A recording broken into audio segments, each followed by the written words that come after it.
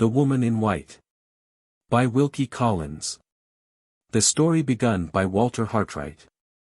Of Clements Inn, teacher of drawing. This is the story of what a woman's patience can endure, and what a man's resolution can achieve. If the machinery of the law could be depended on to fathom every case of suspicion, and to conduct every process of inquiry, with moderate assistance only from the lubricating influences of oil of gold, the events which fill these pages might have claimed their share of the public attention in a court of justice. But the law is still, in certain inevitable cases, the pre-engaged servant of the long purse, and the story is left to be told, for the first time, in this place. As the judge might once have heard it, so the reader shall hear it now. No circumstance of importance, from the beginning to the end of the disclosure, shall be related on hearsay evidence. When the writer of these introductory lines, Walter Hartright by name, happens to be more closely connected than others with the incidents to be recorded, he will describe them in his own person. When his experience fails, he will retire from the position of narrator. And his task will be continued, from the point at which he has left it off, by other persons who can speak to the circumstances under notice from their own knowledge, just as clearly and positively as he has spoken before them. Thus, the story here presented will be told by more than one pen, as the story of an offense against the laws is told in court by more than one witness, with the same object, in both cases. To present the truth always in its most direct and most intelligible aspect. And to trace the course of one complete series of events, by making the persons who have been most closely connected with them, at each successive stage, relate their own experience, word for word. Let Walter Hartright, teacher of drawing, aged 28 years, be heard first. 2. It was the last day of July. The long hot summer was drawing to a close. And we, the weary pilgrims of the London pavement, were beginning to think of the cloud shadows on the cornfields, and the autumn breezes on the seashore. For my own poor part, the fading summer left me out of health, out of spirits, and, if the truth must be told, out of money as well. During the past year I had not managed my professional resources as carefully as usual. And my extravagance now limited me to the prospect of spending the autumn economically between my mother's cottage at Hampstead and my own chambers in town. The evening, I remember, was still and cloudy, the London air was at its heaviest. The distant hum of the street traffic was at its faintest, the small pulse of the life within me, and the great heart of the city around me, seemed to be sinking in unison, languidly and more languidly, with the sinking sun. I roused myself from the book which I was dreaming over rather than reading, and left my chambers to meet the cool night air in the suburbs. It was one of the 2 evenings in every week which I was accustomed to spend with my mother and my sister. So I turned my steps northward in the direction of Hampstead. Events which I have yet to relate make it necessary to mention in this place that my father had been dead some years at the period of which I am now writing. And that my sister Sarah and I were the sole survivors of a family of 5 children. My father was a drawing master before me. His exertions had made him highly successful in his profession. And his affectionate anxiety to provide for the future of those who were dependent on his labors had impelled him, from the time of his marriage, to devote to the ensuring of his life a much larger portion of his income than most men consider it necessary to set aside for that purpose. Thanks to his admirable prudence and self-denial, my mother and sister were left, after his death, as independent of the world as they had been during his lifetime. I succeeded to his connection, and had every reason to feel grateful for the prospect that awaited me at my starting in life. The quiet twilight was still trembling on the topmost ridges of the heath.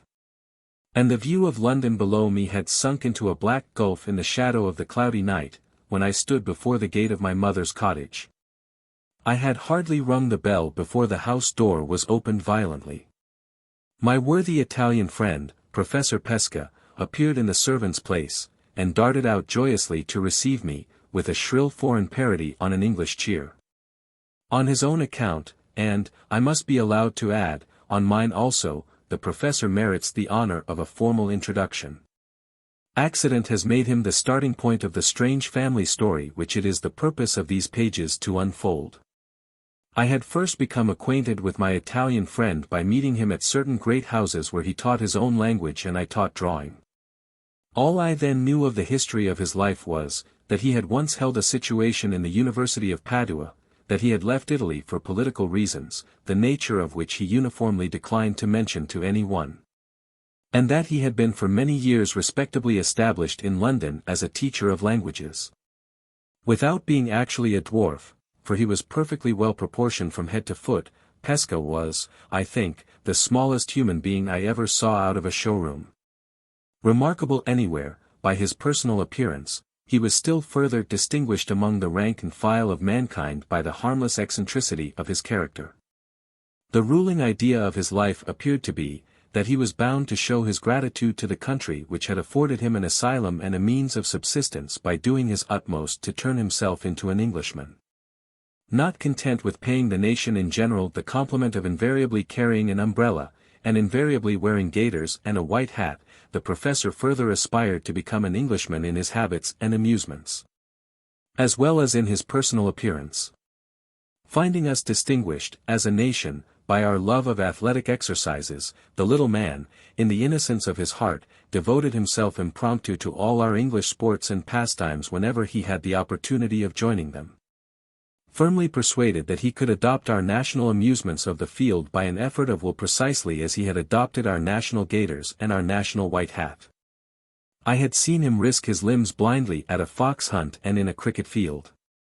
And soon afterwards I saw him risk his life, just as blindly, in the sea at Brighton. We had met there accidentally, and were bathing together. If we had been engaged in any exercise peculiar to my own nation I should, of course, have looked after Pesca carefully. But as foreigners are generally quite as well able to take care of themselves in the water as Englishmen, it never occurred to me that the art of swimming might merely add one more to the list of manly exercises which the professor believed that he could learn impromptu. Soon after we had both struck out from shore, I stopped, finding my friend did not gain on me, and turned round to look for him. To my horror and amazement, I saw nothing between me and the beach but two little white arms which struggled for an instant above the surface of the water, and then disappeared from view. When I dived for him, the poor little man was lying quietly coiled up at the bottom, in a hollow of shingle, looking by many degrees smaller than I had ever seen him look before. During the few minutes that elapsed while I was taking him in, the air revived him, and he ascended the steps of the machine with my assistance. With the partial recovery of his animation came the return of his wonderful delusion on the subject of swimming. As soon as his chattering teeth would let him speak, he smiled vacantly, and said he thought it must have been the cramp. When he had thoroughly recovered himself, and had joined me on the beach, his warm southern nature broke through all artificial English restraints in a moment. He overwhelmed me with the wildest expressions of affection, exclaimed passionately, in his exaggerated Italian way, that he would hold his life henceforth at my disposal, and declared that he should never be happy again until he had found an opportunity of proving his gratitude by rendering me some service which I might remember, on my side, to the end of my days. I did my best to stop the torrent of his tears and protestations by persisting in treating the whole adventure as a good subject for a joke, and succeeded at last, as I imagined, in lessening Pesca's overwhelming sense of obligation to me. Little did I think then, little did I think afterwards when our pleasant holiday had drawn to an end, that the opportunity of serving me for which my grateful companion so ardently longed was soon to come.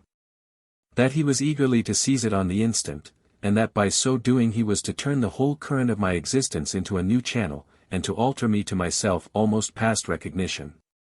Yet so it was.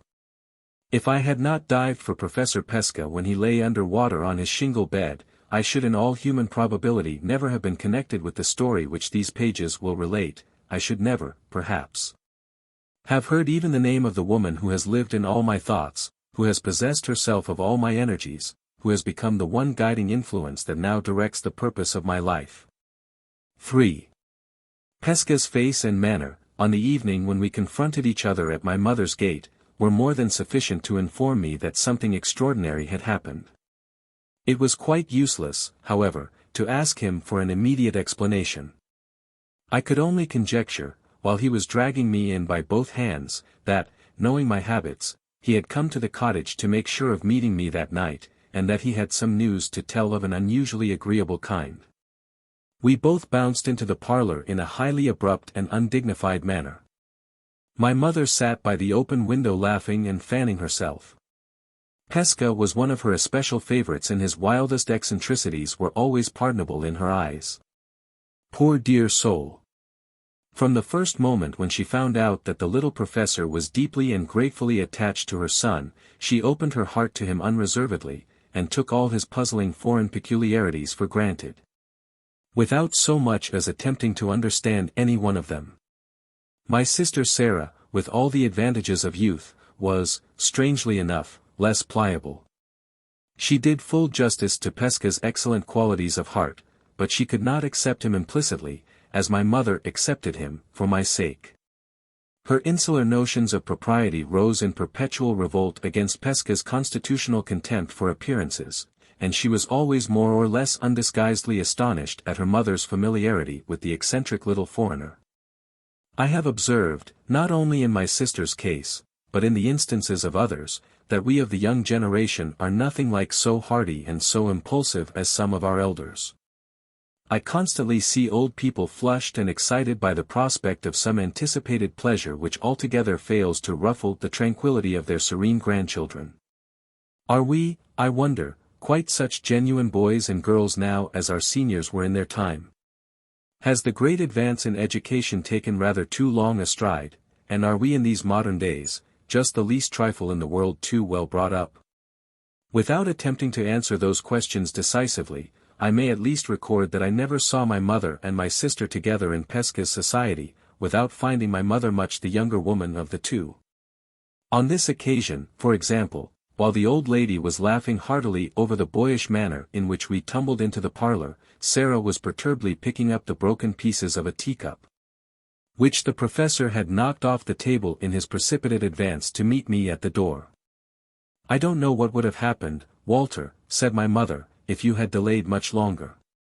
Pesca has been half mad with impatience, and I have been half mad with curiosity. The professor has brought some wonderful news with him, in which he says you are concerned, and he has cruelly refused to give us the smallest hint of it till his friend Walter appeared." "Very provoking, it spoils the set," murmured Sarah to herself, mournfully absorbed over the ruins of the broken cup. While these words were being spoken, Pesca, happily and fussily unconscious of the irreparable wrong which the crockery had suffered at his hands, was dragging a large armchair to the opposite end of the room, so as to command us all three, in the character of a public speaker addressing an audience. Having turned the chair with its back towards us, he jumped into it on his knees, and excitedly addressed his small congregation of three from an impromptu pulpit. "Now, my good dears," began Pesca, who always said "good dears" when he meant worthy friends, "listen to me. The time has come, I recite my good news, I speak at last." "Hear, hear," said my mother, humoring the joke. "The next thing he will break, mamma," whispered Sarah, "will be the back of the best armchair. I go back into my life, and I address myself to the noblest of created beings," continued Pesca, vehemently apostrophizing my unworthy self over the top rail of the chair, "who found me dead at the bottom of the sea, through cramp. And who pulled me up to the top, and what did I say when I got into my own life and my own clothes again? Much more than was at all necessary," I answered as doggedly as possible.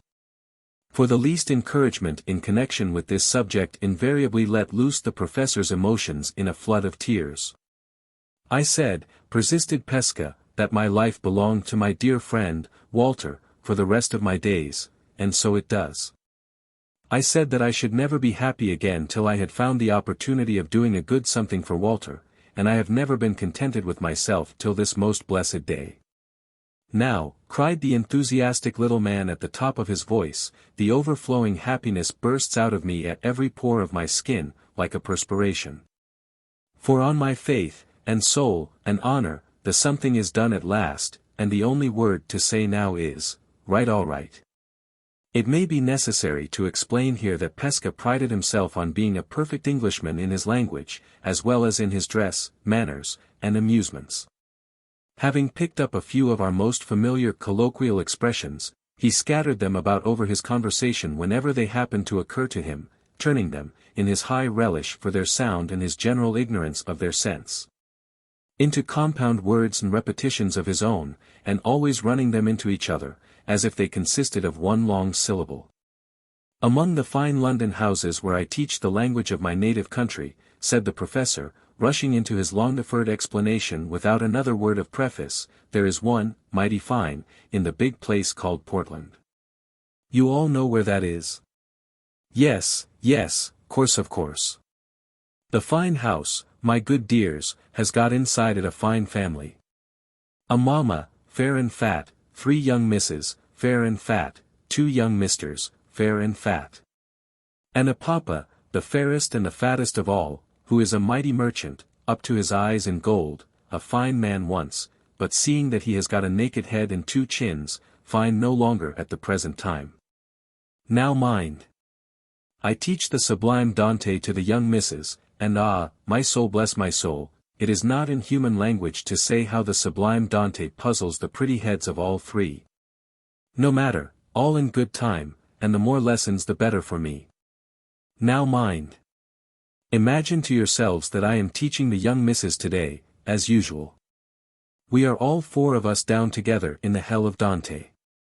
At the 7th circle, but no matter for that, all the circles are alike to the 3 young misses, fair and fat, at the 7th circle, nevertheless, my pupils are sticking fast. And I, to set them going again, recite, explain, and blow myself up red-hot with useless enthusiasm, when, a creak of boots in the passage outside, and in comes the golden papa, the mighty merchant with the naked head and the 2 chins. Ha! My good dears, I am closer than you think for to the business, now. Have you been patient so far? Or have you said to yourselves, deuce what the deuce? Pesca is long-winded tonight? We declared that we were deeply interested. The professor went on. In his hand, the golden papa has a letter. And after he has made his excuse for disturbing us in our infernal region with the common mortal business of the house, he addresses himself to the 3 young misses, and begins. As you English begin everything in this blessed world that you have to say, with a great O. "Oh, my dears," says the mighty merchant, "I have got here a letter from my friend, Mr. The name has slipped out of my mind, but no matter, we shall come back to that. Yes, right, all right. So the papa says, I have got a letter from my friend, the Mr., and he wants a recommend from me, of a drawing master, to go down to his house in the country. My soul bless my soul. When I heard the golden papa say those words, if I had been big enough to reach up to him, I should have put my arms round his neck, and pressed him to my bosom in a long and grateful hug. As it was, I only bounced upon my chair. My seat was on thorns, and my soul was on fire to speak, but I held my tongue, and let papa go on. Perhaps you know, says this good man of money, twiddling his friend's letter this way and that, in his golden fingers and thumbs, perhaps you know, my dears, of a drawing master that I can recommend? The 3 young misses all look at each other, and then say, with the indispensable great O to begin, "Oh, dear no, papa. But here is Mr.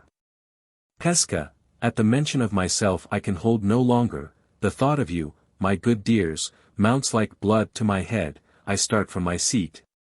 As if a spike had grown up from the ground through the bottom of my chair, I address myself to the mighty merchant, and I say, English phrase, "Dear sir, I have the man. The first and foremost drawing master of the world. Recommend him by the post tonight, and send him off, bag and baggage," English phrase again, ha, send him off, bag and baggage, by the train tomorrow. Stop, says papa. Is he a foreigner, or an Englishman? English to the bone of his back, I answer. Respectable, says papa. Sir, I say, for this last question of his outrages me, and I have done being familiar with him, sir. The immortal fire of genius burns in this Englishman's bosom, and, what is more, his father had it before him. Never mind, says the golden barbarian of a papa, never mind about his genius, Mr. Pesca. We don't want genius in this country, unless it is accompanied by respectability, and then we are very glad to have it, very glad indeed. Can your friend produce testimonials, letters that speak to his character? I wave my hand negligently. Letters? I say. Ha! My soul bless my soul. I should think so, indeed. Volumes of letters and portfolios of testimonials, if you like. 1 or 2 will do, says this man of phlegm and money. Let him send them to me, with his name and address. And, stop, Mr. Pesca, before you go to your friend, you had better take a note. Bank note. I say, indignantly. No bank note, if you please, till my brave Englishman has earned it first. Bank note. Says Papa, in a great surprise, who talked of bank note? I mean a note of the terms, a memorandum of what he is expected to do. Go on with your lesson, Mr. Pesca, and I will give you the necessary extract from my friend's letter. Down sits the man of merchandise and money to his pen, ink, and paper, and down I go once again into the hell of Dante, with my 3 young misses after me. In 10 minutes' time the note is written, and the boots of Papa are creaking themselves away in the passage outside. From that moment, on my faith, and soul, and honor, I know nothing more. The glorious thought that I have caught my opportunity at last, and that my grateful service for my dearest friend in the world is as good as done already, flies up into my head and makes me drunk. How I pull my young misses and myself out of our infernal region again, how my other business is done afterwards, how my little bit of dinner slides itself down my throat, I know no more than a man in the moon. Enough for me, that here I am, with the mighty merchant's note in my hand, as large as life, as hot as fire, and as happy as a king. Ha! Ha! Ha! Right, all right. Here the professor waved the memorandum of terms over his head, and ended his long and voluble narrative with his shrill Italian parody on an English cheer. My mother rose the moment he had done, with flushed cheeks and brightened eyes. She caught the little man warmly by both hands. My dear, good Pesca, she said, I never doubted your true affection for Walter, but I am more than ever persuaded of it now. I am sure we are very much obliged to Professor Pesca, for Walter's sake, added Sarah. She half rose, while she spoke, as if to approach the armchair, in her turn. But, observing that Pesca was rapturously kissing my mother's hands, looked serious, and resumed her seat. If the familiar little man treats my mother in that way, how will he treat me? Faces sometimes tell truth. And that was unquestionably the thought in Sarah's mind, as she sat down again. Although I myself was gratefully sensible of the kindness of Pesca's motives, my spirits were hardly so much elevated as they ought to have been by the prospect of future employment now placed before me.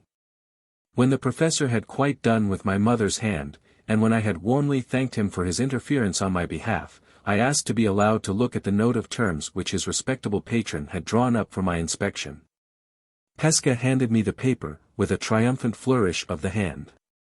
Read, said the little man majestically. I promise you, my friend, the writing of the golden Papa speaks with a tongue of trumpets for itself. The note of terms was plain, straightforward, and comprehensive, at any rate.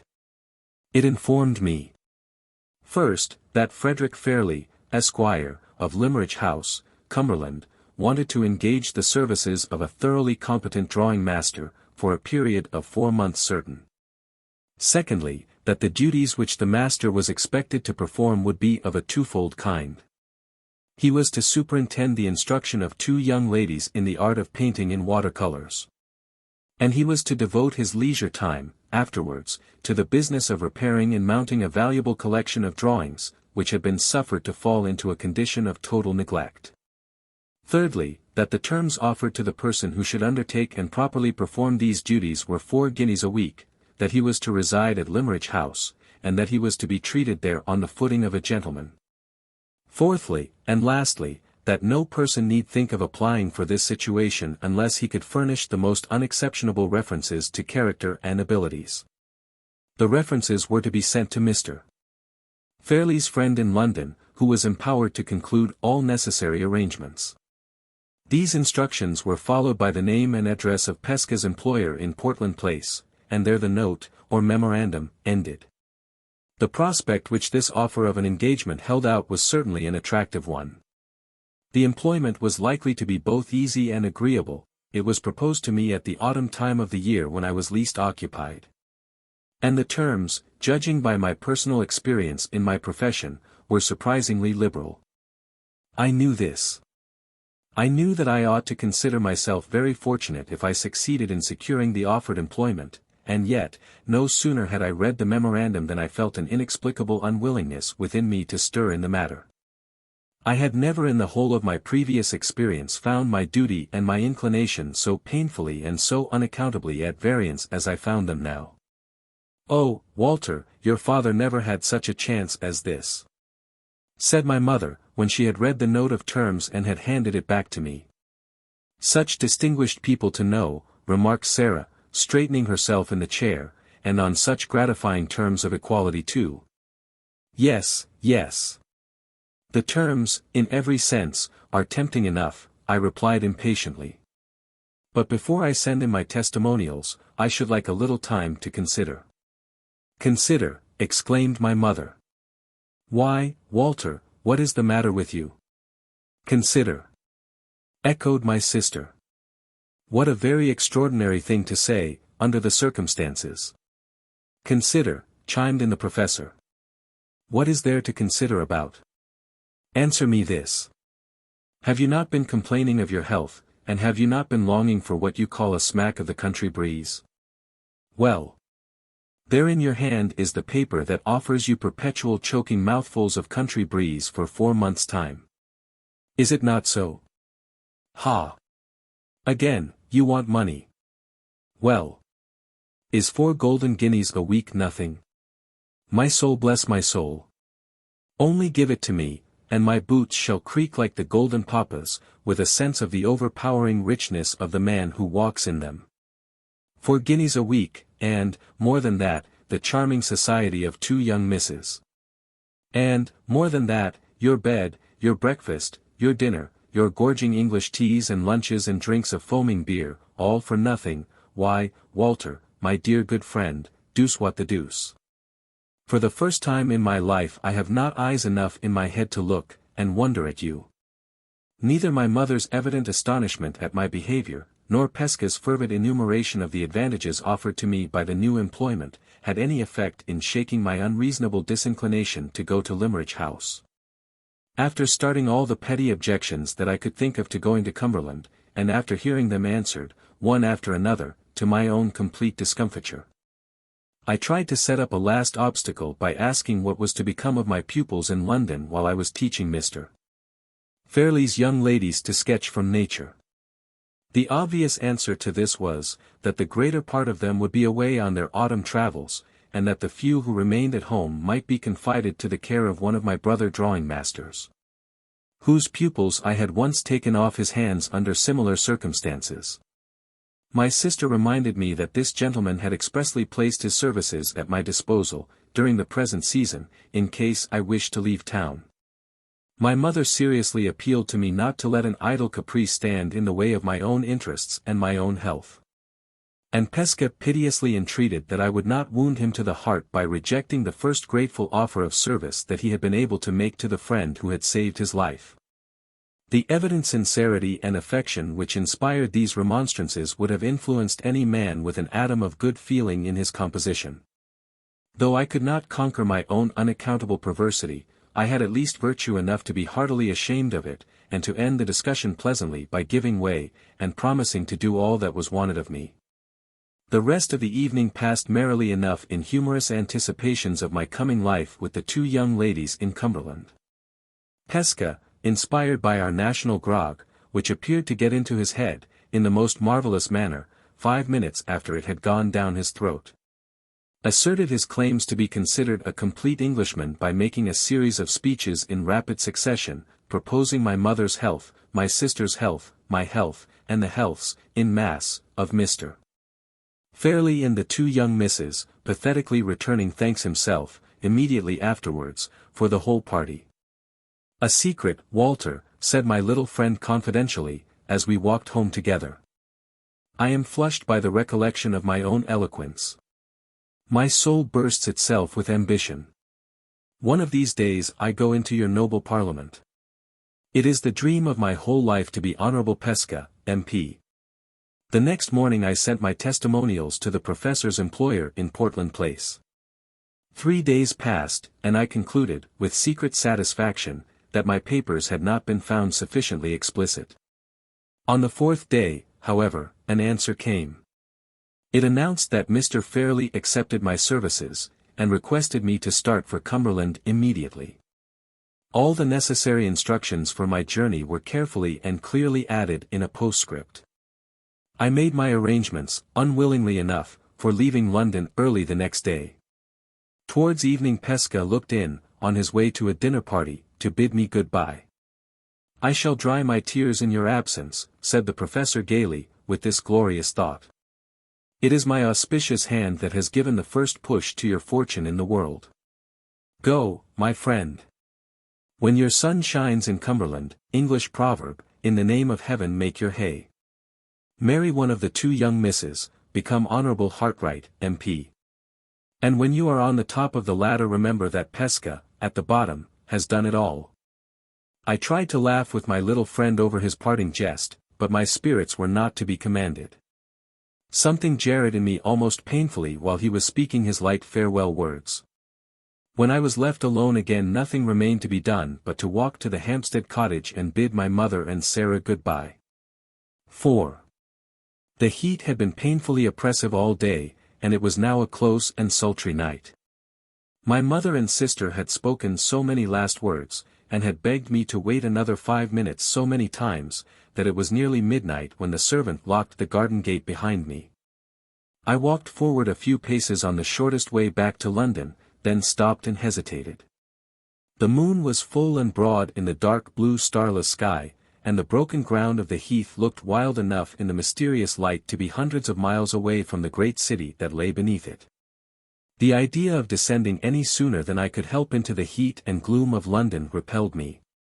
The prospect of going to bed in my airless chambers, and the prospect of gradual suffocation, seemed, in my present restless frame of mind and body, to be one and the same thing. I determined to stroll home in the purer air by the most roundabout way I could take, to follow the white winding paths across the lonely heath, and to approach London through its most open suburb by striking into the Finchley Road, and so getting back, in the cool of the new morning, by the western side of the Regent's Park. I wound my way down slowly over the heath, enjoying the divine stillness of the scene, and admiring the soft alternations of light and shade as they followed each other over the broken ground on every side of me. So long as I was proceeding through this first and prettiest part of my night walk my mind remained passively open to the impressions produced by the view. And I thought but little on any subject. Indeed, so far as my own sensations were concerned, I can hardly say that I thought at all. But when I had left the heath and had turned into the by-road, where there was less to see, the ideas naturally engendered by the approaching change in my habits and occupations gradually drew more and more of my attention exclusively to themselves. By the time I had arrived at the end of the road I had become completely absorbed in my own fanciful visions of Limmeridge House, of Mr. Fairlie, and of the 2 ladies whose practice in the art of watercolour painting I was so soon to superintend. I had now arrived at that particular point of my walk where 4 roads met, the road to Hampstead, along which I had returned, the road to Finchley, the road to West End, and the road back to London. I had mechanically turned in this latter direction, and was strolling along the lonely high road, idly wondering, I remember, what the Cumberland young ladies would look like, when, in one moment, every drop of blood in my body was brought to a stop by the touch of a hand laid lightly and suddenly on my shoulder from behind me. I turned on the instant, with my fingers tightening round the handle of my stick. There, in the middle of the broad bright high road, there, as if it had that moment sprung out of the earth or dropped from the heaven, stood the figure of a solitary woman, dressed from head to foot in white garments. Her face bent in grave inquiry on mine, her hand pointing to the dark cloud over London, as I faced her. I was far too seriously startled by the suddenness with which this extraordinary apparition stood before me, in the dead of night and in that lonely place, to ask what she wanted. The strange woman spoke first. "Is that the road to London?" she said. I looked attentively at her, as she put that singular question to me. It was then nearly 1 o'clock. All I could discern distinctly by the moonlight was a colorless, youthful face, meager and sharp to look at about the cheeks and chin. Large, grave, wistfully attentive eyes, nervous, uncertain lips, and light hair of a pale, brownish-yellow hue. There was nothing wild, nothing immodest in her manner. It was quiet and self-controlled, a little melancholy and a little touched by suspicion. Not exactly the manner of a lady, and, at the same time, not the manner of a woman in the humblest rank of life. The voice, little as I had yet heard of it, had something curiously still and mechanical in its tones, and the utterance was remarkably rapid. She held a small bag in her hand, and her dress, bonnet, shawl, and gown all of white, was, so far as I could guess, certainly not composed of very delicate or very expensive materials. Her figure was slight, and rather above the average height, her gait and actions free from the slightest approach to extravagance. This was all that I could observe of her in the dim light and under the perplexingly strange circumstances of our meeting. What sort of a woman she was, and how she came to be out alone in the high road, an hour after midnight, I altogether failed to guess. The one thing of which I felt certain was, that the grossest of mankind could not have misconstrued her motive in speaking, even at that suspiciously late hour and in that suspiciously lonely place.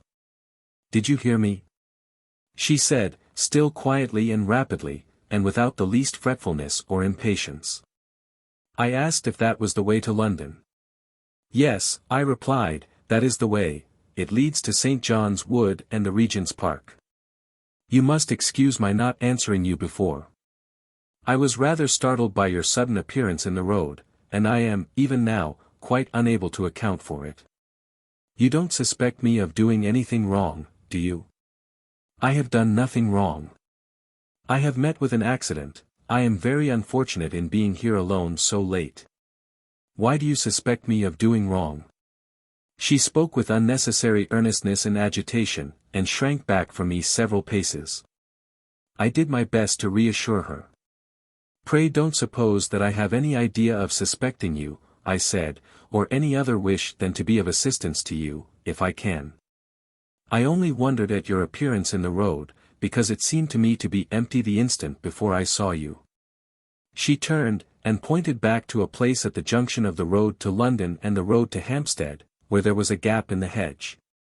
"I heard you coming," she said, "and hid there to see what sort of man you were, before I risked speaking. I doubted and feared about it till you passed, and then I was obliged to steal after you, and touch you." "Steal after me and touch me? Why not call to me?" "Strange, to say the least of it." "May I trust you?" she asked. "You don't think the worse of me because I have met with an accident?" She stopped in confusion, shifted her bag from one hand to the other, and sighed bitterly. The loneliness and helplessness of the woman touched me. The natural impulse to assist her and to spare her got the better of the judgment, the caution, the worldly tact, which an older, wiser, and colder man might have summoned to help him in this strange emergency. "You may trust me for any harmless purpose," I said.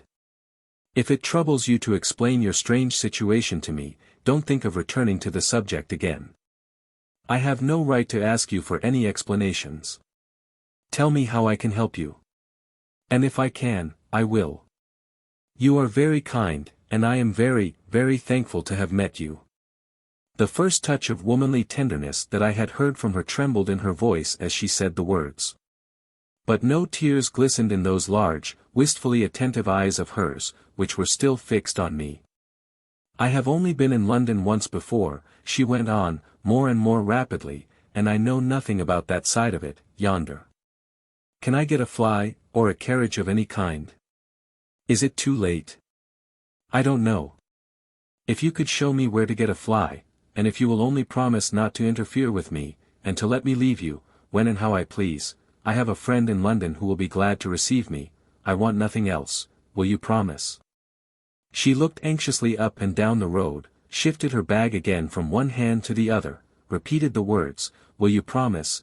and looked hard in my face, with a pleading fear and confusion that it troubled me to see. What could I do?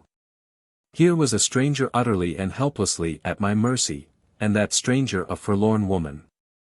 No house was near, no one was passing whom I could consult. And no earthly right existed on my part to give me a power of control over her, even if I had known how to exercise it.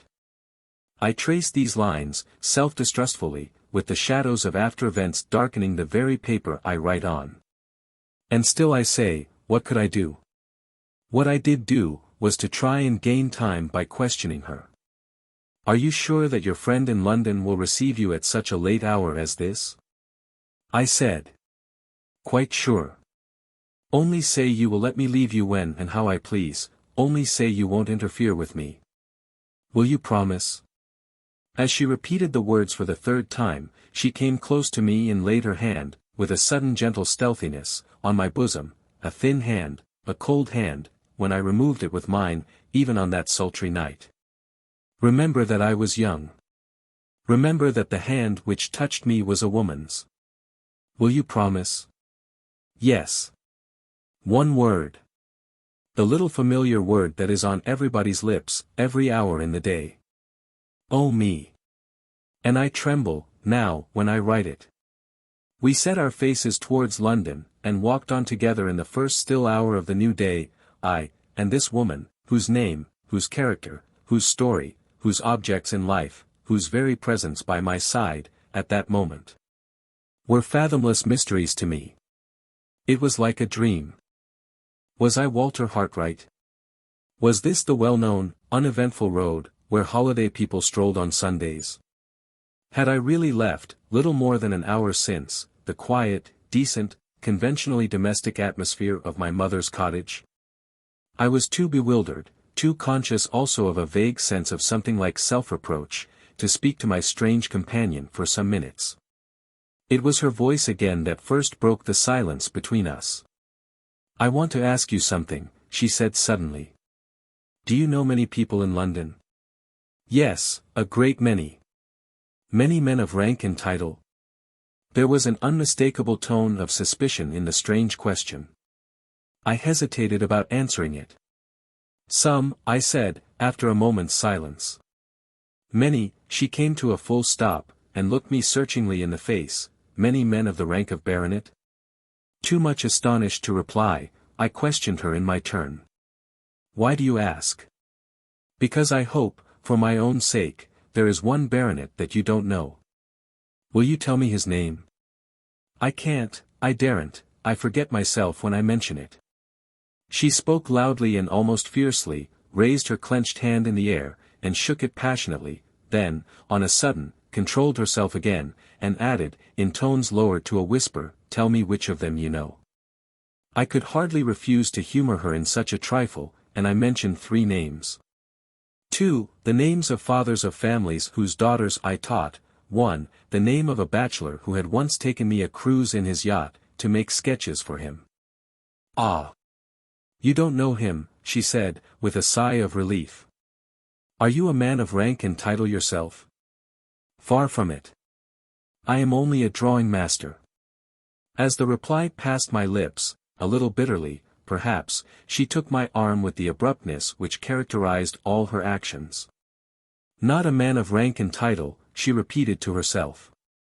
"Thank God. I may trust him." I had hitherto contrived to master my curiosity out of consideration for my companion, but it got the better of me now.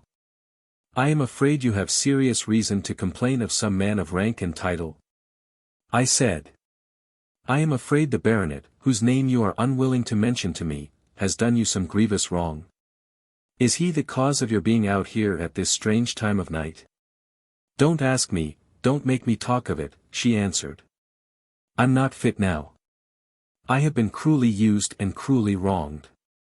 You will be kinder than ever, if you will walk on fast, and not speak to me. I sadly want to quiet myself, if I can." We moved forward again at a quick pace. And for half an hour, at least, not a word passed on either side. From time to time, being forbidden to make any more inquiries, I stole a look at her face. It was always the same. The lips closed shut, the brow frowning, the eyes looking straight forward, eagerly and yet absently. We had reached the first houses, and were close on the new Wesleyan College, before her set features relaxed and she spoke once more. "Do you live in London?" she said. "Yes." As I answered, it struck me that she might have formed some intention of appealing to me for assistance or advice, and that I ought to spare her a possible disappointment by warning her of my approaching absence from home. So I added, "But tomorrow I shall be away from London for some time. I am going into the country." "Where?" she asked. "North or south?" "North, to Cumberland." "Cumberland," she repeated the word tenderly. "Ah! I wish I was going there too. I was once happy in Cumberland." I tried again to lift the veil that hung between this woman and me. "Perhaps you were born," I said, "in the beautiful lake country." "No," she answered. "I was born in Hampshire. But I once went to school for a little while in Cumberland." "Lakes?" "I don't remember any lakes.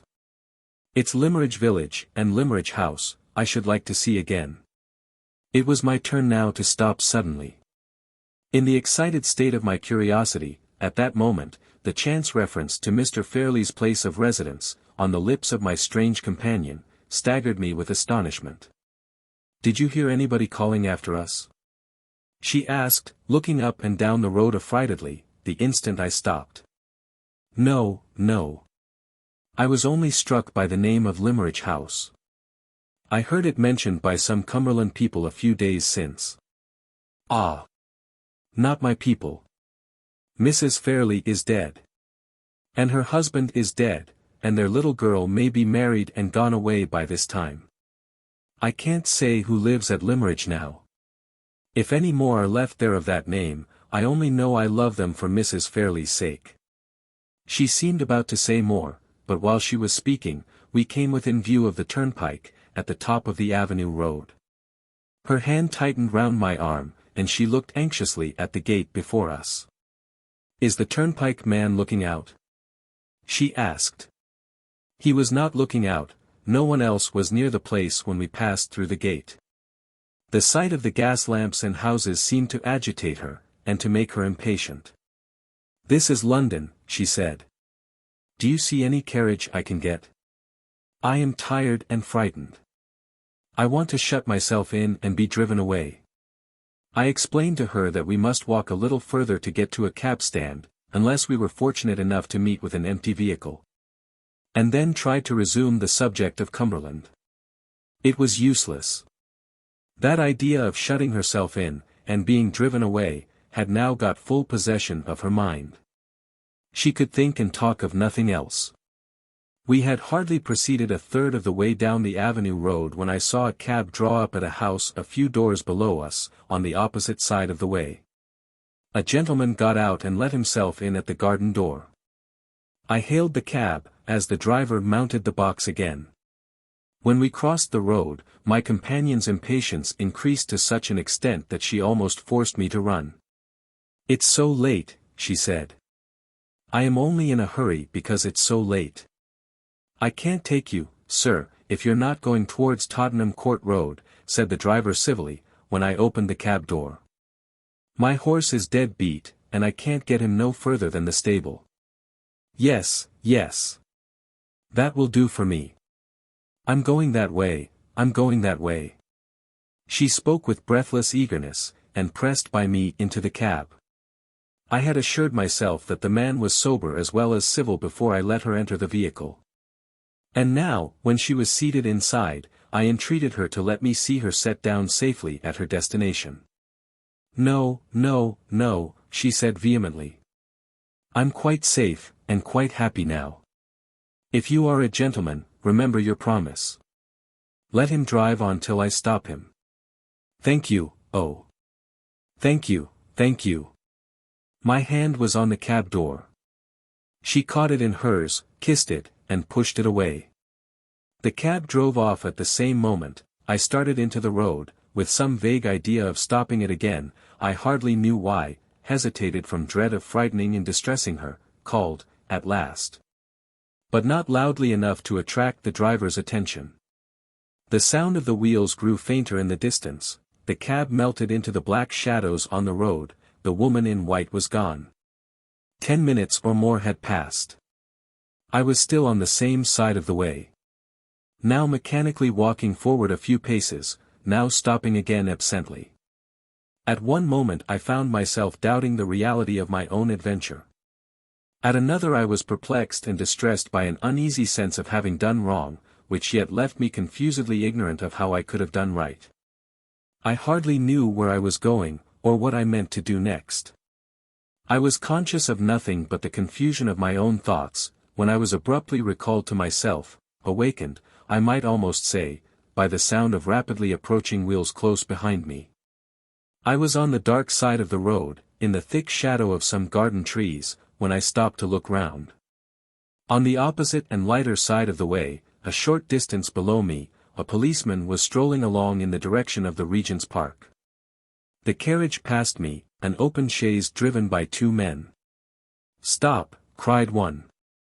"There's a policeman. Let's ask him."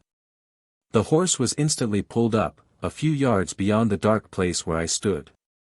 "Policeman," cried the first speaker. "Have you seen a woman pass this way?" "What sort of woman, sir?" "A woman in a lavender-colored gown." "No, no," interposed the second man. "The clothes we gave her were found on her bed. She must have gone away in the clothes she wore when she came to us." "In white, policeman." "A woman in white." "I haven't seen her, sir." "If you or any of your men meet with the woman, stop her, and send her in careful keeping to that address. I'll pay all expenses, and a fair reward into the bargain." The policeman looked at the card that was handed down to him. "Why are we to stop her, sir? What has she done?" "Done? She has escaped from my asylum. Don't forget, a woman in white. Drive on. She has escaped from my asylum." I cannot say with truth that the terrible inference which those words suggested flashed upon me like a new revelation. Some of the strange questions put to me by the woman in white, after my ill-considered promise to leave her free to act as she pleased, had suggested the conclusion either that she was naturally flighty and unsettled, or that some recent shock of terror had disturbed the balance of her faculties. But the idea of absolute insanity which we all associate with the very name of an asylum, had, I can honestly declare, never occurred to me, in connection with her. I had seen nothing, in her language or her actions, to justify it at the time. And even with the new light thrown on her by the words which the stranger had addressed to the policeman, I could see nothing to justify it now. What had I done? Assisted the victim of the most horrible of all false imprisonments to escape? Or cast loose on the wide world of London an unfortunate creature, whose actions it was my duty, and every man's duty, mercifully to control? I turned sick at heart when the question occurred to me, and when I felt self-reproachfully that it was asked too late.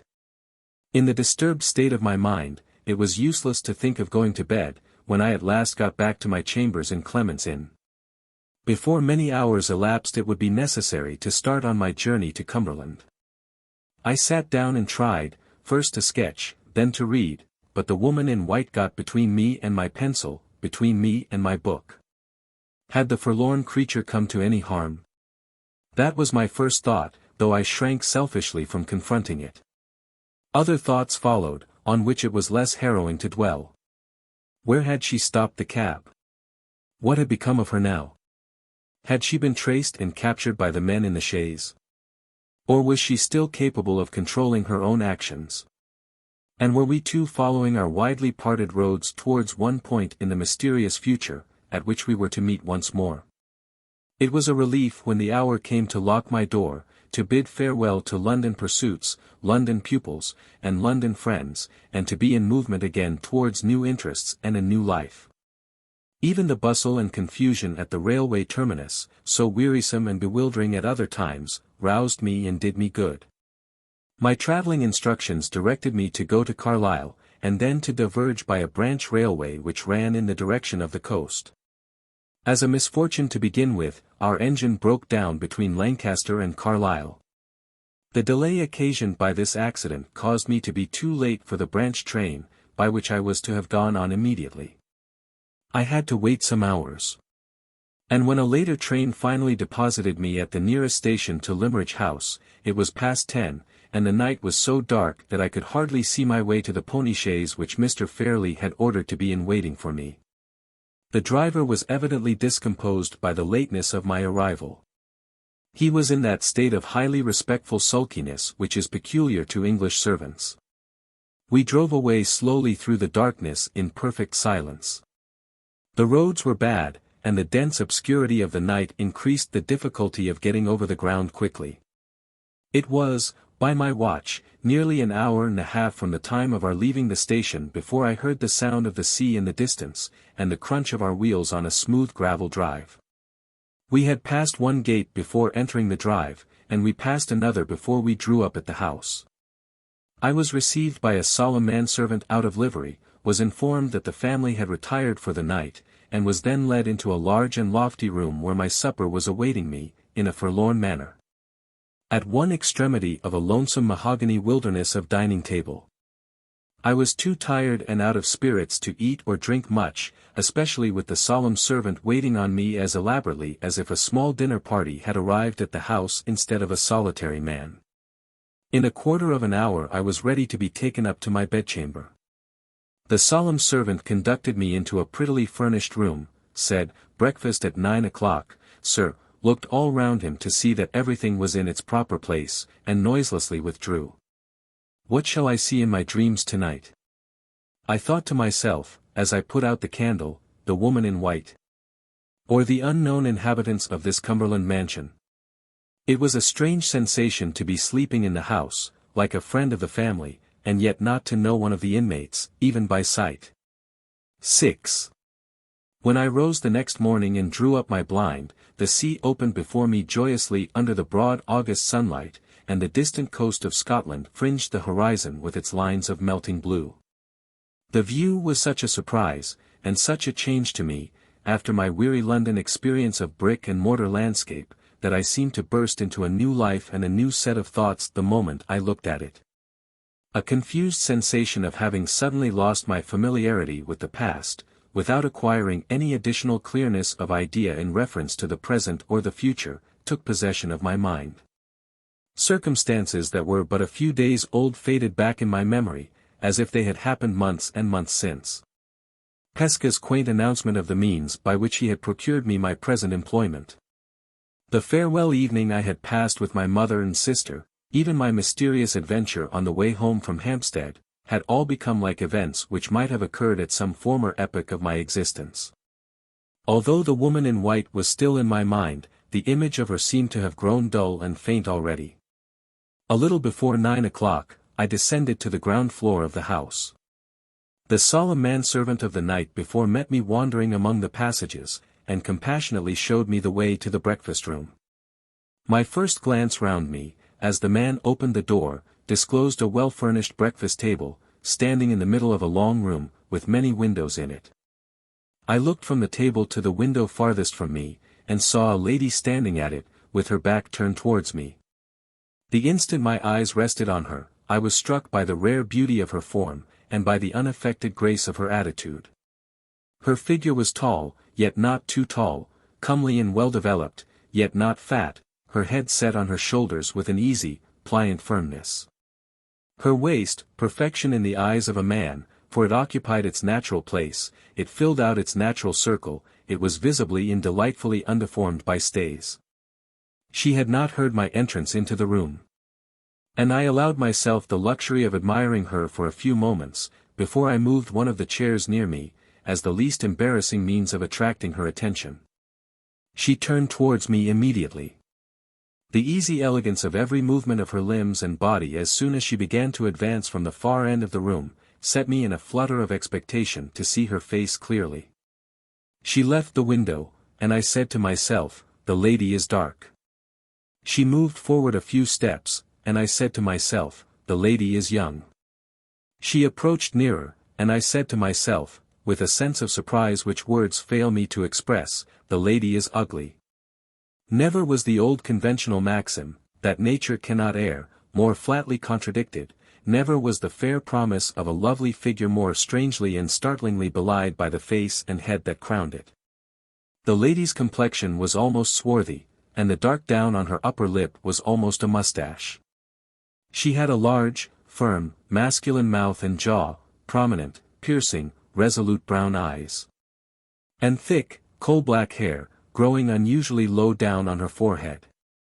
Her expression, bright, frank, and intelligent, appeared, while she was silent, to be altogether wanting in those feminine attractions of gentleness and pliability, without which the beauty of the handsomest woman alive is beauty incomplete. To see such a face as this set on shoulders that a sculptor would have longed to model, to be charmed by the modest graces of action through which the symmetrical limbs betrayed their beauty when they moved. And then to be almost repelled by the masculine form and masculine look of the features in which the perfectly shaped figure ended, was to feel a sensation oddly akin to the helpless discomfort familiar to us all in sleep, when we recognize yet cannot reconcile the anomalies and contradictions of a dream. "Mr. Hartright," said the lady interrogatively, her dark face lighting up with a smile, and softening and growing womanly the moment she began to speak. "We resigned all hope of you last night, and went to bed as usual. Accept my apologies for our apparent want of attention, and allow me to introduce myself as one of your pupils. Shall we shake hands? I suppose we must come to it sooner or later, and why not sooner?" These odd words of welcome were spoken in a clear, ringing, pleasant voice. The offered hand, rather large, but beautifully formed, was given to me with the easy, unaffected self-reliance of a highly bred woman.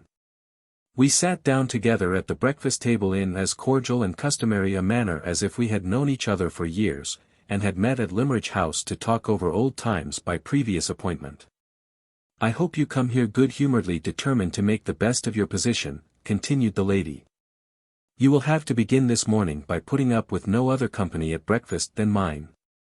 My sister is in her own room, nursing that essentially feminine malady, a slight headache, and her old governess, Mrs. VIII, is charitably attending on her with restorative tea.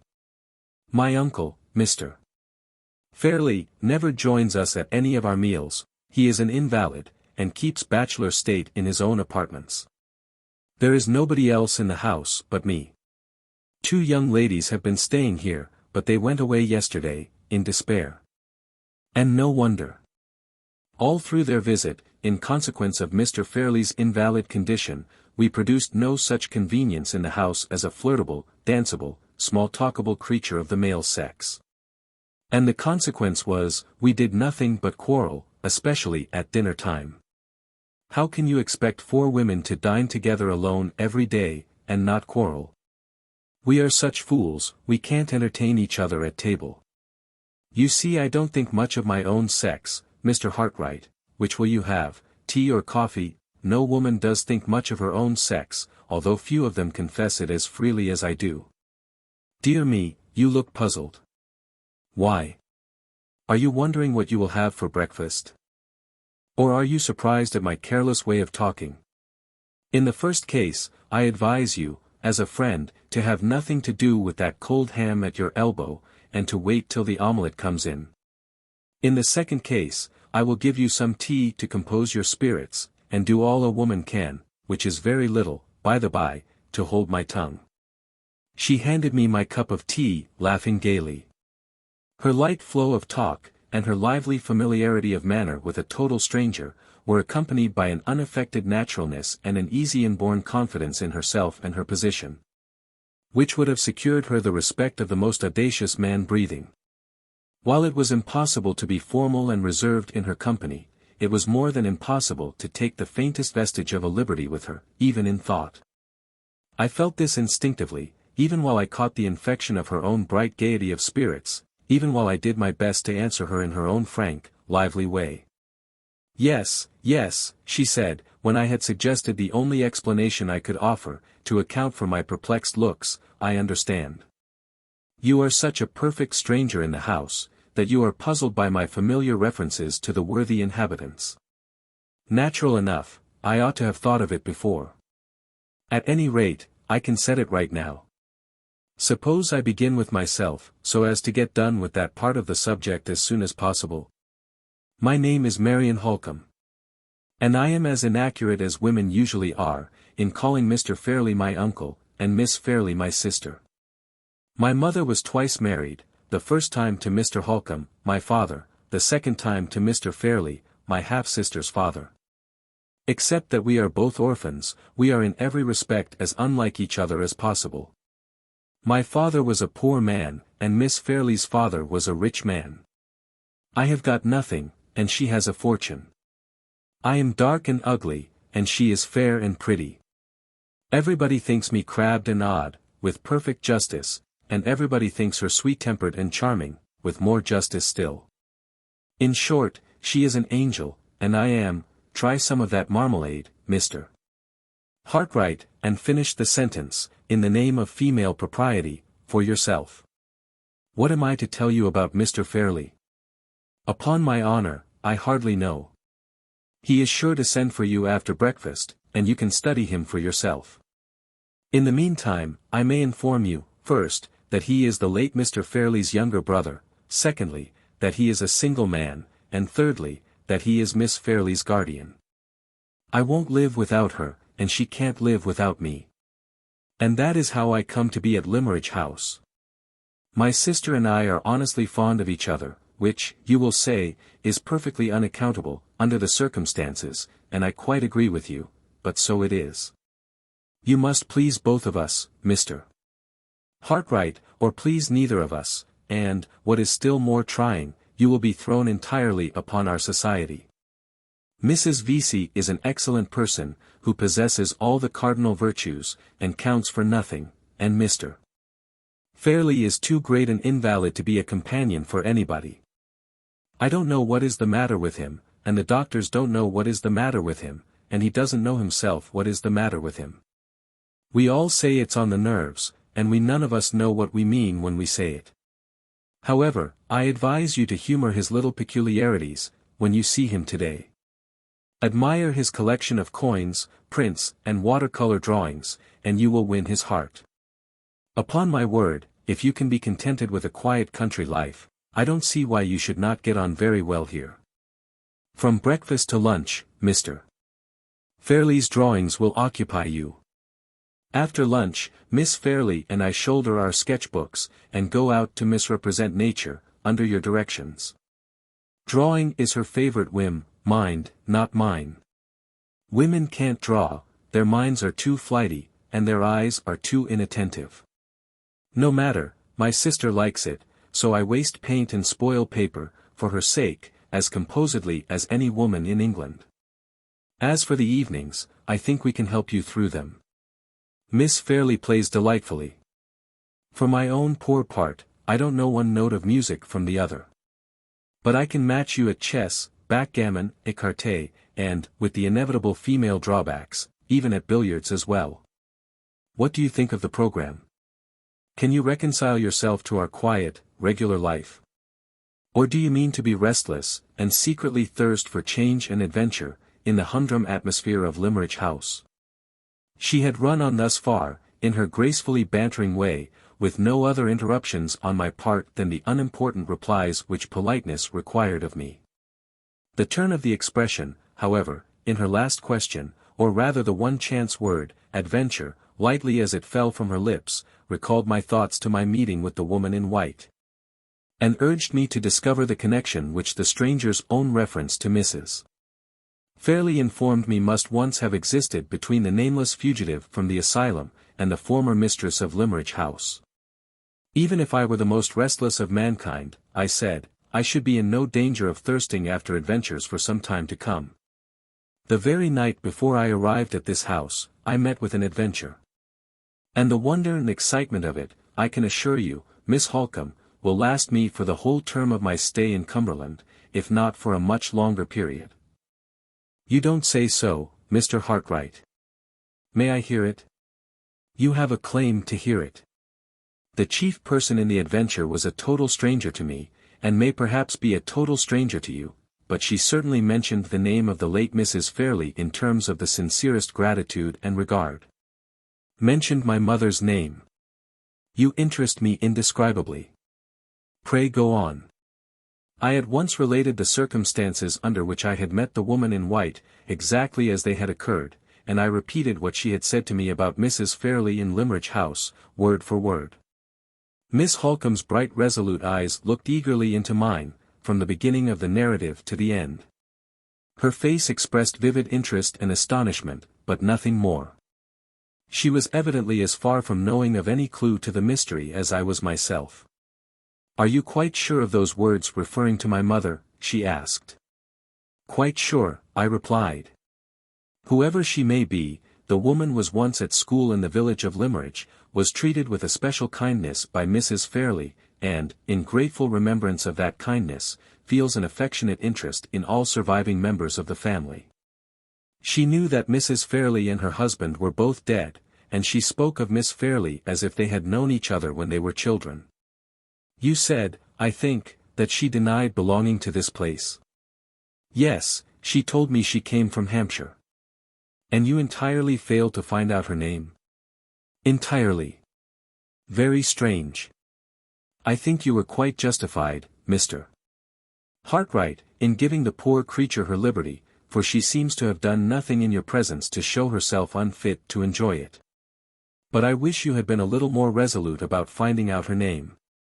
We must really clear up this mystery, in some way. You had better not speak of it yet to Mr. Fairlie, or to my sister. They are both of them, I am certain, quite as ignorant of who the woman is, and of what her past history in connection with us can be, as I am myself. But they are also, in widely different ways, rather nervous and sensitive. And you would only fidget one and alarm the other to no purpose. As for myself, I am all aflame with curiosity, and I devote my whole energies to the business of discovery from this moment.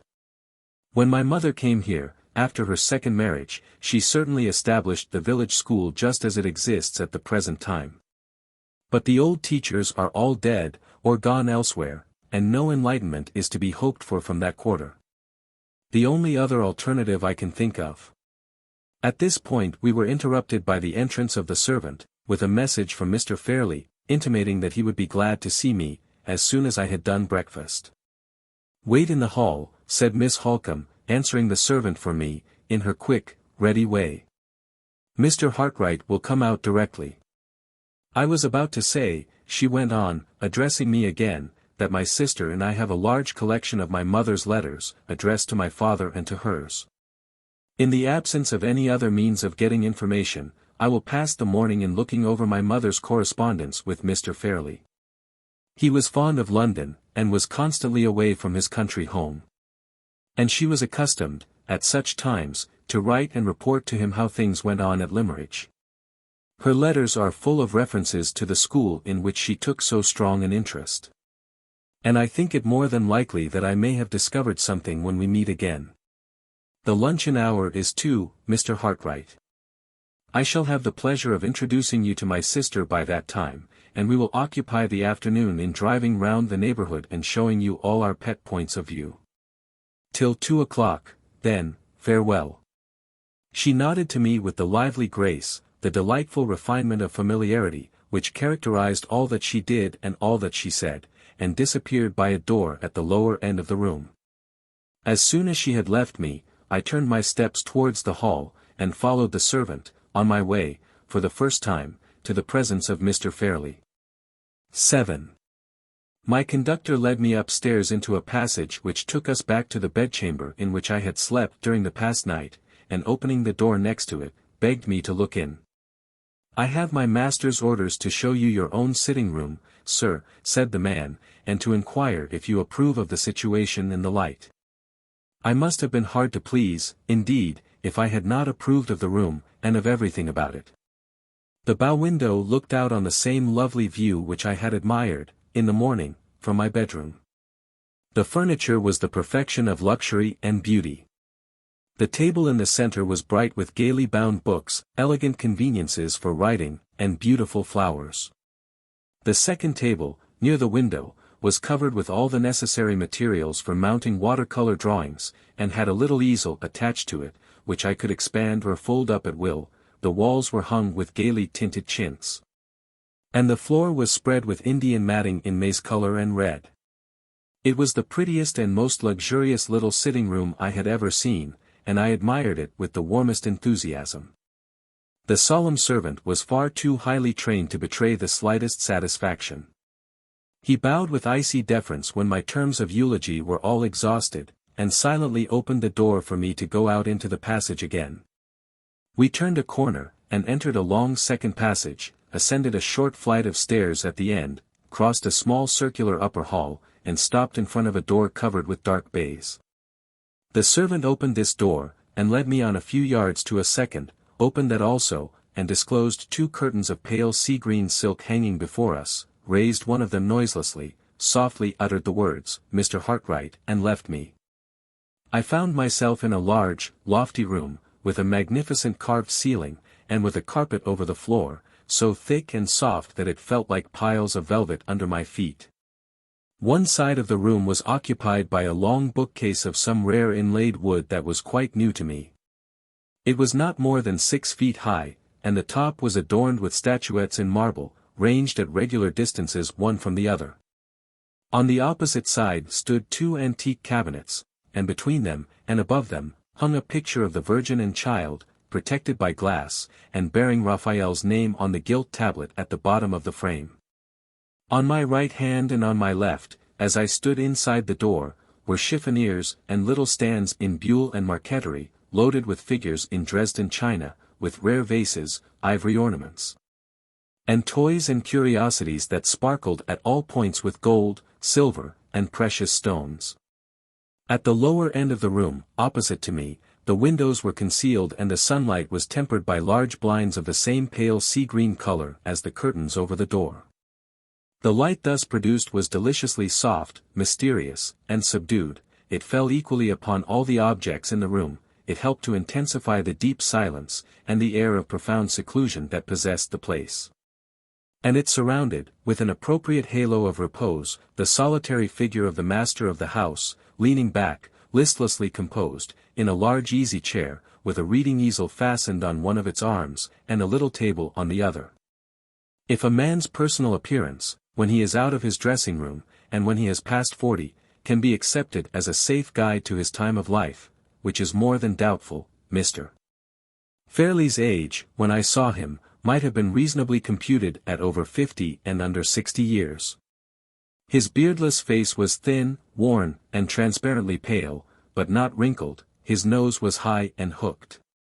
His eyes were of a dim grayish blue, large, prominent, and rather red round the rims of the eyelids. His hair was scanty, soft to look at, and of that light sandy color which is the last to disclose its own changes towards gray. He was dressed in a dark frock coat, of some substance much thinner than cloth, and in waistcoat and trousers of spotless white. His feet were effeminately small, and were clad in buff-colored silk stockings, and little womanish bronze leather slippers. 2 rings adorned his white delicate hands, the value of which even my inexperienced observation detected to be all but priceless. Upon the whole, he had a frail, languidly fretful, over-refined look, something singularly and unpleasantly delicate in its association with a man, and, at the same time, something which could by no possibility have looked natural and appropriate if it had been transferred to the personal appearance of a woman. My morning's experience of Miss Halcombe had predisposed me to be pleased with everybody in the house, but my sympathies shut themselves up resolutely at the first sight of Mr. Fairlie. On approaching nearer to him, I discovered that he was not so entirely without occupation as I had at first supposed. Placed amid the other rare and beautiful objects on a large round table near him, was a dwarf cabinet in ebony and silver, containing coins of all shapes and sizes, set out in little drawers lined with dark purple velvet. One of these drawers lay on the small table attached to his chair, and near it were some tiny jeweler's brushes, a wash leather stump, and a little bottle of liquid, all waiting to be used in various ways for the removal of any accidental impurities which might be discovered on the coins. His frail white fingers were listlessly toying with something which looked, to my uninstructed eyes, like a dirty pewter medal with ragged edges, when I advanced within a respectful distance of his chair, and stopped to make my bow. "So glad to possess you at Limmeridge, Mr. Hartright," he said in a querulous, croaking voice, which combined, in anything but an agreeable manner, a discordantly high tone with a drowsily languid utterance. "Pray sit down. And don't trouble yourself to move the chair, please. In the wretched state of my nerves, movement of any kind is exquisitely painful to me.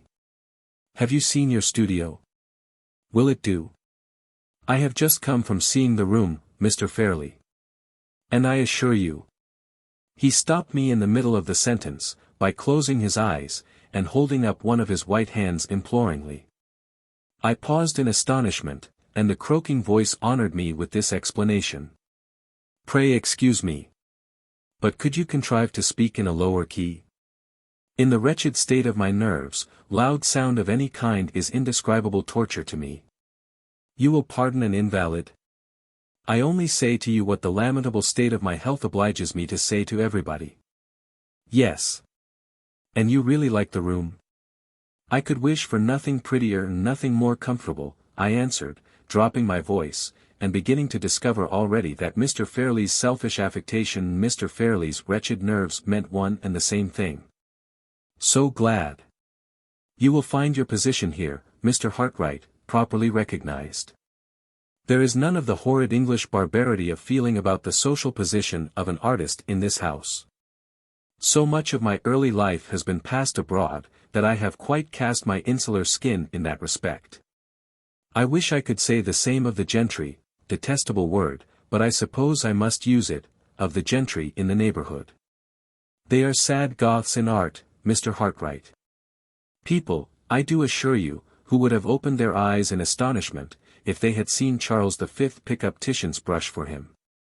Do you mind putting this tray of coins back in the cabinet, and giving me the next one to it? In the wretched state of my nerves, exertion of any kind is unspeakably disagreeable to me." "Yes. Thank you."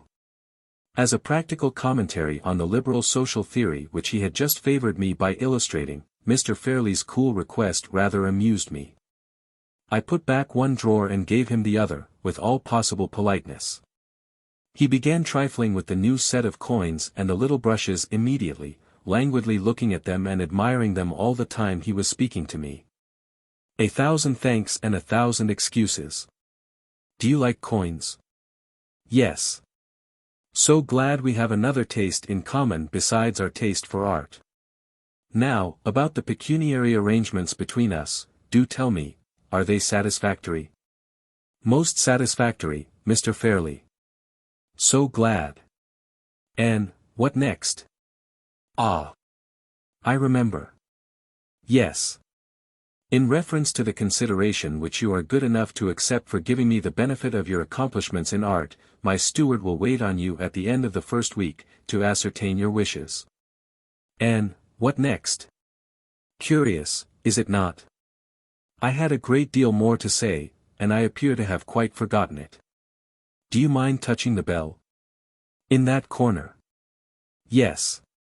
Thank you." I rang.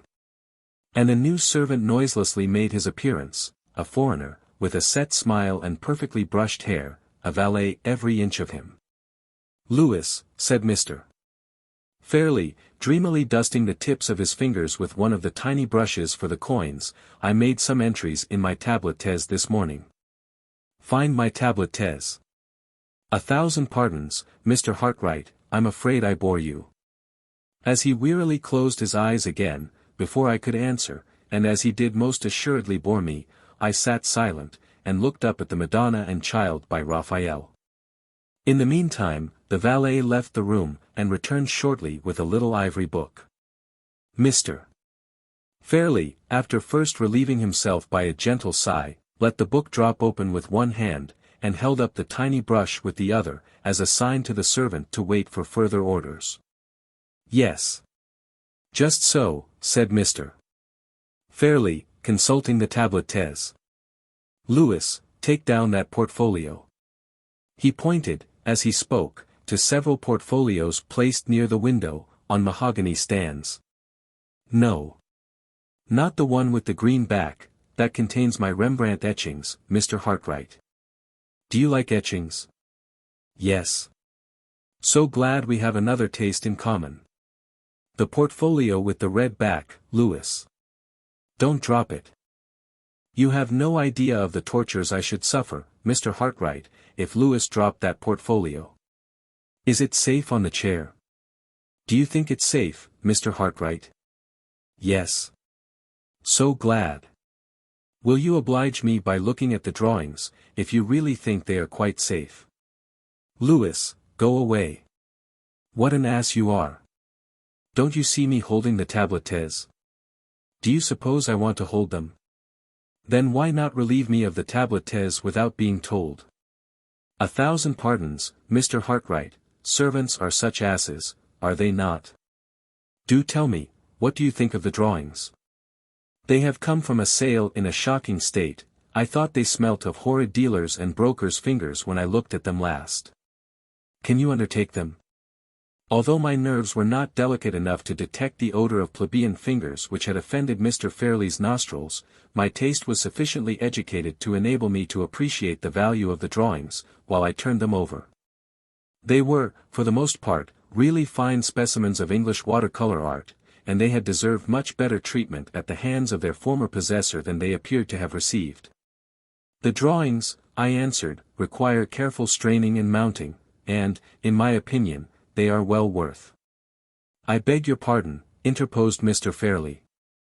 Do you mind my closing my eyes while you speak? Even this light is too much for them. Yes. I was about to say that the drawings are well worth all the time and trouble. Mr. Fairlie suddenly opened his eyes again, and rolled them with an expression of helpless alarm in the direction of the window. I entreat you to excuse me, Mr. Hartright, he said in a feeble flutter. But surely I hear some horrid children in the garden, my private garden, below. I can't say, Mr. Fairlie. I heard nothing myself. Oblige me, you have been so very good in humoring my poor nerves, oblige me by lifting up a corner of the blind. Don't let the sun in on me, Mr. Hartright. Have you got the blind up? Yes. Then will you be so very kind as to look into the garden and make quite sure? I complied with this new request. The garden was carefully walled in, all round. Not a human creature, large or small, appeared in any part of the sacred seclusion. I reported that gratifying fact to Mr. Fairlie. 1,000 thanks. My fancy, I suppose. There are no children, thank heaven, in the house, but the servants, persons born without nerves, will encourage the children from the village. Such brats, oh, dear me, such brats. Shall I confess it, Mr. Hartright, I sadly want a reform in the construction of children. Nature's only idea seems to be to make them machines for the production of incessant noise. Surely our delightful Raffaello's conception is infinitely preferable. He pointed to the picture of the Madonna, the upper part of which represented the conventional cherubs of Italian art, celestially provided with sitting accommodation for their chins, on balloons of buff-colored cloud. Quite a model family, said Mr. Fairlie, leering at the cherubs. Such nice round faces, and such nice soft wings, and nothing else. No dirty little legs to run about on, and no noisy little lungs to scream with. How immeasurably superior to the existing construction. I will close my eyes again, if you will allow me. And you really can manage the drawings? So glad. Is there anything else to settle? If there is, I think I have forgotten it. Shall we ring for Louis again? Being, by this time, quite as anxious, on my side, as Mr. Fairlie evidently was on his, to bring the interview to a speedy conclusion, I thought I would try to render the summoning of the servant unnecessary, by offering the requisite suggestion on my own responsibility. The only point, Mr. Fairlie, that remains to be discussed, I said, refers, I think, to the instruction in sketching which I am engaged to communicate to the two young ladies. Ah! Just so, said Mr. Fairlie. I wish I felt strong enough to go into that part of the arrangement, but I don't.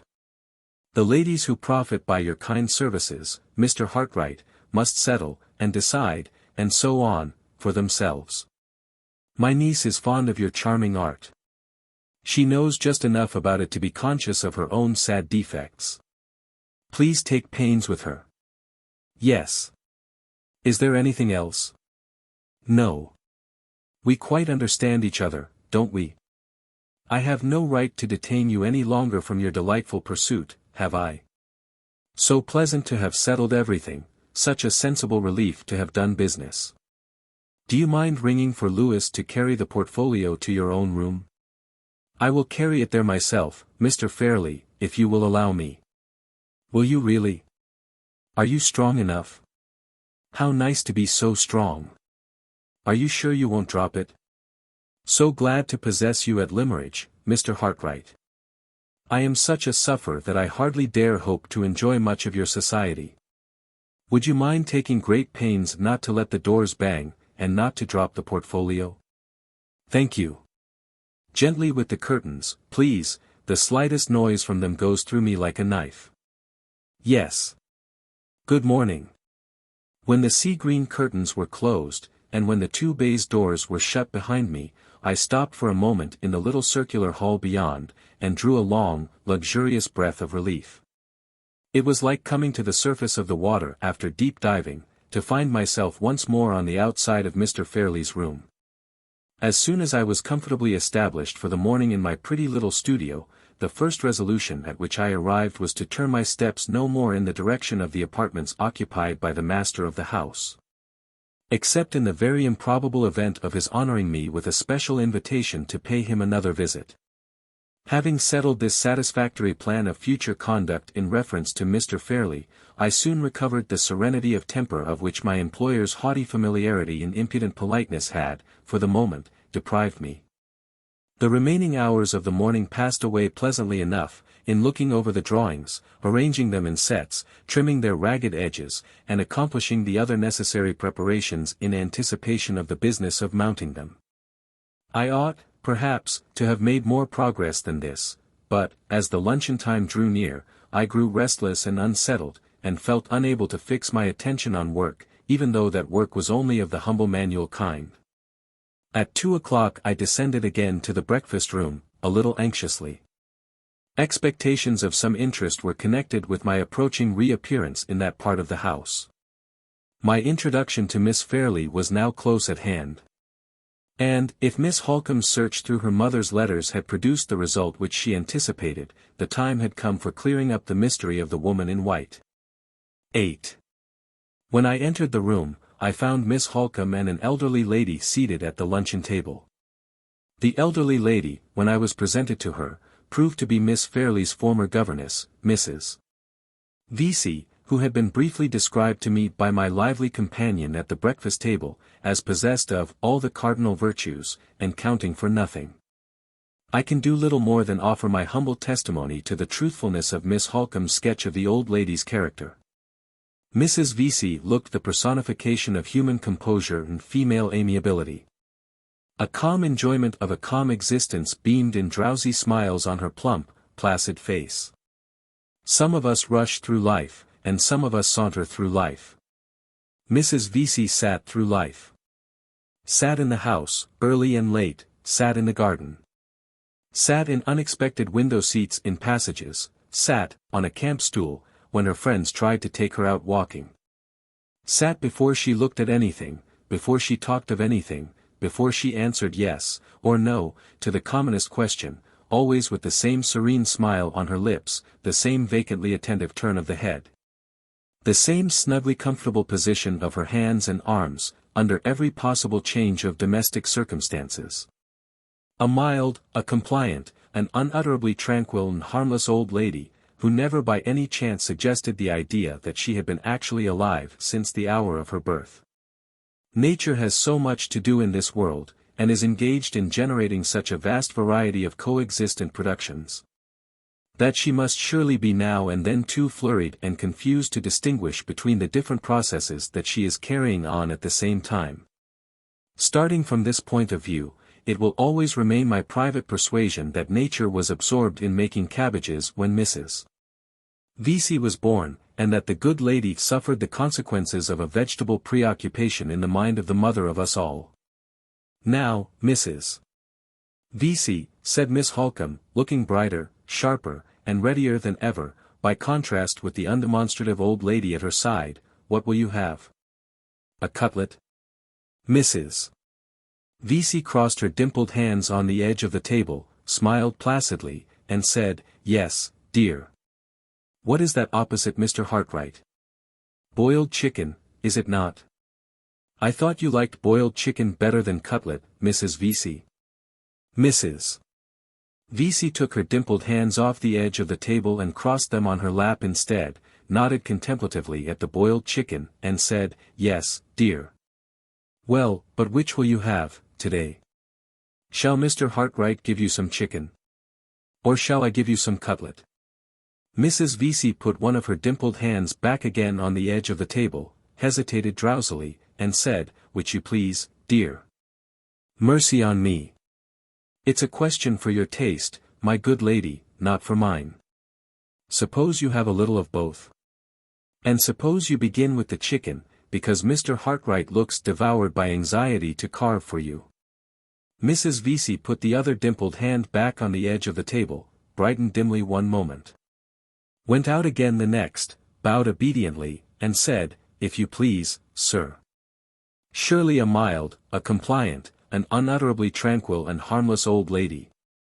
But enough, perhaps, for the present, of Mrs. VIII. All this time, there were no signs of Miss Fairlie.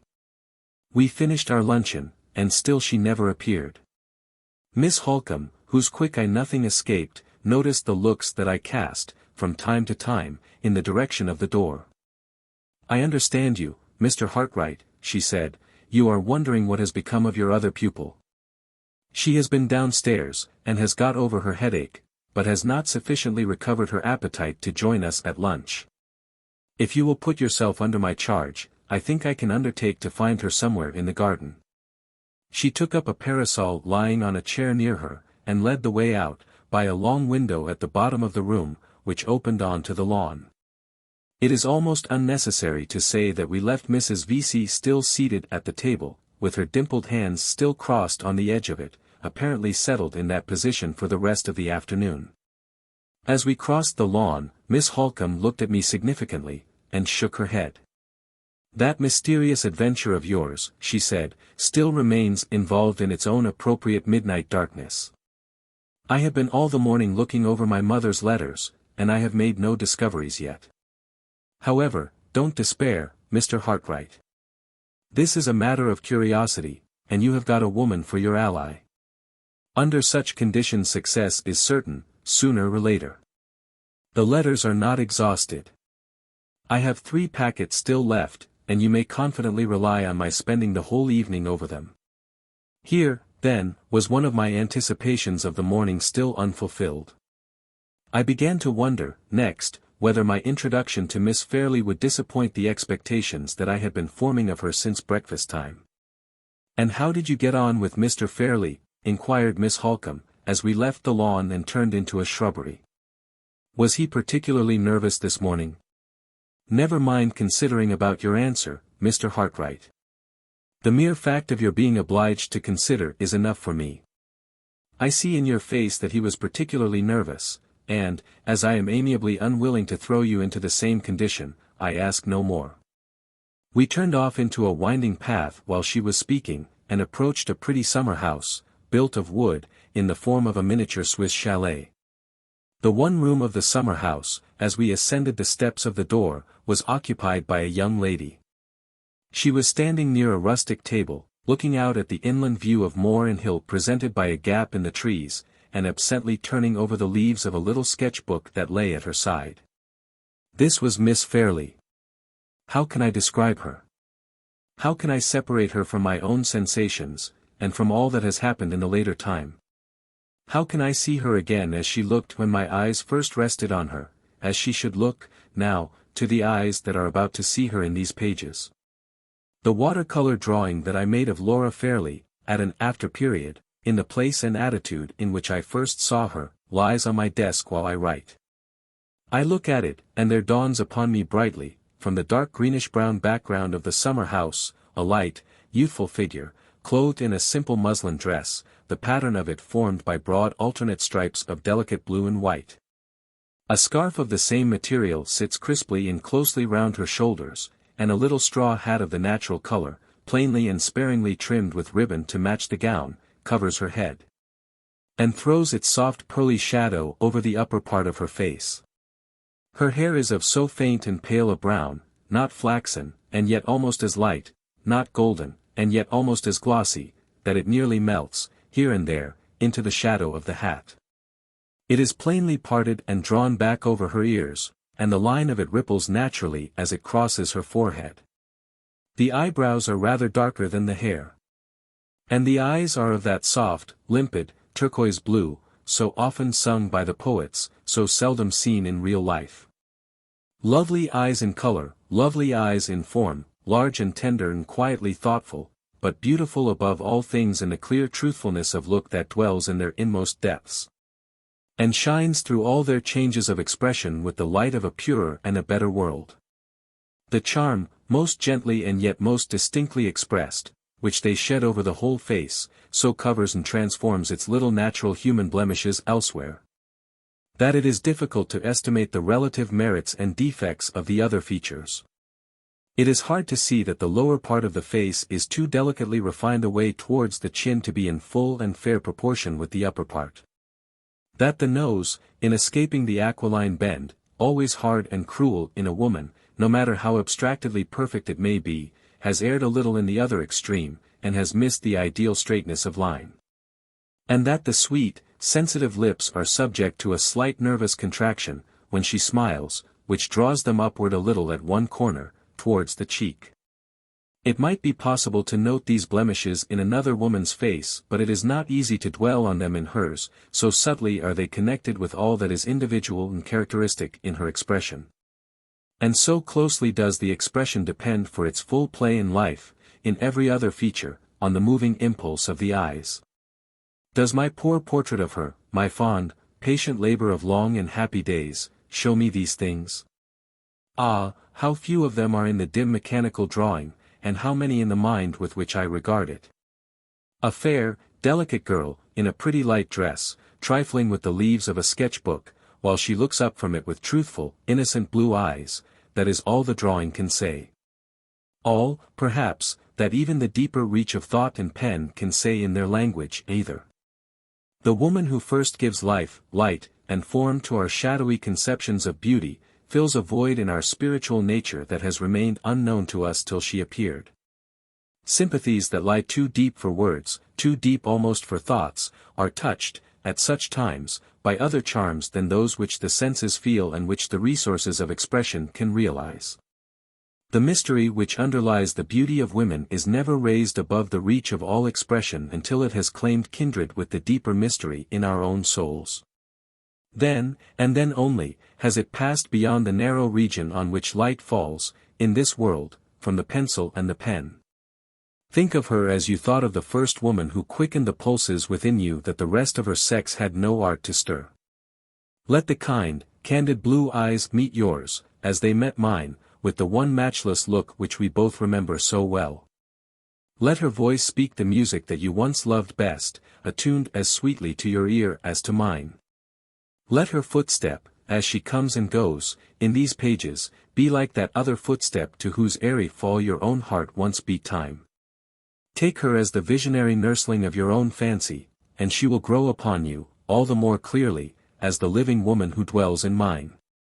Among the sensations that crowded on me, when my eyes first looked upon her, familiar sensations which we all know, which spring to life in most of our hearts, die again in so many, and renew their bright existence in so few, there was one that troubled and perplexed me, one that seemed strangely inconsistent and unaccountably out of place in Miss Fairlie's presence.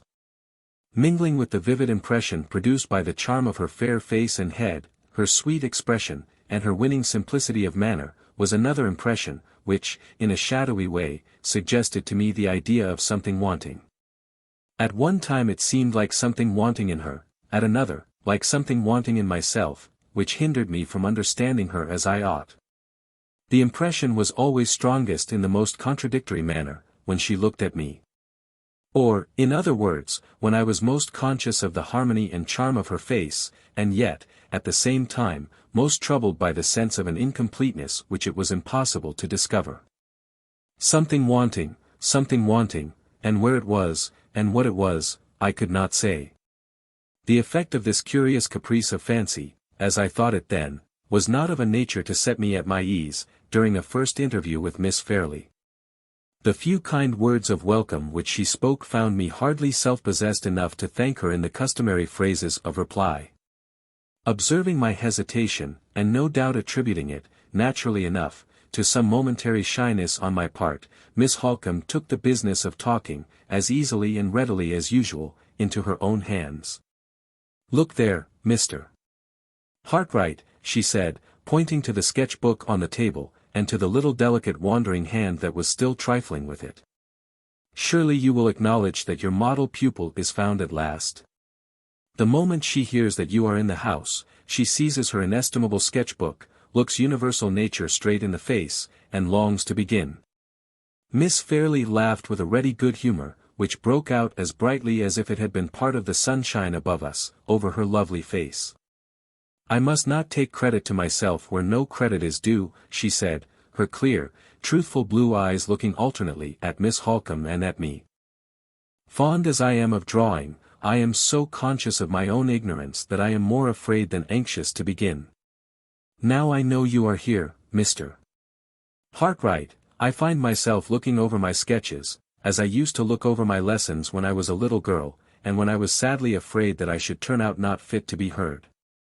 She made the confession very prettily and simply, and, with quaint, childish earnestness, drew the sketch-book away close to her own side of the table. Miss Halcombe cut the knot of the little embarrassment forthwith, in her resolute, downright way. "Good, bad, or indifferent," she said, "the pupil's sketches must pass through the fiery ordeal of the master's judgment, and there's an end of it. Suppose we take them with us in the carriage, Laura, and let Mr.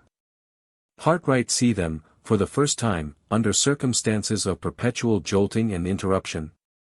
If we can only confuse him all through the drive, between nature as it is, when he looks up at the view, and nature as it is not when he looks down again at our sketchbooks. We shall drive him into the last desperate refuge of paying us compliments, and shall slip through his professional fingers with our pet feathers of vanity all unruffled." "I hope Mr. Hartright will pay me no compliments," said Miss Fairlie, as we all left the summer house. "May I venture to inquire why you expressed that hope?" I asked. "Because I shall believe all that you say to me," she answered simply.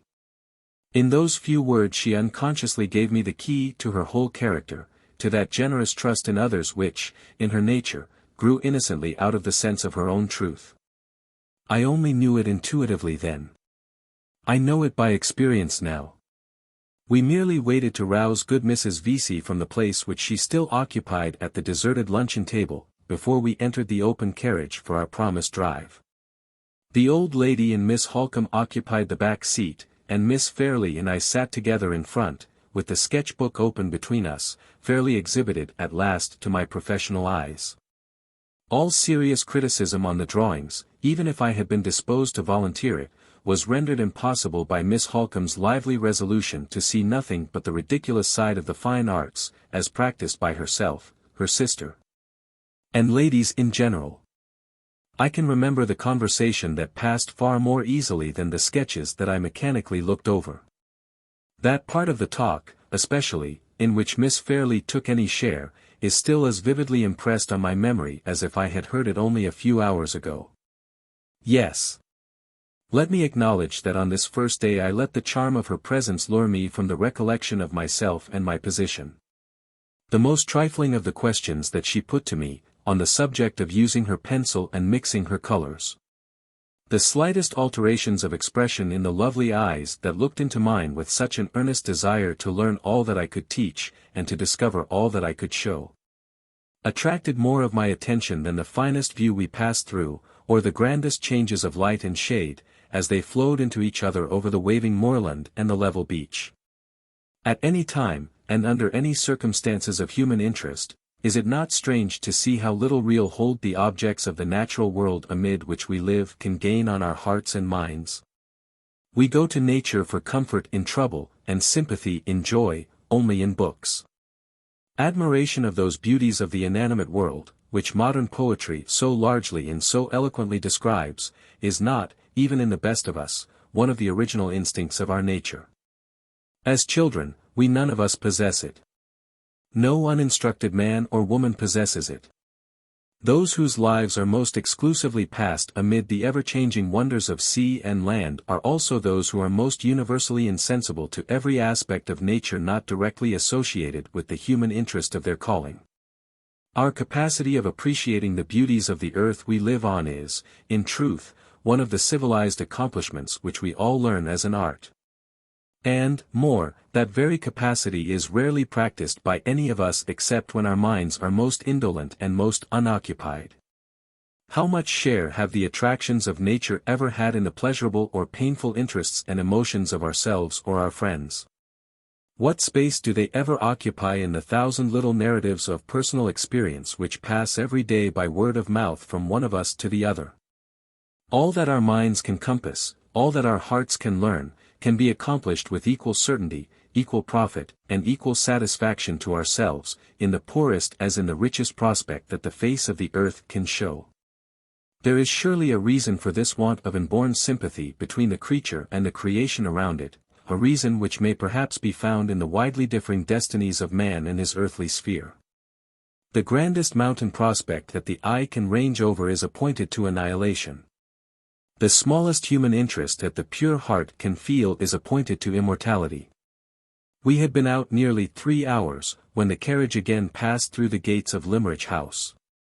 On our way back I had let the ladies settle for themselves the first point of view which they were to sketch, under my instructions, on the afternoon of the next day. When they withdrew to dress for dinner, and when I was alone again in my little sitting room, my spirits seemed to leave me on a sudden. I felt ill at ease and dissatisfied with myself, I hardly knew why. Perhaps I was now conscious for the first time of having enjoyed our drive too much in the character of a guest, and too little in the character of a drawing master. Perhaps that strange sense of something wanting, either in Miss Fairlie or in myself, which had perplexed me when I was first introduced to her, haunted me still. Anyhow, it was a relief to my spirits when the dinner hour called me out of my solitude, and took me back to the society of the ladies of the house. I was struck, on entering the drawing-room, by the curious contrast, rather in material than in color, of the dresses which they now wore. While Mrs. VIII and Miss Halcombe were richly clad, each in the manner most becoming to her age, the first in silver grey, and the second in that delicate primrose yellow color which matches so well with a dark complexion and black hair. Miss Fairlie was unpretendingly and almost poorly dressed in plain white muslin. It was spotlessly pure, it was beautifully put on, but still it was the sort of dress which the wife or daughter of a poor man might have worn, and it made her, so far as externals went, look less affluent in circumstances than her own governess. At a later period, when I learnt to know more of Miss Fairlie's character, I discovered that this curious contrast, on the wrong side, was due to her natural delicacy of feeling and natural intensity of aversion to the slightest personal display of her own wealth. Neither Mrs. VIII nor Miss Halcombe could ever induce her to let the advantage in dress desert the two ladies who were poor, to lean to the side of the one lady who was rich. When the dinner was over we returned together to the drawing-room. Although Mr. Fairlie, emulating the magnificent condescension of the monarch who had picked up Titian's brush for him, had instructed his butler to consult my wishes in relation to the wine that I might prefer after dinner. I was resolute enough to resist the temptation of sitting in solitary grandeur among bottles of my own choosing, and sensible enough to ask the ladies' permission to leave the table with them habitually, on the civilized foreign plan. During the period of my residence at Limmeridge House, the drawing-room, to which we had now withdrawn for the rest of the evening, was on the ground floor, and was of the same shape and size as the breakfast-room. Large glass doors at the lower end opened on to a terrace, beautifully ornamented along its whole length with a profusion of flowers. The soft, Hazy twilight was just shading leaf and blossom alike into harmony with its own sober hues as we entered the room, and the sweet evening scent of the flowers met us with its fragrant welcome through the open glass doors. Good Mrs. VIII, always the first of the party to sit down, took possession of an armchair in a corner, and dozed off comfortably to sleep. At my request Miss Fairlie placed herself at the piano. As I followed her to a seat near the instrument, I saw Miss Halcombe retire into a recess of one of the side windows, to proceed with the search through her mother's letters by the last quiet rays of the evening light. How vividly that peaceful home picture of the drawing-room comes back to me while I write. From the place where I sat I could see Miss Halcombe's graceful figure, half of it in soft light, half in mysterious shadow, bending intently over the letters in her lap.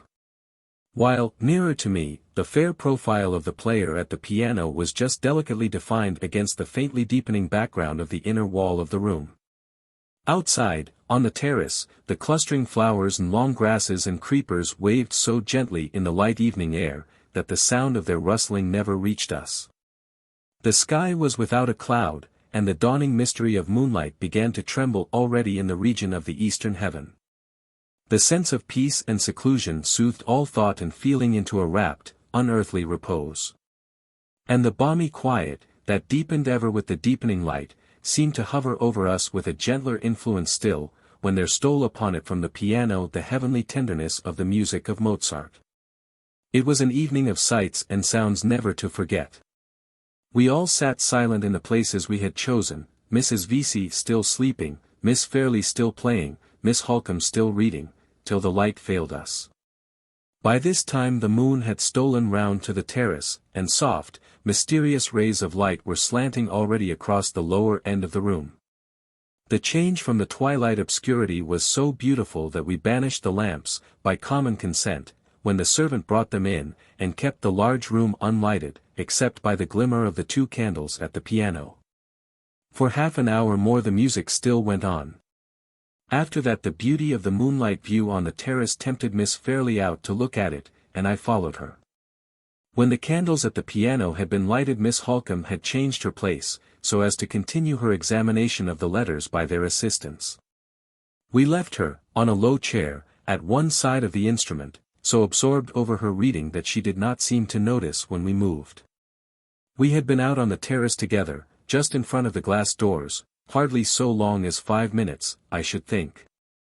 And Miss Fairlie was, by my advice, just tying her white handkerchief over her head as a precaution against the night air, when I heard Miss Halcombe's voice, low, eager, and altered from its natural lively tone, pronounce my name. "Mr. Hartright," she said, "will you come here for a minute? I want to speak to you." I entered the room again immediately. The piano stood about halfway down along the inner wall. On the side of the instrument farthest from the terrace Miss Halcombe was sitting with the letters scattered on her lap, and with one in her hand selected from them, and held close to the candle. On the side nearest to the terrace there stood a low ottoman, on which I took my place. In this position I was not far from the glass doors, and I could see Miss Fairlie plainly, as she passed and repassed the opening on to the terrace, walking slowly from end to end of it in the full radiance of the moon. "I want you to listen while I read the concluding passages in this letter," said Miss Halcombe. "Tell me if you think they throw any light upon your strange adventure on the road to London. The letter is addressed by my mother to her second husband, Mr. Fairlie, and the date refers to a period of between 11 and 12 years since. At that time Mr. and Mrs. Fairlie, and my half-sister Laura, had been living for years in this house. And I was away from them completing my education at a school in Paris." She looked and spoke earnestly, and, as I thought, a little uneasily as well. At the moment when she raised the letter to the candle before beginning to read it, Miss Fairlie passed us on the terrace, looked in for a moment, and seeing that we were engaged, slowly walked on. Miss Halcombe began to read as follows. "You will be tired, my dear Philip, of hearing perpetually about my schools and my scholars. Lay the blame, pray, on the dull uniformity of life at Limmeridge, and not on me. Besides, this time I have something really interesting to tell you about a new scholar. You know old Mrs. Kemp at the village shop. Well, after years of ailing, the doctor has at last given her up, and she is dying slowly day by day. Her only living relation, a sister, arrived last week to take care of her. This sister comes all the way from Hampshire. Her name is Mrs. Catherick. 4 days ago Mrs. Catherick came here to see me, and brought her only child with her, a sweet little girl about a year older than our darling Laura. As the last sentence fell from the reader's lips, Miss Fairlie passed us on the terrace once more. She was softly singing to herself one of the melodies which she had been playing earlier in the evening. Miss Halcombe waited till she had passed out of sight again, and then went on with the letter. Mrs. Catherick is a decent, well-behaved, respectable woman, middle-aged, and with the remains of having been moderately, only moderately, nice-looking. There is something in her manner and in her appearance, however, which I can't make out. She is reserved about herself to the point of downright secrecy, and there is a look in her face, I can't describe it, which suggests to me that she has something on her mind. She is altogether what you would call a walking mystery. Her errand at Limmeridge House, however, was simple enough. When she left Hampshire to nurse her sister, Mrs. Kemp, through her last illness, she had been obliged to bring her daughter with her, through having no one at home to take care of the little girl. Mrs. Kemp may die in a week's time, or may linger on for months, and Mrs. Catherick's object was to ask me to let her daughter, Anne, have the benefit of attending my school, subject to the condition of her being removed from it to go home again with her mother, after Mrs. Kemp's death. I consented at once, and when Laura and I went out for our walk, we took the little girl, who is just 11 years old, to the school that very day. Once more Miss Fairlie's figure, bright and soft in its snowy muslin dress, her face prettily framed by the white folds of the handkerchief which she had tied under her chin, passed by us in the moonlight. Once more Miss Halcombe waited till she was out of sight, and then went on. I have taken a violent fancy, Philip, to my new scholar, for a reason which I mean to keep till the last for the sake of surprising you. Her mother having told me as little about the child as she told me of herself, I was left to discover, which I did on the first day when we tried her at lessons, that the poor little thing's intellect is not developed as it ought to be at her age. Seeing this I had her up to the house the next day, and privately arranged with the doctor to come and watch her and question her, and tell me what he thought. His opinion is that she will grow out of it. But he says her careful bringing up at school is a matter of great importance just now, because her unusual slowness in acquiring ideas implies an unusual tenacity in keeping them, when they are once received into her mind. Now, my love, you must not imagine, in your off-hand way, that I have been attaching myself to an idiot. This poor little Anne Catherick is a sweet, affectionate, grateful girl, and says the quaintest, prettiest things, as you shall judge by an instance, in the most oddly sudden, surprised, half-frightened way. Although she is dressed very neatly, her clothes show a sad want of taste in color and pattern. So I arranged, yesterday, that some of our darling Laura's old white frocks and white hats should be altered for Anne Catherick, explaining to her that little girls of her complexion looked neater and better all in white than in anything else. She hesitated and seemed puzzled for a minute, then flushed up, and appeared to understand. Her little hand clasped mine suddenly. She kissed it, Philip, and said, oh, so earnestly, I will always wear white as long as I live. It will help me to remember you, ma'am, and to think that I am pleasing you still, when I go away and see you no more. This is only one specimen of the quaint things she says so prettily. Poor little soul!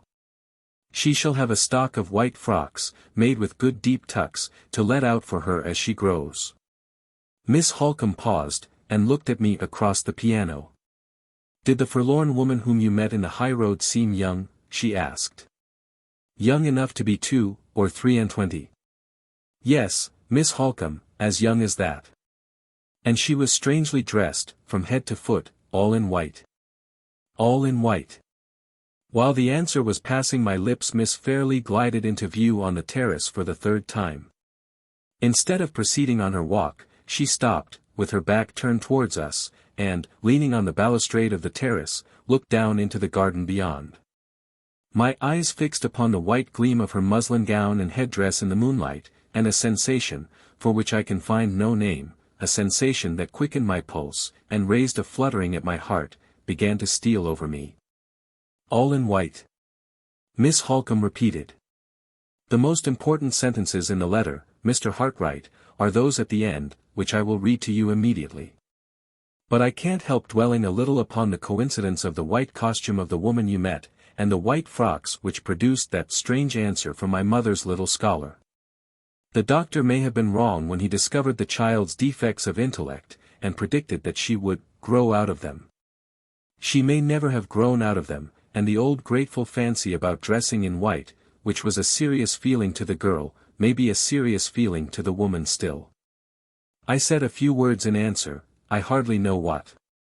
All my attention was concentrated on the white gleam of Miss Fairlie's muslin dress. Listen to the last sentences of the letter, said Miss Halcombe. I think they will surprise you. As she raised the letter to the light of the candle, Miss Fairlie turned from the balustrade, looked doubtfully up and down the terrace, advanced a step towards the glass doors, and then stopped, facing us. Meanwhile Miss Halcombe read me the last sentences to which she had referred. And now, my love, seeing that I am at the end of my paper, now for the real reason, the surprising reason, for my fondness for little Anne Catherick.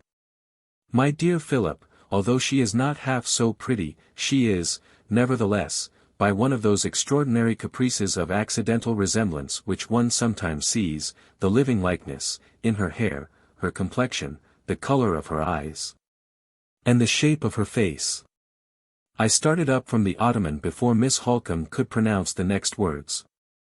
A thrill of the same feeling which ran through me when the touch was laid upon my shoulder on the lonely high road chilled me again.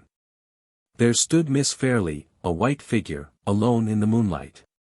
In her attitude, in the turn of her head, in her complexion, in the shape of her face, the living image, at that distance and under those circumstances, of the woman in white. The doubt which had troubled my mind for hours and hours past flashed into conviction in an instant. That, something wanting, was my own recognition of the ominous likeness between the fugitive from the asylum and my pupil at Limmeridge House. You see it, said Miss Halcombe. She dropped the useless letter, and her eyes flashed as they met mine. You see it now, as my mother saw it 11 years since. I see it, more unwillingly than I can say. To associate that forlorn, friendless, lost woman, even by an accidental likeness only, with Miss Fairlie, seems like casting a shadow on the future of the bright creature who stands looking at us now. Let me lose the impression again as soon as possible. Call her in, out of the dreary moonlight, pray call her in. Mr. Hartright, you surprise me. Whatever women may be, I thought that men, in the 19th century, were above superstition. Pray call her in. Hush, hush. She is coming of her own accord. Say nothing in her presence. Let this discovery of the likeness be kept a secret between you and me. Come in, Laura, come in, and wake Mrs. Vesey with the piano. Mr. Hartright is petitioning for some more music, and he wants it, this time, of the lightest and liveliest kind. 9. So ended my eventful first day at Limmeridge House. Miss Halcombe and I kept our secret. After the discovery of the likeness no fresh light seemed destined to break over the mystery of the woman in white. At the first safe opportunity Miss Halcombe cautiously led her half-sister to speak of their mother, of old times, and of Anne Catherick. Miss Fairlie's recollections of the little scholar at Limmeridge were, however, only of the most vague and general kind. She remembered the likeness between herself and her mother's favourite pupil, as something which had been supposed to exist in past times. But she did not refer to the gift of the white dresses, or to the singular form of words in which the child had artlessly expressed her gratitude for them. She remembered that Anne had remained at Limmeridge for a few months only, and had then left it to go back to her home in Hampshire, but she could not say whether the mother and daughter had ever returned, or had ever been heard of afterwards. No further search, on Miss Halcombe's part, through the few letters of Mrs. Fairlie's writing which she had left unread, assisted in clearing up the uncertainties still left to perplex us.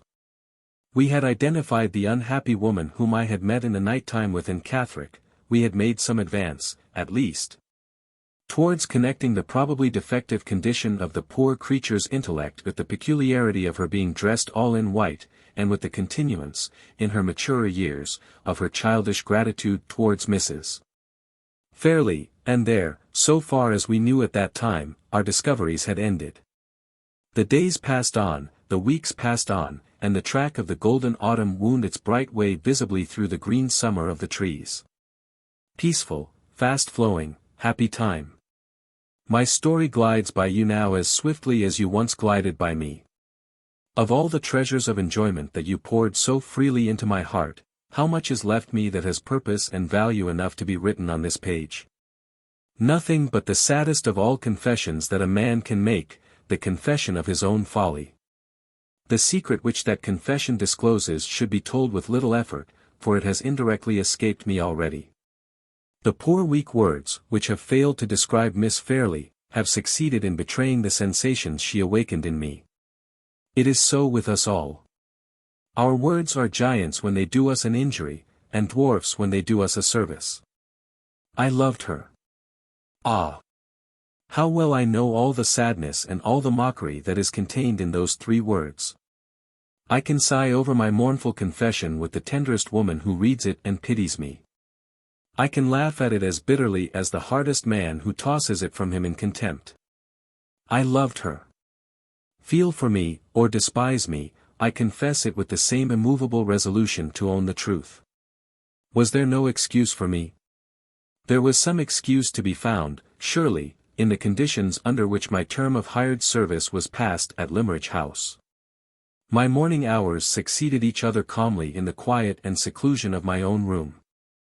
I had just work enough to do, in mounting my employer's drawings, to keep my hands and eyes pleasurably employed, while my mind was left free to enjoy the dangerous luxury of its own unbridled thoughts. A perilous solitude, for it lasted long enough to enervate, not long enough to fortify me. A perilous solitude, for it was followed by afternoons and evenings spent, day after day and week after week alone in the society of 2 women, one of whom possessed all the accomplishments of grace, wit, and high breeding. The other all the charms of beauty, gentleness, and simple truth, that can purify and subdue the heart of man.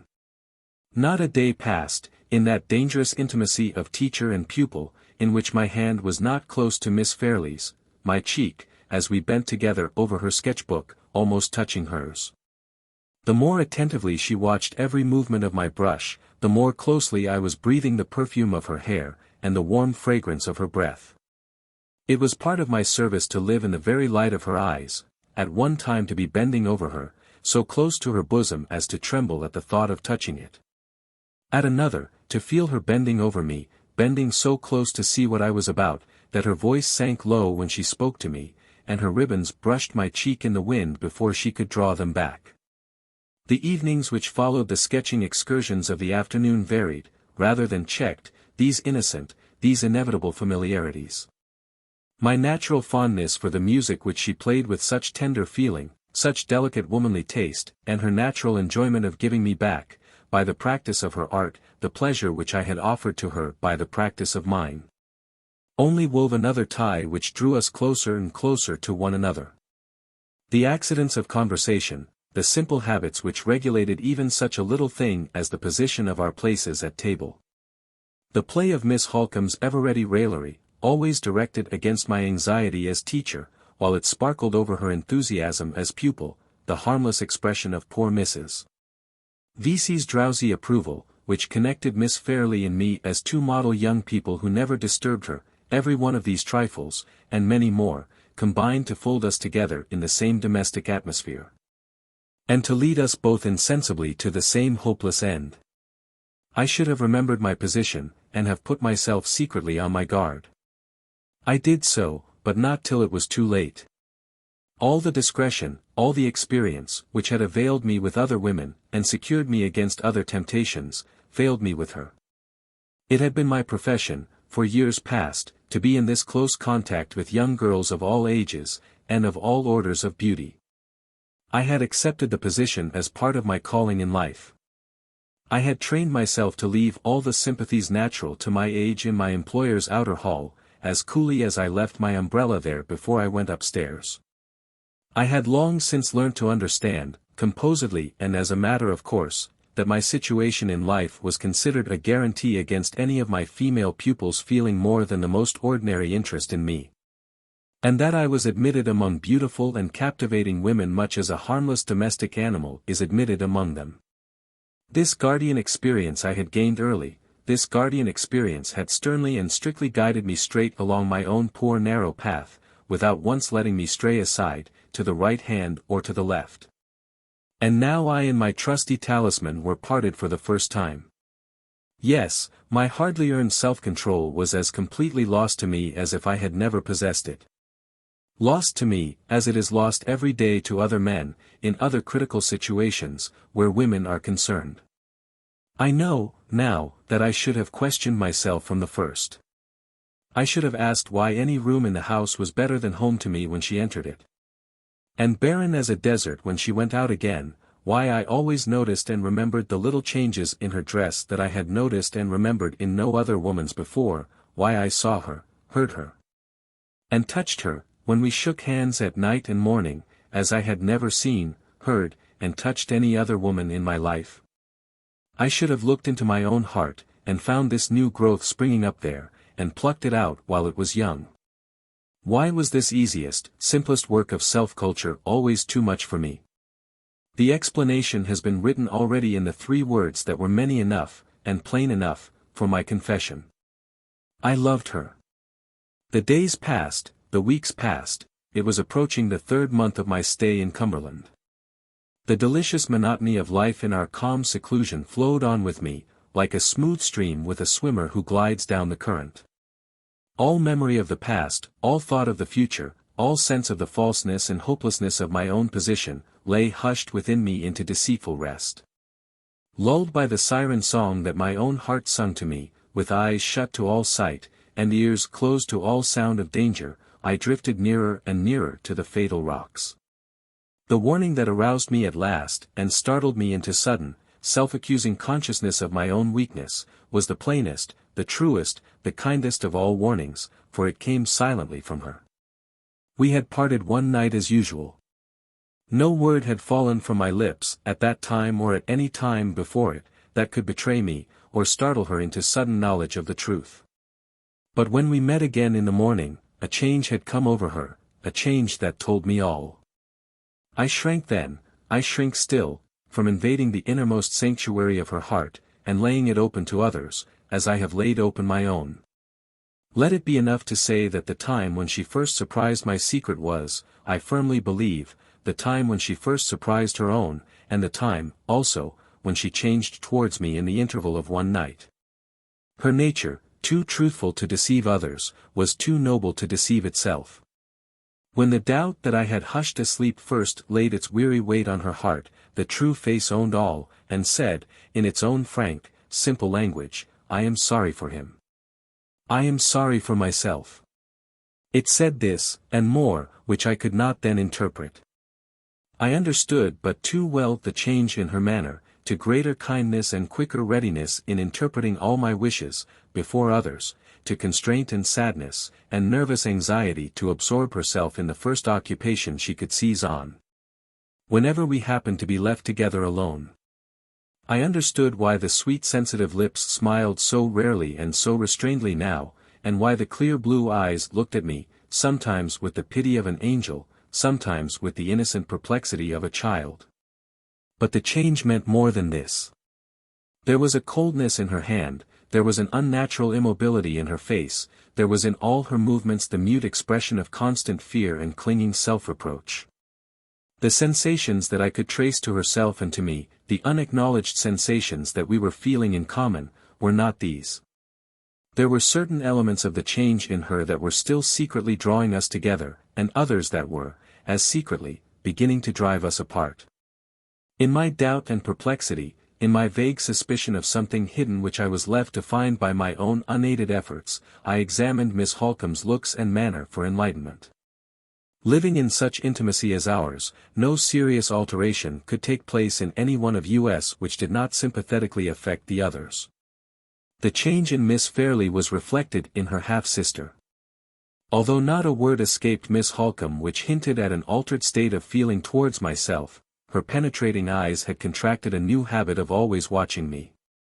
Sometimes the look was like suppressed anger, sometimes like suppressed dread, sometimes like neither, like nothing, in short, which I could understand.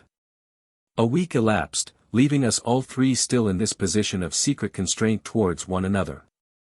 My situation, aggravated by the sense of my own miserable weakness and forgetfulness of myself, now too late awakened in me, was becoming intolerable. I felt that I must cast off the oppression under which I was living, at once and forever, yet how to act for the best, or what to say first, was more than I could tell. From this position of helplessness and humiliation I was rescued by Miss Halcombe. Her lips told me the bitter, the necessary, the unexpected truth, her hearty kindness sustained me under the shock of hearing it. Her sense and courage turned to its right use an event which threatened the worst that could happen, to me and to others, in Limmeridge House. It was on a Thursday in the week, and nearly at the end of the 3rd month of my sojourn in Cumberland. In the morning, when I went down into the breakfast room at the usual hour, Miss Halcombe, for the first time since I had known her, was absent from her customary place at the table. Miss Fairlie was out on the lawn. She bowed to me, but did not come in. Not a word had dropped from my lips, or from hers, that could unsettle either of us, and yet the same unacknowledged sense of embarrassment made us shrink alike from meeting one another alone. She waited on the lawn, and I waited in the breakfast room, till Mrs. VIII or Miss Halcombe came in. How quickly I should have joined her, how readily we should have shaken hands, and glided into our customary talk, only a fortnight ago. In a few minutes Miss Halcombe entered. She had a preoccupied look, and she made her apologies for being late rather absently. "I have been detained," she said, "by a consultation with Mr. Fairlie on a domestic matter which he wished to speak to me about." Miss Fairlie came in from the garden, and the usual morning greeting passed between us. Her hand struck colder to mine than ever. She did not look at me, and she was very pale. Even Mrs. VIII noticed it when she entered the room a moment after. "I suppose it is the change in the wind," said the old lady. "The winter is coming, ah, my love, the winter is coming soon." In her heart and in mine it had come already. Our morning meal, once so full of pleasant good-humored discussion of the plans for the day, was short and silent. Miss Fairlie seemed to feel the oppression of the long pauses in the conversation, and looked appealingly to her sister to fill them up. Miss Halcombe, after once or twice hesitating and checking herself, in a most uncharacteristic manner, spoke at last. "I have seen your uncle this morning, Laura," she said. "He thinks the purple room is the one that ought to be got ready, and he confirms what I told you. Monday is the day, not Tuesday." While these words were being spoken Miss Fairlie looked down at the table beneath her. Her fingers moved nervously among the crumbs that were scattered on the cloth. The paleness on her cheek spread to her lips, and the lips themselves trembled visibly. I was not the only person present who noticed this. Miss Halcombe saw it, too, and at once set us the example of rising from table. Mrs. VIII and Miss Fairlie left the room together. The kind sorrowful blue eyes looked at me, for a moment, with the prescient sadness of a coming and a long farewell. I felt the answering pang in my own heart, the pang that told me I must lose her soon, and love her the more unchangeably for the loss. I turned towards the garden when the door had closed on her. Miss Halcombe was standing with her hat in her hand, and her shawl over her arm, by the large window that led out to the lawn, and was looking at me attentively. "Have you any leisure time to spare," she asked, "before you begin to work in your own room?" "Certainly, Miss Halcombe. I have always time at your service."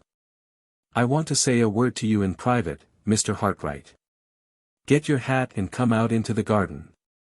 We are not likely to be disturbed there at this hour in the morning." As we stepped out onto the lawn, one of the under gardeners, a mere lad, passed us on his way to the house, with a letter in his hand. Miss Halcombe stopped him. "Is that letter for me?" she asked.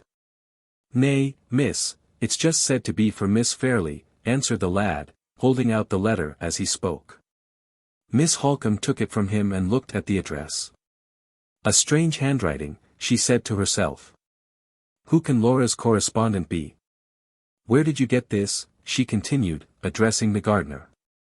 "Well, miss," said the lad, "I just got it from a woman." "What woman?" "A woman well stricken in age." "Oh, an old woman. Anyone you knew?"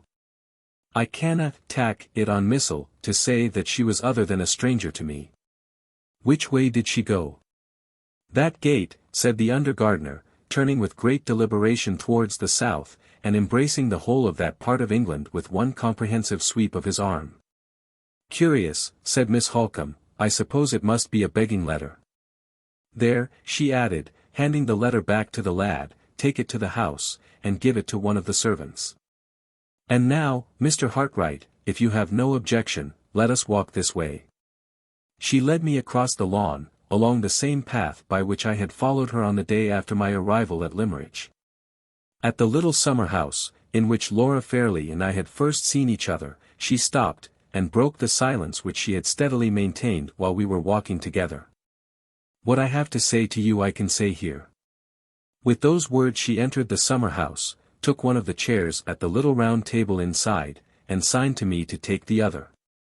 I suspected what was coming when she spoke to me in the breakfast room. I felt certain of it now. "Mr. Hartright," she said, "I am going to begin by making a frank avowal to you.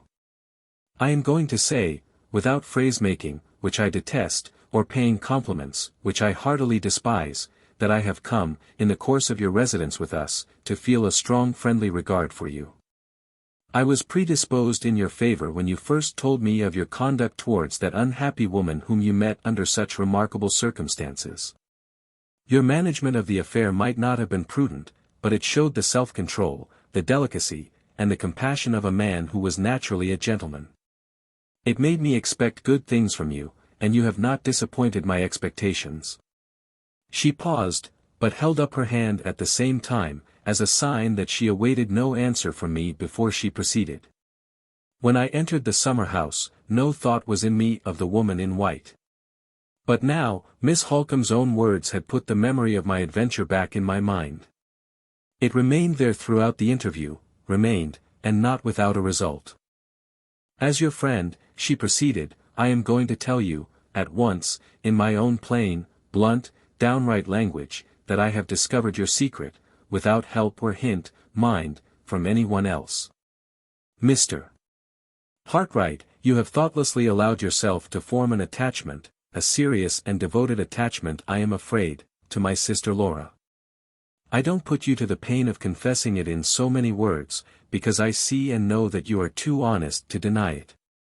I don't even blame you, I pity you for opening your heart to a hopeless affection.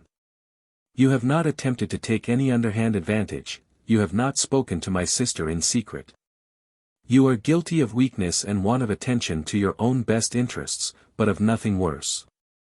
If you had acted, in any single respect, less delicately and less modestly, I should have told you to leave the house without an instant's notice, or an instant's consultation of anybody.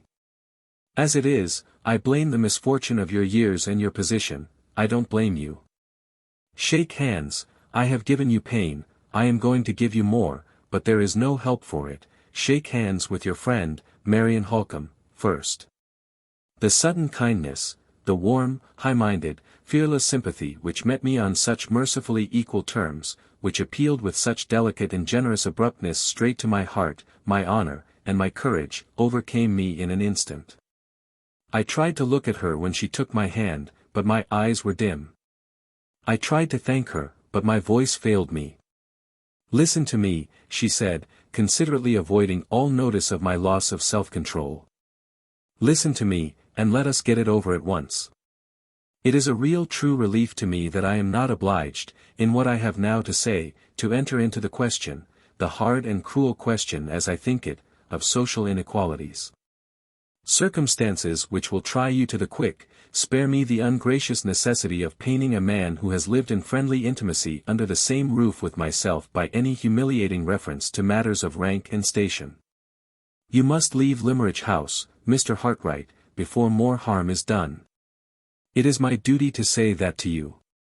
And it would be equally my duty to say it, under precisely the same serious necessity, if you were the representative of the oldest and wealthiest family in England.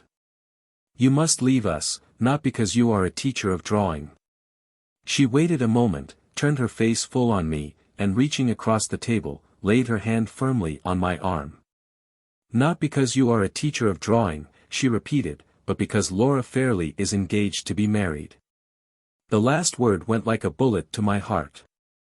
My arm lost all sensation of the hand that grasped it. I never moved and never spoke. The sharp autumn breeze that scattered the dead leaves at our feet came as cold to me, on a sudden, as if my own mad hopes were dead leaves too, whirled away by the wind like the rest. Hopes. Betrothed, or not betrothed, she was equally far from me. Would other men have remembered that in my place? Not if they had loved her as I did. The pang passed, and nothing but the dull numbing pain of it remained. I felt Miss Halcombe's hand again, tightening its hold on my arm. I raised my head and looked at her. Her large black eyes were rooted on me, watching the white change on my face, which I felt, and which she saw. "Crush it," she said. "Here, where you first saw her, crush it. Don't shrink under it like a woman. Tear it out, trample it under foot like a man." The suppressed vehemence with which she spoke, the strength which her will, concentrated in the look she fixed on me, and in the hold on my arm that she had not yet relinquished, communicated to mine, steadied me. We both waited for a minute in silence. At the end of that time I had justified her generous faith in my manhood, I had, outwardly at least, recovered my self-control. "Are you yourself again?" "Enough myself, Miss Halcombe, to ask your pardon and hers. Enough myself to be guided by your advice, and to prove my gratitude in that way, if I can prove it in no other." "You have proved it already," she answered, "by those words. Mr. Hartright, concealment is at an end between us. I cannot affect to hide from you what my sister has unconsciously shown to me. You must leave us for her sake, as well as for your own. Your presence here, your necessary intimacy with us, harmless as it has been, God knows, in all other respects, has unsteadied her and made her wretched. I, who love her better than my own life, I, who have learnt to believe in that pure, noble, innocent nature as I believe in my religion, know but too well the secret misery of self-reproach that she has been suffering since the first shadow of a feeling disloyal to her marriage engagement entered her heart in spite of her. I don't say, it would be useless to attempt to say it after what has happened, that her engagement has ever had a strong hold on her affections. It is an engagement of honor, not of love. Her father sanctioned it on his deathbed, 2 years since. She herself neither welcomed it nor shrank from it, she was content to make it. Till you came here she was in the position of hundreds of other women, who marry men without being greatly attracted to them or greatly repelled by them, and who learn to love them, when they don't learn to hate. After marriage, instead of before. I hope more earnestly than words can say, and you should have the self-sacrificing courage to hope too, that the new thoughts and feelings which have disturbed the old calmness and the old content have not taken root too deeply to be ever removed. Your absence, if I had less belief in your honor, and your courage, and your sense, I should not trust to them as I am trusting now. Your absence will help my efforts, and time will help us all three. It is something to know that my first confidence in you was not all misplaced. It is something to know that you will not be less honest, less manly, less considerate towards the pupil whose relation to yourself you have had the misfortune to forget, than towards the stranger and the outcast whose appeal to you was not made in vain. Again the chance reference to the woman in white. Was there no possibility of speaking of Miss Fairlie and of me without raising the memory of Anne Catherick, and setting her between us like a fatality that it was hopeless to avoid? Tell me what apology I can make to Mr. Fairlie for breaking my engagement, I said. Tell me when to go after that apology is accepted. I promise implicit obedience to you and to your advice. Time is every way of importance, she answered. You heard me refer this morning to Monday next, and to the necessity of setting the purple room in order. The visitor whom we expect on Monday. I could not wait for her to be more explicit. Knowing what I knew now, the memory of Miss Fairlie's look and manner at the breakfast table told me that the expected visitor at Limmeridge House was her future husband. I tried to force it back. But something rose within me at that moment stronger than my own will, and I interrupted Miss Halcombe. Let me go today, I said bitterly.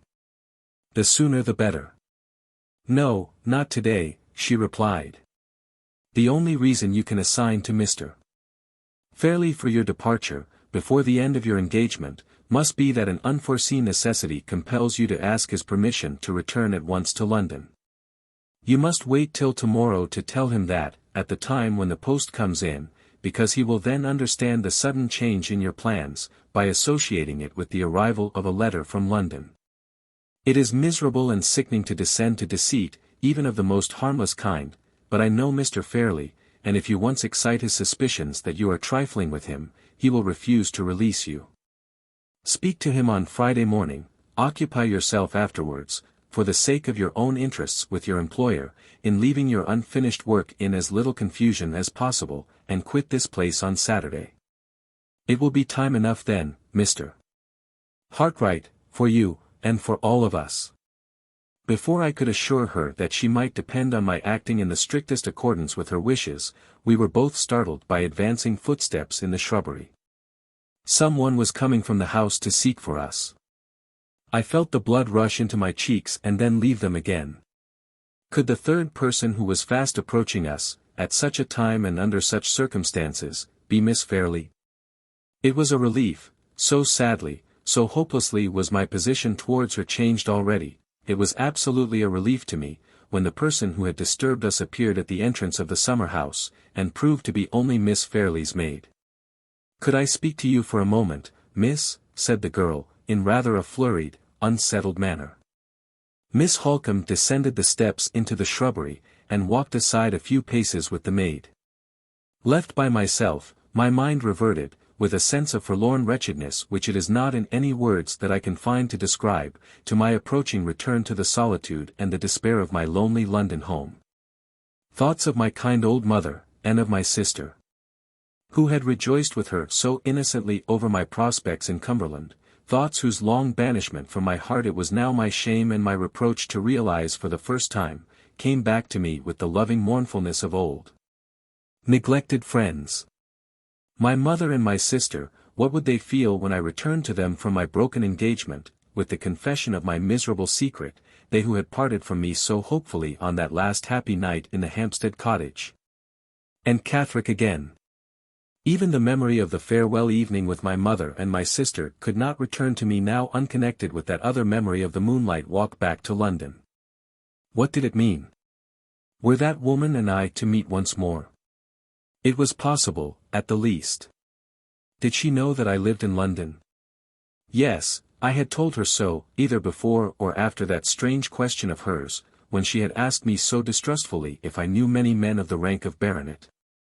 Either before or after, my mind was not calm enough, then, to remember which. A few minutes elapsed before Miss Halcombe dismissed the maid and came back to me. She, too, looked flurried and unsettled now. We have arranged all that is necessary, Mr. Hartright, she said. We have understood each other, as friends should, and we may go back at once to the house.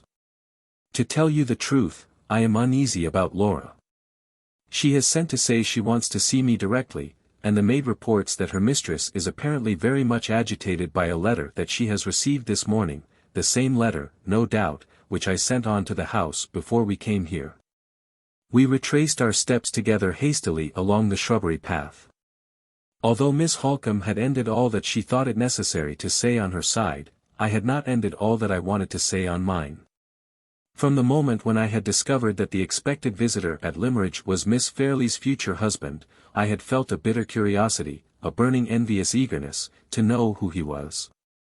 It was possible that a future opportunity of putting the question might not easily offer, so I risked asking it on our way back to the house. "Now that you are kind enough to tell me we have understood each other, Miss Halcombe," I said, "now that you are sure of my gratitude for your forbearance and my obedience to your wishes. May I venture to ask who—" I hesitated. I had forced myself to think of him, but it was harder still to speak of him, as her promised husband, "who the gentleman engaged to Miss Fairlie is?"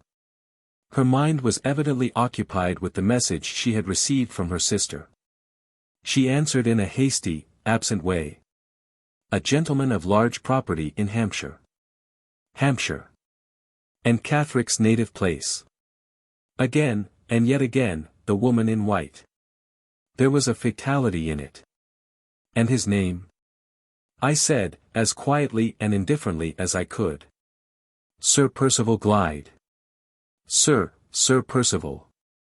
Anne Catherick's question, that suspicious question about the men of the rank of baronet whom I might happen to know, had hardly been dismissed from my mind by Miss Halcombe's return to me in the summer house. Before it was recalled again by her own answer. I stopped suddenly, and looked at her.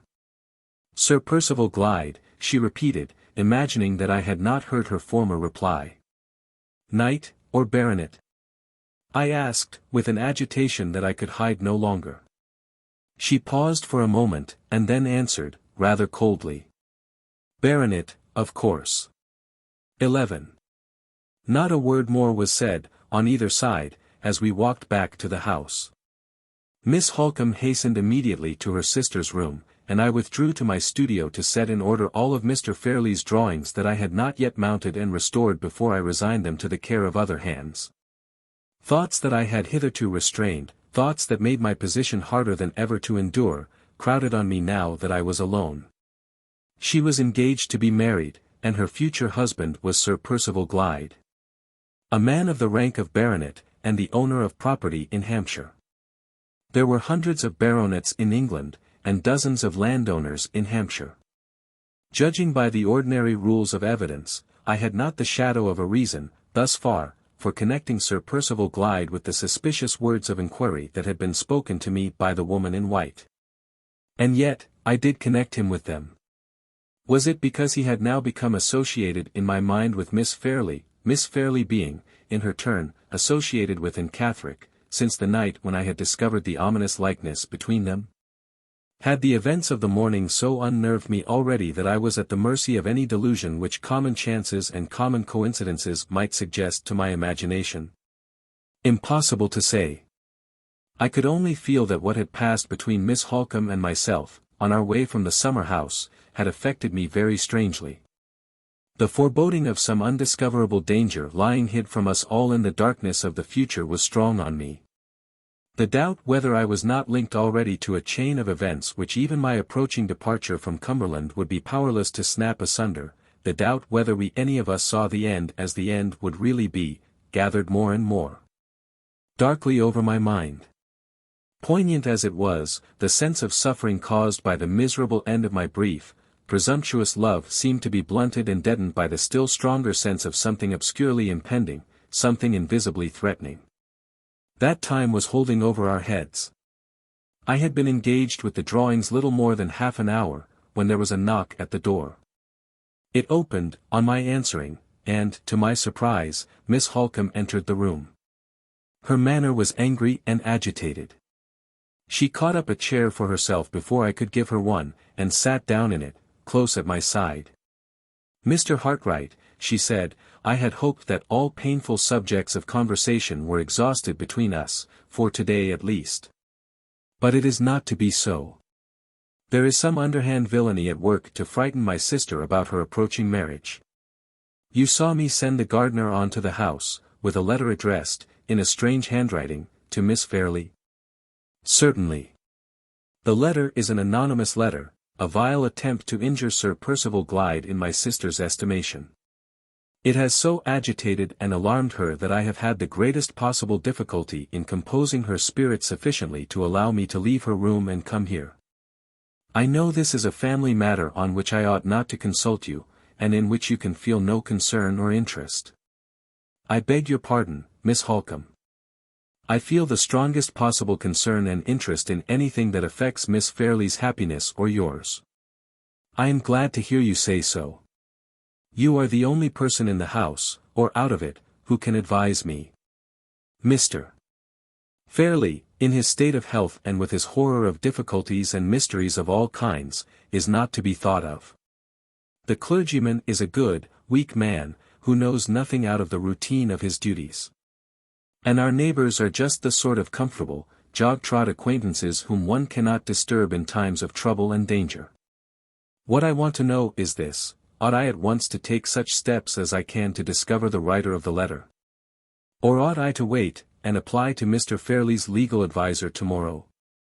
It is a question, perhaps a very important one, of gaining or losing a day. Tell me what you think, Mr. Hartright. If necessity had not already obliged me to take you into my confidence under very delicate circumstances, even my helpless situation would, perhaps, be no excuse for me. But as things are, I cannot surely be wrong, after all that has passed between us, in forgetting that you are a friend of only 3 months' standing. She gave me the letter. It began abruptly, without any preliminary form of address, as follows. Do you believe in dreams? I hope, for your own sake, that you do. See what Scripture says about dreams and their fulfillment, Genesis XIII. 8, XIII. 25, Daniel 4. 18-25, and take the warning I send you before it is too late. Last night I dreamed about you, Miss Fairlie. I dreamed that I was standing inside the communion rails of a church, I on one side of the altar table, and the clergyman, with his surplice and his prayer book, on the other. After a time there walked towards us, down the aisle of the church, a man and a woman, coming to be married. You were the woman. You looked so pretty and innocent in your beautiful white silk dress, and your long white lace veil, that my heart felt for you, and the tears came into my eyes. They were tears of pity, young lady, that heaven blesses, and instead of falling from my eyes like the everyday tears that we all of us shed, they turned into 2 rays of light which slanted nearer and nearer to the man standing at the altar with you, till they touched his breast. The 2 rays sprang in arches like 2 rainbows between me and him. I looked along them, and I saw down into his inmost heart. The outside of the man you were marrying was fair enough to see. He was neither tall nor short, he was a little below the middle size. A light, active, high-spirited man, about 45 years old, to look at. He had a pale face, and was bald over the forehead, but had dark hair on the rest of his head. His beard was shaven on his chin, but was let to grow, of a fine rich brown, on his cheeks and his upper lip. His eyes were brown too, and very bright, his nose straight and handsome and delicate enough to have done for a woman's. His hands the same. He was troubled from time to time with a dry hacking cough, and when he put up his white right hand to his mouth, he showed the red scar of an old wound across the back of it. Have I dreamt of the right man? You know best, Miss Fairlie, and you can say if I was deceived or not. Read next, what I saw beneath the outside, I entreat you, read, and profit. I looked along the 2 rays of light, and I saw down into his inmost heart. It was black as night, and on it were written, in the red flaming letters which are the handwriting of the fallen angel, without pity and without remorse. He has strewn with misery the paths of others, and he will live to strew with misery the path of this woman by his side. I read that, and then the rays of light shifted and pointed over his shoulder, and there, behind him, stood a fiend laughing. And the rays of light shifted once more, and pointed over your shoulder, and there behind you, stood an angel weeping. And the rays of light shifted for the 3rd time, and pointed straight between you and that man. They widened and widened, thrusting you both asunder, one from the other. And the clergyman looked for the marriage service in vain, it was gone out of the book, and he shut up the leaves, and put it from him in despair. And I woke with my eyes full of tears and my heart beating, for I believe in dreams. Believe too, Miss Fairlie, I beg of you, for your own sake, believe as I do. Joseph and Daniel, and others in Scripture, believed in dreams. Inquire into the past life of that man with the scar on his hand, before you say the words that make you his miserable wife. I don't give you this warning on my account, but on yours. I have an interest in your well-being that will live as long as I draw breath. Your mother's daughter has a tender place in my heart, for your mother was my first, my best, my only friend. There the extraordinary letter ended, without signature of any sort. The handwriting afforded no prospect of a clue. It was traced on ruled lines, in the cramped, conventional, copybook character technically termed small hand. It was feeble and faint, and defaced by blots, but had otherwise nothing to distinguish it. That is not an illiterate letter, said Miss Halcombe, and at the same time, it is surely too incoherent to be the letter of an educated person in the higher ranks of life. The reference to the bridal dress and veil, and other little expressions, seem to point to it as the production of some woman. What do you think, Mr. Hartright? I think so too. It seems to me to be not only the letter of a woman, but of a woman whose mind must be deranged, suggested Miss Halcombe. It struck me in that light too. I did not answer. While I was speaking, my eyes rested on the last sentence of the letter. Your mother's daughter has a tender place in my heart, for your mother was my first, my best, my only friend. Those words and the doubt which had just escaped me as to the sanity of the writer of the letter, acting together on my mind, suggested an idea, which I was literally afraid to express openly, or even to encourage secretly. I began to doubt whether my own faculties were not in danger of losing their balance.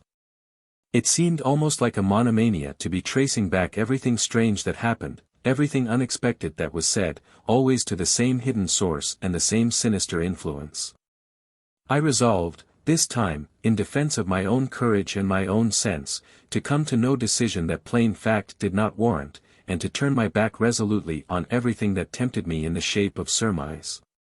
If we have any chance of tracing the person who has written this, I said, returning the letter to Miss Halcombe, there can be no harm in seizing our opportunity the moment it offers. I think we ought to speak to the gardener again about the elderly woman who gave him the letter, and then to continue our inquiries in the village. But first let me ask a question. You mentioned just now the alternative of consulting Mr. Fairlie's legal adviser tomorrow. Is there no possibility of communicating with him earlier? Why not today? I can only explain, replied Miss Halcombe, by entering into certain particulars, connected with my sister's marriage engagement, which I did not think it necessary or desirable to mention to you this morning.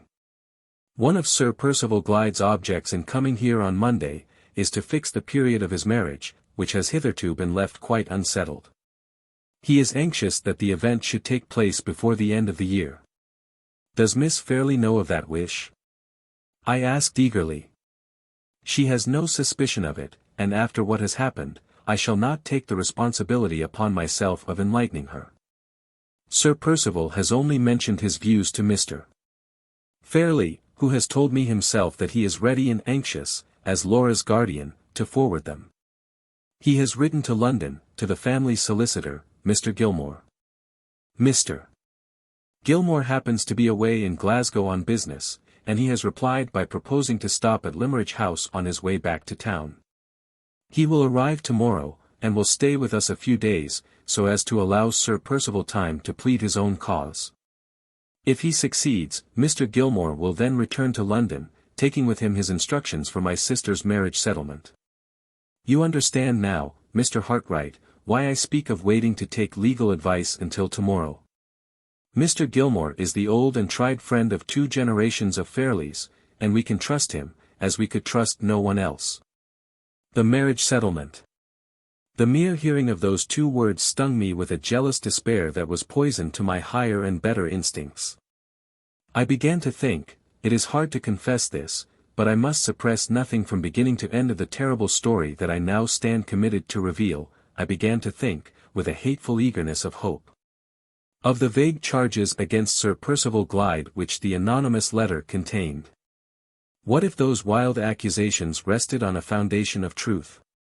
What if their truth could be proved before the fatal words of consent were spoken, and the marriage settlement was drawn?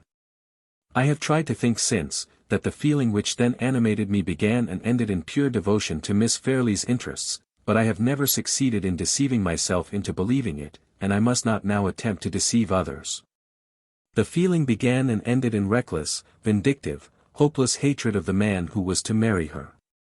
If we are to find out anything, I said, speaking under the new influence which was now directing me, we had better not let another minute slip by us unemployed. I can only suggest, once more, the propriety of questioning the gardener a second time, and of inquiring in the village immediately afterwards. I think I may be of help to you in both cases, said Miss Halcombe, rising. Let us go, Mr. Hartright, at once, and do the best we can together. I had the door in my hand to open it for her, but I stopped, on a sudden, to ask an important question before we set forth. One of the paragraphs of the anonymous letter, I said, contains some sentences of minute personal description. Sir Percival Glyde's name is not mentioned, I know, but does that description at all resemble him? Accurately, even in stating his age to be 45. 45, and she was not yet 21. Men of his age married wives of her age every day, and experience had shown those marriages to be often the happiest ones. I knew that, and yet even the mention of his age, when I contrasted it with hers, added to my blind hatred and distrust of him. Accurately, Miss Halcombe continued, even to the scar on his right hand, which is the scar of a wound that he received years since when he was travelling in Italy. There can be no doubt that every peculiarity of his personal appearance is thoroughly well known to the writer of the letter. Even a cough that he is troubled with is mentioned, if I remember right. Yes, and mentioned correctly. He treats it lightly himself, though it sometimes makes his friends anxious about him. I suppose no whispers have ever been heard against his character. Mr. Hartright. I hope you are not unjust enough to let that infamous letter influence you. I felt the blood rush into my cheeks, for I knew that it had influenced me. I hope not, I answered confusedly. Perhaps I had no right to ask the question. I am not sorry you asked it, she said, for it enables me to do justice to Sir Percival's reputation. Not a whisper, Mr. Hartright, has ever reached me, or my family, against him. He has fought successfully 2 contested elections, and has come out of the ordeal unscathed. A man who can do that, in England, is a man whose character is established. I opened the door for her in silence, and followed her out. She had not convinced me. If the recording angel had come down from heaven to confirm her, and had opened his book to my mortal eyes, the recording angel would not have convinced me. We found the gardener at work as usual. No amount of questioning could extract a single answer of any importance from the lad's impenetrable stupidity. The woman who had given him the letter was an elderly woman. She had not spoken a word to him, and she had gone away towards the south in a great hurry. That was all the gardener could tell us. The village lay southward of the house. So to the village we went next. 12. Our inquiries at Limmeridge were patiently pursued in all directions, and among all sorts and conditions of people. But nothing came of them. 3 of the villagers did certainly assure us that they had seen the woman, but as they were quite unable to describe her, and quite incapable of agreeing about the exact direction in which she was proceeding when they last saw her. These 3 bright exceptions to the general rule of total ignorance afforded no more real assistance to us than the mass of their unhelpful and unobservant neighbors.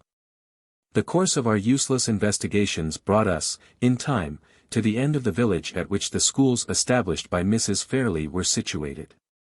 As we passed the side of the building appropriated to the use of the boys, I suggested the propriety of making a last inquiry of the schoolmaster, whom we might presume to be, in virtue of his office, the most intelligent man in the place. I am afraid the schoolmaster must have been occupied with his scholars, said Miss Halcombe, just at the time when the woman passed through the village and returned again. However, we can but try. We entered the playground enclosure, and walked by the schoolroom window to get round to the door, which was situated at the back of the building. I stopped for a moment at the window and looked in. The schoolmaster was sitting at his high desk, with his back to me, apparently haranguing the pupils, who were all gathered together in front of him, with one exception. The one exception was a sturdy white-headed boy, standing apart from all the rest on a stool in a corner, a forlorn little Crusoe, isolated in his own desert island of solitary penal disgrace. The door, when we got round to it, was ajar, and the schoolmaster's voice reached us plainly, as we both stopped for a minute under the porch. "Now, boys," said the voice, "mind what I tell you. If I hear another word spoken about ghosts in this school, it will be the worse for all of you. There are no such things as ghosts, and therefore any boy who believes in ghosts believes in what can't possibly be. And a boy who belongs to Limmeridge School, and believes in what can't possibly be, sets up his back against reason and discipline, and must be punished accordingly. You all see Jacob Postlethwaite standing up on the stool there in disgrace. He has been punished, not because he said he saw a ghost last night, but because he is too impudent and too obstinate to listen to reason, and because he persists in saying he saw the ghost after I have told him that no such thing can possibly be. If nothing else will do, I mean to cane the ghost out of Jacob Postlethwaite, and if the thing spreads among any of the rest of you, I mean to go a step farther, and cane the ghost out of the whole school." "We seem to have chosen an awkward moment for our visit," said Miss Halcombe, pushing open the door at the end of the schoolmaster's address, and leading the way in.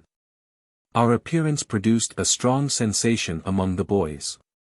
They appeared to think that we had arrived for the express purpose of seeing Jacob Postlethwaite caned.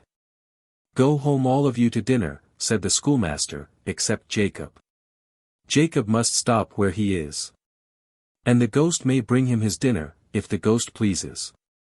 Jacob's fortitude deserted him at the double disappearance of his schoolfellows and his prospect of dinner. He took his hands out of his pockets, looked hard at his knuckles, raised them with great deliberation to his eyes, and when they got there, ground them round and round slowly, accompanying the action by short spasms of sniffing, which followed each other at regular intervals, the nasal minute guns of juvenile distress.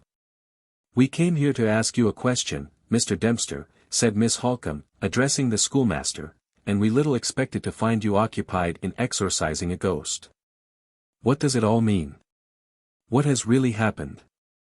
"That wicked boy has been frightening the whole school, Miss Halcombe, by declaring that he saw a ghost yesterday evening," answered the master, "and he still persists in his absurd story, in spite of all that I can say to him." "Most extraordinary," said Miss Halcombe. "I should not have thought it possible that any of the boys had imagination enough to see a ghost. This is a new accession indeed to the hard labor of forming the youthful mind at Limmeridge, and I heartily wish you well through it, Mr. Dempster.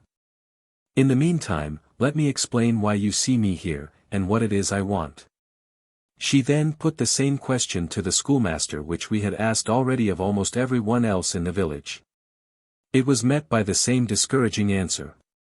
Mr. Dempster had not set eyes on the stranger of whom we were in search. "We may as well return to the house, Mr. Hartright," said Miss Halcombe, "the information we want is evidently not to be found." She had bowed to Mr. Dempster, and was about to leave the schoolroom, when the forlorn position of Jacob Postlethwaite, piteously sniffing on the stool of penitence, attracted her attention as she passed him, and made her stop good-humoredly to speak a word to the little prisoner before she opened the door. "You foolish boy," she said, "why don't you beg Mr. Dempster's pardon, and hold your tongue about the ghost?" But I saw gayest," persisted Jacob Postlethwaite, with a stare of terror and a burst of tears. "Stuff and nonsense. You saw nothing of the kind. Ghost indeed. What ghost?" "I beg your pardon, Miss Halcombe," interposed the schoolmaster a little uneasily, "but I think you had better not question the boy. The obstinate folly of his story is beyond all belief. And you might lead him into ignorantly." "Ignorantly what?" inquired Miss Halcombe sharply. "Ignorantly shocking your feelings," said Mr. Dempster, looking very much discomposed. "Upon my word, Mr. Dempster, you pay my feelings a great compliment in thinking them weak enough to be shocked by such an urchin as that." She turned with an air of satirical defiance to little Jacob, and began to question him directly. "Come," she said, "I mean to know all about this. You naughty boy, when did you see the ghost?" Yestereen, at the gloaming, replied Jacob. Oh. You saw it yesterday evening, in the twilight? And what was it like? Arlen White, as a gayist should be, answered the ghost seer, with a confidence beyond his years. And where was it? Away yender, in T kirkyard, where a gayist ought to be. As a gayist should be, where a gayist ought to be. Why, you little fool, you talk as if the manners and customs of ghosts had been familiar to you from your infancy. You have got your story at your fingers' ends, at any rate. I suppose I shall hear next that you can actually tell me whose ghost it was? But I just can, replied Jacob, nodding his head with an air of gloomy triumph. Mr. Dempster had already tried several times to speak while Miss Halcombe was examining his pupil, and he now interposed resolutely enough to make himself heard. Excuse me, Miss Halcombe, he said, if I venture to say that you are only encouraging the boy by asking him these questions. I will merely ask one more, Mr. Dempster, and then I shall be quite satisfied. Well, she continued, turning to the boy, and whose ghost was it? T. Gayest of Mistress Fairlie, answered Jacob in a whisper. The effect which this extraordinary reply produced on Miss Halcombe fully justified the anxiety which the schoolmaster had shown to prevent her from hearing it. Her face crimsoned with indignation, she turned upon little Jacob with an angry suddenness which terrified him into a fresh burst of tears, opened her lips to speak to him, then controlled herself, and addressed the master instead of the boy. It is useless, she said, to hold such a child as that responsible for what he says. I have little doubt that the idea has been put into his head by others. If there are people in this village, Mr.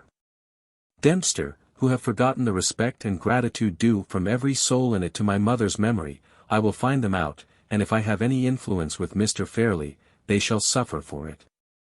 I hope, indeed, I am sure, Miss Halcombe, that you are mistaken, said the schoolmaster. The matter begins and ends with the boy's own perversity and folly.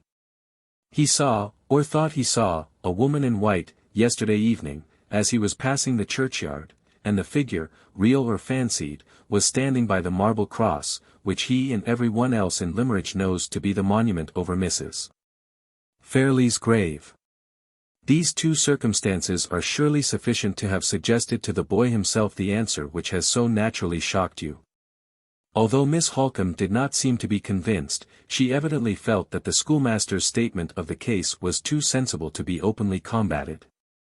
She merely replied by thanking him for his attention, and by promising to see him again when her doubts were satisfied. This said, she bowed, and led the way out of the schoolroom. Throughout the whole of this strange scene I had stood apart, listening attentively, and drawing my own conclusions. As soon as we were alone again, Miss Halcombe asked me if I had formed any opinion on what I had heard. A very strong opinion, I answered. The boy's story, as I believe, has a foundation in fact. I confess I am anxious to see the monument over Mrs. Fairlie's grave, and to examine the ground about it. You shall see the grave. She paused after making that reply, and reflected a little as we walked on. What has happened in the schoolroom, she resumed, has so completely distracted my attention from the subject of the letter, that I feel a little bewildered when I try to return to it. Must we give up all idea of making any further inquiries, and wait to place the thing in Mr. Gilmore's hands tomorrow? By no means, Miss Halcombe. What has happened in the schoolroom encourages me to persevere in the investigation. Why does it encourage you? Because it strengthens a suspicion I felt when you gave me the letter to read. I suppose you had your reasons, Mr. Hartright, for concealing that suspicion from me till this moment. I was afraid to encourage it in myself. I thought it was utterly preposterous, I distrusted it as the result of some perversity in my own imagination. But I can do so no longer. Not only the boy's own answers to your questions, but even a chance expression that dropped from the schoolmaster's lips in explaining his story, have forced the idea back into my mind. Events may yet prove that idea to be a delusion, Miss Halcombe. But the belief is strong in me, at this moment, that the fancied ghost in the churchyard, and the writer of the anonymous letter, are one and the same person. She stopped, turned pale, and looked me eagerly in the face. "What person?" "The schoolmaster unconsciously told you." When he spoke of the figure that the boy saw in the churchyard he called it, a woman in white. "Not Anne Catherick?" "Yes, Anne Catherick." She put her hand through my arm and leaned on it heavily. "I don't know why," she said in low tones, "but there is something in this suspicion of yours that seems to startle and unnerve me. I feel—" She stopped, and tried to laugh it off. "Mr. Hartright," she went on, "I will show you the grave, and then go back at once to the house. I had better not leave Laura too long alone. I had better go back and sit with her." We were close to the churchyard when she spoke. The church, a dreary building of grey stone, was situated in a little valley, so as to be sheltered from the bleak winds blowing over the moorland all round it. The burial ground advanced, from the side of the church, a little way up the slope of the hill. It was surrounded by a rough, low stone wall, and was bare and open to the sky, except at one extremity, where a brook trickled down the stony hillside, and a clump of dwarf trees threw their narrow shadows over the short, meagre grass. Just beyond the brook and the trees, and not far from one of the 3 stone stiles which afforded entrance, at various points, to the churchyard, rose the white marble cross that distinguished Mrs. Fairlie's grave from the humbler monuments scattered about it. "I need go no farther with you," said Miss Halcombe, pointing to the grave. "You will let me know if you find anything to confirm the idea you have just mentioned to me. Let us meet again at the house." She left me. I descended at once to the churchyard, and crossed the stile which led directly to Mrs. Fairlie's grave. The grass about it was too short, and the ground too hard, to show any marks of footsteps. Disappointed thus far, I next looked attentively at the cross, and at the square block of marble below it, on which the inscription was cut. The natural whiteness of the cross was a little clouded, here and there, by weather stains, and rather more than 1/2 of the square block beneath it, on the side which bore the inscription, was in the same condition. The other half, however, attracted my attention at once by its singular freedom from stain or impurity of any kind. I looked closer, and saw that it had been cleaned, recently cleaned, in a downward direction from top to bottom. The boundary line between the part that had been cleaned and the part that had not was traceable wherever the inscription left a blank space of marble, sharply traceable as a line that had been produced by artificial means. Who had begun the cleansing of the marble, and who had left it unfinished? I looked about me, wondering how the question was to be solved. No sign of a habitation could be discerned from the point at which I was standing. The burial ground was left in the lonely possession of the dead. I returned to the church, and walked round it till I came to the back of the building. Then crossed the boundary wall beyond, by another of the stone stiles, and found myself at the head of a path leading down into a deserted stone quarry. Against one side of the quarry a little 2-room cottage was built, and just outside the door an old woman was engaged in washing. I walked up to her, and entered into conversation about the church and burial ground. She was ready enough to talk, and almost the first words she said informed me that her husband filled the 2 offices of clerk and sexton. I said a few words next in praise of Mrs. Fairlie's monument.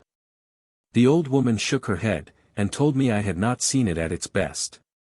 It was her husband's business to look after it, but he had been so ailing and weak for months and months past, that he had hardly been able to crawl into church on Sundays to do his duty, and the monument had been neglected in consequence. He was getting a little better now, and in a week or 10 days' time he hoped to be strong enough to set to work and clean it. This information, extracted from a long rambling answer in the broadest Cumberland dialect, told me all that I most wanted to know. I gave the poor woman a trifle, and returned at once to Limmeridge House. The partial cleansing of the monument had evidently been accomplished by a strange hand. Connecting what I had discovered, thus far, with what I had suspected after hearing the story of the ghost scene at twilight, I wanted nothing more to confirm my resolution to watch Mrs. Fairlie's grave, in secret, that evening, returning to it at sunset, and waiting within sight of it till the night fell. The work of cleansing the monument had been left unfinished, and the person by whom it had been begun might return to complete it. On getting back to the house I informed Miss Halcombe of what I intended to do. She looked surprised and uneasy while I was explaining my purpose, but she made no positive objection to the execution of it. She only said, "I hope it may end well." Just as she was leaving me again, I stopped her to inquire, as calmly as I could, after Miss Fairlie's health. She was in better spirits, and Miss Halcombe hoped she might be induced to take a little walking exercise while the afternoon sun lasted. I returned to my own room to resume setting the drawings in order. It was necessary to do this, and doubly necessary to keep my mind employed on anything that would help to distract my attention from myself, and from the hopeless future that lay before me. From time to time I paused in my work to look out of window and watch the sky as the sun sank nearer and nearer to the horizon. On one of those occasions I saw a figure on the broad gravel walk under my window. It was Miss Fairlie. I had not seen her since the morning, and I had hardly spoken to her then. Another day at Limmeridge was all that remained to me, and after that day my eyes might never look on her again. This thought was enough to hold me at the window. I had sufficient consideration for her to arrange the blind so that she might not see me if she looked up, but I had no strength to resist the temptation of letting my eyes, at least, follow her as far as they could on her walk. She was dressed in a brown cloak, with a plain black silk gown under it.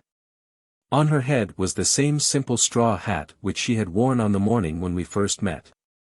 A veil was attached to it now which hid her face from me. By her side trotted a little Italian greyhound, the pet companion of all her walks, smartly dressed in a scarlet cloth wrapper, to keep the sharp air from his delicate skin. She did not seem to notice the dog. She walked straight forward, with her head drooping a little, and her arms folded in her cloak.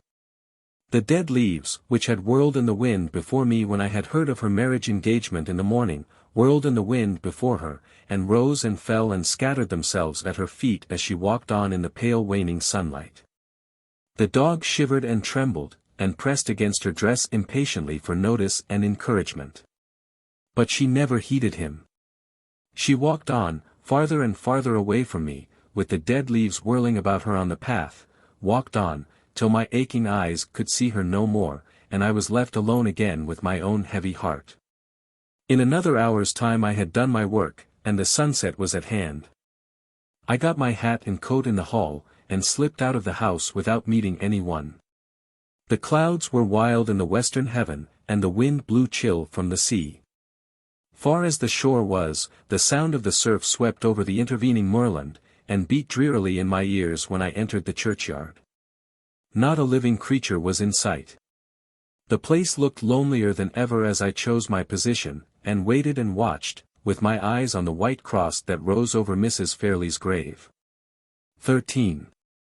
The exposed situation of the churchyard had obliged me to be cautious in choosing the position that I was to occupy. The main entrance to the church was on the side next to the burial ground, and the door was screened by a porch walled in on either side. After some little hesitation, caused by natural reluctance to conceal myself, indispensable as that concealment was to the object in view, I had resolved on entering the porch. A loophole window was pierced in each of its side walls. Through one of these windows I could see Mrs. Fairlie's grave. The other looked towards the stone quarry in which the sexton's cottage was built. Before me, fronting the porch entrance, was a patch of bare burial ground, a line of low stone wall, and a strip of lonely brown hill, with the sunset clouds sailing heavily over it before the strong, steady wind. No living creature was visible or audible, no bird flew by me, no dog barked from the sexton's cottage. The pauses in the dull beating of the surf were filled up by the dreary rustling of the dwarf trees near the grave, and the cold faint bubble of the brook over its stony bed. A dreary scene and a dreary hour.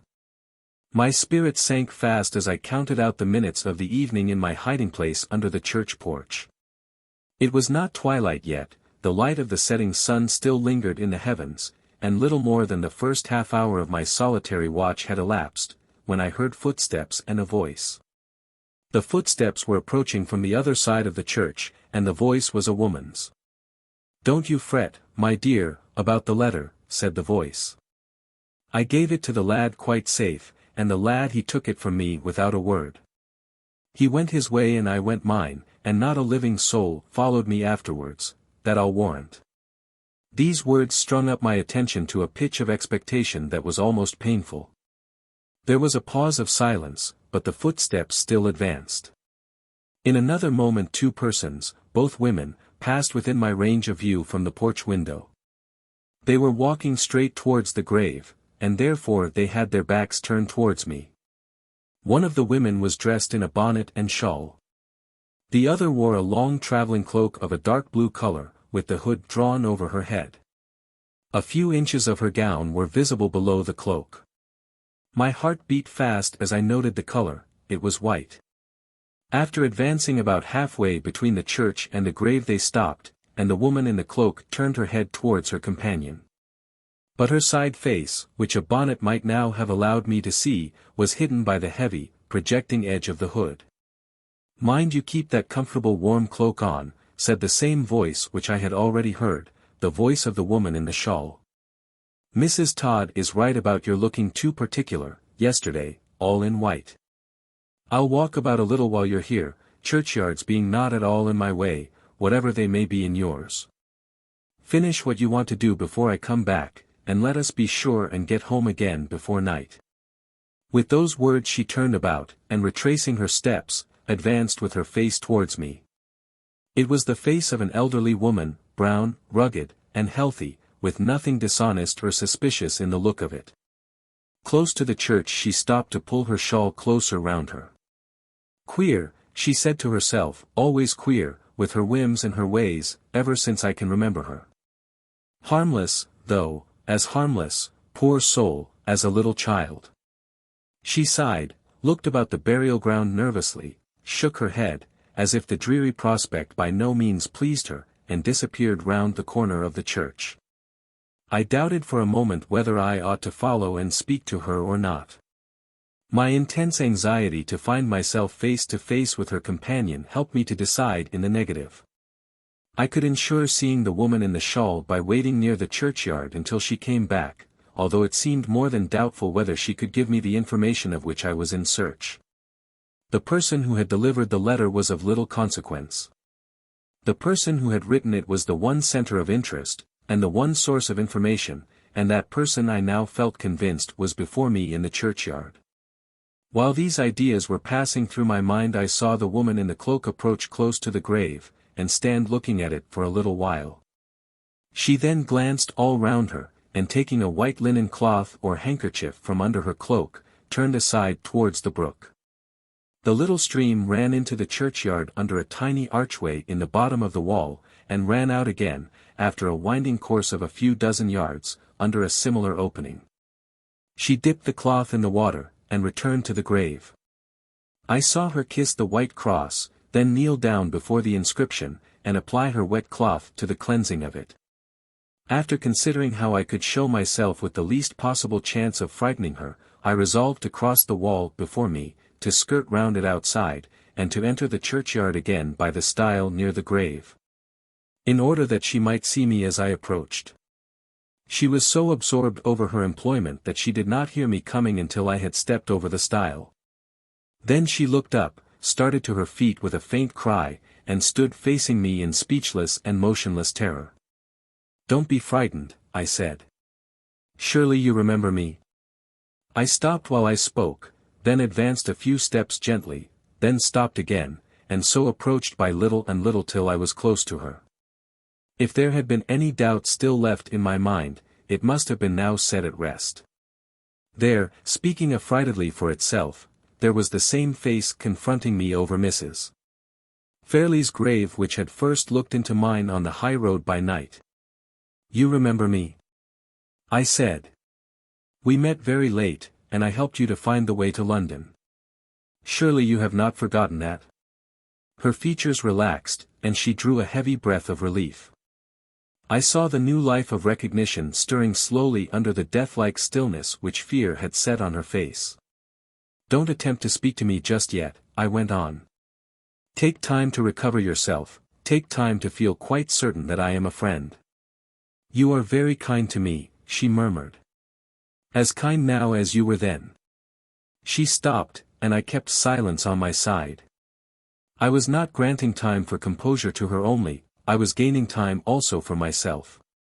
Under the wan wild evening light, that woman and I were met together again, a grave between us, the dead about us, the lonesome hills closing us round on every side. The time, the place, the circumstances under which we now stood face to face in the evening stillness of that dreary valley, the lifelong interests which might hang suspended on the next chance words that passed between us, the sense that, for aught I knew to the contrary, the whole future of Laura Fairlie's life might be determined, for good or for evil, by my winning or losing the confidence of the forlorn creature who stood trembling by her mother's grave, all threatened to shake the steadiness and the self-control on which every inch of the progress I might yet make now depended. I tried hard, as I felt this, to possess myself of all my resources. I did my utmost to turn the few moments for reflection to the best account. "Are you calmer now?" I said, as soon as I thought it time to speak again. "Can you talk to me without feeling frightened, and without forgetting that I am a friend?" "How did you come here?" she asked, without noticing what I had just said to her. "Don't you remember my telling you, when we last met, that I was going to Cumberland?" "I have been in Cumberland ever since. I have been staying all the time at Limmeridge House." "At Limmeridge House?" Her pale face brightened as she repeated the words, her wandering eyes fixed on me with a sudden interest. "Ah, how happy you must have been," she said, looking at me eagerly, without a shadow of its former distrust left in her expression. I took advantage of her newly aroused confidence in me to observe her face, with an attention and a curiosity which I had hitherto restrained myself from showing, for caution's sake. I looked at her, with my mind full of that other lovely face which had so ominously recalled her to my memory on the terrace by moonlight. I had seen Anne Catherick's likeness in Miss Fairlie. I now saw Miss Fairlie's likeness in Anne Catherick, saw it all the more clearly because the points of dissimilarity between the two were presented to me as well as the points of resemblance. In the general outline of the countenance and general proportion of the features, in the color of the hair and in the little nervous uncertainty about the lips, in the height and size of the figure, and the carriage of the head and body. The likeness appeared even more startling than I had ever felt it to be yet. But there the resemblance ended, and the dissimilarity, in details, began. The delicate beauty of Miss Fairlie's complexion, the transparent clearness of her eyes, the smooth purity of her skin, the tender bloom of color on her lips, were all missing from the worn weary face that was now turned towards mine. Although I hated myself even for thinking such a thing, still, while I looked at the woman before me, the idea would force itself into my mind that one sad change, in the future, was all that was wanting to make the likeness complete, which I now saw to be so imperfect in detail. If ever sorrow and suffering set their profaning marks on the youth and beauty of Miss Fairlie's face, then, and then only, Anne Catherick and she would be the twin sisters of chance resemblance, the living reflections of one another. I shuddered at the thought.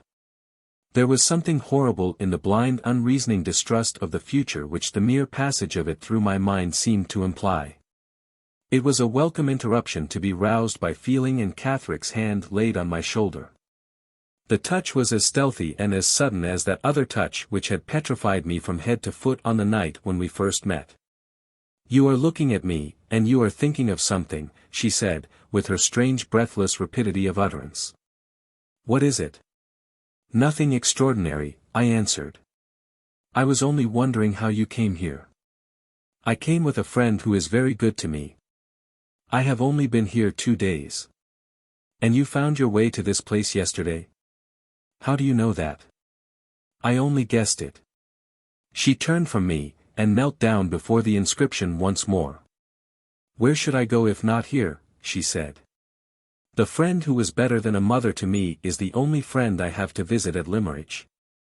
Oh, it makes my heart ache to see a stain on her tomb. It ought to be kept white as snow, for her sake.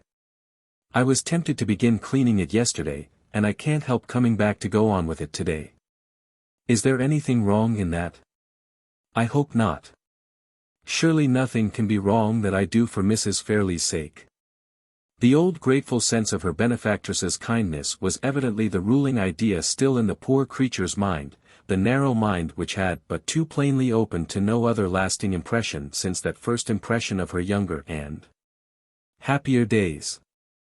I saw that my best chance of winning her confidence lay in encouraging her to proceed with the artless employment which she had come into the burial ground to pursue. She resumed it at once, on my telling her she might do so, touching the hard marble as tenderly as if it had been a sentient thing, and whispering the words of the inscription to herself, over and over again. As if the lost days of her girlhood had returned and she was patiently learning her lesson once more at Mrs. Fairlie's knees. "Should you wonder very much," I said, preparing the way as cautiously as I could for the questions that were to come, "if I own that it is a satisfaction to me, as well as a surprise, to see you here? I felt very uneasy about you after you left me in the cab." She looked up quickly and suspiciously. "Uneasy," she repeated. "Why?" "A strange thing happened after we parted that night. 2 men overtook me in a chaise. They did not see where I was standing, but they stopped near me, and spoke to a policeman on the other side of the way." She instantly suspended her employment. The hand holding the damp cloth with which she had been cleaning the inscription dropped to her side. The other hand grasped the marble cross at the head of the grave. Her face turned towards me slowly, with the blank look of terror set rigidly on it once more. I went on at all hazards. It was too late now to draw back. "The 2 men spoke to the policeman," I said, "and asked him if he had seen you. He had not seen you, and then one of the men spoke again, and said you had escaped from his asylum." She sprang to her feet as if my last words had set the pursuers on her track. "Stop! And hear the end," I cried. "Stop! And you shall know how I befriended you. A word from me would have told the men which way you had gone, and I never spoke that word. I helped your escape, I made it safe and certain. Think, try to think. Try to understand what I tell you." My manner seemed to influence her more than my words. She made an effort to grasp the new idea. Her hands shifted the damp cloth hesitatingly from one to the other, exactly as they had shifted the little traveling bag on the night when I first saw her. Slowly the purpose of my words seemed to force its way through the confusion and agitation of her mind. Slowly her features relaxed, and her eyes looked at me with their expression gaining in curiosity what it was fast losing in fear. "You don't think I ought to be back in the asylum, do you?" she said. "Certainly not. I am glad you escaped from it, I am glad I helped you." "Yes, yes, you did help me indeed, you helped me at the hard part," she went on a little vacantly. "It was easy to escape, or I should not have got away. They never suspected me as they suspected the others. I was so quiet, and so obedient, and so easily frightened. The finding London was the hard part, and there you helped me. Did I thank you at the time? I thank you now very kindly. Was the asylum far from where you met me? Come. Show that you believe me to be your friend, and tell me where it was." She mentioned a place, a private asylum, as its situation informed me. A private asylum not very far from the spot where I had seen her, and then, with evident suspicion of the use to which I might put her answer, anxiously repeated her former inquiry, "You don't think I ought to be taken back, do you?" Once again, "I am glad you escaped, I am glad you prospered well after you left me," I answered. "You said you had a friend in London to go to. Did you find the friend?" "Yes. It was very late, but there was a girl up at needlework in the house, and she helped me to rouse Mrs. Clements. Mrs. Clements is my friend. A good, kind woman, but not like Mrs. Fairlie." "Ah no, nobody is like Mrs. Fairlie." "Is Mrs. Clements an old friend of yours? Have you known her a long time?" "Yes, she was a neighbor of ours once, at home, in Hampshire, and liked me, and took care of me when I was a little girl. Years ago, when she went away from us, she wrote down in my prayer book for me where she was going to live in London, and she said, 'If you are ever in trouble, Anne, come to me. I have no husband alive to say me nay, and no children to look after, and I will take care of you.' Kind words, were they not? I suppose I remember them because they were kind. It's little enough I remember besides, little enough, little enough. Had you no father or mother to take care of you? Father, I never saw him, I never heard mother speak of him. Father? Ah, dear. He is dead, I suppose. And your mother? I don't get on well with her. We are a trouble and a fear to each other. A trouble and a fear to each other. At those words the suspicion crossed my mind, for the first time, that her mother might be the person who had placed her under restraint. Don't ask me about mother, she went on. I'd rather talk of Mrs. Clements. Mrs. Clements is like you, she doesn't think that I ought to be back in the asylum, and she is as glad as you are that I escaped from it. She cried over my misfortune, and said it must be kept secret from everybody. Her misfortune. In what sense was she using that word? In a sense which might explain her motive in writing the anonymous letter. In a sense which might show it to be the too common and too customary motive that has led many a woman to interpose anonymous hindrances to the marriage of the man who has ruined her.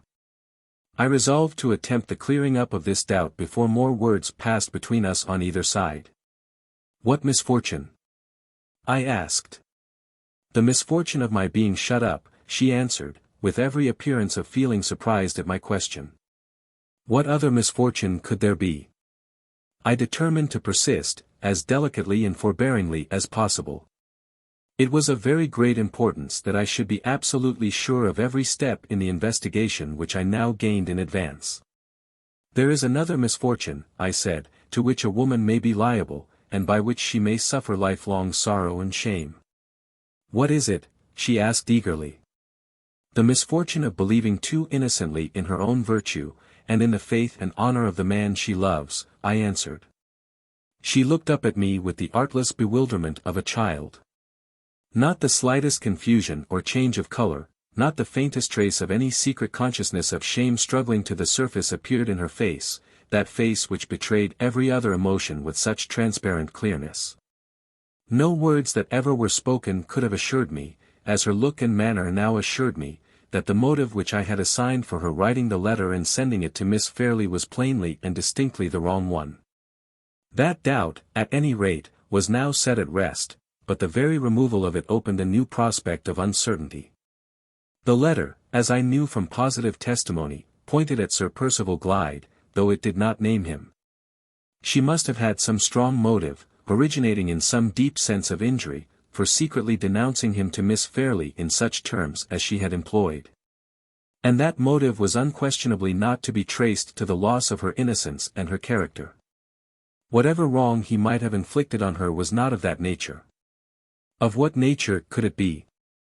I don't understand you, she said, after evidently trying hard, and trying in vain, to discover the meaning of the words I had last said to her.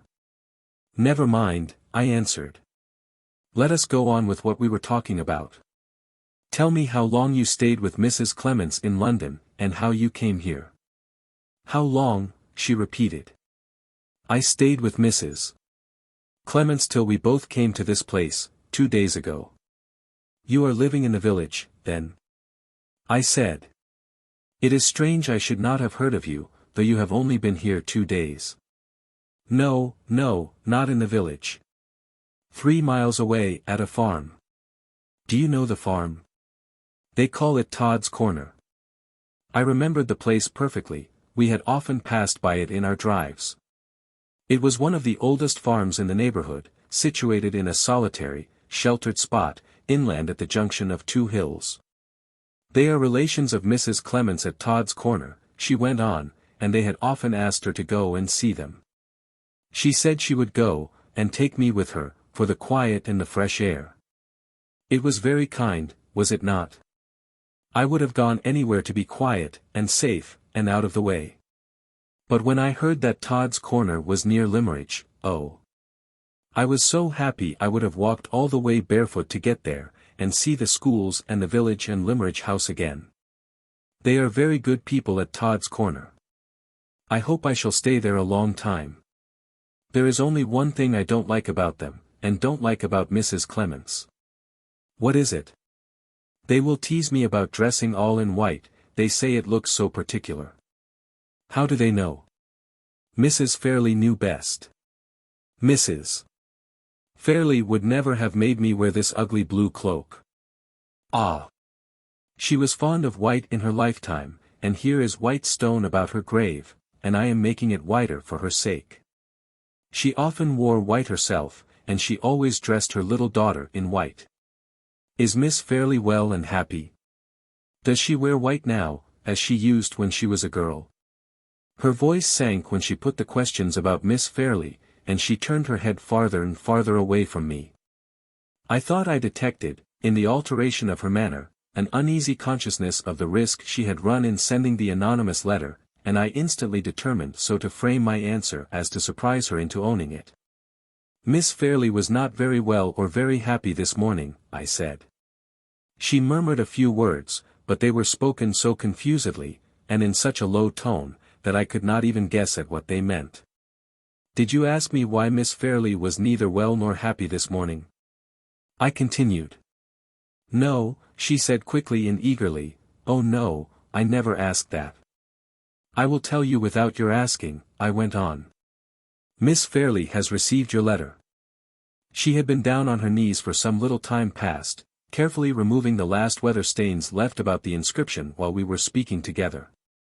The first sentence of the words I had just addressed to her made her pause in her occupation, and turn slowly without rising from her knees, so as to face me. The second sentence literally petrified her.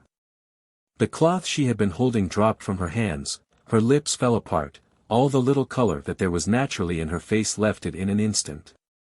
How do you know? She said faintly. Who showed it to you? The blood rushed back into her face, rushed overwhelmingly, as the sense rushed upon her mind that her own words had betrayed her. She struck her hands together in despair. I never wrote it, she gasped affrightedly, I know nothing about it. Yes, I said, you wrote it, and you know about it. It was wrong to send such a letter, it was wrong to frighten Miss Fairlie. If you had anything to say that it was right and necessary for her to hear, you should have gone yourself to Limmeridge House, you should have spoken to the young lady with your own lips. She crouched down over the flat stone of the grave, till her face was hidden on it, and made no reply. Miss Fairlie will be as good and kind to you as her mother was, if you mean well, I went on. Miss Fairlie will keep your secret, and not let you come to any harm. Will you see her tomorrow at the farm? Will you meet her in the garden at Limmeridge House?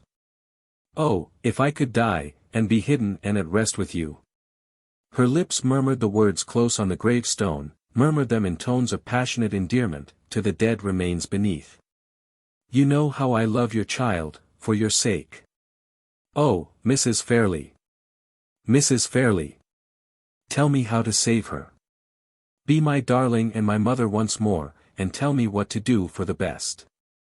I heard her lips kissing the stone, I saw her hands beating on it passionately. The sound and the sight deeply affected me.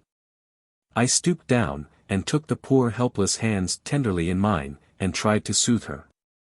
It was useless. She snatched her hands from me, and never moved her face from the stone. Seeing the urgent necessity of quieting her at any hazard and by any means, I appealed to the only anxiety that she appeared to feel. In connection with me and with my opinion of her, the anxiety to convince me of her fitness to be mistress of her own actions. Come, come, I said gently. Try to compose yourself, or you will make me alter my opinion of you. Don't let me think that the person who put you in the asylum might have had some excuse. The next words died away on my lips. The instant I risked that chance reference to the person who had put her in the asylum she sprang up on her knees. A most extraordinary and startling change passed over her. Her face, at all ordinary times so touching to look at, in its nervous sensitiveness, weakness, and uncertainty, became suddenly darkened by an expression of maniacally intense hatred and fear, which communicated a wild, unnatural force to every feature. Her eyes dilated in the dim evening light, like the eyes of a wild animal. She caught up the cloth that had fallen at her side, as if it had been a living creature that she could kill, and crushed it in both her hands with such convulsive strength. that the few drops of moisture left in it trickled down on the stone beneath her. "Talk of something else," she said, whispering through her teeth. "I shall lose myself if you talk of that." Every vestige of the gentler thoughts which had filled her mind hardly a minute since seemed to be swept from it now. It was evident that the impression left by Mrs. Fairlie's kindness was not, as I had supposed, the only strong impression on her memory. With the grateful remembrance of her schooldays at Limmeridge, there existed the vindictive remembrance of the wrong inflicted on her by her confinement in the asylum. Who had done that wrong? Could it really be her mother? It was hard to give up pursuing the inquiry to that final point, but I forced myself to abandon all idea of continuing it. Seeing her as I saw her now, it would have been cruel to think of anything but the necessity and the humanity of restoring her composure. "I will talk of nothing to distress you," I said soothingly. "You want something," she answered sharply and suspiciously. "Don't look at me like that. Speak to me, tell me what you want.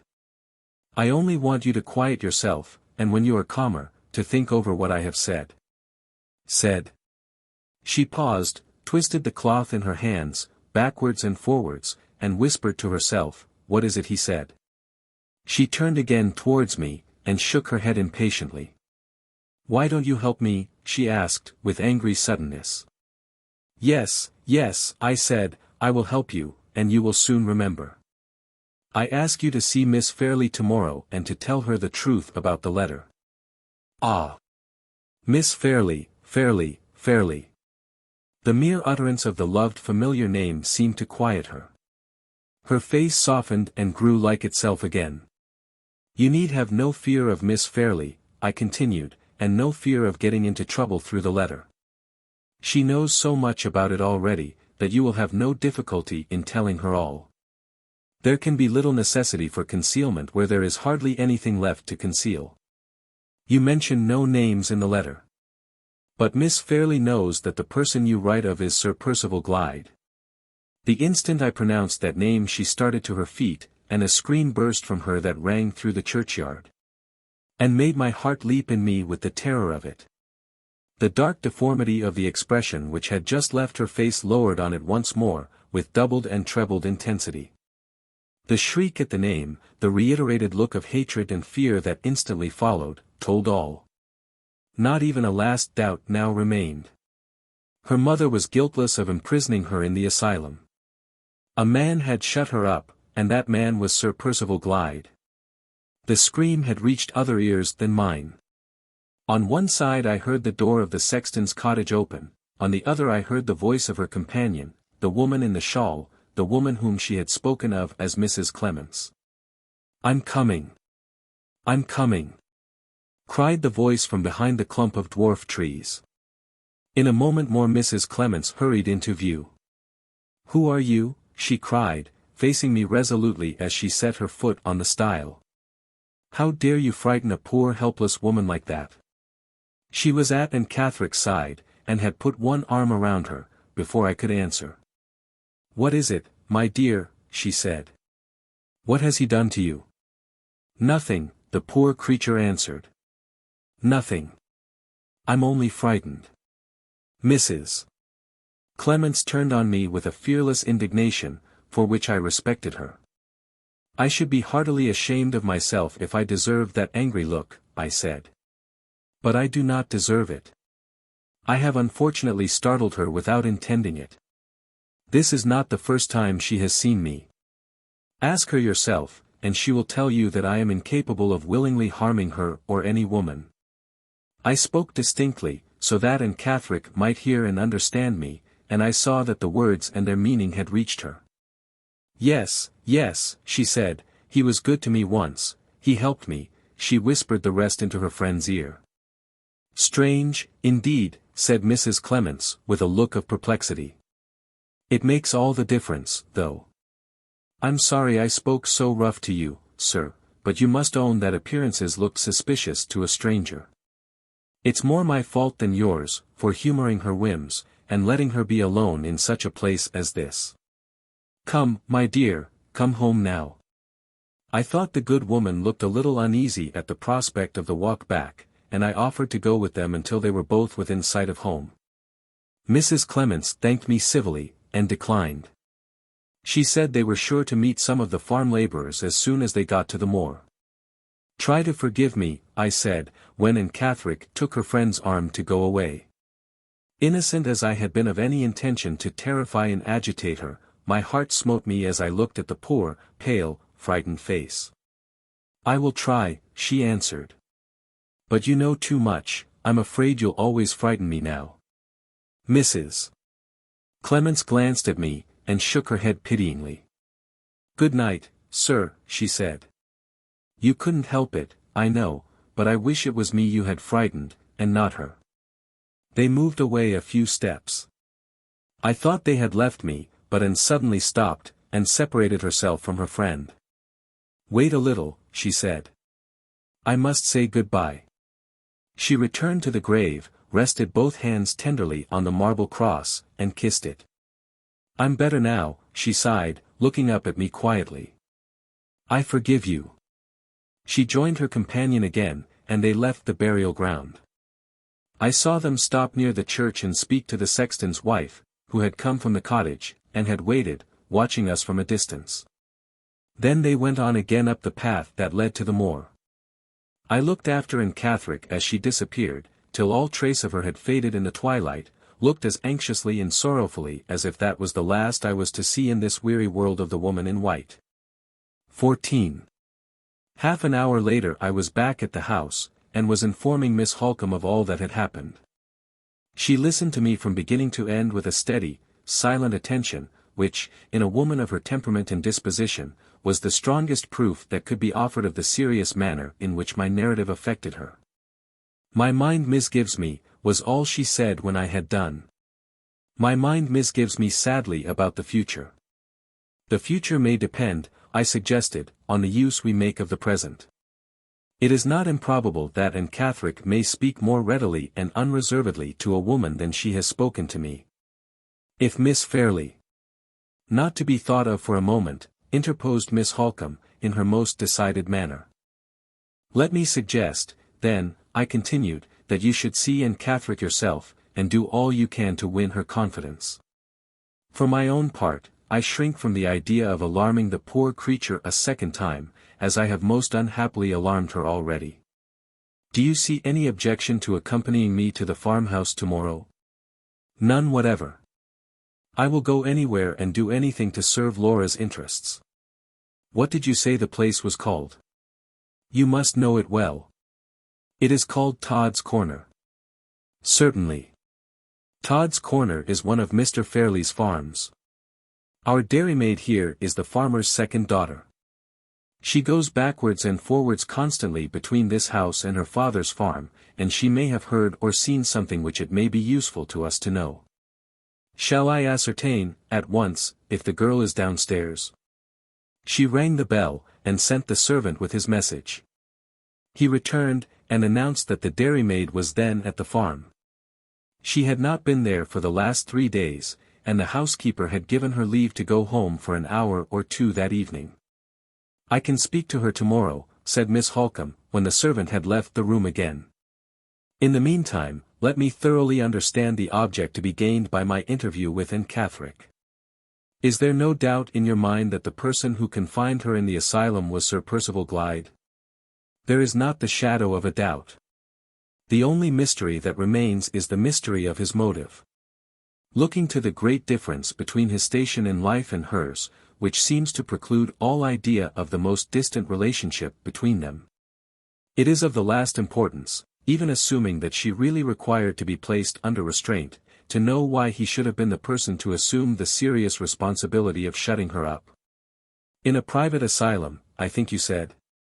"Yes, in a private asylum, where a sum of money, which no poor person could afford to give, must have been paid for her maintenance as a patient." "I see where the doubt lies, Mr. Hartright, and I promise you that it shall be set at rest, whether Anne Catherick assists us tomorrow or not. Sir Percival Glyde shall not be long in this house without satisfying Mr. Gilmore, and satisfying me. My sister's future is my dearest care in life, and I have influence enough over her to give me some power, where her marriage is concerned, in the disposal of it. We parted for the night. After breakfast the next morning, an obstacle, which the events of the evening before had put out of my memory, interposed to prevent our proceeding immediately to the farm. This was my last day at Limmeridge House, and it was necessary, as soon as the post came in, to follow Miss Halcombe's advice, and to ask Mr. Fairlie's permission to shorten my engagement by a month, in consideration of an unforeseen necessity for my return to London. Fortunately for the probability of this excuse, so far as appearances were concerned, the post brought me 2 letters from London friends that morning. I took them away at once to my own room, and sent the servant with a message to Mr. Fairlie, requesting to know when I could see him on a matter of business. I awaited the man's return, free from the slightest feeling of anxiety about the manner in which his master might receive my application. With Mr. Fairlie's leave or without it, I must go. The consciousness of having now taken the first step on the dreary journey which was henceforth to separate my life from Miss Fairlie's seemed to have blunted my sensibility to every consideration connected with myself. I had done with my poor man's touchy pride, I had done with all my little artist vanities. No insolence of Mr. Fairlie's, if he chose to be insolent, could wound me now. The servant returned with a message for which I was not unprepared. Mr. Fairlie regretted that the state of his health, on that particular morning, was such as to preclude all hope of his having the pleasure of receiving me. He begged, therefore, that I would accept his apologies, and kindly communicate what I had to say in the form of a letter. Similar messages to this had reached me, at various intervals, during my 3 months' residence in the house. Throughout the whole of that period Mr. Fairlie had been rejoiced to possess me, but had never been well enough to see me for a second time. The servant took every fresh batch of drawings that I mounted and restored back to his master with my respects, and returned empty-handed with Mr. Fairlie's kind compliments, best thanks, and sincere regrets that the state of his health still obliged him to remain a solitary prisoner in his own room. A more satisfactory arrangement to both sides could not possibly have been adopted. It would be hard to say which of us, under the circumstances, felt the most grateful sense of obligation to Mr. Fairlie's accommodating nerves. I sat down at once to write the letter, expressing myself in it as civilly, as clearly, and as briefly as possible. Mr. Fairlie did not hurry his reply. Nearly an hour elapsed before the answer was placed in my hands. It was written with beautiful regularity and neatness of character, in violet-colored ink, on notepaper as smooth as ivory and almost as thick as cardboard, and it addressed me in these terms. Mr. Fairlie's compliments to Mr. Hartright. Mr. Fairlie is more surprised and disappointed than he can say, in the present state of his health, by Mr. Hartright's application. Mr. Fairlie is not a man of business, but he has consulted his steward, who is, and that person confirms Mr. Fairlie's opinion that Mr. Hartright's request to be allowed to break his engagement cannot be justified by any necessity whatever, excepting perhaps a case of life and death. If the highly appreciative feeling towards art and its professors, which it is the consolation and happiness of Mr. Fairlie's suffering existence to cultivate, could be easily shaken, Mr. Hartright's present proceeding would have shaken it. It has not done so, except in the instance of Mr. Hartright himself. Having stated his opinion, so far, that is to say, as acute nervous suffering will allow him to state anything, Mr. Fairlie has nothing to add but the expression of his decision, in reference to the highly irregular application that has been made to him. Perfect repose of body and mind being to the last degree important in his case, Mr. Fairlie will not suffer Mr. Hartright to disturb that repose by remaining in the house under circumstances of an essentially irritating nature to both sides. Accordingly, Mr. Fairlie waives his right of refusal, purely with a view to the preservation of his own tranquillity, and informs Mr. Hartright that he may go. I folded the letter up, and put it away with my other papers. The time had been when I should have resented it as an insult, I accepted it now as a written release from my engagement. It was off my mind, it was almost out of my memory, when I went downstairs to the breakfast room, and informed Miss Halcombe that I was ready to walk with her to the farm. "Has Mr. Fairlie given you a satisfactory answer?" she asked as we left the house. He has allowed me to go, Miss Halcombe. She looked up at me quickly, and then, for the first time since I had known her, took my arm of her own accord. No words could have expressed so delicately that she understood how the permission to leave my employment had been granted, and that she gave me her sympathy, not as my superior, but as my friend. I had not felt the man's insolent letter, but I felt deeply the woman's atoning kindness. On our way to the farm we arranged that Miss Halcombe was to enter the house alone, and that I was to wait outside, within call. We adopted this mode of proceeding from an apprehension that my presence, after what had happened in the churchyard the evening before, might have the effect of renewing Anne Catherick's nervous dread, and of rendering her additionally distrustful of the advances of a lady who was a stranger to her. Miss Halcombe left me, with the intention of speaking, in the first instance, to the farmer's wife, of whose friendly readiness to help her in any way she was well assured, while I waited for her in the near neighborhood of the house. I had fully expected to be left alone for some time. To my surprise, however, little more than 5 minutes had elapsed before Miss Halcombe returned. "Does Anne Catherick refuse to see you?" I asked in astonishment. "Anne Catherick is gone," replied Miss Halcombe. "Gone. Gone with Mrs. Clements. They both left the farm at 8 o'clock this morning." I could say nothing, I could only feel that our last chance of discovery had gone with them. "All that Mrs. Todd knows about her guests, I know," Miss Halcombe went on, "and it leaves me, as it leaves her, in the dark. They both came back safe last night, after they left you, and they passed the first part of the evening with Mr. Todd's family as usual. Just before supper time, however, Anne Catherick startled them all by being suddenly seized with faintness. She had had a similar attack, of a less alarming kind, on the day she arrived at the farm, and Mrs.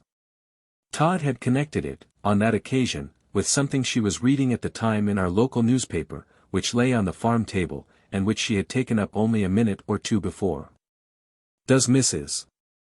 Todd know what particular passage in the newspaper affected her in that way?"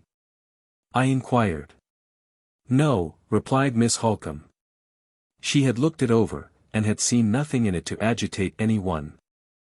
I asked leave, however, to look it over in my turn, and at the very first page I opened I found that the editor had enriched his small stock of news by drawing upon our family affairs, and had published my sister's marriage engagement. Among his other announcements, copied from the London papers, of marriages in high life. I concluded at once that this was the paragraph which had so strangely affected Anne Catherick, and I thought I saw in it, also, the origin of the letter which she sent to our house the next day. There can be no doubt in either case. But what did you hear about her second attack of faintness yesterday evening? Nothing. The cause of it is a complete mystery. There was no stranger in the room. The only visitor was our dairymaid, who, as I told you, is one of Mr. Todd's daughters, and the only conversation was the usual gossip about local affairs. They heard her cry out, and saw her turn deadly pale, without the slightest apparent reason. Mrs. Todd and Mrs. Clements took her upstairs, and Mrs. Clements remained with her. They were heard talking together until long after the usual bedtime, and early this morning Mrs. Clements took Mrs. Todd aside, and amazed her beyond all power of expression by saying that they must go. The only explanation Mrs. Todd could extract from her guest was, that something had happened, which was not the fault of any one at the farmhouse, but which was serious enough to make Anne Catherick resolve to leave Limmeridge immediately. It was quite useless to press Mrs. Clements to be more explicit. She only shook her head, and said that, for Anne's sake, she must beg and pray that no one would question her.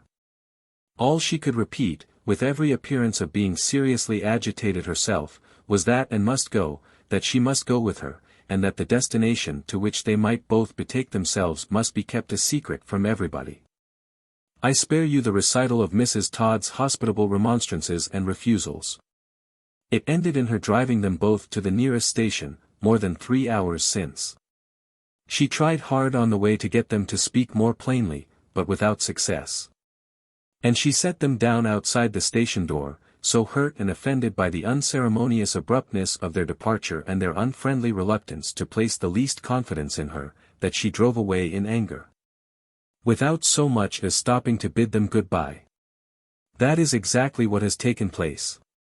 Search your own memory, Mr. Hartright, and tell me if anything happened in the burial ground yesterday evening which can at all account for the extraordinary departure of those two women this morning.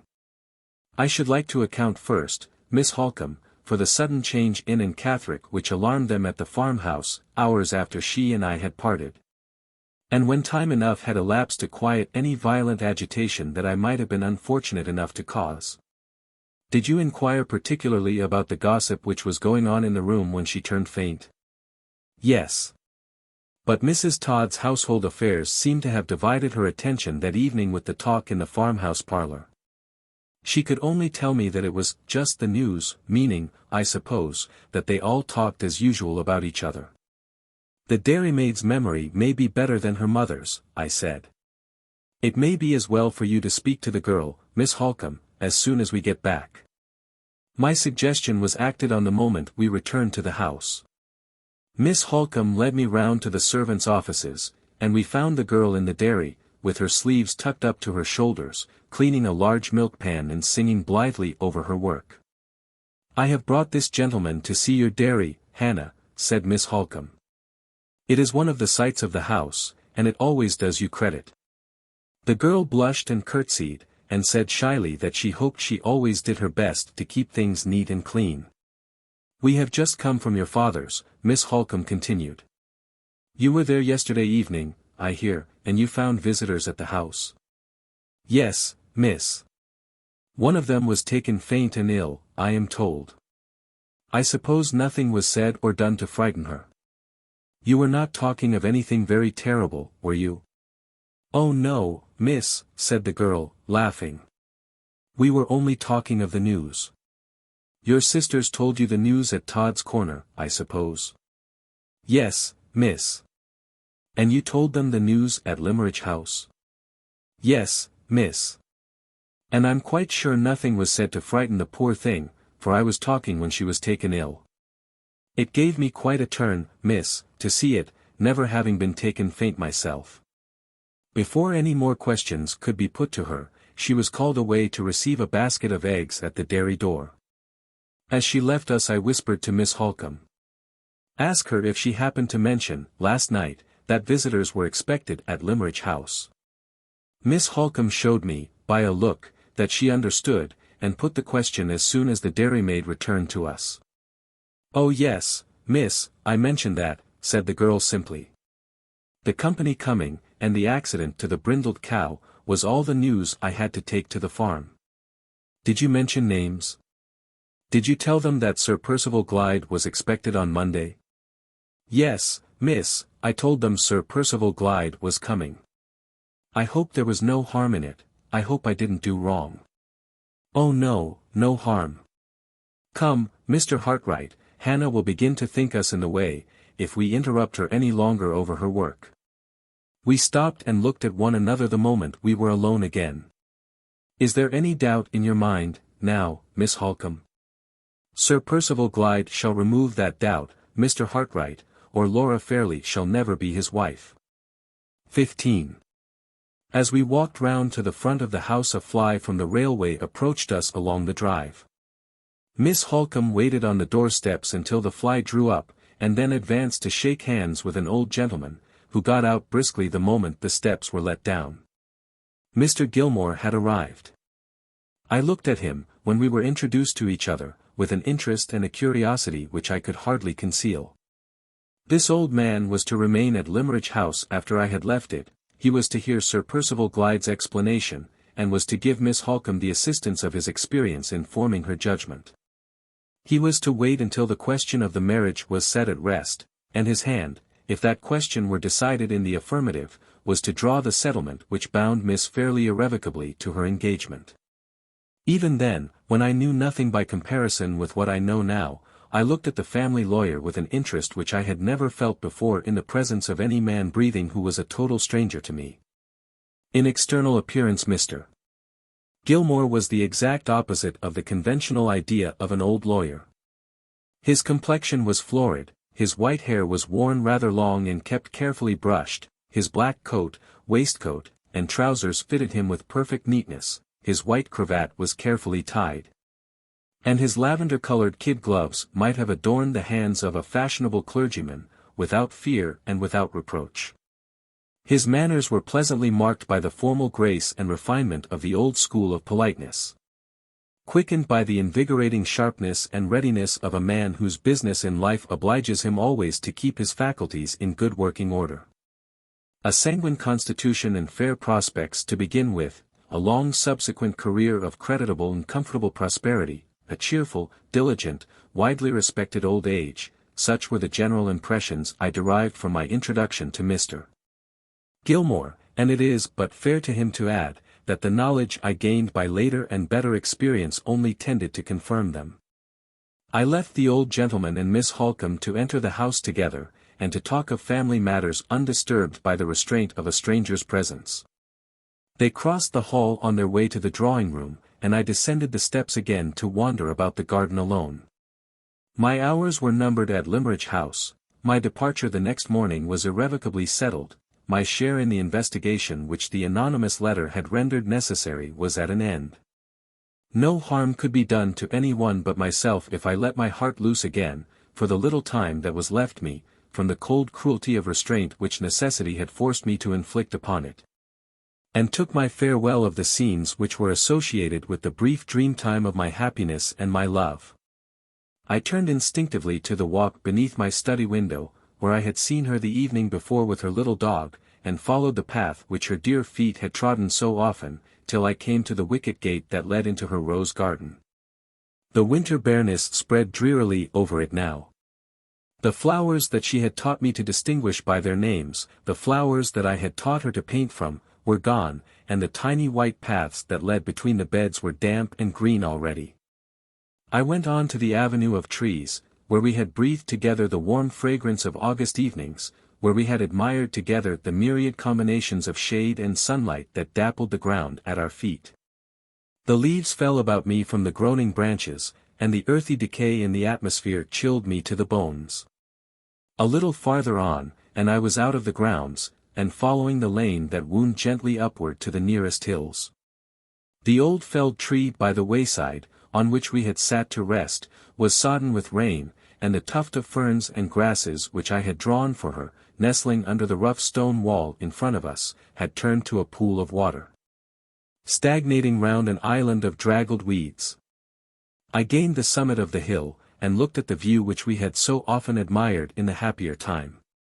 It was cold and barren, it was no longer the view that I remembered. The sunshine of her presence was far from me, the charm of her voice no longer murmured in my ear. She had talked to me, on the spot from which I now looked down, of her father, who was her last surviving parent, had told me how fond of each other they had been, and how sadly she missed him still when she entered certain rooms in the house, and when she took up forgotten occupations and amusements with which he had been associated. Was the view that I had seen, while listening to those words, the view that I saw now, standing on the hilltop by myself? I turned and left it, I wound my way back again, over the moor, and round the sandhills, down to the beach. There was the white rage of the surf, and the multitudinous glory of the leaping waves, but where was the place on which she had once drawn idle figures with her parasol in the sand, the place where we had sat together? While she talked to me about myself and my home, while she asked me a woman's minutely observant questions about my mother and my sister, and innocently wondered whether I should ever leave my lonely chambers and have a wife and a house of my own. Wind and wave had long since smoothed out the trace of her which she had left in those marks on the sand. I looked over the wide monotony of the seaside prospect, and the place in which we two had idled away the sunny hours was as lost to me as if I had never known it, as strange to me as if I stood already on a foreign shore. The empty silence of the beach struck cold to my heart. I returned to the house and the garden, where traces were left to speak of her at every turn. On the west terrace walk I met Mr. Gilmore. He was evidently in search of me, for he quickened his pace when we caught sight of each other. The state of my spirits little fitted me for the society of a stranger, but the meeting was inevitable, and I resigned myself to make the best of it. "You are the very person I wanted to see," said the old gentleman. "I had 2 words to say to you, my dear sir, and if you have no objection I will avail myself of the present opportunity.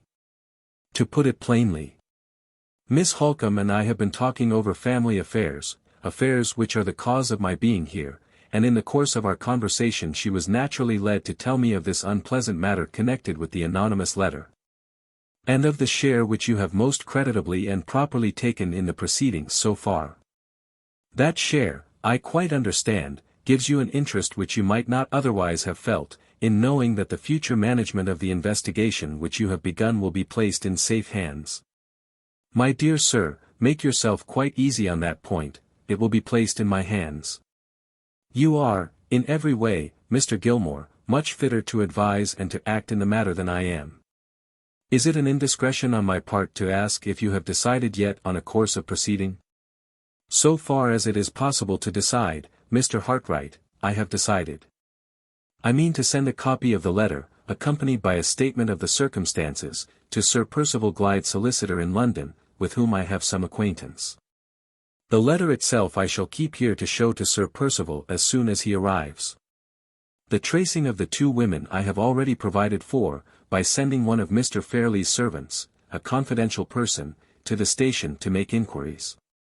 The man has his money and his directions, and he will follow the women in the event of his finding any clue. This is all that can be done until Sir Percival comes on Monday. I have no doubt myself that every explanation which can be expected from a gentleman and a man of honor, he will readily give. Sir Percival stands very high, sir, an eminent position, a reputation above suspicion.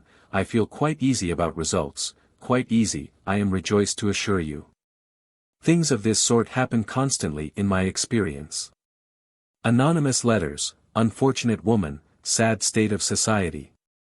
I don't deny that there are peculiar complications in this case, but the case itself is, most unhappily, common. I am afraid, Mr. Gilmore, I have the misfortune to differ from you in the view I take of the case. Just so, my dear sir, just so. I am an old man, and I take the practical view. You are a young man, and you take the romantic view. Let us not dispute about our views.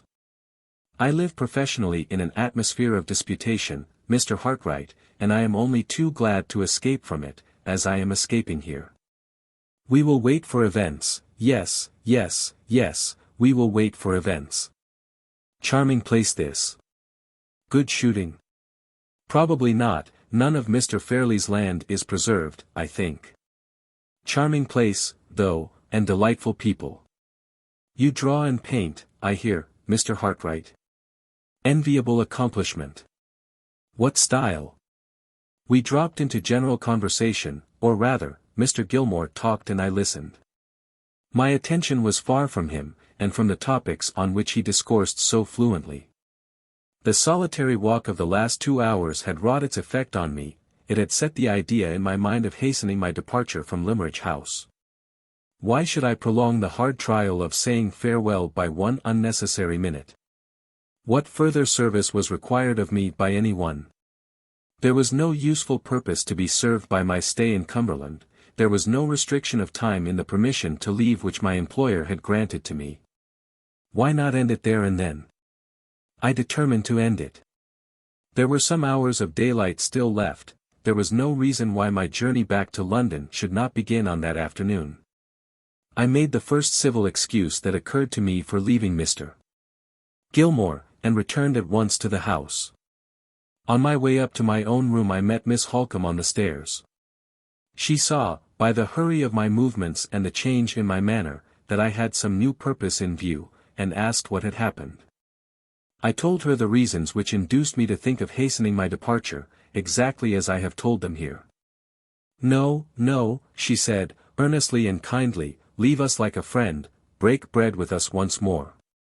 Stay here and dine, stay here and help us to spend our last evening with you as happily, as like our first evenings, as we can. It is my invitation, Mrs. Vesey's invitation, she hesitated a little, and then added, Laura's invitation as well. I promise to remain. God knows I had no wish to leave even the shadow of a sorrowful impression with any one of them. My own room was the best place for me till the dinner bell rang. I waited there till it was time to go downstairs. I had not spoken to Miss Fairlie, I had not even seen her, all that day. The first meeting with her, when I entered the drawing-room, was a hard trial to her self-control and to mine. She, too, had done her best to make our last evening renew the golden bygone time, the time that could never come again. She had put on the dress which I used to admire more than any other that she possessed, a dark blue silk, trimmed quaintly and prettily with old-fashioned lace. She came forward to meet me with her former readiness, she gave me her hand with the frank, innocent goodwill of happier days. The cold fingers that trembled round mine, the pale cheeks with a bright red spot burning in the midst of them, the faint smile that struggled to live on her lips and died away from them while I looked at it, told me at what sacrifice of herself her outward composure was maintained. My heart could take her no closer to me, or I should have loved her then as I had never loved her yet. Mr. Gilmore was a great assistance to us. He was in high good humor, and he led the conversation with unflagging spirit. Miss Halcombe seconded him resolutely, and I did all I could to follow her example. The kind blue eyes, whose slightest changes of expression I had learnt to interpret so well, looked at me appealingly when we first sat down to table. "Help my sister," the sweet anxious face seemed to say, "help my sister, and you will help me." We got through the dinner, to all outward appearance at least, happily enough. When the ladies had risen from table, and Mr. Gilmore and I were left alone in the dining-room, a new interest presented itself to occupy our attention, and to give me an opportunity of quieting myself by a few minutes of needful and welcome silence. The servant who had been dispatched to trace Anne Catherick and Mrs. Clements returned with his report, and was shown into the dining-room immediately. "Well," said Mr. Gilmore, "what have you found out?" "I have found out, sir," answered the man, "that both the women took tickets at our station here for Carlisle." "You went to Carlisle, of course, when you heard that?" "I did, sir, but I am sorry to say I could find no further trace of them." "You inquired at the railway?" "Yes, sir." "And at the different inns?" "Yes, sir." "And you left the statement I wrote for you at the police station?" "I did, sir." "Well, my friend, you have done all you could, and I have done all I could, and there the matter must rest till further notice. We have played our trump cards, Mr. Hartright," continued the old gentleman when the servant had withdrawn. "For the present, at least, the women have outmanoeuvred us, and our only resource now is to wait till Sir Percival Glyde comes here on Monday next. Won't you fill your glass again? Good bottle of port, that, sound, substantial, old wine. I have got better in my own cellar, though." We returned to the drawing-room, the room in which the happiest evenings of my life had been passed, the room which, after this last night, I was never to see again. Its aspect was altered since the days had shortened and the weather had grown cold. The glass doors on the terrace side were closed, and hidden by thick curtains. Instead of the soft twilight obscurity, in which we used to sit, the bright radiant glow of lamplight now dazzled my eyes. All was changed, indoors and out all was changed. Miss Halcombe and Mr. Gilmore sat down together at the card table, Mrs. Vesey took her customary chair. There was no restraint on the disposal of their evening, and I felt the restraint on the disposal of mine all the more painfully from observing it. I saw Miss Fairlie lingering near the music-stand. The time had been when I might have joined her there. I waited irresolutely, I knew neither where to go nor what to do next. She cast one quick glance at me, took a piece of music suddenly from the stand, and came towards me of her own accord. "Shall I play some of those little melodies of Mozart's which you used to like so much?" she asked, opening the music nervously, and looking down at it while she spoke. Before I could thank her she hastened to the piano. The chair near it, which I had always been accustomed to occupy, stood empty. She struck a few chords, then glanced round at me, then looked back again at her music. "Won't you take your old place?" she said, speaking very abruptly and in very low tones. I may take it on the last night, I answered. She did not reply. She kept her attention riveted on the music which she knew by memory, which she had played over and over again, in former times, without the book.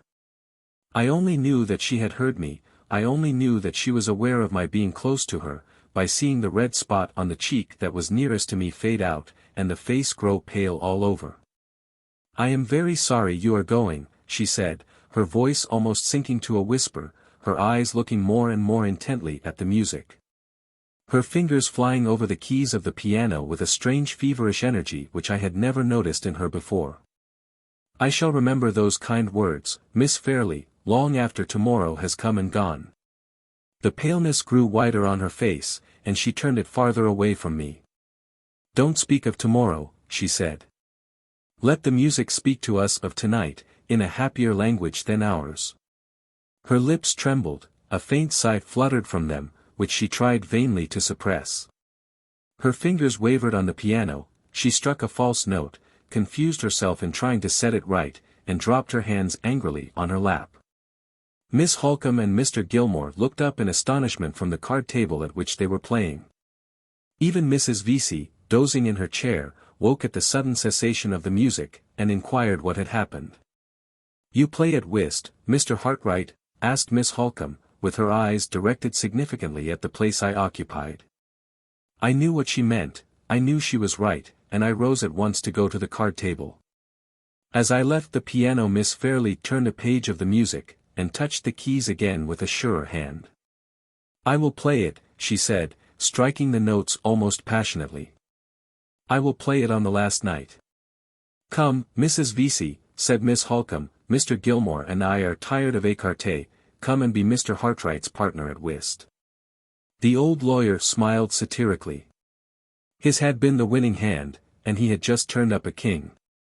He evidently attributed Miss Halcombe's abrupt change in the card table arrangements to a lady's inability to play the losing game.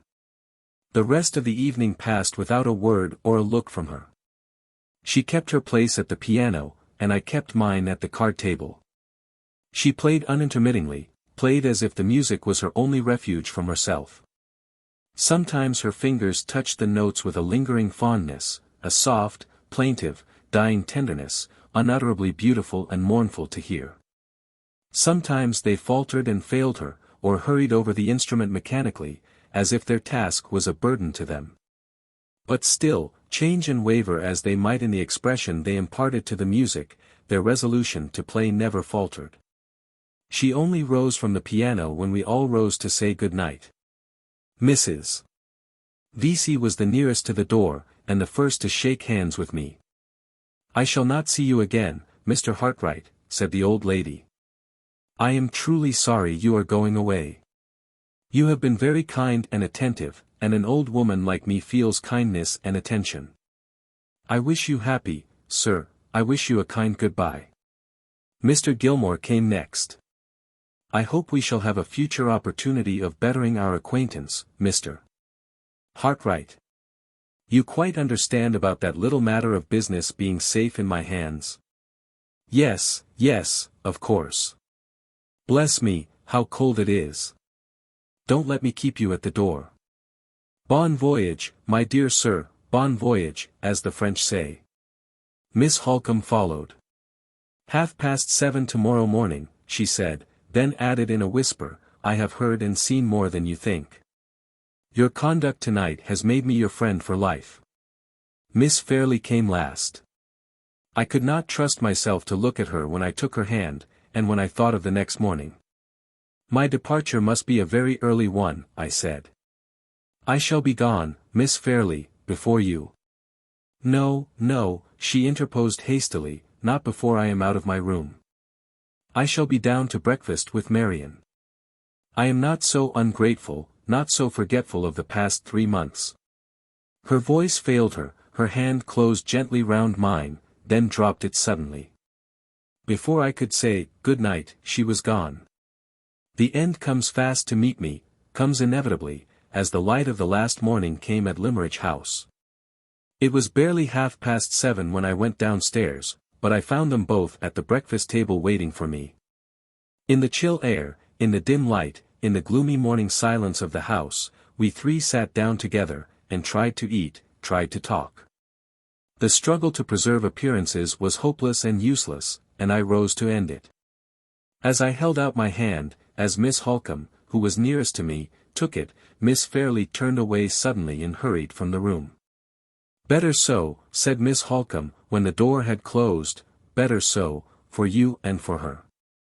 I waited a moment before I could speak. It was hard to lose her, without a parting word or a parting look. I controlled myself. I tried to take leave of Miss Halcombe in fitting terms. But all the farewell words I would fain have spoken dwindled to one sentence. "Have I deserved that you should write to me?" was all I could say.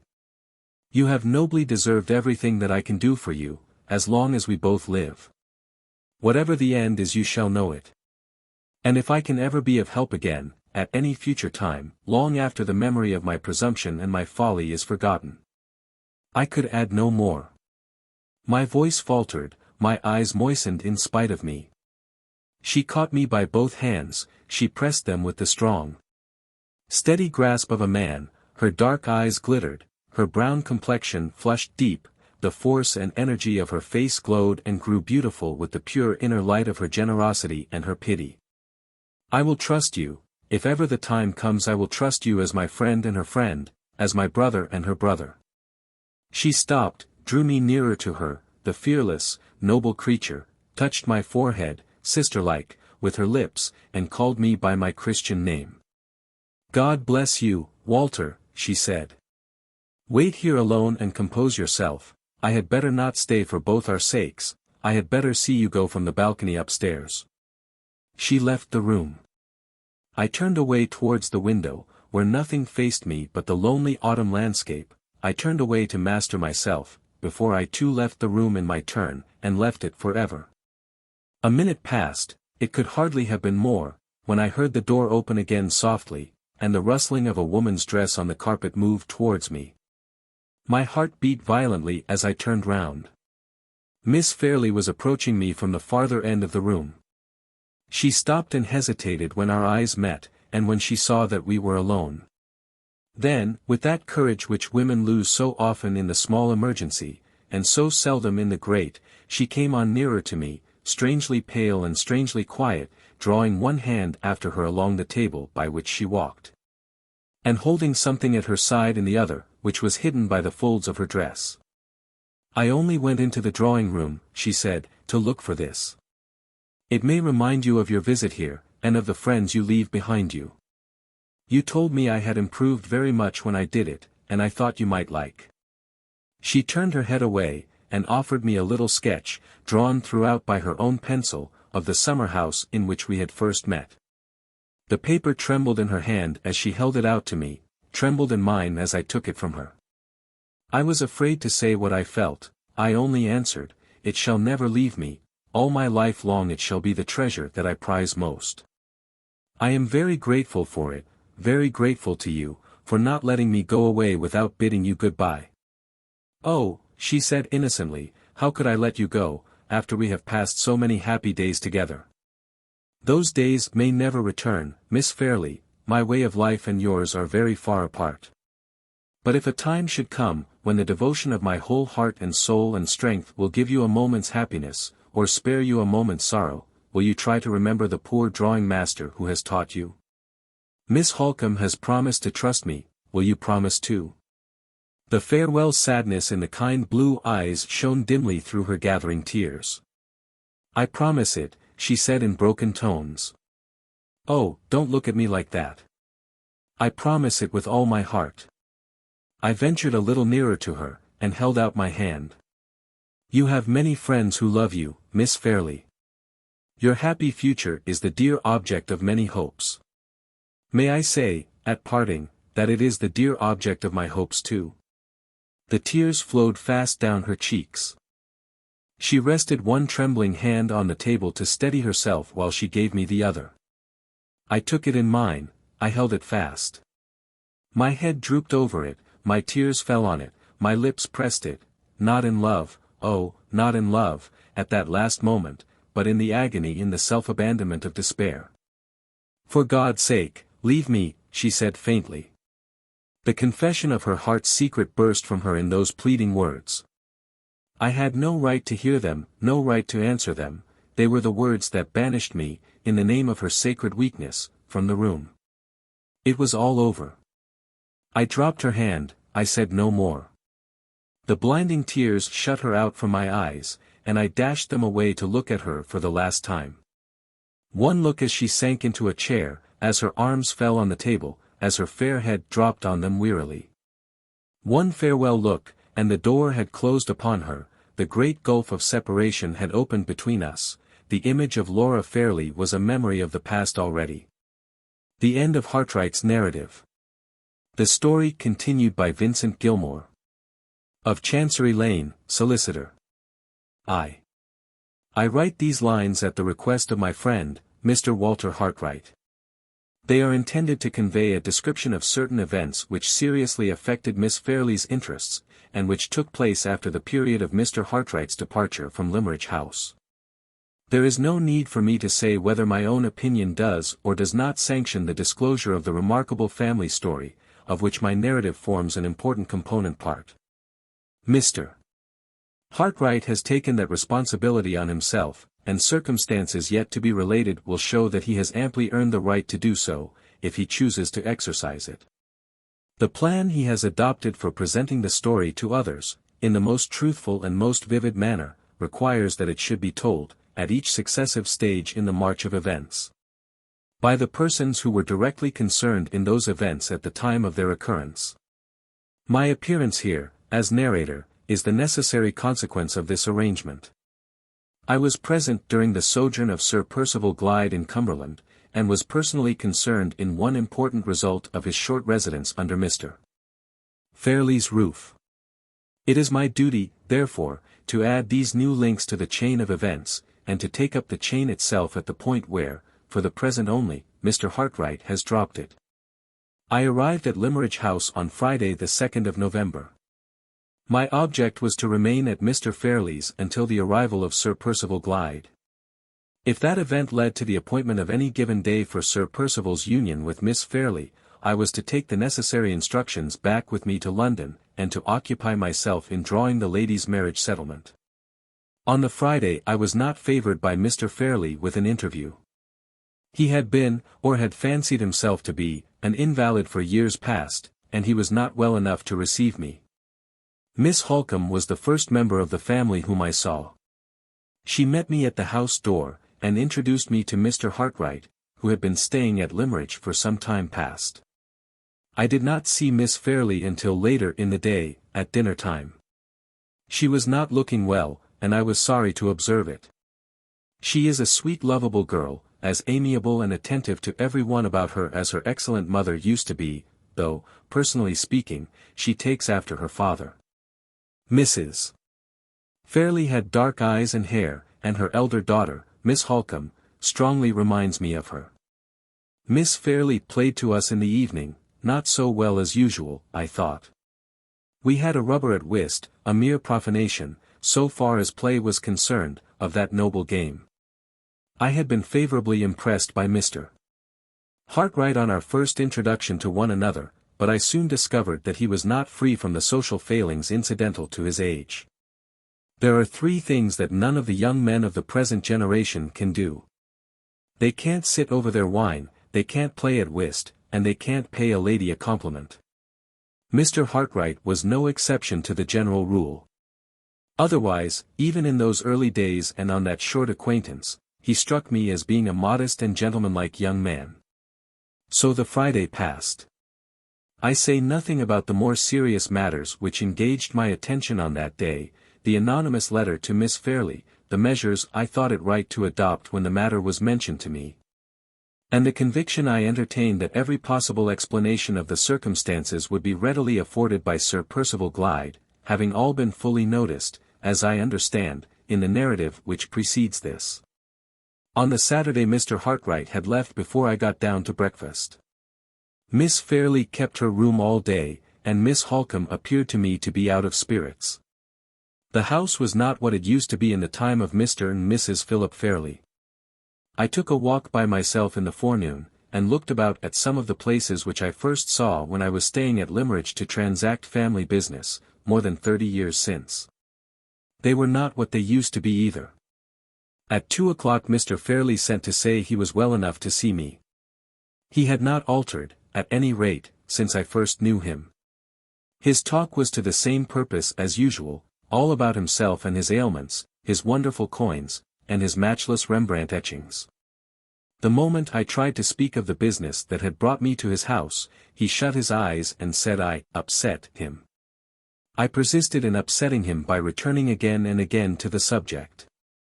All I could ascertain was that he looked on his niece's marriage as a settled thing, that her father had sanctioned it, that he sanctioned it himself, that it was a desirable marriage, and that he should be personally rejoiced when the worry of it was over.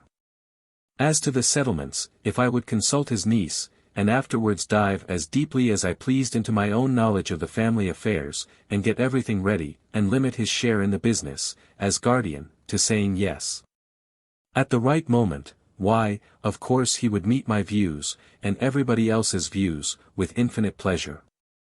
In the meantime, there I saw him, a helpless sufferer, confined to his room. Did I think he looked as if he wanted teasing? No. Then why tease him? I might, perhaps, have been a little astonished at this extraordinary absence of all self-assertion on Mr.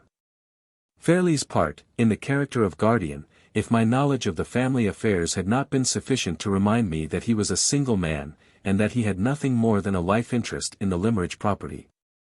As matters stood, therefore, I was neither surprised nor disappointed at the result of the interview. Mr. Fairlie had simply justified my expectations, and there was an end of it. Sunday was a dull day, out of doors and in. A letter arrived for me from Sir Percival Glyde's solicitor, acknowledging the receipt of my copy of the anonymous letter and my accompanying statement of the case. Miss Fairlie joined us in the afternoon, looking pale and depressed, and altogether unlike herself. I had some talk with her, and ventured on a delicate allusion to Sir Percival. She listened and said nothing. All other subjects she pursued willingly, but this subject she allowed to drop. I began to doubt whether she might not be repenting of her engagement, just as young ladies often do, when repentance comes too late. On Monday Sir Percival Glyde arrived. I found him to be a most prepossessing man, so far as manners and appearance were concerned. He looked rather older than I had expected, his head being bald over the forehead, and his face somewhat marked and worn, but his movements were as active and his spirits as high as a young man's. His meeting with Miss Halcombe was delightfully hearty and unaffected, and his reception of me, upon my being presented to him, was so easy and pleasant that we got on together like old friends. Miss Fairlie was not with us when he arrived, but she entered the room about 10 minutes afterwards. Sir Percival rose and paid his compliments with perfect grace. His evident concern on seeing the change for the worse in the young lady's looks was expressed with a mixture of tenderness and respect, with an unassuming delicacy of tone, voice, and manner, which did equal credit to his good breeding and his good sense. I was rather surprised, under these circumstances, to see that Miss Fairlie continued to be constrained and uneasy in his presence, and that she took the first opportunity of leaving the room again. Sir Percival neither noticed the restraint in her reception of him, nor her sudden withdrawal from our society. He had not obtruded his attentions on her while she was present, and he did not embarrass Miss Halcombe by any allusion to her departure when she was gone. His tact and taste were never at fault on this or on any other occasion while I was in his company at Limmeridge House. As soon as Miss Fairlie had left the room he spared us all embarrassment on the subject of the anonymous letter, by adverting to it of his own accord. He had stopped in London on his way from Hampshire, had seen his solicitor, had read the documents forwarded by me, and had travelled on to Cumberland, anxious to satisfy our minds by the speediest and the fullest explanation that words could convey. On hearing him express himself to this effect, I offered him the original letter, which I had kept for his inspection. He thanked me, and declined to look at it, saying that he had seen the copy, and that he was quite willing to leave the original in our hands. The statement itself, on which he immediately entered, was as simple and satisfactory as I had all along anticipated it would be. Mrs. Catherick, he informed us, had in past years laid him under some obligations for faithful services rendered to his family connections and to himself. She had been doubly unfortunate in being married to a husband who had deserted her, and in having an only child whose mental faculties had been in a disturbed condition from a very early age. Although her marriage had removed her to a part of Hampshire far distant from the neighbourhood in which Sir Percival's property was situated, he had taken care not to lose sight of her, his friendly feeling towards the poor woman. In consideration of her past services, having been greatly strengthened by his admiration of the patience and courage with which she supported her calamities. In course of time the symptoms of mental affliction in her unhappy daughter increased to such a serious extent, as to make it a matter of necessity to place her under proper medical care. Mrs. Catherick herself recognized this necessity, but she also felt the prejudice common to persons occupying her respectable station, against allowing her child to be admitted, as a pauper, into a public asylum. Sir Percival had respected this prejudice, as he respected honest independence of feeling in any rank of life, and had resolved to mark his grateful sense of Mrs. Catherick's early attachment to the interests of himself and his family, by defraying the expense of her daughter's maintenance in a trustworthy private asylum. To her mother's regret, and to his own regret, the unfortunate creature had discovered the share which circumstances had induced him to take in placing her under restraint, and had conceived the most intense hatred and distrust of him in consequence. To that hatred and distrust, which had expressed itself in various ways in the asylum, the anonymous letter, written after her escape, was plainly attributable. If Miss Halcombe's or Mr. Gilmore's recollection of the document did not confirm that view, or if they wished for any additional particulars about the asylum, the address of which he mentioned, as well as the names and addresses of the two doctors on whose certificates the patient was admitted, he was ready to answer any question and to clear up any uncertainty. He had done his duty to the unhappy young woman, by instructing his solicitor to spare no expense in tracing her, and in restoring her once more to medical care, and he was now only anxious to do his duty towards Miss Fairlie and towards her family, in the same plain, straightforward way. I was the first to speak in answer to this appeal. My own course was plain to me. It is the great beauty of the law that it can dispute any human statement, made under any circumstances, and reduced to any form. If I had felt professionally called upon to set up a case against Sir Percival Glyde, on the strength of his own explanation, I could have done so beyond all doubt. But my duty did not lie in this direction, my function was of the purely judicial kind. I was to weigh the explanation we had just heard, to allow all due force to the high reputation of the gentleman who offered it, and to decide honestly whether the probabilities, on Sir Percival's own showing, were plainly with him, or plainly against him. My own conviction was that they were plainly with him, and I accordingly declared that his explanation was, to my mind, unquestionably a satisfactory one. Miss Halcombe, after looking at me very earnestly, said a few words, on her side, to the same effect, with a certain hesitation of manner, however, which the circumstances did not seem to me to warrant. I am unable to say, positively, whether Sir Percival noticed this or not. My opinion is that he did, seeing that he pointedly resumed the subject, although he might now, with all propriety, have allowed it to drop. If my plain statement of facts had only been addressed to Mr. Gilmore, he said, I should consider any further reference to this unhappy matter as unnecessary. I may fairly expect Mr. Gilmore, as a gentleman, to believe me on my word, and when he has done me that justice, all discussion of the subject between us has come to an end. But my position with a lady is not the same. I owe to her, what I would concede to no man alive, a proof of the truth of my assertion. You cannot ask for that proof, Miss Halcombe, and it is therefore my duty to you, and still more to Miss Fairlie, to offer it. May I beg that you will write at once to the mother of this unfortunate woman, to Mrs. Catherick, to ask for her testimony in support of the explanation which I have just offered to you. I saw Miss Halcombe change colour, and look a little uneasy.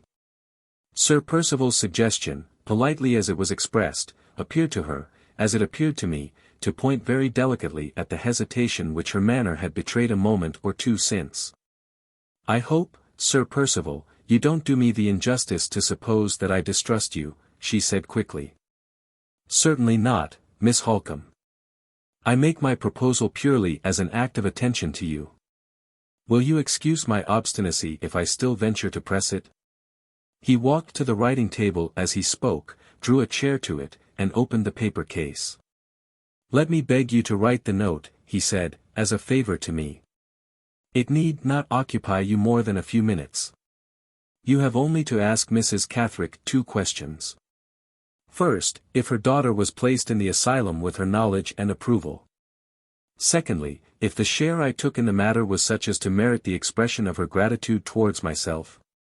Mr. Gilmore's mind is at ease on this unpleasant subject, and your mind is at ease.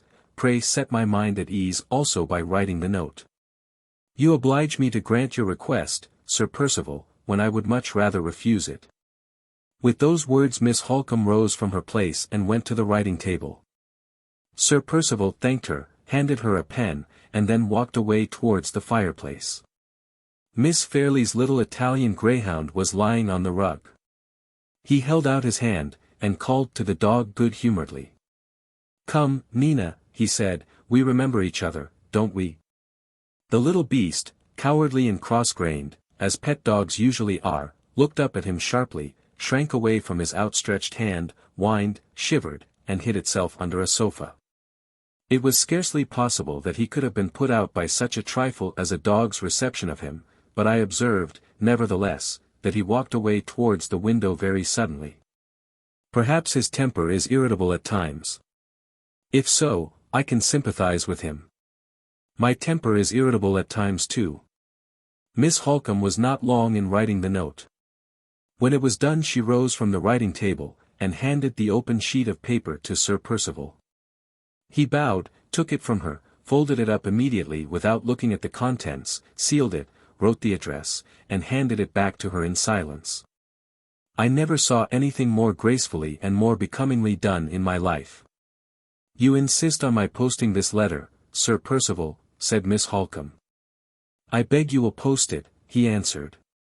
And now that it is written and sealed up, allow me to ask 1 or 2 last questions about the unhappy woman to whom it refers.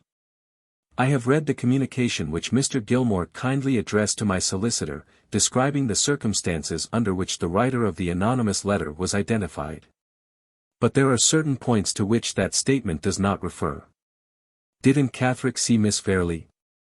Certainly not, replied Miss Halcombe. Did she see you? No. She saw nobody from the house then, except a certain Mr. Hartright, who accidentally met with her in the churchyard here. Nobody else. Mr. Hartright was employed at Limmeridge as a drawing master, I believe. Is he a member of one of the watercolour societies?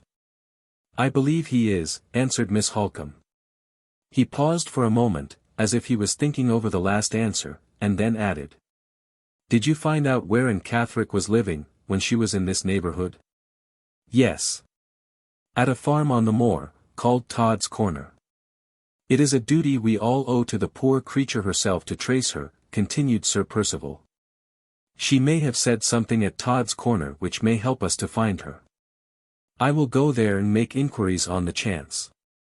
In the meantime, as I cannot prevail on myself to discuss this painful subject with Miss Fairlie, may I beg, Miss Halcombe, that you will kindly undertake to give her the necessary explanation. Deferring it of course until you have received the reply to that note. Miss Halcombe promised to comply with his request. He thanked her, nodded pleasantly, and left us, to go and establish himself in his own room. As he opened the door the cross-grained greyhound poked out her sharp muzzle from under the sofa, and barked and snapped at him. A good morning's work, Miss Halcombe, I said, as soon as we were alone. Here is an anxious day well ended already. Yes, she answered, no doubt. I am very glad your mind is satisfied. My mind. Surely, with that note in your hand, your mind is at ease too. Oh yes, how can it be otherwise? I know the thing could not be, she went on, speaking more to herself than to me, but I almost wish Walter Hartright had stayed here long enough to be present at the explanation, and to hear the proposal to me to write this note. I was a little surprised, perhaps a little piqued also, by these last words.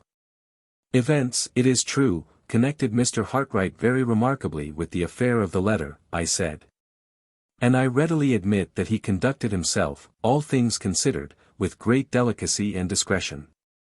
But I am quite at a loss to understand what useful influence his presence could have exercised in relation to the effect of Sir Percival's statement on your mind or mine. It was only a fancy, she said absently. There is no need to discuss it, Mr. Gilmore. Your experience ought to be, and is, the best guide I can desire. I did not altogether like her thrusting the whole responsibility, in this marked manner, on my shoulders. If Mr. Fairlie had done it, I should not have been surprised. But resolute, clear-minded Miss Halcombe was the very last person in the world whom I should have expected to find shrinking from the expression of an opinion of her own. If any doubts still trouble you, I said, why not mention them to me at once? Tell me plainly, have you any reason to distrust Sir Percival Glyde? None whatever. Do you see anything improbable, or contradictory, in his explanation? How can I say I do, after the proof he has offered me of the truth of it? Can there be better testimony in his favor, Mr. Gilmore, than the testimony of the woman's mother? None better. If the answer to your note of inquiry proves to be satisfactory, I for one cannot see what more any friend of Sir Percival's can possibly expect from him. Then we will post the note, she said, rising to leave the room, and dismiss all further reference to the subject until the answer arrives. Don't attach any weight to my hesitation. I can give no better reason for it than that I have been over-anxious about Laura lately, and anxiety, Mr. Gilmore, unsettles the strongest of us. She left me abruptly, her naturally firm voice faltering as she spoke those last words. A sensitive, vehement, passionate nature, a woman of 10,000 in these trivial, superficial times. I had known her from her earliest years, I had seen her tested, as she grew up, in more than one trying family crisis, and my long experience made me attach an importance to her hesitation under the circumstances here detailed, which I should certainly not have felt in the case of another woman. I could see no cause for any uneasiness or any doubt, but she had made me a little uneasy, and a little doubtful, nevertheless. In my youth, I should have chafed and fretted under the irritation of my own unreasonable state of mind. In my age, I knew better, and went out philosophically to walk it off. 2. We all met again at dinner time. Sir Percival was in such boisterous high spirits that I hardly recognized him as the same man whose quiet tact, refinement, and good sense had impressed me so strongly at the interview of the morning. The only trace of his former self that I could detect reappeared, every now and then, in his manner towards Miss Fairlie. A look or a word from her suspended his loudest laugh, checked his gayest flow of talk, and rendered him all attention to her, and to no one else at table, in an instant. Although he never openly tried to draw her into the conversation, he never lost the slightest chance she gave him of letting her drift into it by accident, and of saying the words to her, under those favorable circumstances, which a man with less tact and delicacy would have pointedly addressed to her the moment they occurred to him. Rather to my surprise, Miss Fairlie appeared to be sensible of his attentions without being moved by them. She was a little confused from time to time when he looked at her, or spoke to her, but she never warmed towards him. Rank, fortune, good breeding, good looks, the respect of a gentleman, and the devotion of a lover were all humbly placed at her feet, and, so far as appearances went, were all offered in vain. On the next day, the Tuesday, Sir Percival went in the morning, taking one of the servants with him as a guide, to Todd's Corner. His inquiries, as I afterwards heard, led to no results. On his return he had an interview with Mr. Fairlie, and in the afternoon he and Miss Halcombe rode out together. Nothing else happened worthy of record. The evening passed as usual. There was no change in Sir Percival, and no change in Miss Fairlie. The Wednesday's post brought with it an event, the reply from Mrs. Catherick. I took a copy of the document, which I have preserved, and which I may as well present in this place. It ran as follows. Madam, I beg to acknowledge the receipt of your letter, inquiring whether my daughter, Anne, was placed under medical superintendence with my knowledge and approval. And whether the share taken in the matter by Sir Percival Glyde was such as to merit the expression of my gratitude towards that gentleman. Be pleased to accept my answer in the affirmative to both those questions, and believe me to remain, your obedient servant, Jane Anne Catherick. Short, sharp, and to the point. In form rather a business-like letter for a woman to write, in substance as plain a confirmation as could be desired of Sir Percival Glyde's statement. This was my opinion, and with certain minor reservations, Miss Halcombe's opinion also. Sir Percival, when the letter was shown to him, did not appear to be struck by the sharp, short tone of it. He told us that Mrs. Catherick was a woman of few words, a clear-headed, straightforward, unimaginative person, who wrote briefly and plainly, just as she spoke. The next duty to be accomplished, now that the answer had been received, was to acquaint Miss Fairlie with Sir Percival's explanation. Miss Halcombe had undertaken to do this, and had left the room to go to her sister, when she suddenly returned again, and sat down by the easy chair in which I was reading the newspaper. Sir Percival had gone out a minute before to look at the stables, and no one was in the room but ourselves. I suppose we have really and truly done all we can, she said, turning and twisting Mrs. Catherick's letter in her hand. If we are friends of Sir Percival's, who know him and trust him, we have done all, and more than all, that is necessary, I answered, a little annoyed by this return of her hesitation. But if we are enemies who suspect him? That alternative is not even to be thought of, she interposed. We are Sir Percival's friends, and if generosity and forbearance can add to our regard for him, we ought to be Sir Percival's admirers as well. You know that he saw Mr. Fairlie yesterday, and that he afterwards went out with me. Yes. I saw you riding away together. We began the ride by talking about Anne Catherick, and about the singular manner in which Mr. Hartright met with her. But we soon dropped that subject, and Sir Percival spoke next, in the most unselfish terms, of his engagement with Laura. He said he had observed that she was out of spirits, and he was willing, if not informed to the contrary, to attribute to that cause the alteration in her manner towards him during his present visit. If, however, there was any more serious reason for the change, he would entreat that no constraint might be placed on her inclinations either by Mr. Fairlie or by me. All he asked, in that case, was that she would recall to mind, for the last time, what the circumstances were under which the engagement between them was made, and what his conduct had been from the beginning of the courtship to the present time. If, after due reflection on those two subjects, she seriously desired that he should withdraw his pretensions to the honor of becoming her husband, and if she would tell him so plainly with her own lips, he would sacrifice himself by leaving her perfectly free to withdraw from the engagement. No man could say more than that, Miss Halcombe. As to my experience, few men in his situation would have said as much. She paused after I had spoken those words, and looked at me with a singular expression of perplexity and distress. I accuse nobody, and I suspect nothing, she broke out abruptly. But I cannot and will not accept the responsibility of persuading Laura to this marriage. That is exactly the course which Sir Percival Glyde has himself requested you to take, I replied in astonishment. He has begged you not to force her inclinations.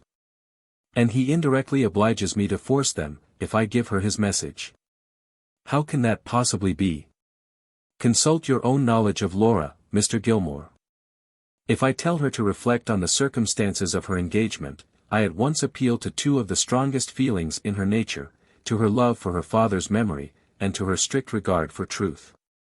You know that she never broke a promise in her life, you know that she entered on this engagement at the beginning of her father's fatal illness, and that he spoke hopefully and happily of her marriage to Sir Percival Glyde on his deathbed. I own that I was a little shocked at this view of the case. Surely, I said, you don't mean to infer that when Sir Percival spoke to you yesterday he speculated on such a result as you have just mentioned? Her frank, fearless face answered for her before she spoke. Do you think I would remain an instant in the company of any man whom I suspected of such baseness as that? She asked angrily. I like to feel her hearty indignation flash out on me in that way. We see so much malice and so little indignation in my profession. In that case, I said, excuse me if I tell you, in our legal phrase, that you are travelling out of the record. Whatever the consequences may be, Sir Percival has a right to expect that your sister should carefully consider her engagement from every reasonable point of view before she claims her release from it. If that unlucky letter has prejudiced her against him, go at once, and tell her that he has cleared himself in your eyes and in mine. What objection can she urge against him after that? What excuse can she possibly have for changing her mind about a man whom she had virtually accepted for her husband more than 2 years ago? In the eyes of law and reason, Mr. Gilmore, no excuse, I dare say. If she still hesitates, and if I still hesitate, you must attribute our strange conduct, if you like, to caprice in both cases, and we must bear the imputation as well as we can. With those words she suddenly rose and left me. When a sensible woman has a serious question put to her, and evades it by a flippant answer, it is a sure sign, in 99 cases out of 100, that she has something to conceal. I returned to the perusal of the newspaper, strongly suspecting that Miss Halcombe and Miss Fairlie had a secret between them which they were keeping from Sir Percival, and keeping from me. I thought this hard on both of us, especially on Sir Percival. My doubts, or to speak more correctly, my convictions, were confirmed by Miss Halcombe's language and manner when I saw her again later in the day. She was suspiciously brief and reserved in telling me the result of her interview with her sister. Miss Fairlie, it appeared, had listened quietly while the affair of the letter was placed before her in the right point of view. But when Miss Halcombe next proceeded to say that the object of Sir Percival's visit at Limmeridge was to prevail on her to let a day be fixed for the marriage, she checked all further reference to the subject by begging for time. If Sir Percival would consent to spare her for the present, she would undertake to give him his final answer before the end of the year. She pleaded for this delay with such anxiety and agitation, that Miss Halcombe had promised to use her influence, if necessary, to obtain it, and there, at Miss Fairlie's earnest entreaty, all further discussion of the marriage question had ended. The purely temporary arrangement thus proposed might have been convenient enough to the young lady, but it proved somewhat embarrassing to the writer of these lines. That morning's post had brought a letter from my partner, which obliged me to return to town the next day by the afternoon train. It was extremely probable that I should find no second opportunity of presenting myself at Limmeridge House during the remainder of the year. In that case, supposing Miss Fairlie ultimately decided on holding to her engagement, my necessary personal communication with her, before I drew her settlement, would become something like a downright impossibility. And we should be obliged to commit to writing questions which ought always to be discussed on both sides by word of mouth. I said nothing about this difficulty until Sir Percival had been consulted on the subject of the desired delay. He was too gallant a gentleman not to grant the request immediately. When Miss Halcombe informed me of this, I told her that I must absolutely speak to her sister before I left Limmeridge, and it was, therefore, arranged that I should see Miss Fairlie in her own sitting room the next morning. She did not come down to dinner, or join us in the evening. Indisposition was the excuse, and I thought Sir Percival looked, as well he might, a little annoyed when he heard of it. The next morning, as soon as breakfast was over, I went up to Miss Fairlie's sitting room. The poor girl looked so pale and sad, and came forward to welcome me so readily and prettily, that the resolution to lecture her on her caprice and indecision, which I had been forming all the way upstairs, failed me on the spot. I led her back to the chair from which she had risen, and placed myself opposite to her. Her cross-grained pet greyhound was in the room, and I fully expected a barking and snapping reception. Strange to say, the whimsical little brute falsified my expectations by jumping into my lap and poking its sharp muzzle familiarly into my hand the moment I sat down. "You used often to sit on my knee when you were a child, my dear," I said, "and now your little dog seems determined to succeed you in the vacant throne.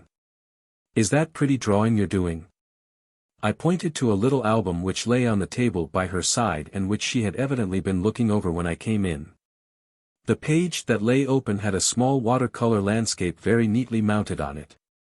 This was the drawing which had suggested my question, an idle question enough, but how could I begin to talk of business to her the moment I opened my lips? No, she said, looking away from the drawing rather confusedly, it is not my doing. Her fingers had a restless habit, which I remembered in her as a child, of always playing with the first thing that came to hand whenever anyone was talking to her. On this occasion they wandered to the album, and toyed absently about the margin of the little watercolor drawing. The expression of melancholy deepened on her face. She did not look at the drawing, or look at me. Her eyes moved uneasily from object to object in the room, betraying plainly that she suspected what my purpose was in coming to speak to her. Seeing that, I thought it best to get to the purpose with as little delay as possible. One of the errands, my dear, which brings me here is to bid you good-bye, I began. I must get back to London today, and, before I leave, I want to have a word with you on the subject of your own affairs. I am very sorry you are going, Mr. Gilmore, she said, looking at me kindly. It is like the happy old times to have you here. I hope I may be able to come back and recall those pleasant memories once more, I continued. But as there is some uncertainty about the future, I must take my opportunity when I can get it, and speak to you now. I am your old lawyer and your old friend, and I may remind you, I am sure, without offence, of the possibility of your marrying Sir Percival Glyde. She took her hand off the little album as suddenly as if it had turned hot and burnt her. Her fingers twined together nervously in her lap, her eyes looked down again at the floor, and an expression of constraint settled on her face which looked almost like an expression of pain.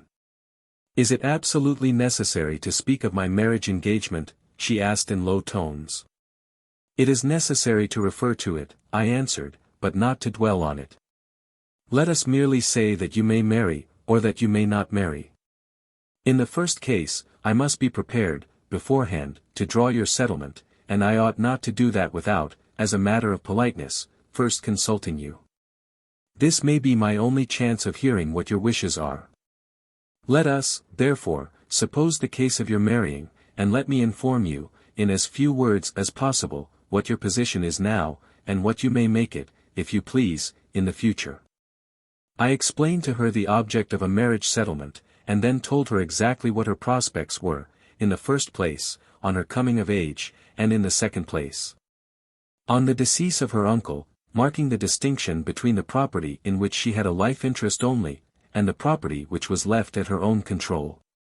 She listened attentively, with the constrained expression still on her face, and her hands still nervously clasped together in her lap.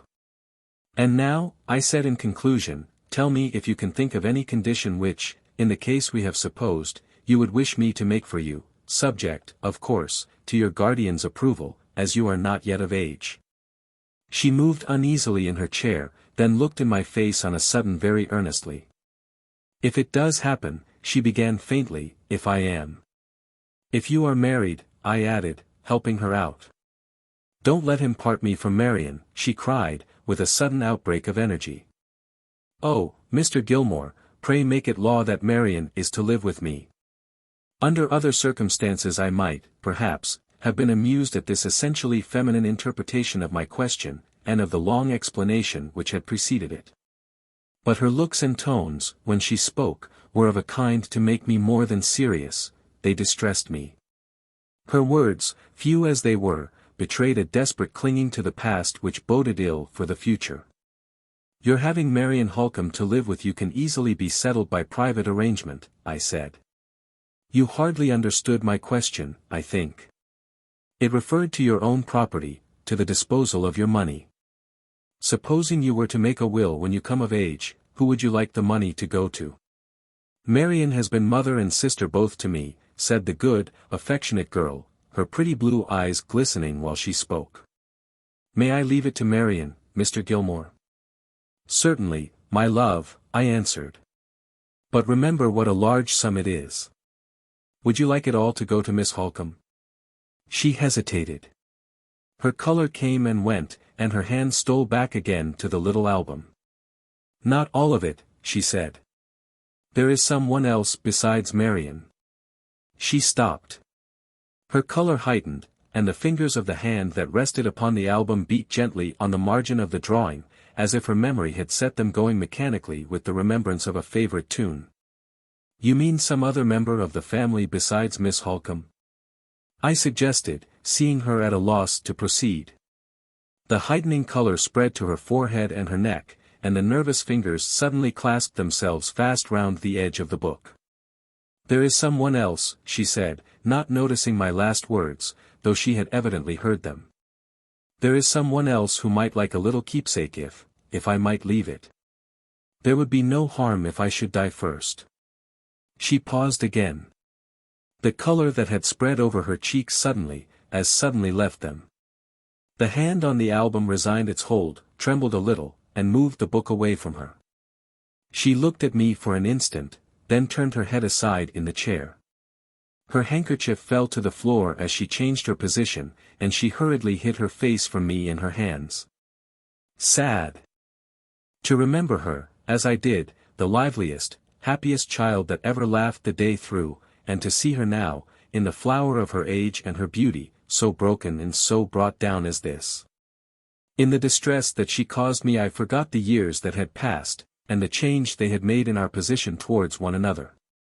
I moved my chair close to her, and picked up her handkerchief from the carpet, and drew her hands from her face gently.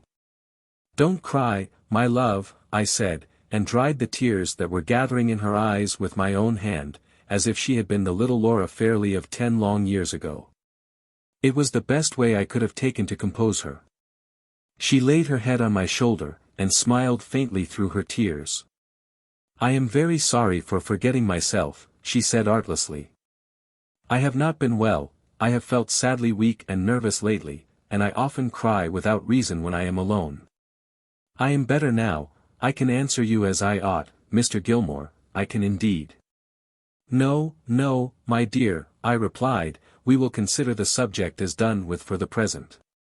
You have said enough to sanction my taking the best possible care of your interests, and we can settle details at another opportunity. Let us have done with business now, and talk of something else. I led her at once into speaking on other topics. In 10 minutes' time she was in better spirits, and I rose to take my leave. Come here again, she said earnestly. I will try to be worthier of your kind feeling for me and for my interests if you will only come again. Still clinging to the past, that past which I represented to her, in my way, as Miss Halcombe did in hers.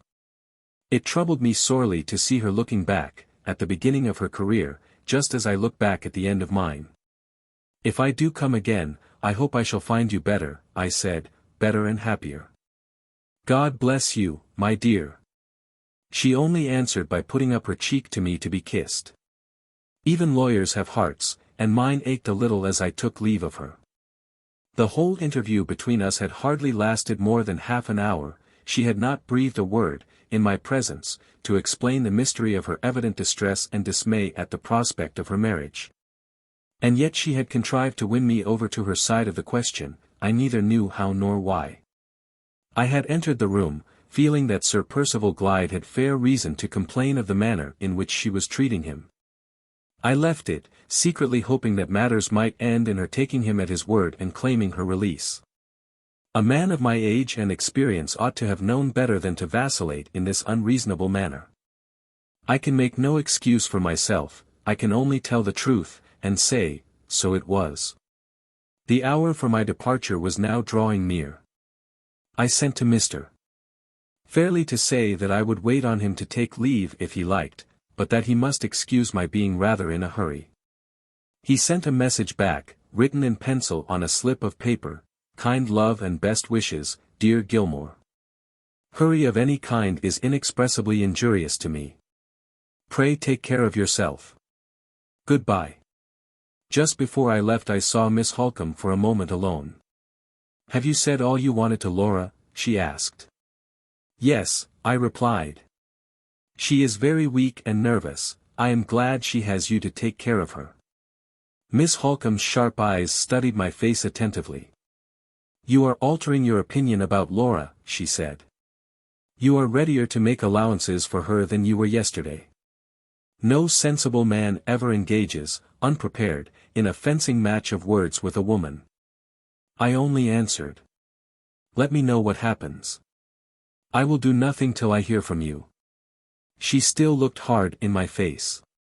"I wish it was all over, and well over, Mr. Gilmore, and so do you." With those words she left me. Sir Percival most politely insisted on seeing me to the carriage door. "If you are ever in my neighborhood," he said, "pray don't forget that I am sincerely anxious to improve our acquaintance. The tried and trusted old friend of this family will be always a welcome visitor in any house of mine. A really irresistible man, courteous, considerate, delightfully free from pride, a gentleman, every inch of him." As I drove away to the station I felt as if I could cheerfully do anything to promote the interests of Sir Percival Glyde, anything in the world, except drawing the marriage settlement of his wife. 3. A week passed, after my return to London, without the receipt of any communication from Miss Halcombe. On the 8th day a letter in her handwriting was placed among the other letters on my table. It announced that Sir Percival Glyde had been definitely accepted, and that the marriage was to take place, as he had originally desired, before the end of the year. In all probability the ceremony would be performed during the last fortnight in December. Miss Fairlie's 21st birthday was late in March. She would, therefore, by this arrangement, become Sir Percival's wife about 3 months before she was of age. I ought not to have been surprised, I ought not to have been sorry, but I was surprised and sorry, nevertheless. Some little disappointment, caused by the unsatisfactory shortness of Miss Halcombe's letter, mingled itself with these feelings, and contributed its share towards upsetting my serenity for the day. In 6 lines my correspondent announced the proposed marriage. In 3 more, she told me that Sir Percival had left Cumberland to return to his house in Hampshire, and in 2 concluding sentences she informed me, first, that Laura was sadly in want of change and cheerful society. Secondly, that she had resolved to try the effect of some such change forthwith, by taking her sister away with her on a visit to certain old friends in Yorkshire. There the letter ended, without a word to explain what the circumstances were which had decided Miss Fairlie to accept Sir Percival Glyde in 1 short week from the time when I had last seen her. At a later period the cause of this sudden determination was fully explained to me. It is not my business to relate it imperfectly, on hearsay evidence. The circumstances came within the personal experience of Miss Halcombe, and when her narrative succeeds mine, she will describe them in every particular exactly as they happened. In the meantime, the plain duty for me to perform, before I, in my turn, lay down my pen and withdraw from the story, is to relate the one remaining event connected with Miss Fairlie's proposed marriage in which I was concerned, namely, the drawing of the settlement. It is impossible to refer intelligibly to this document without first entering into certain particulars in relation to the bride's pecuniary affairs. I will try to make my explanation briefly and plainly, and to keep it free from professional obscurities and technicalities. The matter is of the utmost importance. I warn all readers of these lines that Miss Fairlie's inheritance is a very serious part of Miss Fairlie's story, and that Mr. Gilmore's experience, in this particular, must be their experience also, if they wish to understand the narratives which are yet to come. Miss Fairlie's expectations, then, were of a twofold kind, comprising her possible inheritance of real property, or land, when her uncle died, and her absolute inheritance of personal property, or money, when she came of age. Let us take the land first. In the time of Miss Fairlie's paternal grandfather, whom we will call Mr. Fairlie, the elder, the entailed succession to the Limmeridge estate stood thus. Mr. Fairlie, the elder, died and left 3 sons, Philip, Frederick, and Arthur. As eldest son, Philip succeeded to the estate. If he died without leaving a son, the property went to the second brother, Frederick. And if Frederick died also without leaving a son, the property went to the third brother, Arthur. As events turned out, Mr. Philip Fairlie died leaving an only daughter, the Laura of this story, and the estate, in consequence, went, in course of law, to the second brother, Frederick, a single man. The third brother, Arthur, had died many years before the decease of Philip, leaving a son and a daughter. The son, at the age of 18, was drowned at Oxford.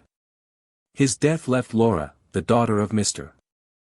Philip Fairlie, presumptive heiress to the estate, with every chance of succeeding to it, in the ordinary course of nature, on her uncle Frederick's death, if the said Frederick died without leaving male issue. Except in the event, then, of Mr.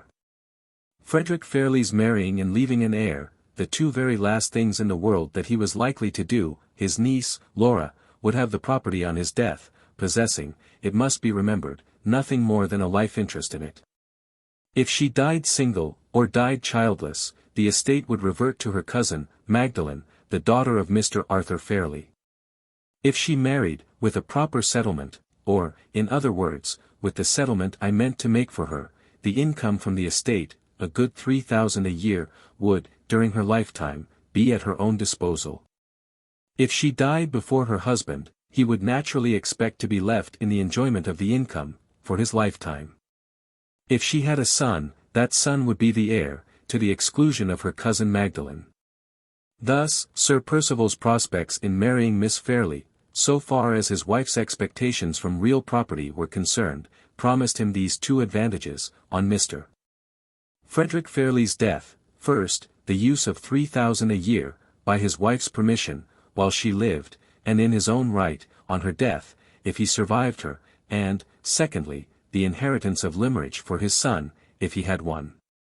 So much for the landed property, and for the disposal of the income from it, on the occasion of Miss Fairlie's marriage. Thus far, no difficulty or difference of opinion on the lady's settlement was at all likely to arise between Sir Percival's lawyer and myself. The personal estate, or, in other words, the money to which Miss Fairlie would become entitled on reaching the age of 21 years, is the next point to consider. This part of her inheritance was, in itself, a comfortable little fortune.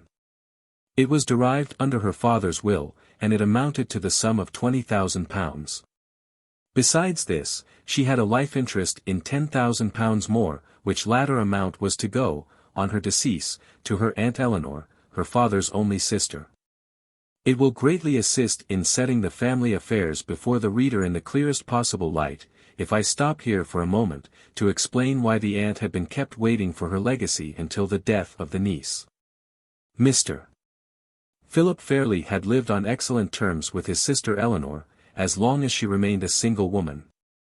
But when her marriage took place, somewhat late in life, and when that marriage united her to an Italian gentleman named Fosco, or, rather, to an Italian nobleman, seeing that he rejoiced in the title of Count, Mr.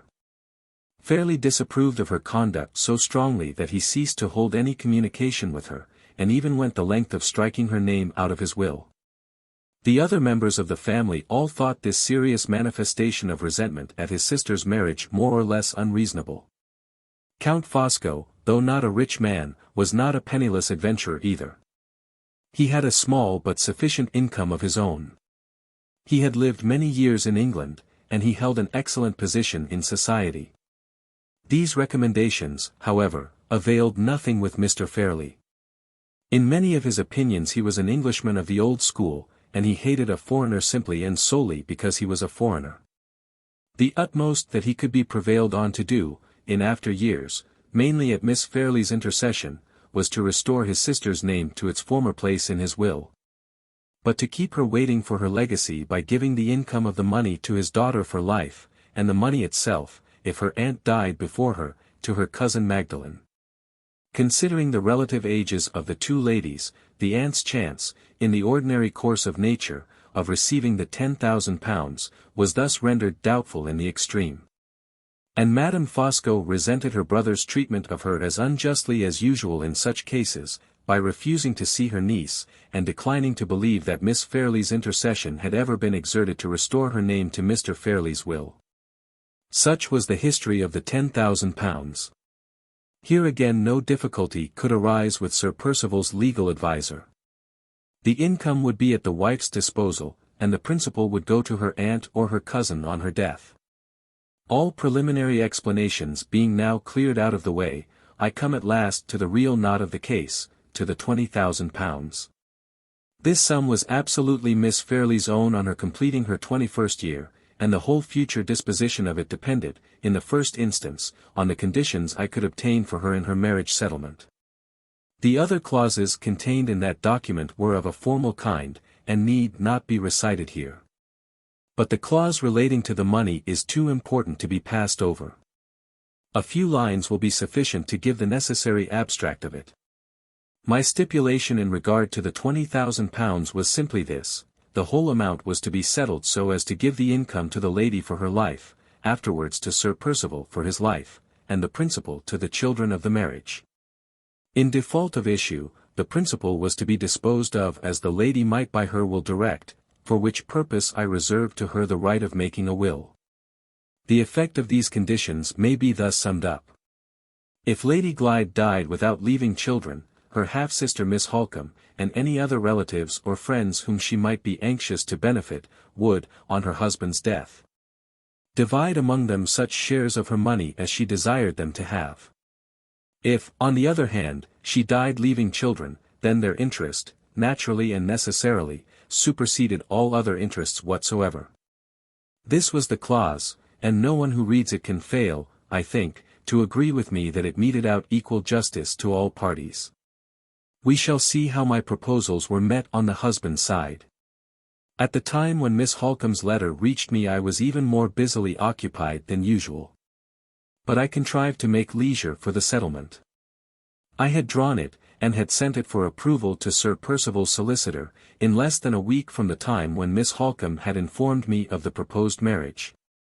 After a lapse of 2 days the document was returned to me, with notes and remarks of the baronet's lawyer. His objections, in general, proved to be of the most trifling and technical kind, until he came to the clause relating to the £20,000. Against this there were double lines drawn in red ink, and the following note was appended to them. Not admissible. The principal to go to Sir Percival Glyde, in the event of his surviving Lady Glyde, and there being no issue. That is to say, not 1 farthing of the £20,000 was to go to Miss Halcombe, or to any other relative or friend of Lady Glyde's. The whole sum, if she left no children, was to slip into the pockets of her husband. The answer I wrote to this audacious proposal was as short and sharp as I could make it. My dear Sir, Miss Fairlie's settlement. I maintain the clause to which you object, exactly as it stands. Yours truly. The rejoinder came back in a quarter of an hour. My dear Sir, Miss Fairlie's settlement. I maintain the red ink to which you object, exactly as it stands. Yours truly. In the detestable slang of the day, we were now both at a deadlock, and nothing was left for it but to refer to our clients on either side. As matters stood, my client, Miss Fairlie not having yet completed her 21st year, Mr. Frederick Fairlie, was her guardian.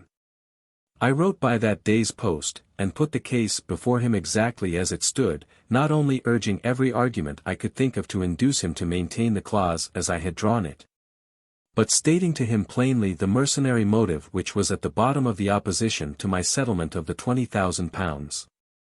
The knowledge of Sir Percival's affairs which I had necessarily gained when the provisions of the deed on his side were submitted in due course to my examination, had but too plainly informed me that the debts on his estate were enormous, and that his income, though nominally a large one, was virtually, for a man in his position, next to nothing. The want of ready money was the practical necessity of Sir Percival's existence, and his lawyer's note on the clause in the settlement was nothing but the frankly selfish expression of it. Mr. Fairlie's answer reached me by return of post, and proved to be wandering and irrelevant in the extreme. Turned into plain English, it practically expressed itself to this effect: would dear Gilmore be so very obliging as not to worry his friend and client about such a trifle as a remote contingency? Was it likely that a young woman of 21 would die before a man of 45, and die without children?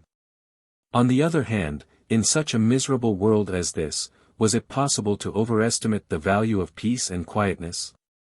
If those two heavenly blessings were offered in exchange for such an earthly trifle as a remote chance of £20,000, was it not a fair bargain? Surely, yes. Then why not make it? I threw the letter away in disgust. Just as it had fluttered to the ground, there was a knock at my door, and Sir Percival's solicitor, Mr. Merriman, was shown in. There are many varieties of sharp practitioners in this world, but I think the hardest of all to deal with are the men who overreach you under the disguise of inveterate good humor.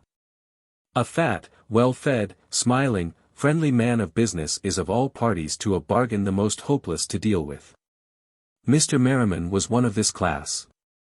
"And how is good Mr. Gilmore?" he began, all in a glow with the warmth of his own amiability. "Glad to see you, sir, in such excellent health. I was passing your door, and I thought I would look in case you might have something to say to me. Now pray do let us settle this little difference of ours by word of mouth, if we can. Have you heard from your client yet?" "Yes." "Have you heard from yours?" "My dear, good sir. I wish I had heard from him to any purpose. I wish, with all my heart, the responsibility was off my shoulders. But he is obstinate, or let me rather say, resolute, and he won't take it off. Merriman, I leave details to you. Do what you think right for my interests, and consider me as having personally withdrawn from the business until it is all over." Those were Sir Percival's words a fortnight ago, and all I can get him to do now is to repeat them. I am not a hard man, Mr. Gilmore, as you know.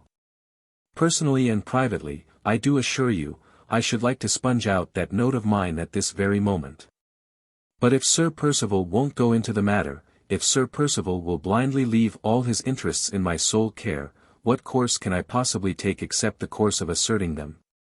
My hands are bound, don't you see, my dear sir? My hands are bound. You maintain your note on the clause, then, to the letter? I said. Yes, deuce take it. I have no other alternative. He walked to the fireplace and warmed himself, humming the fag end of a tune in a rich convivial bass voice. "What does your side say?" he went on. "Now pray tell me, what does your side say?" I was ashamed to tell him. I attempted to gain time, nay, I did worse. My legal instincts got the better of me, and I even tried to bargain. £20,000 is rather a large sum to be given up by the lady's friends at 2 days' notice, I said. Very true, replied Mr. Merriman, looking down thoughtfully at his boots. Properly put, sir, most properly put. A compromise, recognizing the interests of the lady's family as well as the interests of the husband, might not perhaps have frightened my client quite so much, I went on. Come. This contingency resolves itself into a matter of bargaining after all. What is the least you will take? The least we will take, said Mr. Merriman, is £19,999 19 shillings and 11 3 farthings. Ha! Excuse me, Mr. Gilmore. I must have my little joke. Little enough, I remarked. The joke is just worth the odd farthing it was made for. Mr. Merriman was delighted. He laughed over my retort till the room rang again. I was not half so good-humored on my side. I came back to business, and closed the interview. This is Friday, I said. Give us till Tuesday next for our final answer. By all means, replied Mr. Merriman. Longer, my dear sir, if you like. He took up his hat to go, and then addressed me again. By the way, he said, your clients in Cumberland have not heard anything more of the woman who wrote the anonymous letter, have they? Nothing more, I answered. Have you found no trace of her? Not yet, said my legal friend. But we don't despair. Sir Percival has his suspicions that somebody is keeping her in hiding, and we are having that somebody watched.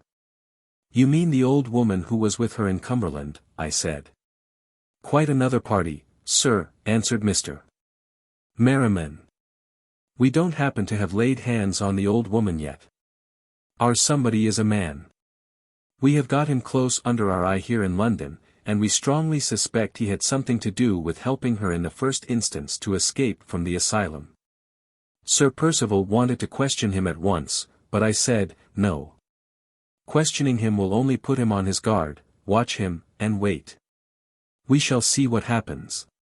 A dangerous woman to be at large, Mr. Gilmore, nobody knows what she may do next. I wish you good morning, sir. On Tuesday next I shall hope for the pleasure of hearing from you." He smiled amiably and went out. My mind had been rather absent during the latter part of the conversation with my legal friend.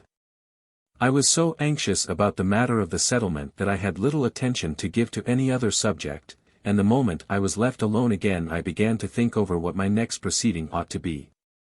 In the case of any other client I should have acted on my instructions, however personally distasteful to me, and have given up the point about the £20,000 on the spot. But I could not act with this business-like indifference towards Miss Fairlie. I had an honest feeling of affection and admiration for her. I remembered gratefully that her father had been the kindest patron and friend to me that ever man had. I had felt towards her while I was drawing the settlement as I might have felt, if I had not been an old bachelor, towards a daughter of my own, and I was determined to spare no personal sacrifice in her service and where her interests were concerned. Writing a second time to Mr. Fairlie was not to be thought of, it would only be giving him a second opportunity of slipping through my fingers. Seeing him and personally remonstrating with him might possibly be of more use. The next day was Saturday. I determined to take a return ticket and jolt my old bones down to Cumberland, on the chance of persuading him to adopt the just, the independent, and the honourable course. It was a poor chance enough, no doubt, but when I had tried it my conscience would be at ease. I should then have done all that a man in my position could do to serve the interests of my old friend's only child. The weather on Saturday was beautiful, a west wind and a bright sun.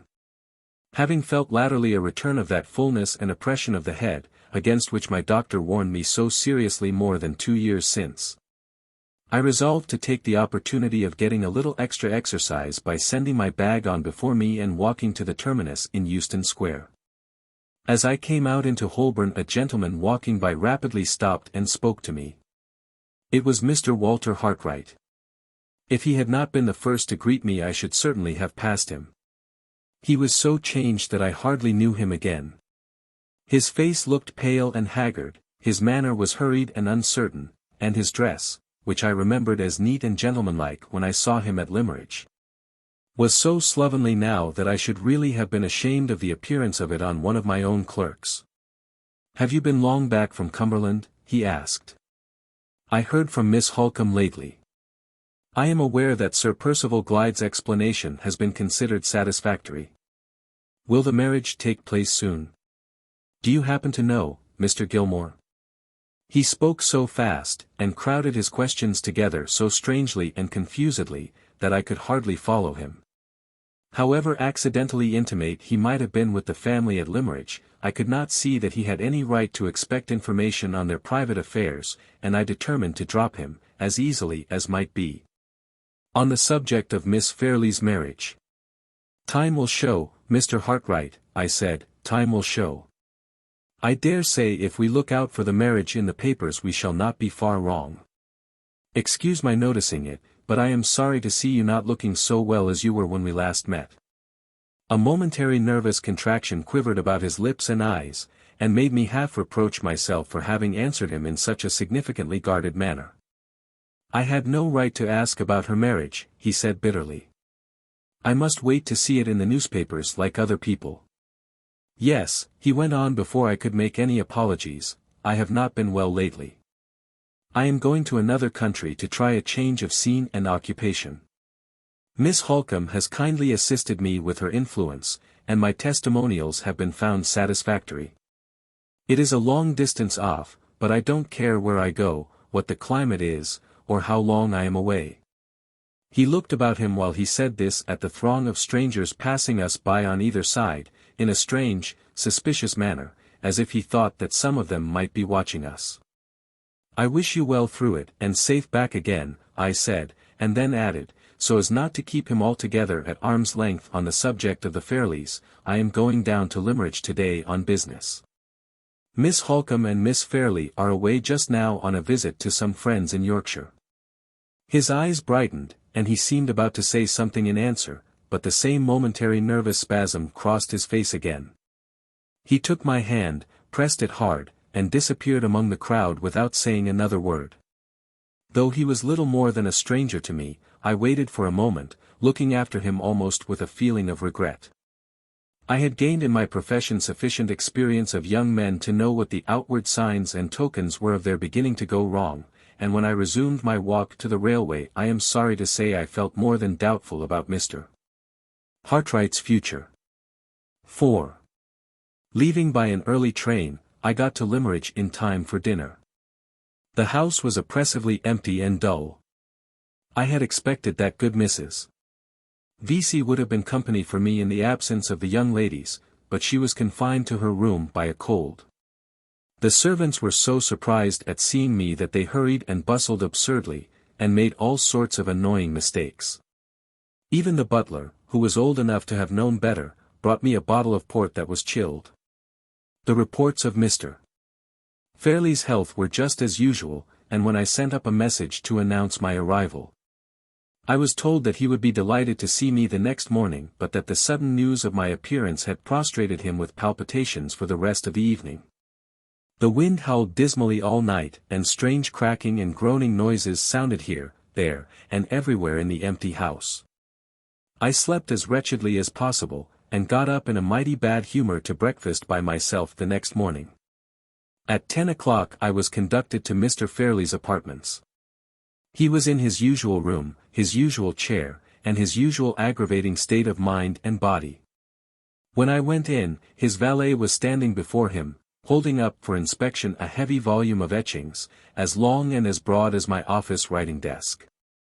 The miserable foreigner grinned in the most abject manner, and looked ready to drop with fatigue, while his master composedly turned over the etchings, and brought their hidden beauties to light with the help of a magnifying glass. "You very best of good old friends," said Mr. Fairlie, leaning back lazily before he could look at me, "are you quite well? How nice of you to come here and see me in my solitude. Dear Gilmore." I had expected that the valet would be dismissed when I appeared, but nothing of the sort happened. There he stood, in front of his master's chair, trembling under the weight of the etchings, and there Mr. Fairlie sat, serenely twirling the magnifying glass between his white fingers and thumbs. "I have come to speak to you on a very important matter," I said, "and you will therefore excuse me, if I suggest that we had better be alone." The unfortunate valet looked at me gratefully. Mr. Fairlie faintly repeated my last 3 words, "better be alone," with every appearance of the utmost possible astonishment. I was in no humor for trifling, and I resolved to make him understand what I meant. "Oblige me by giving that man permission to withdraw," I said, pointing to the valet. Mr. Fairlie arched his eyebrows and pursed up his lips in sarcastic surprise. "Man?" he repeated. "You provoking old Gilmore, what can you possibly mean by calling him a man? He's nothing of the sort. He might have been a man half an hour ago, before I wanted my etchings, and he may be a man half an hour hence, when I don't want them any longer. At present he is simply a portfolio stand." "Why object, Gilmore, to a portfolio stand?" "I do object. For the 3rd time, Mr. Fairlie, I beg that we may be alone." My tone and manner left him no alternative but to comply with my request. He looked at the servant, and pointed peevishly to a chair at his side. "Put down the etchings and go away," he said. "Don't upset me by losing my place. Have you, or have you not, lost my place? Are you sure you have not? And have you put my handbell quite within my reach?" "Yes." "Then why the devil don't you go?" The valet went out. Mr. Fairlie twisted himself round in his chair, polished the magnifying glass with his delicate cambric handkerchief, and indulged himself with a sidelong inspection of the open volume of etchings. It was not easy to keep my temper under these circumstances, but I did keep it. "I have come here at great personal inconvenience," I said, "to serve the interests of your niece and your family, and I think I have established some slight claim to be favored with your attention in return." "Don't bully me," exclaimed Mr. Fairlie, falling back helplessly in the chair, and closing his eyes. "Please don't bully me. I'm not strong enough." I was determined not to let him provoke me, for Laura Fairlie's sake. "My object," I went on, "is to entreat you to reconsider your letter, and not to force me to abandon the just rights of your niece, and of all who belong to her. Let me state the case to you once more, and for the last time. Mr. Fairlie shook his head and sighed piteously. This is heartless of you, Gilmore, very heartless, he said. Never mind, go on. I put all the points to him carefully, I set the matter before him in every conceivable light. He lay back in the chair the whole time I was speaking with his eyes closed. When I had done he opened them indolently, took his silver-smelling bottle from the table, and sniffed at it with an air of gentle relish. Good Gilmore, he said between the sniffs, how very nice this is of you. How you reconcile one to human nature. Give me a plain answer to a plain question, Mr. Fairlie. I tell you again, Sir Percival Glyde has no shadow of a claim to expect more than the income of the money. The money itself, if your niece has no children, ought to be under her control, and to return to her family. If you stand firm, Sir Percival must give way, he must give way, I tell you, or he exposes himself to the base imputation of marrying Miss Fairlie entirely from mercenary motives. Mr. Fairlie shook the silver-smelling bottle at me playfully. You dear old Gilmore, how you do hate rank and family, don't you? How you detest Glyde because he happens to be a baronet. What a radical you are, oh, dear me, what a radical you are. A radical. I could put up with a good deal of provocation, but, after holding the soundest conservative principles all my life, I could not put up with being called a radical. My blood boiled at it, I started out of my chair, I was speechless with indignation. Don't shake the room, cried Mr. Fairlie, for heaven's sake don't shake the room. Worthiest of all possible Gilmores, I meant no offence. My own views are so extremely liberal that I think I am a radical myself. Yes. We are a pair of radicals. Please don't be angry. I can't quarrel, I haven't stamina enough. Shall we drop the subject? Yes. Come and look at these sweet etchings. Do let me teach you to understand the heavenly pearliness of these lines. Do now, there's a good Gilmore. While he was maundering on in this way I was, fortunately for my own self-respect, returning to my senses. When I spoke again I was composed enough to treat his impertinence with the silent contempt that it deserved. You are entirely wrong, sir, I said, in supposing that I speak from any prejudice against Sir Percival Glyde. I may regret that he has so unreservedly resigned himself in this matter to his lawyer's direction as to make any appeal to himself impossible, but I am not prejudiced against him. What I have said would equally apply to any other man in his situation, high or low. The principle I maintain is a recognized principle. If you were to apply at the nearest town here, to the first respectable solicitor you could find, he would tell you as a stranger what I tell you as a friend. He would inform you that it is against all rule to abandon the lady's money entirely to the man she marries. He would decline, on grounds of common legal caution, to give the husband, under any circumstances whatever, an interest of £20,000 in his wife's death. Would he really, Gilmore, said Mr. Fairlie. If he said anything half so horrid, I do assure you I should tinkle my bell for Lewis, and have him sent out of the house immediately. You shall not irritate me, Mr. Fairlie, for your niece's sake and for her father's sake, you shall not irritate me. You shall take the whole responsibility of this discreditable settlement on your own shoulders before I leave the room. Don't, now please don't, said Mr. Fairlie. Think how precious your time is, Gilmore, and don't throw it away. I would dispute with you if I could, but I can't, I haven't stamina enough. You want to upset me, to upset yourself, to upset Glyde, and to upset Laura, and, oh, dear me. All for the sake of the very last thing in the world that is likely to happen. No, dear friend, in the interests of peace and quietness, positively no. I am to understand, then, that you hold by the determination expressed in your letter? Yes, please. So glad we understand each other at last. Sit down again, do. I walked at once to the door, and Mr. Fairlie resignedly tinkled his hand-bell. Before I left the room I turned round and addressed him for the last time. Whatever happens in the future, sir, I said, remember that my plain duty of warning you has been performed. As the faithful friend and servant of your family, I tell you, at parting, that no daughter of mine should be married to any man alive under such a settlement as you are forcing me to make for Miss Fairlie. The door opened behind me, and the valet stood waiting on the threshold. Lewis, said Mr. Fairlie, show Mr. Gilmore out, and then come back and hold up my etchings for me again. Make them give you a good lunch downstairs. Do, Gilmore, make my idle beasts of servants give you a good lunch. I was too much disgusted to reply. I turned on my heel, and left him in silence. There was an up train at 2 o'clock in the afternoon, and by that train I returned to London. On the Tuesday I sent in the altered settlement, which practically disinherited the very persons whom Miss Fairlie's own lips had informed me she was most anxious to benefit. I had no choice. Another lawyer would have drawn up the deed if I had refused to undertake it. My task is done.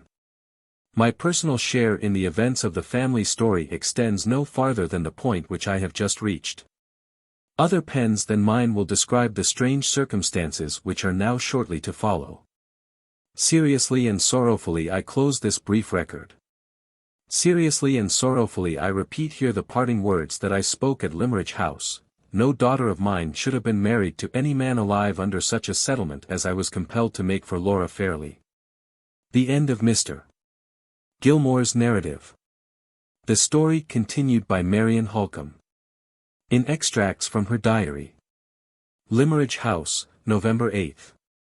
The passages omitted, here and elsewhere, in Miss Halcombe's diary are only those which bear no reference to Miss Fairlie or to any of the persons with whom she is associated in these pages. This morning Mr. Gilmore left us. His interview with Laura had evidently grieved and surprised him more than he liked to confess. I felt afraid, from his look and manner when we parted, that she might have inadvertently betrayed to him the real secret of her depression and my anxiety. This doubt grew on me so, after he had gone, that I declined riding out with Sir Percival, and went up to Laura's room instead. I have been sadly distrustful of myself, in this difficult and lamentable matter, ever since I found out my own ignorance of the strength of Laura's unhappy attachment. I ought to have known that the delicacy and forbearance and sense of honor which drew me to poor Hartright, and made me so sincerely admire and respect him, were just the qualities to appeal most irresistibly to Laura's natural sensitiveness and natural generosity of nature. And yet, until she opened her heart to me of her own accord, I had no suspicion that this new feeling had taken root so deeply. I once thought time and care might remove it. I now fear that it will remain with her and alter her for life. The discovery that I have committed such an error in judgment as this makes me hesitate about everything else. I hesitate about Sir Percival, in the face of the plainest proofs. I hesitate even in speaking to Laura. On this very morning I doubted, with my hand on the door, whether I should ask her the questions I had come to put, or not. When I went into her room I found her walking up and down in great impatience. She looked flushed and excited, and she came forward at once, and spoke to me before I could open my lips. "I wanted you," she said. "Come and sit down on the sofa with me." "Marian, I can bear this no longer, I must and will end it." There was too much color in her cheeks, too much energy in her manner, too much firmness in her voice. The little book of Hartright's drawings, the fatal book that she will dream over whenever she is alone, was in one of her hands. I began by gently and firmly taking it from her, and putting it out of sight on a side table. "Tell me quietly, my darling, what you wish to do," I said. "Has Mr. Gilmore been advising you?" She shook her head. "No, not in what I am thinking of now. He was very kind and good to me, Marian, and I am ashamed to say I distressed him by crying. I am miserably helpless, I can't control myself. For my own sake, and for all our sakes, I must have courage enough to end it." "Do you mean courage enough to claim your release?" I asked. "No," she said simply. "Courage, dear, to tell the truth." She put her arms round my neck, and rested her head quietly on my bosom. On the opposite wall hung the miniature portrait of her father. I bent over her, and saw that she was looking at it while her head lay on my breast. I can never claim my release from my engagement, she went on. Whatever way it ends, it must end wretchedly for me. All I can do, Marian, is not to add the remembrance that I have broken my promise and forgotten my father's dying words, to make that wretchedness worse. What is it you propose, then? I asked. To tell Sir Percival Glyde the truth with my own lips, she answered, and to let him release me, if he will, not because I ask him, but because he knows all. What do you mean, Laura, by all? Sir Percival will know enough, he has told me so himself, if he knows that the engagement is opposed to your own wishes. Can I tell him that, when the engagement was made for me by my father, with my own consent? I should have kept my promise, not happily, I am afraid, but still contentedly. She stopped, turned her face to me, and laid her cheek close against mine. Should have kept my engagement, Marian, if another love had not grown up in my heart, which was not there when I first promised to be Sir Percival's wife. Laura, you will never lower yourself by making a confession to him. I shall lower myself, indeed, if I gain my release by hiding from him what he has a right to know. He has not the shadow of a right to know it. Wrong, Marian, wrong. I ought to deceive no one, least of all the man to whom my father gave me, and to whom I gave myself. She put her lips to mine, and kissed me. My own love, she said softly, you are so much too fond of me, and so much too proud of me, that you forget, in my case, what you would remember in your own. Better that Sir Percival should doubt my motives, and misjudge my conduct if he will, than that I should be first false to him in thought, and then mean enough to serve my own interests by hiding the falsehood. I held her away from me in astonishment. For the first time in our lives we had changed places, the resolution was all on her side, the hesitation all on mine. I looked into the pale, quiet, resigned young face, I saw the pure, innocent heart, in the loving eyes that looked back at me, and the poor worldly cautions and objections that rose to my lips dwindled and died away in their own emptiness. I hung my head in silence. In her place the despicably small pride which makes so many women deceitful would have been my pride, and would have made me deceitful too. Don't be angry with me, Marian, she said, mistaking my silence. I only answered by drawing her close to me again. I was afraid of crying if I spoke. My tears do not flow so easily as they ought, they come almost like men's tears, with sobs that seem to tear me in pieces, and that frighten every one about me. I have thought of this, love, for many days, she went on, twining and twisting my hair with that childish restlessness in her fingers, which poor Mrs. VIII still tries so patiently and so vainly to cure her of. I have thought of it very seriously, and I can be sure of my courage when my own conscience tells me I am right. Let me speak to him tomorrow, in your presence, Marian. I will say nothing that is wrong, nothing that you or I need be ashamed of, but, oh, it will ease my heart so to end this miserable concealment.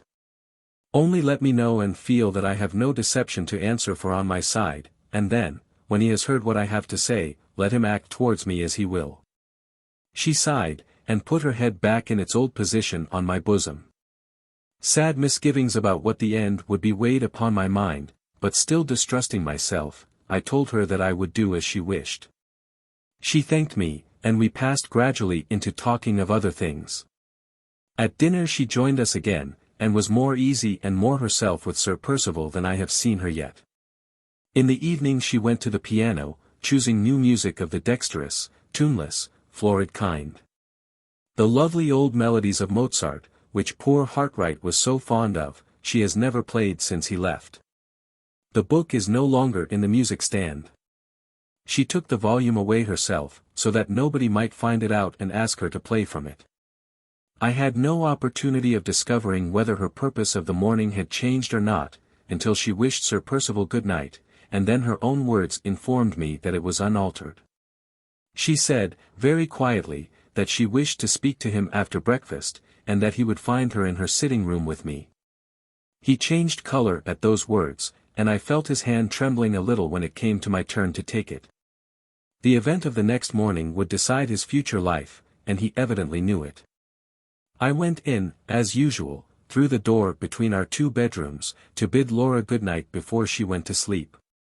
In stooping over her to kiss her I saw the little book of Hartright's drawings half hidden under her pillow, just in the place where she used to hide her favorite toys when she was a child. I could not find it in my heart to say anything, but I pointed to the book and shook my head. She reached both hands up to my cheeks, and drew my face down to hers till our lips met. "Leave it there tonight," she whispered. "Tomorrow may be cruel, and may make me say goodbye to it forever." 9th. The first event of the morning was not of a kind to raise my spirits. A letter arrived for me from poor Walter Hartright. It is the answer to mine describing the manner in which Sir Percival cleared himself of the suspicions raised by Anne Catherick's letter. He writes shortly and bitterly about Sir Percival's explanations, only saying that he has no right to offer an opinion on the conduct of those who are above him. This is sad, but his occasional references to himself grieve me still more. He says that the effort to return to his old habits and pursuits grows harder instead of easier to him every day, and he implores me, if I have any interest, to exert it to get him employment that will necessitate his absence from England, and take him among new scenes and new people.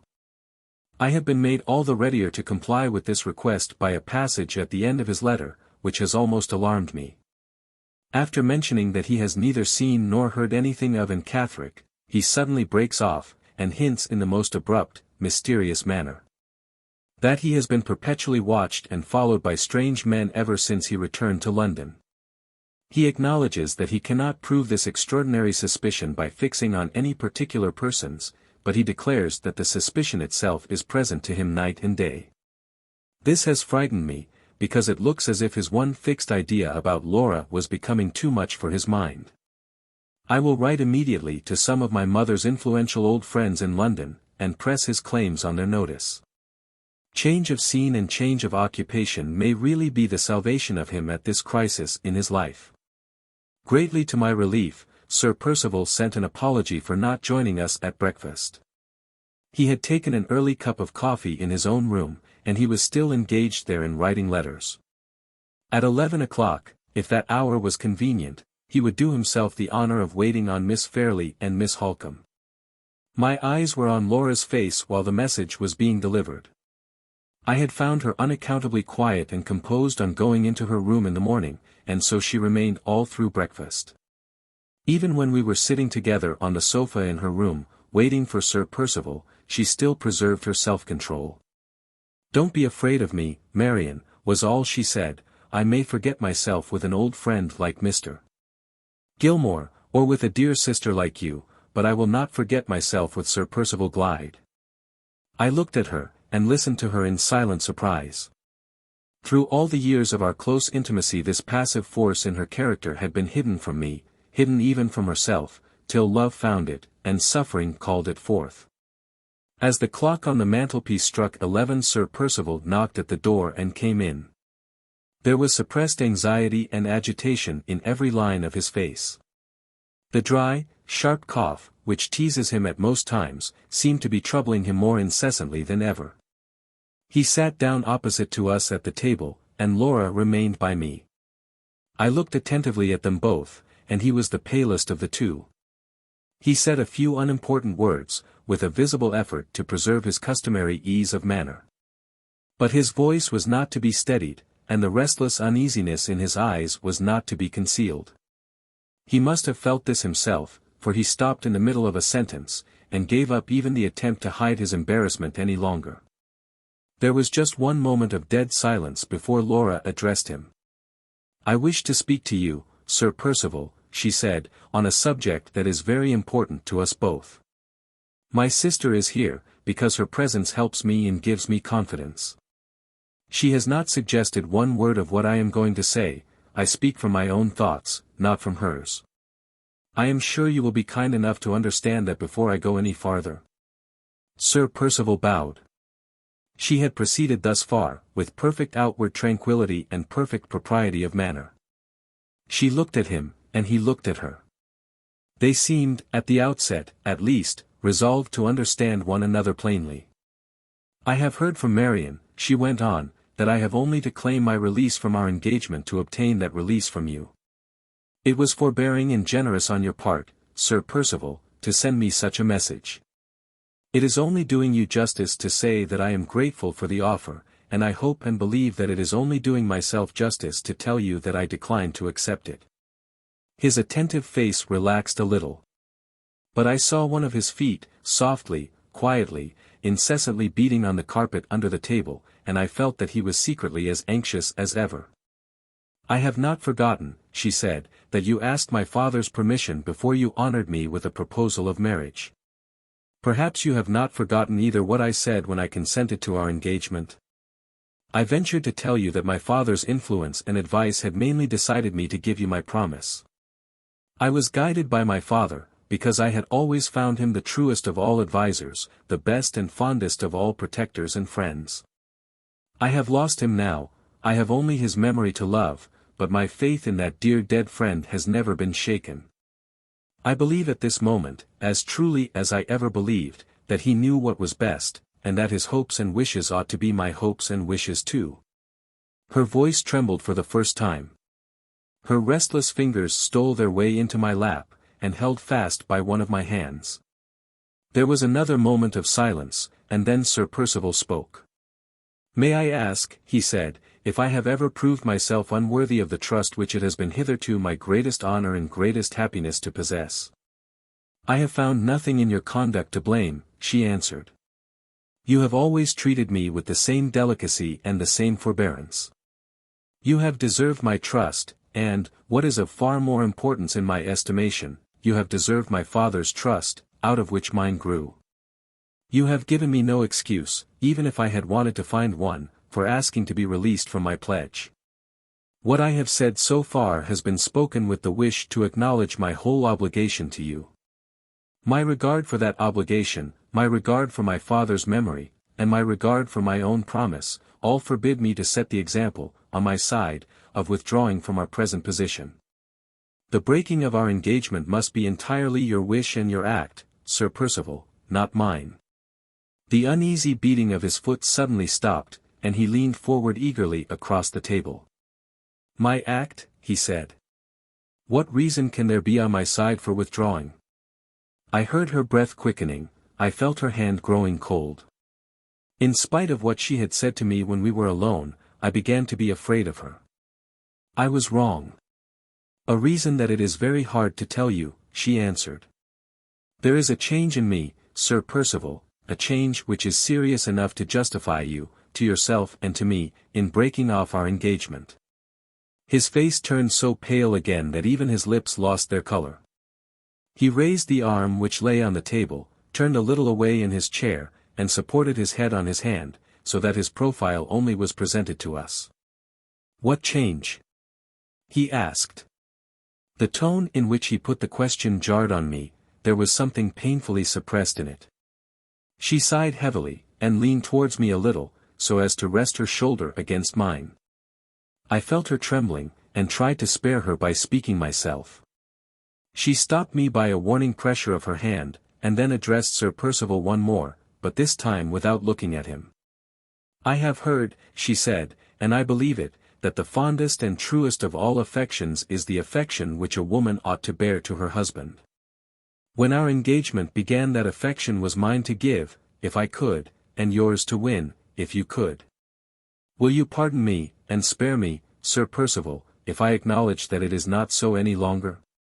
A few tears gathered in her eyes, and dropped over her cheeks slowly as she paused and waited for his answer. He did not utter a word. At the beginning of her reply he had moved the hand on which his head rested, so that it hid his face.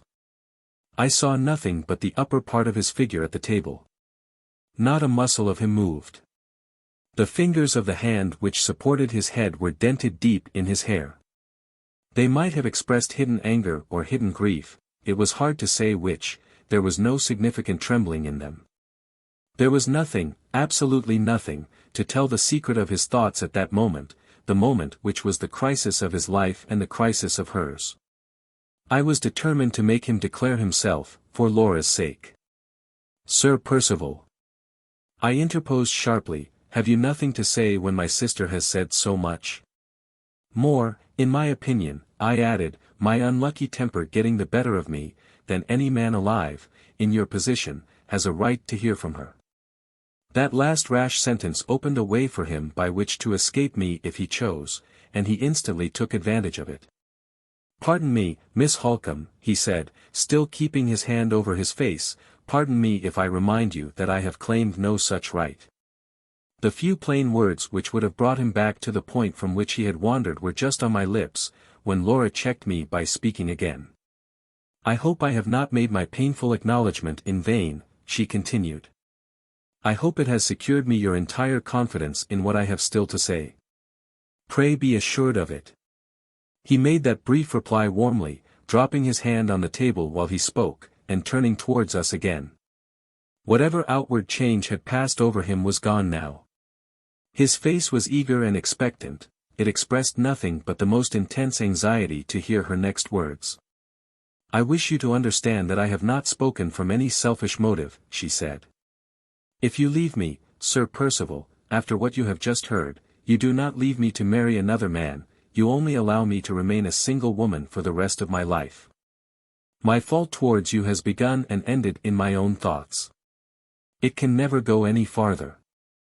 No word has passed, she hesitated, in doubt about the expression she should use next, hesitated in a momentary confusion which it was very sad and very painful to see. No word has passed, she patiently and resolutely resumed, between myself and the person to whom I am now referring for the first and last time in your presence of my feelings towards him. Or of his feelings towards me, no word ever can pass, neither he nor I are likely, in this world, to meet again. I earnestly beg you to spare me from saying any more, and to believe me, on my word, in what I have just told you. It is the truth, Sir Percival, the truth which I think my promised husband has a claim to hear, at any sacrifice of my own feelings. I trust to his generosity to pardon me, and to his honor to keep my secret. Both those trusts are sacred to me, he said, and both shall be sacredly kept.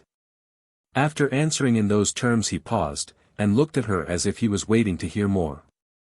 I have said all I wish to say, she added quietly, I have said more than enough to justify you in withdrawing from your engagement. You have said more than enough, he answered, to make it the dearest object of my life to keep the engagement.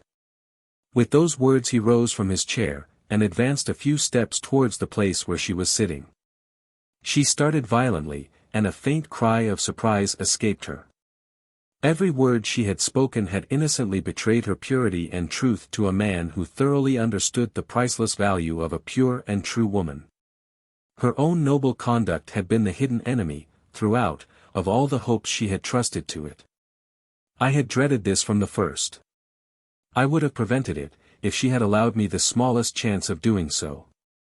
I even waited and watched now, when the harm was done, for a word from Sir Percival that would give me the opportunity of putting him in the wrong. You have left it to me, Miss Fairlie, to resign you, he continued. I am not heartless enough to resign a woman who has just shown herself to be the noblest of her sex. He spoke with such warmth and feeling, with such passionate enthusiasm, and yet with such perfect delicacy, that she raised her head, flushed up a little, and looked at him with sudden animation and spirit. No, she said firmly.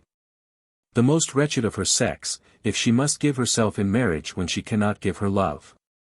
May she not give it in the future, he asked, if the one object of her husband's life is to deserve it? Never, she answered. If you still persist in maintaining our engagement, I may be your true and faithful wife, Sir Percival, your loving wife, if I know my own heart, never.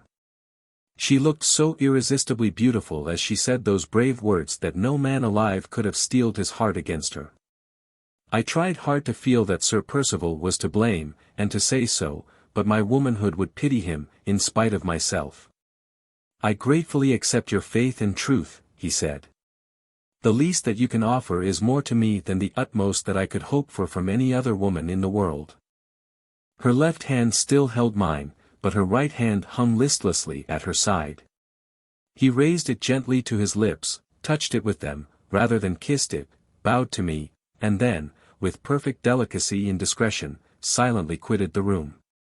She neither moved nor said a word when he was gone. She sat by me, cold and still, with her eyes fixed on the ground. I saw it was hopeless and useless to speak, and I only put my arm round her, and held her to me in silence. We remained together so for what seemed a long and weary time, so long and so weary, that I grew uneasy and spoke to her softly, in the hope of producing a change. The sound of my voice seemed to startle her into consciousness. She suddenly drew herself away from me and rose to her feet. "I must submit, Marian, as well as I can," she said. "My new life has its hard duties, and one of them begins today." As she spoke she went to a side table near the window, on which her sketching materials were placed, gathered them together carefully, and put them in a drawer of her cabinet. She locked the drawer and brought the key to me. "I must part from everything that reminds me of him," she said. "Keep the key wherever you please, I shall never want it again." Before I could say a word she had turned away to her bookcase, and had taken from it the album that contained Walter Hartright's drawings. She hesitated for a moment, holding the little volume fondly in her hands, then lifted it to her lips and kissed it. "Oh, Laura! Laura!" I said, not angrily, not reprovingly, with nothing but sorrow in my voice, and nothing but sorrow in my heart. "It is the last time, Marian," she pleaded. "I am bidding it goodbye forever." She laid the book on the table and drew out the comb that fastened her hair. It fell, in its matchless beauty, over her back and shoulders, and dropped round her, far below her waist. She separated one long, thin lock from the rest, cut it off, and pinned it carefully, in the form of a circle, on the first blank page of the album.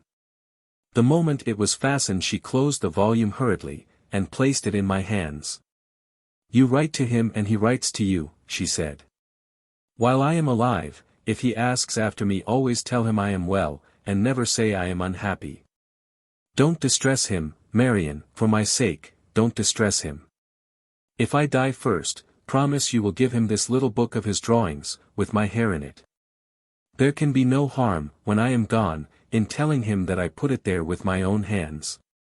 And say, oh, Marian, say for me, then, what I can never say for myself, say I loved him." She flung her arms round my neck, and whispered the last words in my ear with a passionate delight in uttering them which it almost broke my heart to hear. All the long restraint she had imposed on herself gave way in that last outburst of tenderness. She broke from me with hysterical vehemence, and threw herself on the sofa in a paroxysm of sobs and tears that shook her from head to foot. I tried vainly to soothe her and reason with her. She was past being soothed, and past being reasoned with. It was the sad, sudden end for us two of this memorable day. When the fit had worn itself out she was too exhausted to speak. She slumbered towards the afternoon, and I put away the book of drawings so that she might not see it when she woke. My face was calm, whatever my heart might be, when she opened her eyes again and looked at me. We said no more to each other about the distressing interview of the morning. Sir Percival's name was not mentioned. Walter Hartright was not alluded to again by either of us for the remainder of the day. 10th. Finding that she was composed and like herself this morning, I returned to the painful subject of yesterday, for the sole purpose of imploring her to let me speak to Sir Percival and Mr. Fairlie, more plainly and strongly than she could speak to either of them herself, about this lamentable marriage.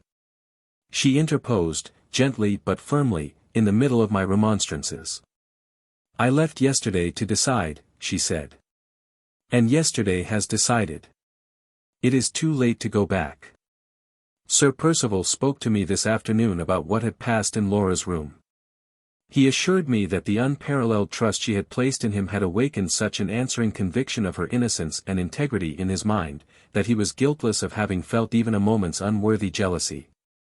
Either at the time when he was in her presence, or afterwards when he had withdrawn from it. Deeply as he lamented the unfortunate attachment which had hindered the progress he might otherwise have made in her esteem and regard, he firmly believed that it had remained unacknowledged in the past, and that it would remain, under all changes of circumstance which it was possible to contemplate, unacknowledged in the future. This was his absolute conviction, and the strongest proof he could give of it was the assurance, which he now offered, that he felt no curiosity to know whether the attachment was of recent date or not, or who had been the object of it. His implicit confidence in Miss Fairlie made him satisfied with what she had thought fit to say to him, and he was honestly innocent of the slightest feeling of anxiety to hear more. He waited after saying those words and looked at me. I was so conscious of my unreasonable prejudice against him, so conscious of an unworthy suspicion that he might be speculating on my impulsively answering the very questions which he had just described himself as resolved not to ask, that I evaded all reference to this part of the subject with something like a feeling of confusion on my own part. At the same time I was resolved not to lose even the smallest opportunity of trying to plead Laura's cause, and I told him boldly that I regretted his generosity had not carried him one step farther, and induced him to withdraw from the engagement altogether. Here, again, he disarmed me by not attempting to defend himself. He would merely beg me to remember the difference there was between his allowing Miss Fairlie to give him up, which was a matter of submission only, and his forcing himself to give up Miss Fairlie, which was, in other words, asking him to be the suicide of his own hopes. Her conduct of the day before had so strengthened the unchangeable love and admiration of 2 long years, that all active contention against those feelings, on his part, was henceforth entirely out of his power. I must think him weak, selfish, unfeeling towards the very woman whom he idolized, and he must bow to my opinion as resignedly as he could, only putting it to me, at the same time, whether her future as a single woman, pining under an unhappily placed attachment which she could never acknowledge, could be said to promise her a much brighter prospect than her future as the wife of a man who worshipped the very ground she walked on. In the last case there was hope from time, however slight it might be. In the first case, on her own showing, there was no hope at all. I answered him, more because my tongue is a woman's, and must answer, than because I had anything convincing to say. It was only too plain that the course Laura had adopted the day before had offered him the advantage if he chose to take it, and that he had chosen to take it. I felt this at the time, and I feel it just as strongly now, while I write these lines, in my own room. The one hope left is that his motives really spring, as he says they do, from the irresistible strength of his attachment to Laura. Before I close my diary for tonight I must record that I wrote today, in poor Hartright's interest, to 2 of my mother's old friends in London, both men of influence and position. If they can do anything for him, I am quite sure they will.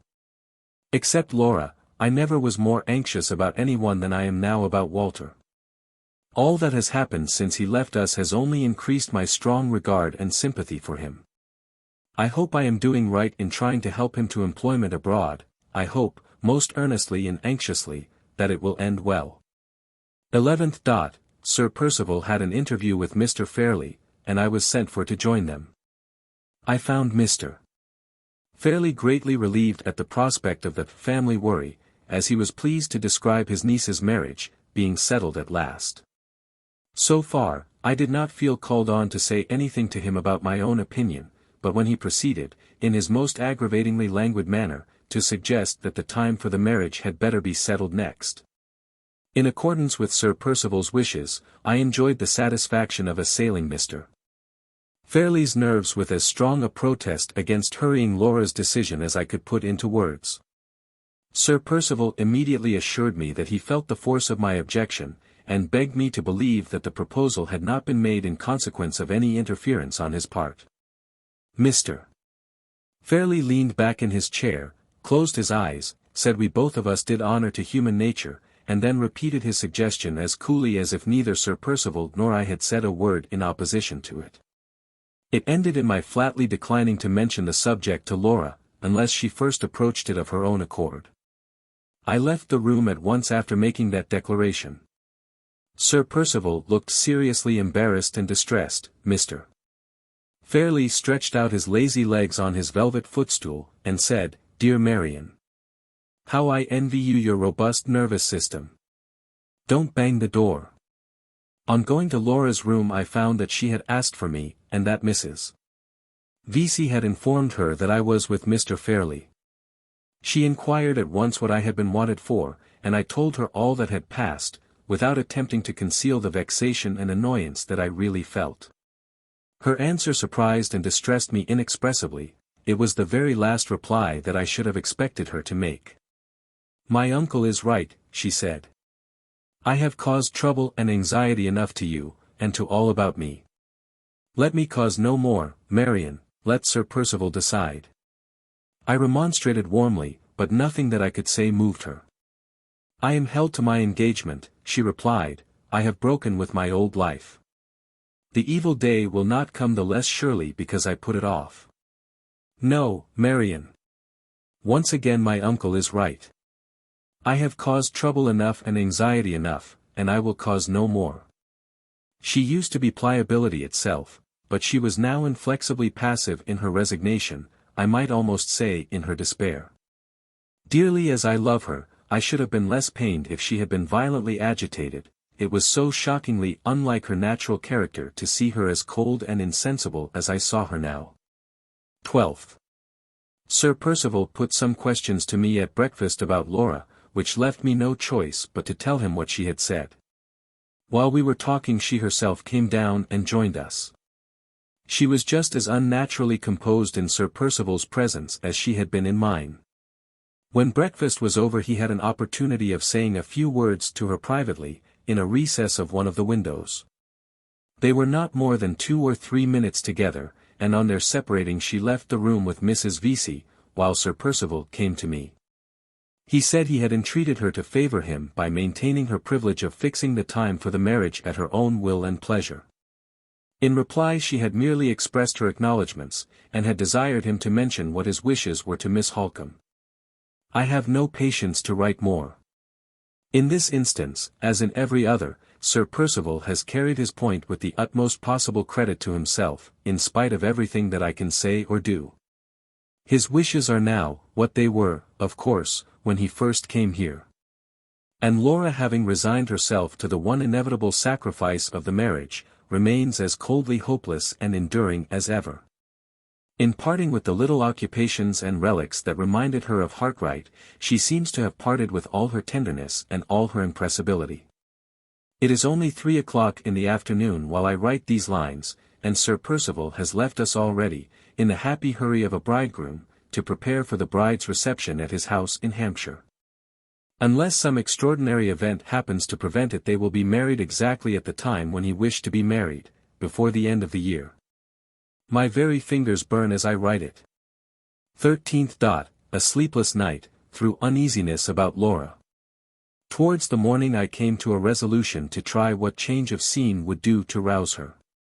She cannot surely remain in her present torpor of insensibility, if I take her away from Limmeridge and surround her with the pleasant faces of old friends. After some consideration I decided on writing to the Arnolds, in Yorkshire. They are simple, kind-hearted, hospitable people, and she has known them from her childhood. When I had put the letter in the post-bag I told her what I had done. It would have been a relief to me if she had shown the spirit to resist and object. But no, she only said, "I will go anywhere with you, Marian. I dare say you are right, I dare say the change will do me good." 14th. I wrote to Mr. Gilmore, informing him that there was really a prospect of this miserable marriage taking place, and also mentioning my idea of trying what change of scene would do for Laura. I had no heart to go into particulars. Time enough for them when we get nearer to the end of the year. 15th. 3 letters for me. The first, from the Arnolds, full of delight at the prospect of seeing Laura and me. The second, from one of the gentlemen to whom I wrote on Walter Hartright's behalf, informing me that he has been fortunate enough to find an opportunity of complying with my request. The third, from Walter himself, thanking me, poor fellow, in the warmest terms, for giving him an opportunity of leaving his home, his country, and his friends. A private expedition to make excavations among the ruined cities of Central America is, it seems, about to sail from Liverpool. The draughtsman who had been already appointed to accompany it has lost heart, and withdrawn at the 11th hour, and Walter is to fill his place. He is to be engaged for 6 months certain, from the time of the landing in Honduras, and for a year afterwards, if the excavations are successful, and if the funds hold out.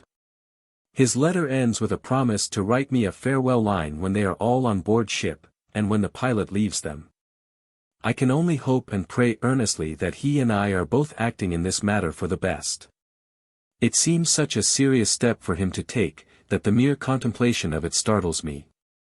And yet, in his unhappy position, how can I expect him or wish him to remain at home? 16th. The carriage is at the door. Laura and I set out on our visit to the Arnolds today. Polesdean Lodge, Yorkshire. 23rd. A week in these new scenes and among these kind-hearted people has done her some good, though not so much as I had hoped. I have resolved to prolong our stay for another week at least. It is useless to go back to Limmeridge till there is an absolute necessity for our return. 24th. Sad news by this morning's post. The expedition to Central America sailed on the 21st. We have parted with a true man, we have lost a faithful friend. Walter Hartright has left England. 25th. Sad news yesterday, ominous news today. Sir Percival Glyde has written to Mr. Fairlie, and Mr. Fairlie has written to Laura and me, to recall us to Limmeridge immediately. What can this mean? Has the day for the marriage been fixed in our absence? 2. Limmeridge House. November 27th. My forebodings are realized. The marriage is fixed for the 22nd of December. The day after we left for Polesdean Lodge Sir Percival wrote, it seems, to Mr. Fairlie, to say that the necessary repairs and alterations in his house in Hampshire would occupy a much longer time in completion than he had originally anticipated. The proper estimates were to be submitted to him as soon as possible, and it would greatly facilitate his entering into definite arrangements with the work people. If he could be informed of the exact period at which the wedding ceremony might be expected to take place, he could then make all his calculations in reference to time, besides writing the necessary apologies to friends who had been engaged to visit him that winter, and who could not, of course, be received when the house was in the hands of the workmen. To this letter Mr. Fairlie had replied by requesting Sir Percival himself to suggest a day for the marriage, subject to Miss Fairlie's approval, which her guardian willingly undertook to do his best to obtain. Sir Percival wrote back by the next post, and proposed, in accordance with his own views and wishes from the first, the latter part of December, perhaps the 22nd, or 24th, or any other day that the lady and her guardian might prefer. The lady not being at hand to speak for herself, her guardian had decided, in her absence, on the earliest day mentioned, the 22nd of December, and had written to recall us to Limmeridge in consequence. After explaining these particulars to me at a private interview yesterday, Mr. Fairlie suggested, in his most amiable manner, that I should open the necessary negotiations today. Feeling that resistance was useless, unless I could first obtain Laura's authority to make it, I consented to speak to her, but declared, at the same time, that I would on no consideration undertake to gain her consent to Sir Percival's wishes. Mr. Fairlie complimented me on my excellent conscience, much as he would have complimented me, if he had been out walking, on my excellent constitution, and seemed perfectly satisfied, so far, with having simply shifted one more family responsibility from his own shoulders to mine. This morning I spoke to Laura as I had promised. The composure, I may almost say, the insensibility, which she has so strangely and so resolutely maintained ever since Sir Percival left us, was not proof against the shock of the news I had to tell her. She turned pale and trembled violently. Not so soon, she pleaded. Oh, Marian, not so soon. The slightest hint she could give was enough for me. I rose to leave the room, and fight her battle for her at once with Mr. Fairlie. Just as my hand was on the door, she caught fast hold of my dress and stopped me. Let me go, I said. My tongue burns to tell your uncle that he and Sir Percival are not to have it all their own way. She sighed bitterly, and still held my dress. No, she said faintly. Too late, Marian, too late. Not a minute too late, I retorted. The question of time is our question, and trust me, Laura, to take a woman's full advantage of it. I unclasped her hand from my gown while I spoke. But she slipped both her arms round my waist at the same moment, and held me more effectually than ever.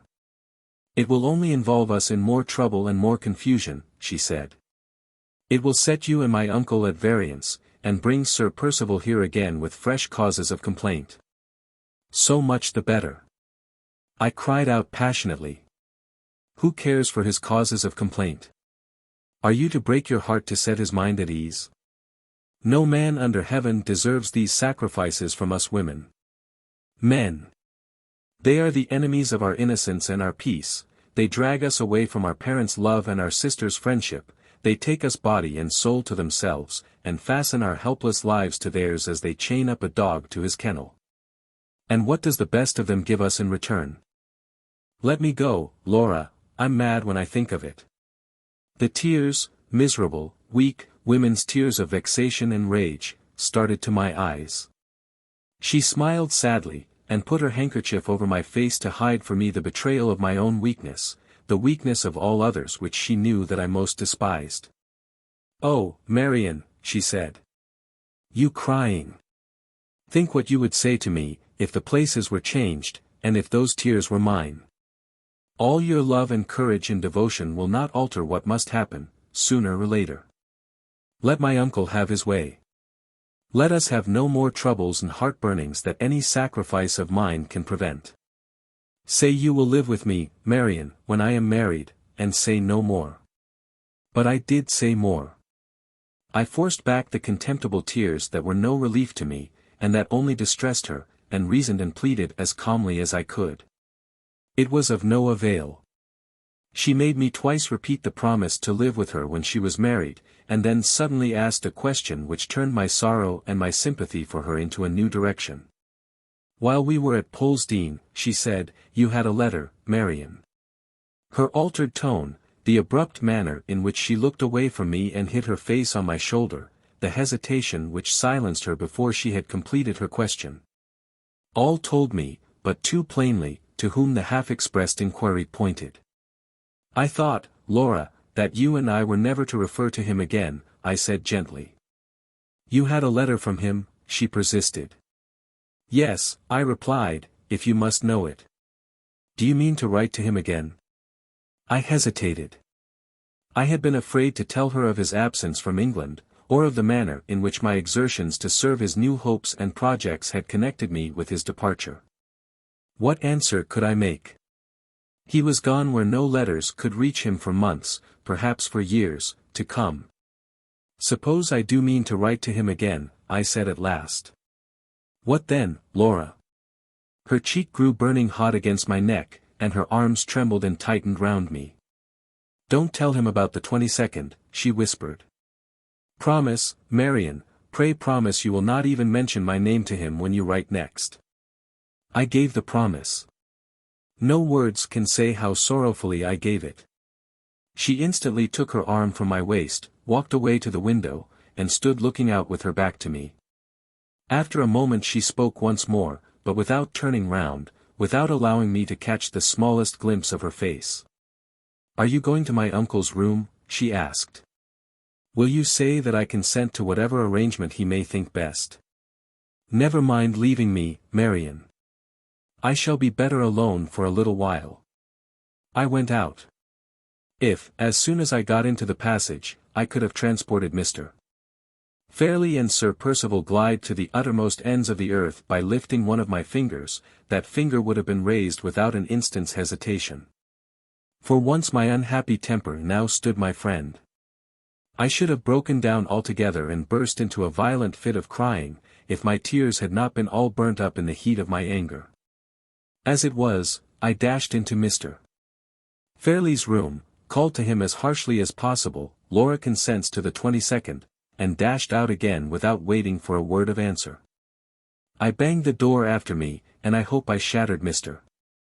Fairlie's nervous system for the rest of the day.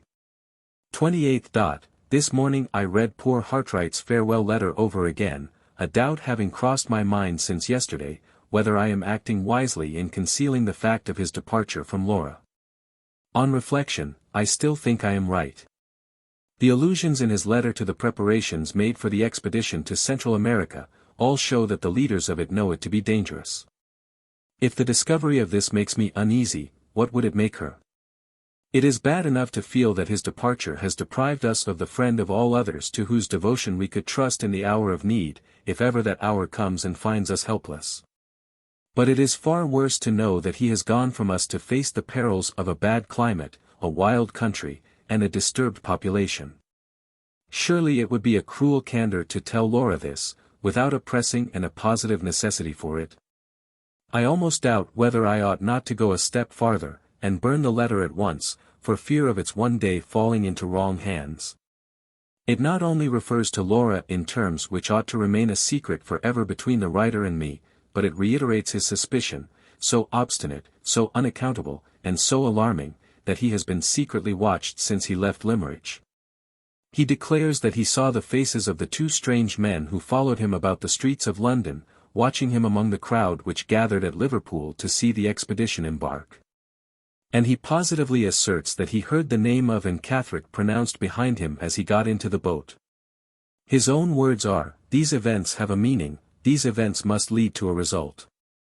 The mystery of Anne Catherick is not cleared up yet. She may never cross my path again, but if ever she crosses yours, make better use of the opportunity, Miss Halcombe, than I made of it. I speak on strong conviction, I entreat you to remember what I say. These are his own expressions. There is no danger of my forgetting them, my memory is only too ready to dwell on any words of Hartright's that refer to Anne Catherick. But there is danger in my keeping the letter. The merest accident might place it at the mercy of strangers. I may fall ill, I may die. Better to burn it at once, and have one anxiety the less. It is burnt. The ashes of his farewell letter, the last he may ever write to me, lie in a few black fragments on the hearth. Is this the sad end to all that sad story? Oh, not the end, surely, surely not the end already. 29th. The preparations for the marriage have begun. The dressmaker has come to receive her orders. Laura is perfectly impassive, perfectly careless about the question of all others in which a woman's personal interests are most closely bound up. She has left it all to the dressmaker and to me. If poor Hartright had been the baronet, and the husband of her father's choice, how differently she would have behaved. How anxious and capricious she would have been, and what a hard task the best of dressmakers would have found it to please her. 30th. We hear every day from Sir Percival. The last news is that the alterations in his house will occupy from 4 to 6 months before they can be properly completed. If painters, paperhangers, and upholsterers could make happiness as well as splendor, should be interested about their proceedings in Laura's future home. As it is, the only part of Sir Percival's last letter which does not leave me as it found me, perfectly indifferent to all his plans and projects, is the part which refers to the wedding tour. He proposes, as Laura is delicate, and as the winter threatens to be unusually severe, to take her to Rome, and to remain in Italy until the early part of next summer. If this plan should not be approved, he is equally ready, although he has no establishment of his own in town, to spend the season in London, in the most suitable furnished house that can be obtained for the purpose. Putting myself and my own feelings entirely out of the question, which it is my duty to do, and which I have done, for one, have no doubt of the propriety of adopting the first of these proposals. In either case a separation between Laura and me is inevitable.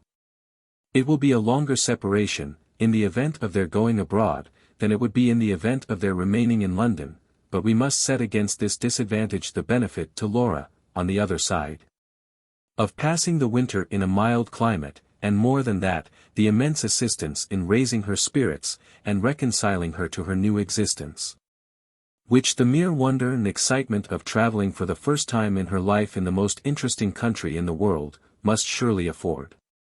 She is not of a disposition to find resources in the conventional gaieties and excitements of London.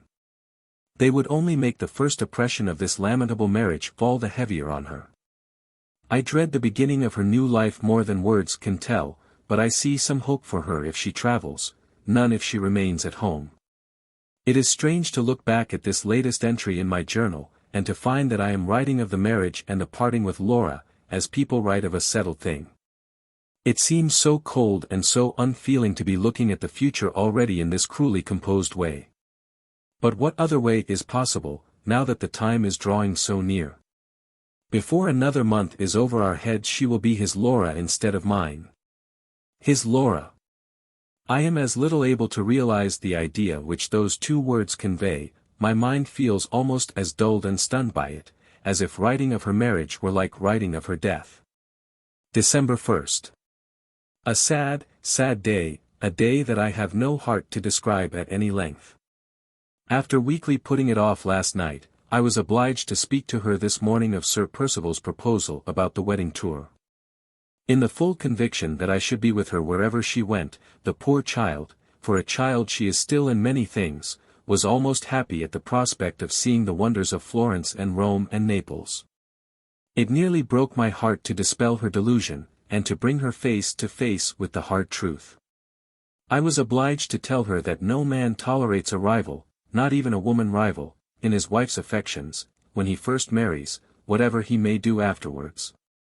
I was obliged to warn her that my chance of living with her permanently under her own roof, depended entirely on my not arousing Sir Percival's jealousy and distrust by standing between them at the beginning of their marriage.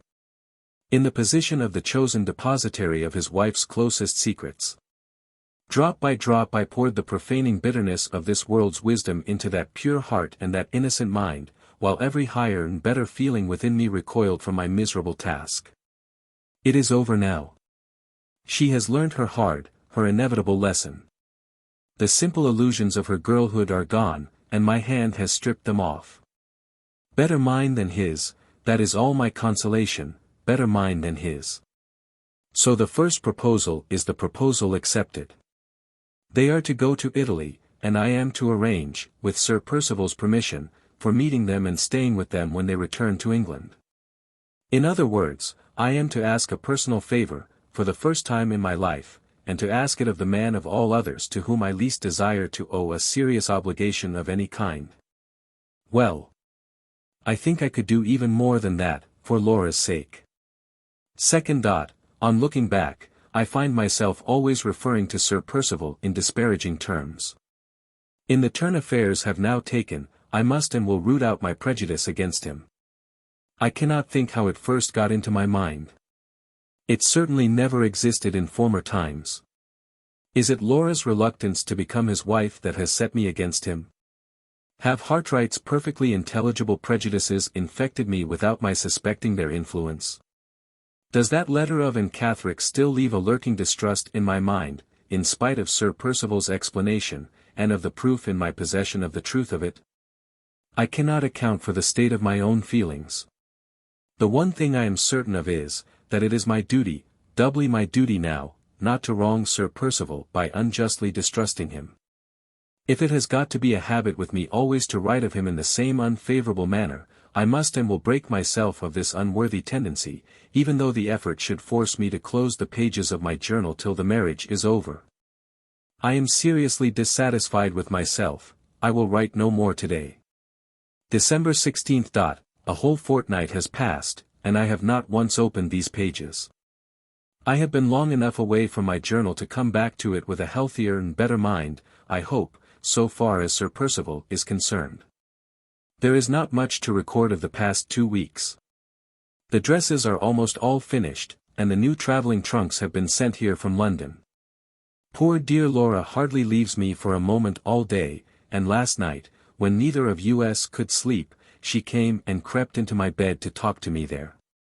I shall lose you so soon, Marian, she said, I must make the most of you while I can. They are to be married at Limmeridge Church, and thank heaven, not one of the neighbours is to be invited to the ceremony.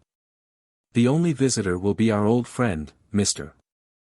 Arnold, who is to come from Polesdean to give Laura away, her uncle being far too delicate to trust himself outside the door in such inclement weather as we now have. If I were not determined, from this day forth, to see nothing but the bright side of our prospects, the melancholy absence of any male relative of Laura's, at the most important moment of her life, would make me very gloomy and very distrustful of the future.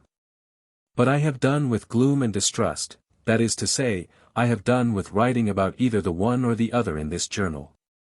Sir Percival is to arrive tomorrow.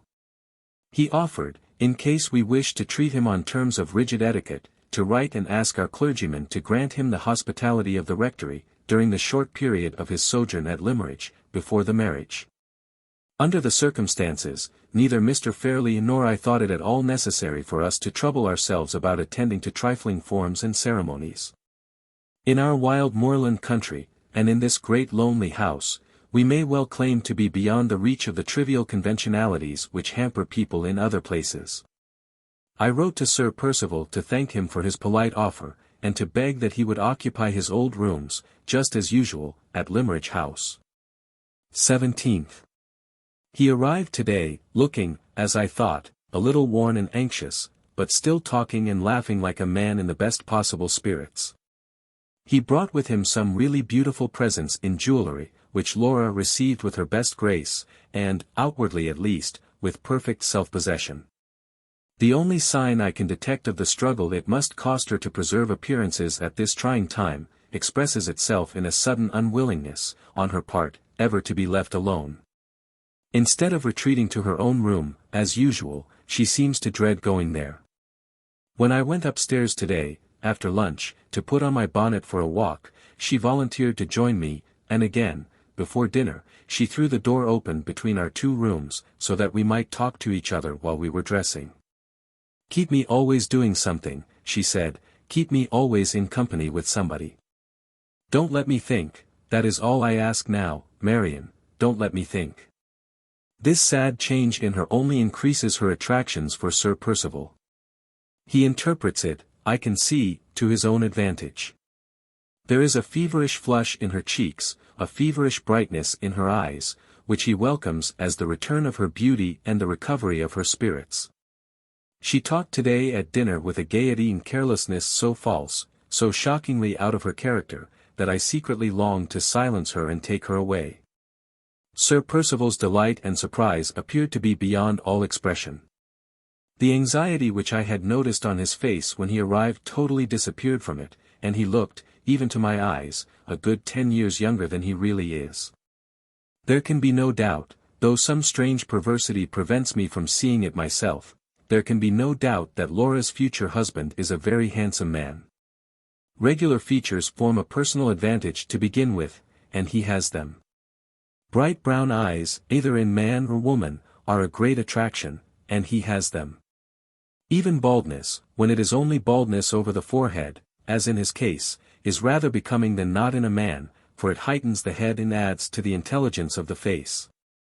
Grace and ease of movement, untiring animation of manner, ready, pliant, conversational powers, all these are unquestionable merits, and all these he certainly possesses. Surely Mr. Gilmore, ignorant as he is of Laura's secret, was not to blame for feeling surprised that she should repent of her marriage engagement. Anyone else in his place would have shared our good old friend's opinion. If I were asked, at this moment, to say plainly what defects I have discovered in Sir Percival, I could only point out two. 1. His incessant restlessness and excitability, which may be caused, naturally enough, by unusual energy of character.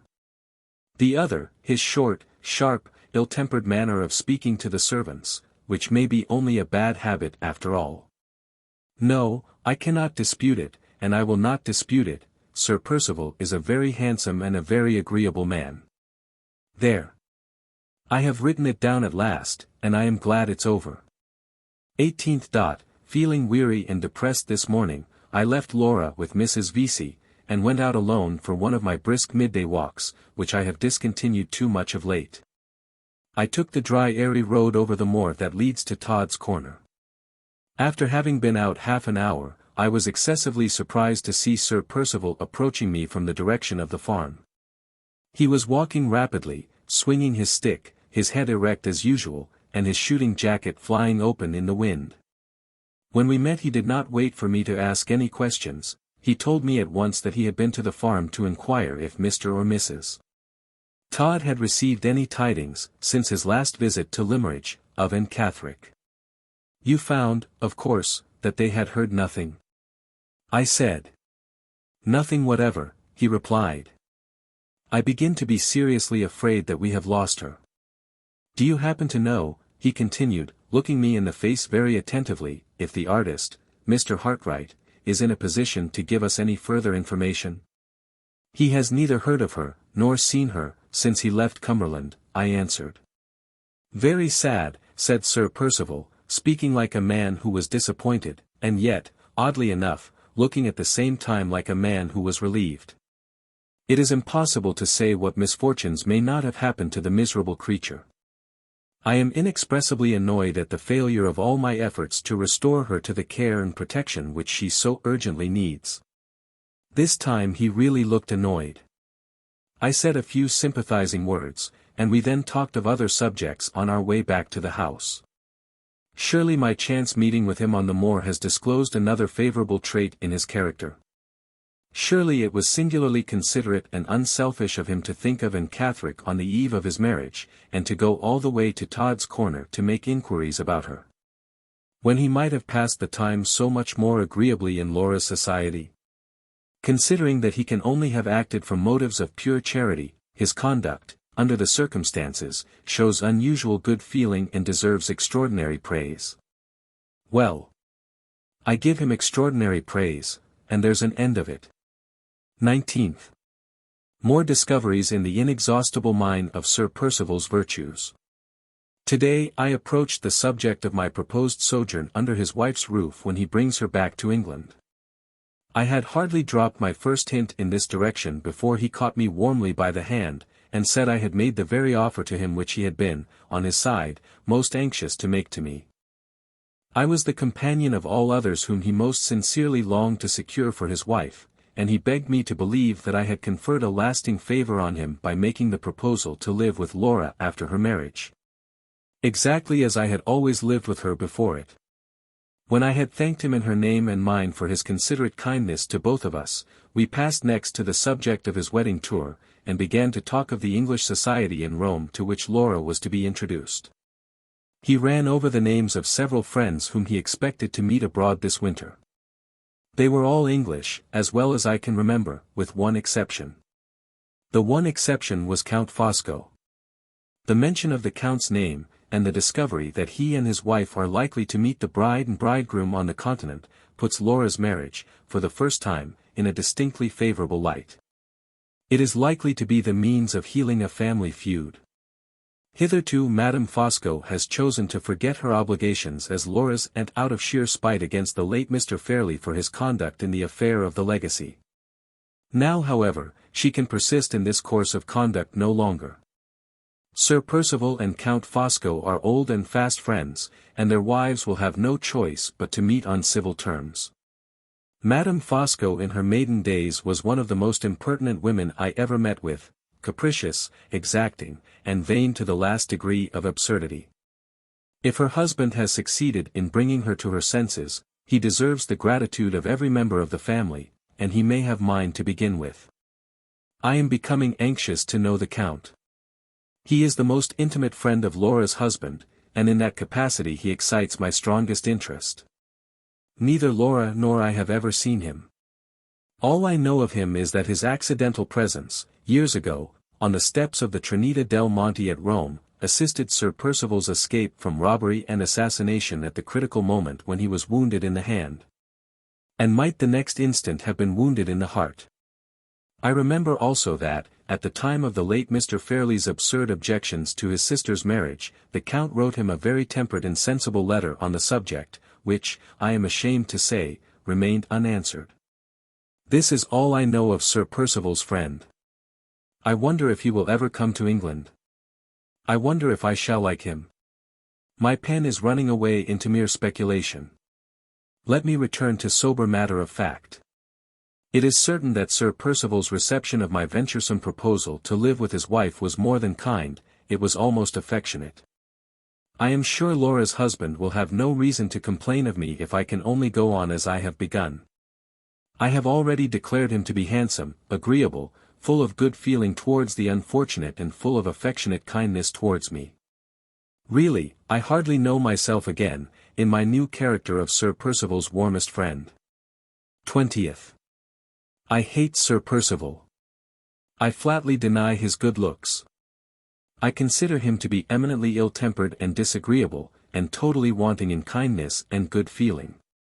Last night the cards for the married couple were sent home. Laura opened the packet and saw her future name in print for the first time. Sir Percival looked over her shoulder familiarly at the new card which had already transformed Miss Fairlie into Lady Glyde, smiled with the most odious self-complacency, and whispered something in her ear. I don't know what it was, Laura has refused to tell me, but I saw her face turn to such a deadly whiteness that I thought she would have fainted. He took no notice of the change, he seemed to be barbarously unconscious that he had said anything to pain her. All my old feelings of hostility towards him revived on the instant, and all the hours that have passed since have done nothing to dissipate them. I am more unreasonable and more unjust than ever. In 3 words, how glibly my pen writes them. In 3 words, I hate him. 21st. Have the anxieties of this anxious time shaken me a little, at last? I have been writing, for the last few days, in a tone of levity which, heaven knows, is far enough from my heart, and which it has rather shocked me to discover on looking back at the entries in my journal. Perhaps I may have caught the feverish excitement of Laura's spirits for the last week. If so, the fit has already passed away from me, and has left me in a very strange state of mind. A persistent idea has been forcing itself on my attention, ever since last night, that something will yet happen to prevent the marriage. What has produced this singular fancy? Is it the indirect result of my apprehensions for Laura's future? Or has it been unconsciously suggested to me by the increasing restlessness and irritability which I have certainly observed in Sir Percival's manner as the wedding day draws nearer and nearer? Impossible to say. I know that I have the idea, surely the wildest idea, under the circumstances, that ever entered a woman's head, but try as I may, I cannot trace it back to its source. This last day has been all confusion and wretchedness. How can I write about it? And yet, I must write. Anything is better than brooding over my own gloomy thoughts. Kind Mrs. Vesey, whom we have all too much overlooked and forgotten of late, innocently caused us a sad morning to begin with. She has been, for months past, secretly making a warm Shetland shawl for her dear pupil, a most beautiful and surprising piece of work to be done by a woman at her age and with her habits. The gift was presented this morning, and poor warm-hearted Laura completely broke down when the shawl was put proudly on her shoulders by the loving old friend and guardian of her motherless childhood. I was hardly allowed time to quiet them both, or even to dry my own eyes, when I was sent for by Mr. Fairlie, to be favoured with a long recital of his arrangements for the preservation of his own tranquillity on the wedding day. Dear Laura was to receive his present, a shabby ring, with her affectionate uncle's hair for an ornament, instead of a precious stone, and with a heartless French inscription inside. About congenial sentiments and eternal friendship, dear Laura was to receive this tender tribute from my hands immediately, so that she might have plenty of time to recover from the agitation produced by the gift before she appeared in Mr. Fairlie's presence. Dear Laura was to pay him a little visit that evening, and to be kind enough not to make a scene. Dear Laura was to pay him another little visit in her wedding dress the next morning, and to be kind enough, again, not to make a scene. Dear Laura was to look in once more, for the 3rd time, before going away, but without harrowing his feelings by saying when she was going away, and without tears, in the name of pity, in the name of everything, dear Marian. That is most affectionate and most domestic, and most delightfully and charmingly self-composed, without tears. I was so exasperated by this miserable selfish trifling, at such a time, that I should certainly have shocked Mr. Fairlie by some of the hardest and rudest truths he has ever heard in his life, if the arrival of Mr. Arnold from Polesdean had not called me away to new duties downstairs. The rest of the day is indescribable. I believe no one in the house really knew how it passed. The confusion of small events, all huddled together one on the other, bewildered everybody. There were dresses sent home that had been forgotten, there were trunks to be packed and packed again, there were presents from friends far and near, friends high and low. We were all needlessly hurried, all nervously expectant of the morrow. Sir Percival, especially, was too restless now to remain 5 minutes together in the same place. That short, sharp cough of his troubled him more than ever. He was in and out of doors all day long, and he seemed to grow so inquisitive on a sudden, that he questioned the very strangers who came on small errands to the house. Add to all this, the one perpetual thought in Laura's mind and mine, that we were to part the next day, and the haunting dread, unexpressed by either of us, and yet ever present to both, that this deplorable marriage might prove to be the one fatal error of her life and the one hopeless sorrow of mine. For the first time in all the years of our close and happy intercourse we almost avoided looking each other in the face, and we refrained, by common consent, from speaking together in private through the whole evening. I can dwell on it no longer.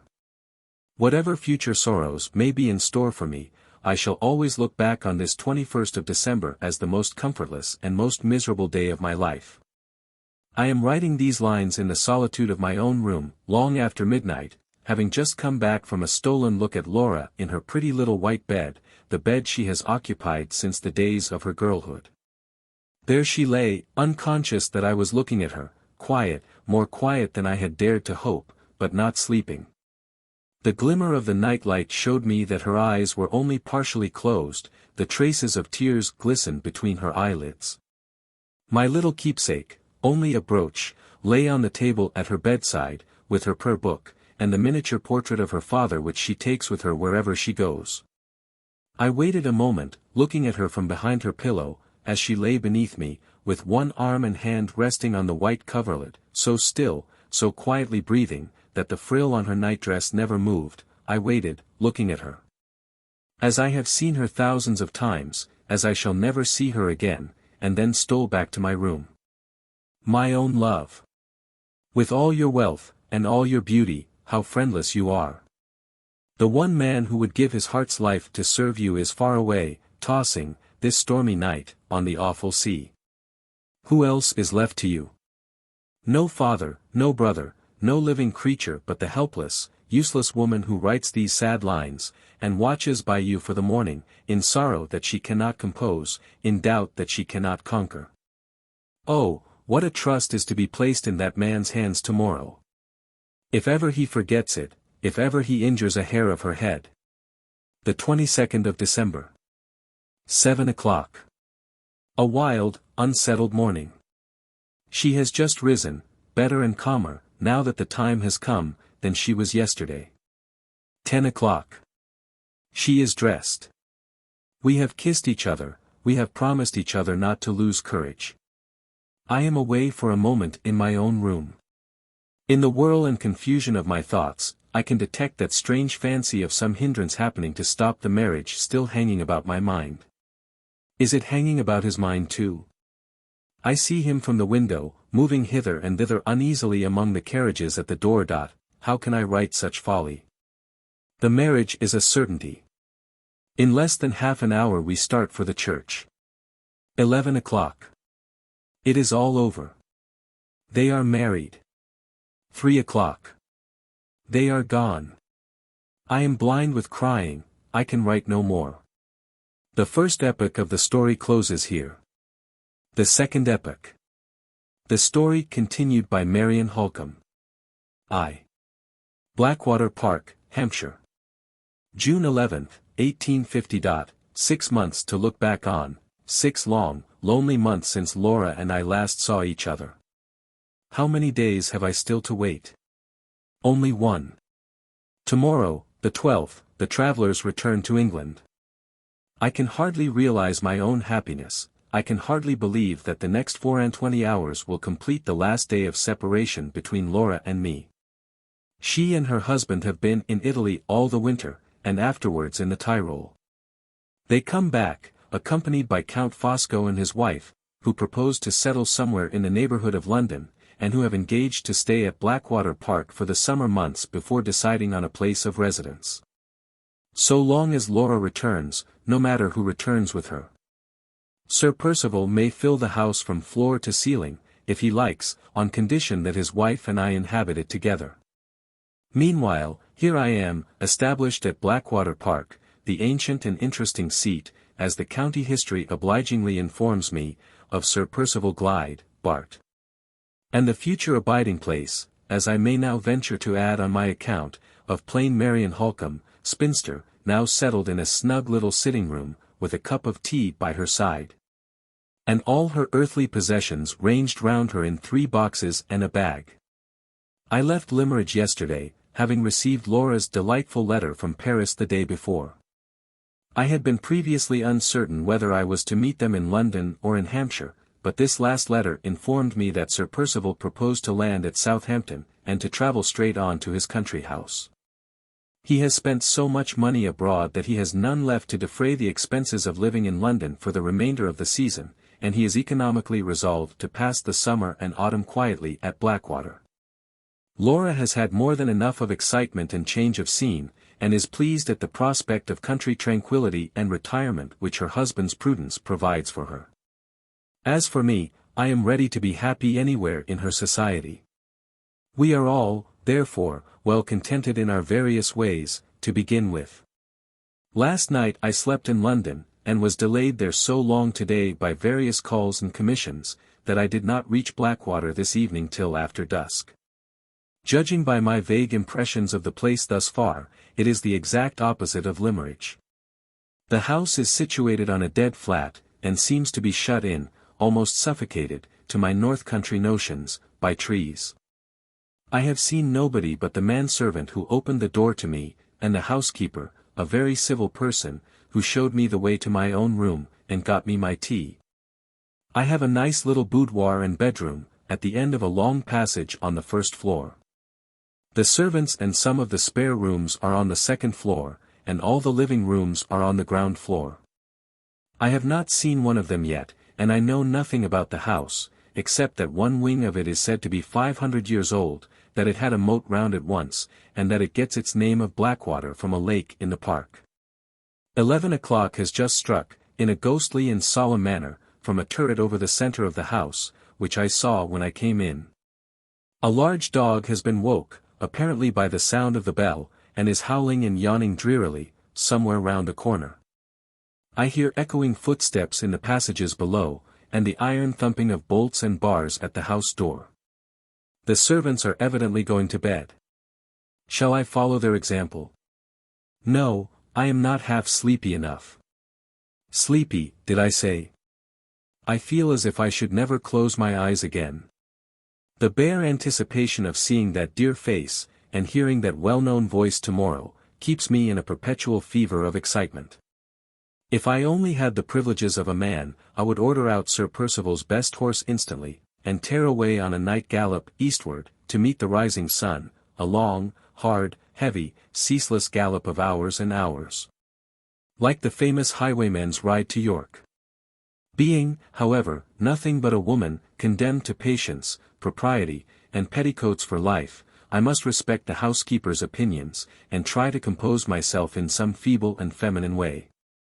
Reading is out of the question, I can't fix my attention on books. Let me try if I can write myself into sleepiness and fatigue. My journal has been very much neglected of late. What can I recall, standing, as I now do, on the threshold of a new life, of persons and events, of chances and changes, during the past 6 months, the long, weary, empty interval since Laura's wedding day? Walter Hartright is uppermost in my memory, and he passes first in the shadowy procession of my absent friends. I received a few lines from him, after the landing of the expedition in Honduras, written more cheerfully and hopefully than he has written yet. A month or 6 weeks later I saw an extract from an American newspaper, describing the departure of the adventurers on their inland journey. They were last seen entering a wild primeval forest, each man with his rifle on his shoulder and his baggage at his back. Since that time, civilization has lost all trace of them. Not a line more have I received from Walter, not a fragment of news from the expedition has appeared in any of the public journals. The same dense, disheartening obscurity hangs over the fate and fortunes of Anne Catherick, and her companion, Mrs. Clements. Nothing whatever has been heard of either of them. Whether they are in the country or out of it, whether they are living or dead, no one knows. Even Sir Percival's solicitor has lost all hope, and has ordered the useless search after the fugitives to be finally given up. Our good old friend Mr. Gilmore has met with a sad check in his active professional career. Early in the spring we were alarmed by hearing that he had been found insensible at his desk, and that the seizure was pronounced to be an apoplectic fit. He had been long complaining of fullness and oppression in the head, and his doctor had warned him of the consequences that would follow his persistency in continuing to work, early and late, as if he were still a young man. The result now is that he has been positively ordered to keep out of his office for a year to come, at least, and to seek repose of body and relief of mind by altogether changing his usual mode of life. The business is left, accordingly, to be carried on by his partner, and he is himself, at this moment, away in Germany, visiting some relations who are settled there in mercantile pursuits. Thus another true friend and trustworthy adviser is lost to us, lost, I earnestly hope and trust, for a time only. Poor Mrs. VIII travelled with me as far as London. It was impossible to abandon her to solitude at Limmeridge after Laura and I had both left the house, and we have arranged that she is to live with an unmarried younger sister of hers, who keeps a school at Clapham. She is to come here this autumn to visit her pupil, I might almost say her adopted child. I saw the good old lady safe to her destination, and left her in the care of her relative, quietly happy at the prospect of seeing Laura again in a few months' time. As for Mr. Fairlie, I believe I am guilty of no injustice if I describe him as being unutterably relieved by having the house clear of us women.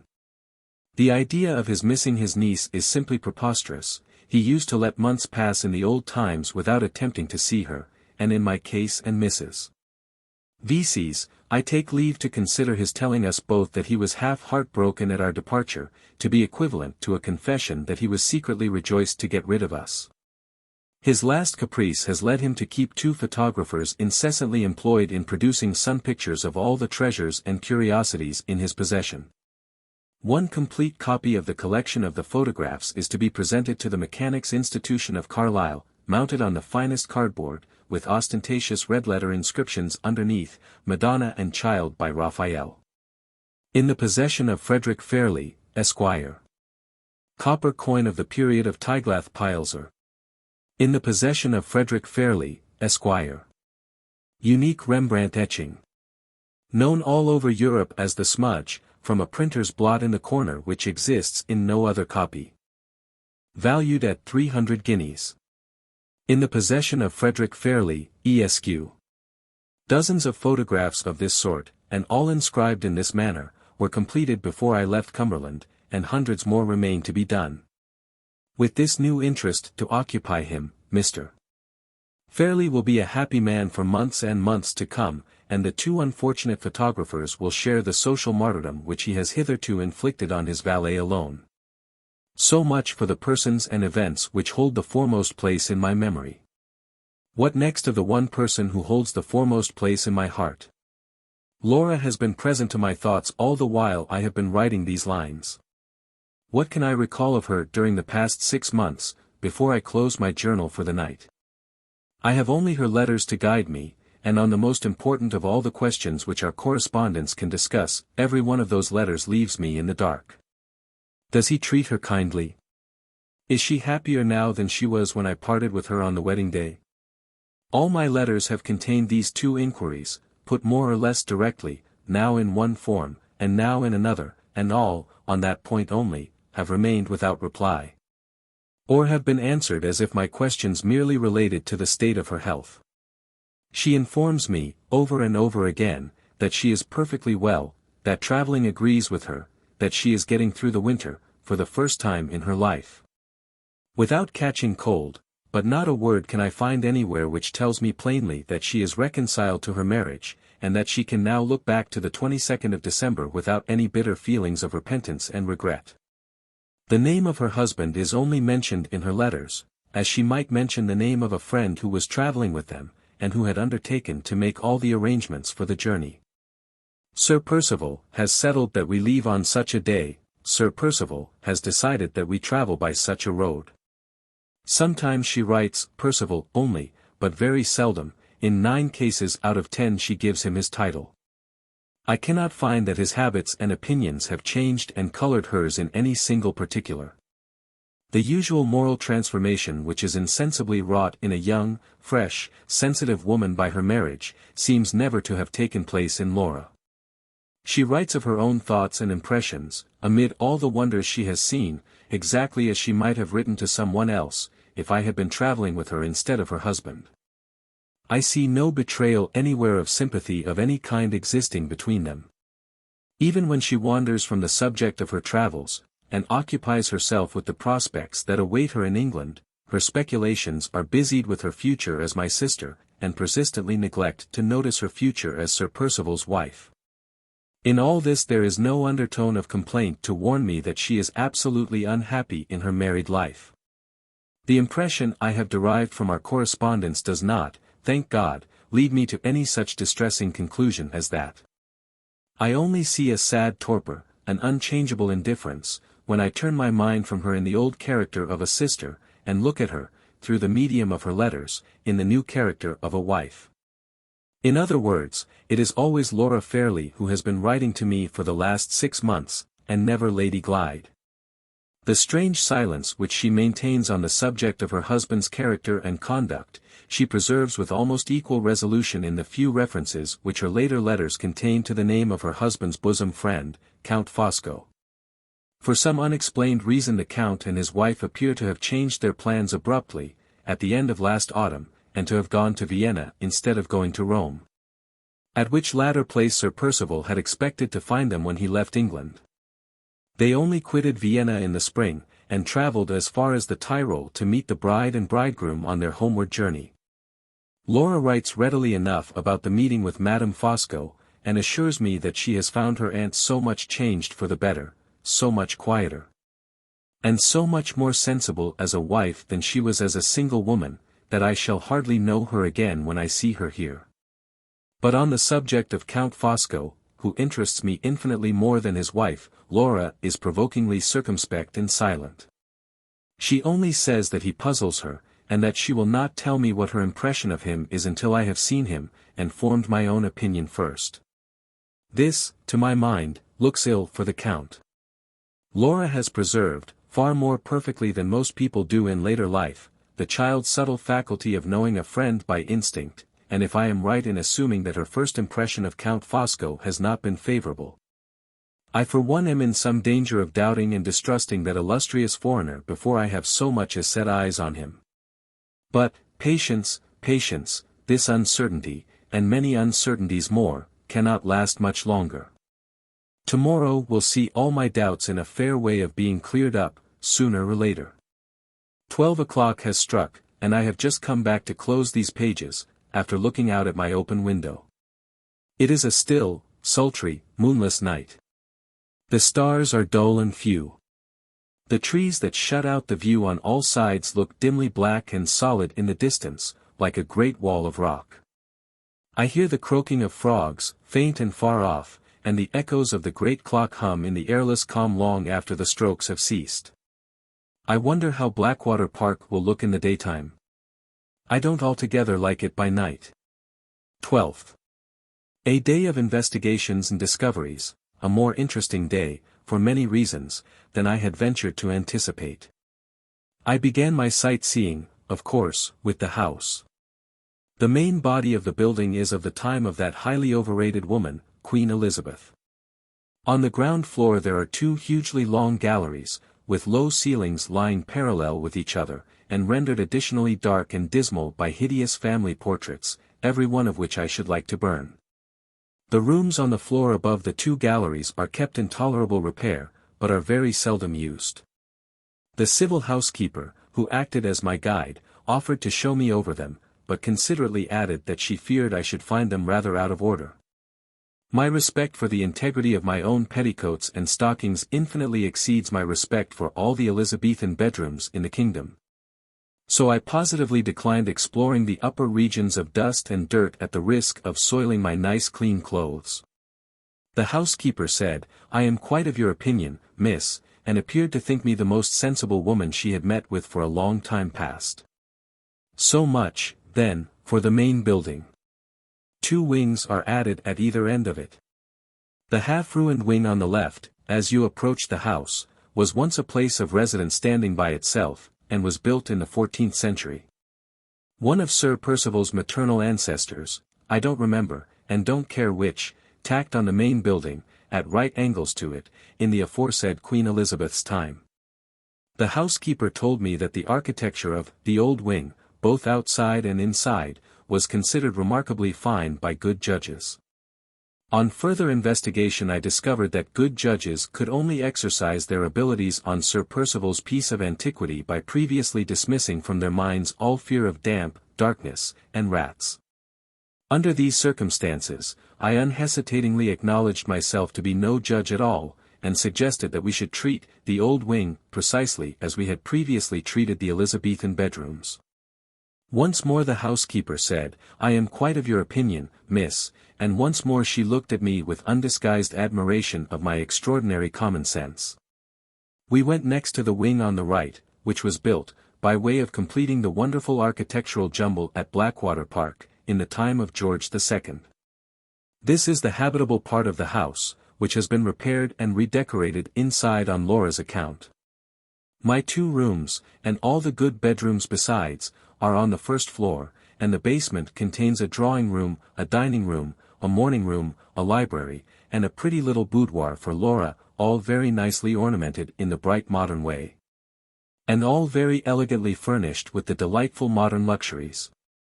None of the rooms are anything like so large and airy as our rooms at Limmeridge, but they all look pleasant to live in.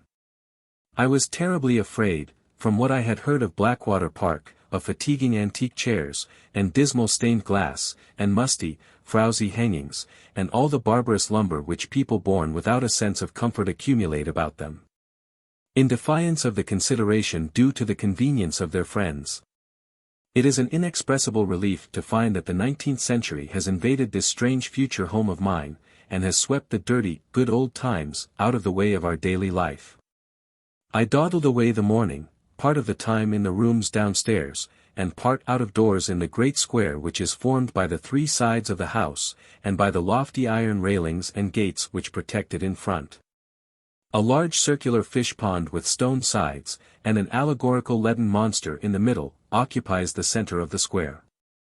The pond itself is full of gold and silver fish, and is encircled by a broad belt of the softest turf I ever walked on. I loitered here on the shady side pleasantly enough till luncheon time, and after that took my broad straw hat and wandered out alone in the warm lovely sunlight to explore the grounds. Daylight confirmed the impression which I had felt the night before, of there being too many trees at Blackwater. The house is stifled by them. They are, for the most part, young, and planted far too thickly. I suspect there must have been a ruinous cutting down of timber all over the estate before Sir Percival's time, and an angry anxiety on the part of the next possessor to fill up all the gaps as thickly and rapidly as possible. After looking about me in front of the house, I observed a flower garden on my left hand, and walked towards it to see what I could discover in that direction. On a nearer view the garden proved to be small and poor and ill-kept. I left it behind me, opened a little gate in a ring fence, and found myself in a plantation of fir trees. A pretty winding path, artificially made, led me on among the trees, and my north country experience soon informed me that I was approaching sandy, heathy ground. After a walk of more than half a mile, I should think, among the firs, the path took a sharp turn, the trees abruptly ceased to appear on either side of me, and I found myself standing suddenly on the margin of a vast open space, and looking down at the Blackwater Lake from which the house takes its name. The ground, shelving away below me, was all sand, with a few little heathy hillocks to break the monotony of it in certain places. The lake itself had evidently once flowed to the spot on which I stood, and had been gradually wasted and dried up to less than a third of its former size. I saw its still, stagnant waters, a quarter of a mile away from me in the hollow, separated into pools and ponds by twining reeds and rushes, and little knolls of earth. On the farther bank from me the trees rose thickly again, and shut out the view, and cast their black shadows on the sluggish, shallow water. As I walked down to the lake, I saw that the ground on its farther side was damp and marshy, overgrown with rank grass and dismal willows. The water, which was clear enough on the open sandy side, where the sun shone, looked black and poisonous opposite to me, where it lay deeper under the shade of the spongy banks, and the rank overhanging thickets and tangled trees. The frogs were croaking, and the rats were slipping in and out of the shadowy water, like live shadows themselves, as I got nearer to the marshy side of the lake. I saw here, lying half in and half out of the water, the rotten wreck of an old overturned boat, with a sickly spot of sunlight glimmering through a gap in the trees on its dry surface, and a snake basking in the midst of the spot. Fantastically coiled and treacherously still. Far and near the view suggested the same dreary impressions of solitude and decay, and the glorious brightness of the summer sky overhead seemed only to deepen and harden the gloom and barrenness of the wilderness on which it shone. I turned and retraced my steps to the high heathy ground, directing them a little aside from my former path towards a shabby old wooden shed, which stood on the outer skirt of the fir plantation, and which had hitherto been too unimportant to share my notice with the wide, wild prospect of the lake. On approaching the shed I found that it had once been a boathouse, and that an attempt had apparently been made to convert it afterwards into a sort of rude arbor, by placing inside it a firwood seat, a few stools, and a table. I entered the place, and sat down for a little while to rest and get my breath again. I had not been in the boathouse more than a minute when it struck me that the sound of my own quick breathing was very strangely echoed by something beneath me. I listened intently for a moment, and heard a low, thick, sobbing breath that seemed to come from the ground under the seat which I was occupying. My nerves are not easily shaken by trifles, but on this occasion I started to my feet in a fright, called out, received no answer, summoned back my recreant courage, and looked under the seat. There, crouched up in the farthest corner, lay the forlorn cause of my terror, in the shape of a poor little dog, a black and white spaniel. The creature moaned feebly when I looked at it and called to it, but never stirred. I moved away the seat and looked closer. The poor little dog's eyes were glazing fast, and there were spots of blood on its glossy white side. The misery of a weak, helpless, dumb creature is surely one of the saddest of all the mournful sights which this world can show. I lifted the poor dog in my arms as gently as I could, and contrived a sort of makeshift hammock for him to lie in, by gathering up the front of my dress all round him. In this way I took the creature, as painlessly as possible, and as fast as possible, back to the house. Finding no one in the hall I went up at once to my own sitting room, made a bed for the dog with one of my old shawls, and rang the bell. The largest and fattest of all possible housemaids answered it, in a state of cheerful stupidity which would have provoked the patience of a saint. The girl's fat, shapeless face actually stretched into a broad grin at the sight of the wounded creature on the floor. "What do you see there to laugh at?" I asked, as angrily as if she had been a servant of my own. "Do you know whose dog it is?" "No, miss, that I certainly don't." She stooped, and looked down at the spaniel's injured side, brightened suddenly with the irradiation of a new idea, and pointing to the wound with a chuckle of satisfaction, said, "That's Baxter's doings, that is." I was so exasperated that I could have boxed her ears. "Baxter?" I said. "Who is the brute you call Baxter?" The girl grinned again more cheerfully than ever. "Bless you, miss. Baxter's the keeper, and when he finds strange dogs hunting about, he takes and shoots 'em. It's keeper's duty, miss. I think that dog will die. Here's where he's been shot, ain't it? That's Baxter's doings, that is. Baxter's doings, miss, and Baxter's duty." I was almost wicked enough to wish that Baxter had shot the housemaid instead of the dog. Seeing that it was quite useless to expect this densely impenetrable personage to give me any help in relieving the suffering creature at our feet, I told her to request the housekeeper's attendance with my compliments. She went out exactly as she had come in, grinning from ear to ear. As the door closed on her she said to herself softly, "It's Baxter's doings and Baxter's duty, that's what it is." The housekeeper, a person of some education and intelligence, thoughtfully brought upstairs with her some milk and some warm water. The instant she saw the dog on the floor she started and changed color. "Why, Lord bless me," cried the housekeeper, "that must be Mrs. Catherick's dog. Whose? I asked, in the utmost astonishment. Mrs. Catherick's. You seem to know Mrs. Catherick, Miss Halcombe. Not personally, but I have heard of her. Does she live here? Has she had any news of her daughter? No, Miss Halcombe, she came here to ask for news. When? Only yesterday. She said someone had reported that a stranger answering to the description of her daughter had been seen in our neighborhood. No such report has reached us here, and no such report was known in the village, when I sent to make inquiries there on Mrs. Catherick's account. She certainly brought this poor little dog with her when she came, and I saw it trot out after her when she went away. I suppose the creature strayed into the plantations, and got shot. Where did you find it, Miss Halcombe? In the old shed that looks out on the lake. Ah, yes, that is the plantation side, and the poor thing dragged itself, I suppose, to the nearest shelter, as dogs will, to die. If you can moisten its lips with the milk, Miss Halcombe, I will wash the clotted hair from the wound. I am very much afraid it is too late to do any good. However, we can but try. Mrs. Catherick. The name still rang in my ears, as if the housekeeper had only that moment surprised me by uttering it. While we were attending to the dog, the words of Walter Hartright's caution to me returned to my memory: if ever Anne Catherick crosses your path, make better use of the opportunity, Miss Halcombe, than I made of it. The finding of the wounded spaniel had led me already to the discovery of Mrs. Catherick's visit to Blackwater Park, and that event might lead in its turn, to something more.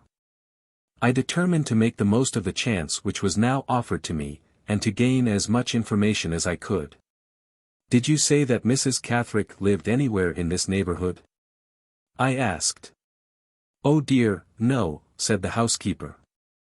She lives at Welmingham, quite at the other end of the county, 25 miles off, at least. I suppose you have known Mrs. Catherick for some years. On the contrary, Miss Halcombe, I never saw her before she came here yesterday. I had heard of her, of course, because I had heard of Sir Percival's kindness in putting her daughter under medical care. Mrs. Catherick is rather a strange person in her manners, but extremely respectable looking. She seemed sorely put out when she found that there was no foundation, none, at least, that any of us could discover, for the report of her daughter having been seen in this neighborhood. I am rather interested about Mrs. Catherick, I went on, continuing the conversation as long as possible.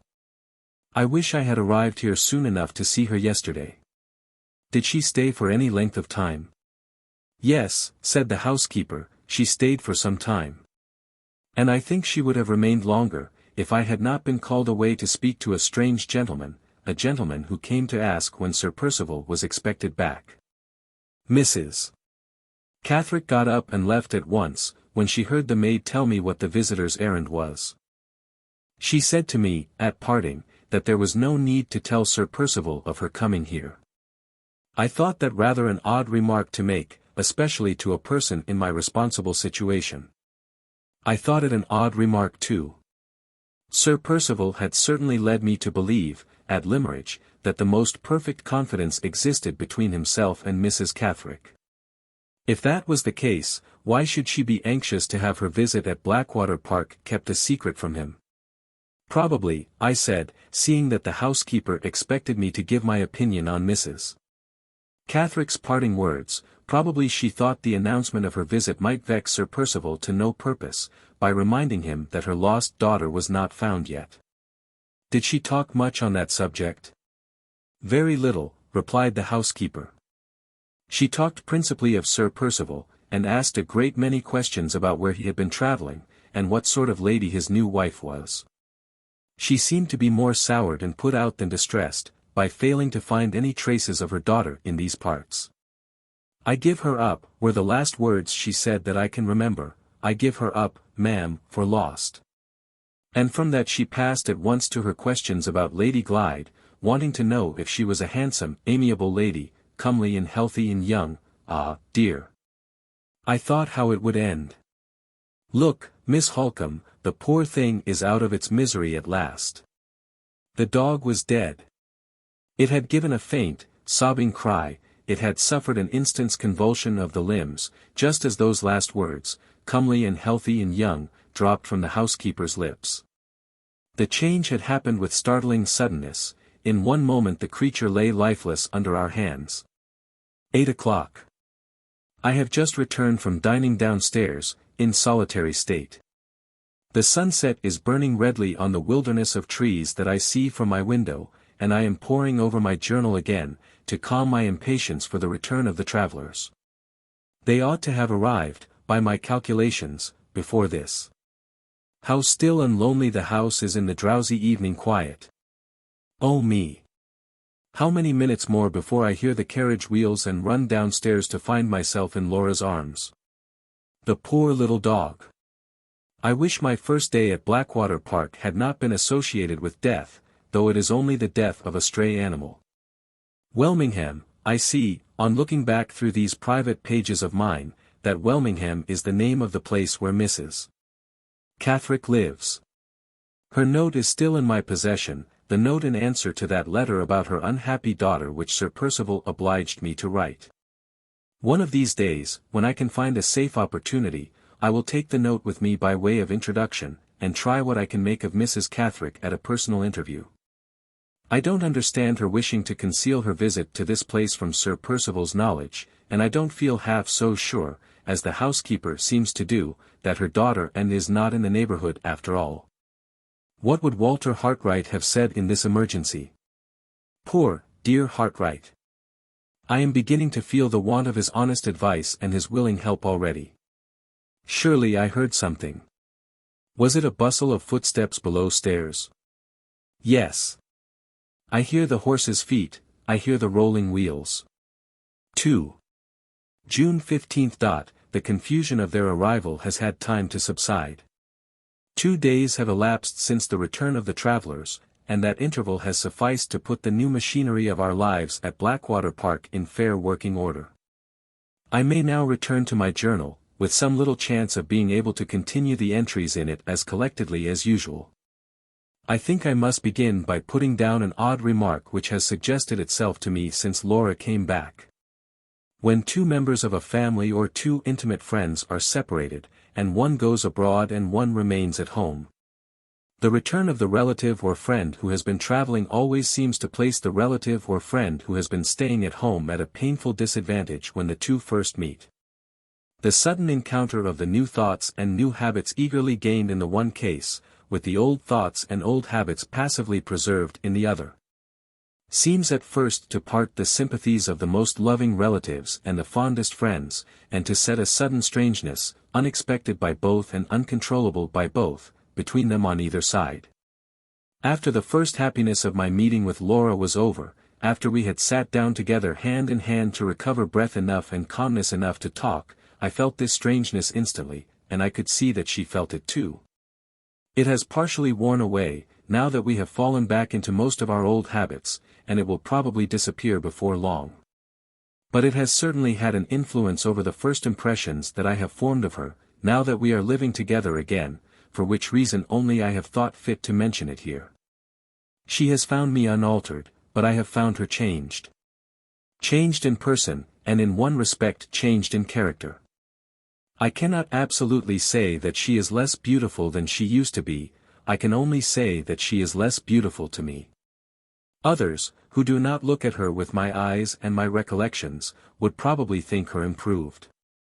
There is more color and more decision and roundness of outline in her face than there used to be, and her figure seems more firmly set and more sure and easy in all its movements than it was in her maiden days.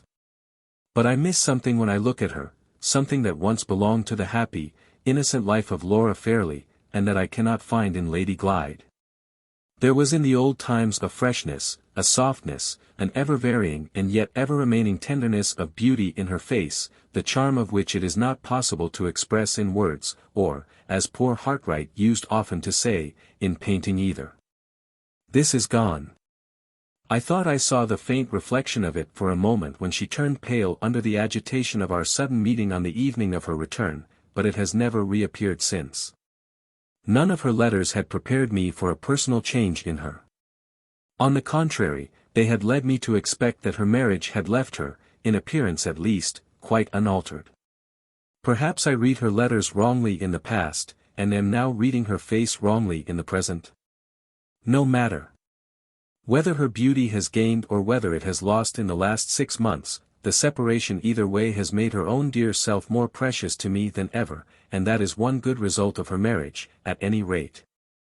The second change, the change that I have observed in her character, has not surprised me, because I was prepared for it in this case by the tone of her letters.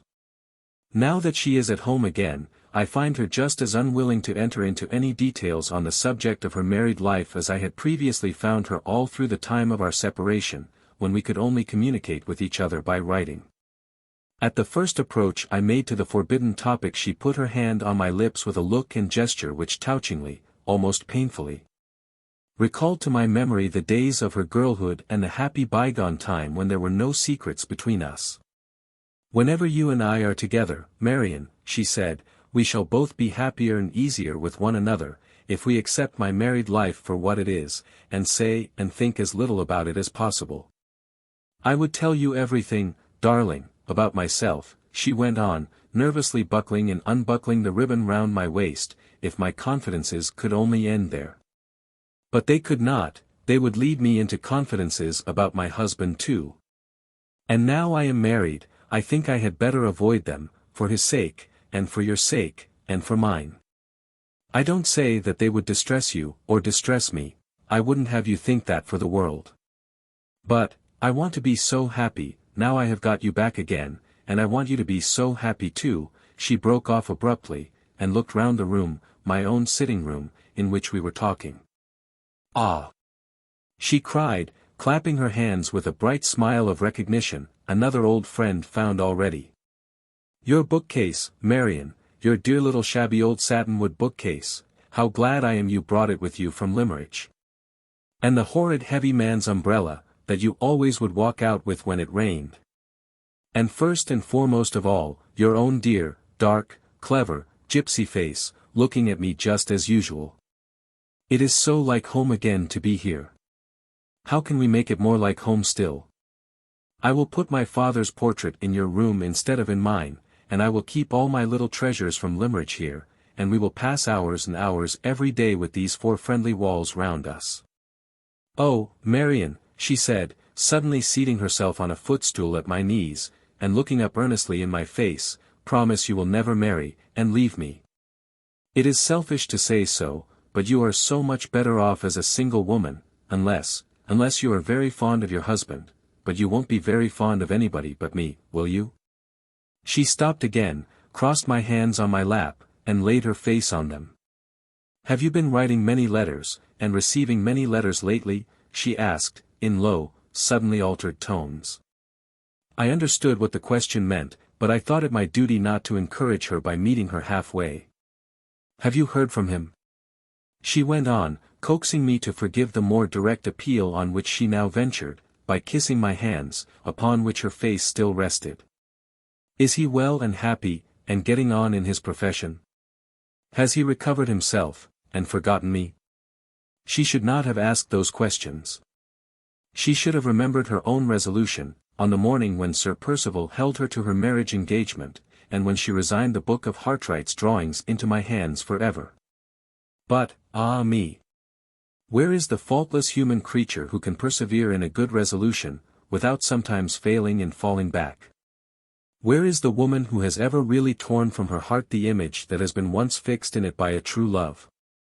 Books tell us that such unearthly creatures have existed, but what does our own experience say in answer to books? I made no attempt to remonstrate with her, perhaps, because I sincerely appreciated the fearless candor which let me see what other women in her position might have had reasons for concealing even from their dearest friends, perhaps. Because I felt, in my own heart and conscience, that in her place I should have asked the same questions and had the same thoughts. All I could honestly do was to reply that I had not written to him or heard from him lately, and then to turn the conversation to less dangerous topics. There has been much to sadden me in our interview, my first confidential interview with her since her return. The change which her marriage has produced in our relations towards each other, by placing a forbidden subject between us, for the first time in our lives. The melancholy conviction of the dearth of all warmth of feeling, of all close sympathy, between her husband and herself, which her own unwilling words now force on my mind. The distressing discovery that the influence of that ill-fated attachment still remains, no matter how innocently, how harmlessly, rooted as deeply as ever in her heart, all these are disclosures to sadden any woman who loves her as dearly, and feels for her as acutely, as I do. There is only one consolation to set against them, a consolation that ought to comfort me, and that does comfort me. All the graces and gentleness of her character, all the frank affection of her nature, all the sweet, simple, womanly charms which used to make her the darling and delight of everyone who approached her, have come back to me with herself. Of my other impressions I am sometimes a little inclined to doubt. Of this last, best, happiest of all impressions, I grow more and more certain every hour in the day. Let me turn, now, from her to her travelling companions. Her husband must engage my attention first. What have I observed in Sir Percival, since his return, to improve my opinion of him? I can hardly say. Small vexations and annoyances seem to have beset him since he came back, and no man, under those circumstances, is ever presented at his best. He looks, as I think, thinner than he was when he left England. His wearisome cough and his comfortless restlessness have certainly increased. His manner, at least his manner towards me, is much more abrupt than it used to be. He greeted me, on the evening of his return, with little or nothing of the ceremony and civility of former times, no polite speeches of welcome, no appearance of extraordinary gratification at seeing me, nothing but a short shake of the hand. And a sharp, "How d'ye do, Miss Halcombe, glad to see you again." He seemed to accept me as one of the necessary fixtures of Blackwater Park, to be satisfied at finding me established in my proper place, and then to pass me over altogether. Most men show something of their disposition in their own houses, which they have concealed elsewhere, and Sir Percival has already displayed a mania for order and regularity, which is quite a new revelation of him. So far as my previous knowledge of his character is concerned. If I take a book from the library and leave it on the table, he follows me and puts it back again. If I rise from a chair, and let it remain where I have been sitting, he carefully restores it to its proper place against the wall. He picks up stray flower blossoms from the carpet, and mutters to himself as discontentedly as if they were hot cinders burning holes in it, and he storms at the servants if there is a crease in the tablecloth, or a knife missing from its place at the dinner table, as fiercely as if they had personally insulted him. I have already referred to the small annoyances which appear to have troubled him since his return. Much of the alteration for the worse which I have noticed in him may be due to these. I try to persuade myself that it is so, because I am anxious not to be disheartened already about the future. It is certainly trying to any man's temper to be met by a vexation the moment he sets foot in his own house again, after a long absence, and this annoying circumstance did really happen to Sir Percival in my presence. On the evening of their arrival the housekeeper followed me into the hall to receive her master and mistress and their guests. The instant he saw her, Sir Percival asked if anyone had called lately. The housekeeper mentioned to him, in reply, what she had previously mentioned to me, the visit of the strange gentleman to make inquiries about the time of her master's return. He asked immediately for the gentleman's name. No name had been left. The gentleman's business? No business had been mentioned. What was the gentleman like? The housekeeper tried to describe him, but failed to distinguish the nameless visitor by any personal peculiarity which her master could recognize. Sir Percival frowned, stamped angrily on the floor, and walked on into the house, taking no notice of anybody. Why he should have been so discomposed by a trifle I cannot say, but he was seriously discomposed, beyond all doubt. Upon the whole, it will be best, perhaps, if I abstain from forming a decisive opinion of his manners, language, and conduct in his own house, until time has enabled him to shake off the anxieties, whatever they may be, which now evidently troubled his mind in secret. I will turn over to a new page, and my pen shall let Laura's husband alone for the present. The two guests, the Count and Countess Fosco, come next in my catalogue. I will dispose of the Countess first, so as to have done with the woman as soon as possible. Laura was certainly not chargeable with any exaggeration, in writing me word that I should hardly recognize her aunt again when we met. Never before have I beheld such a change produced in a woman by her marriage as has been produced in Madame Fosco. As Eleanor Fairlie, aged 37, she was always talking pretentious nonsense, and always worrying the unfortunate men with every small exaction which a vain and foolish woman can impose on long-suffering male humanity. As Madame Fosco, aged 43, she sits for hours together without saying a word, frozen up in the strangest manner in herself. The hideously ridiculous lovelocks which used to hang on either side of her face are now replaced by stiff little rows of very short curls, of the sort one sees in old-fashioned wigs. A plain, matronly cap covers her head, and makes her look, for the first time in her life since I remember her, like a decent woman. Nobody, putting her husband out of the question, of course, now sees in her, what everybody once saw, I mean the structure of the female skeleton, in the upper regions of the collarbones and the shoulder blades. Clad in quiet black or grey gowns, made high round the throat, dresses that she would have laughed at, or screamed at, as the whim of the moment inclined her, in her maiden days, she sits speechless in corners. Her dry white hands, so dry that the pores of her skin look chalky, incessantly engaged, either in monotonous embroidery work or in rolling up endless cigarettes for the Count's own particular smoking. On the few occasions when her cold blue eyes are off her work, they are generally turned on her husband, with the look of mute submissive inquiry which we are all familiar with in the eyes of a faithful dog. The only approach to an inward thaw which I have yet detected under her outer covering of icy constraint, has betrayed itself, once or twice. In the form of a suppressed tigerish jealousy of any woman in the house, the maids included, to whom the Count speaks, or on whom he looks with anything approaching to special interest or attention. Except in this one particular, she is always, morning, noon, and night, indoors and out, fair weather or foul, as cold as a statue, and as impenetrable as the stone out of which it is cut.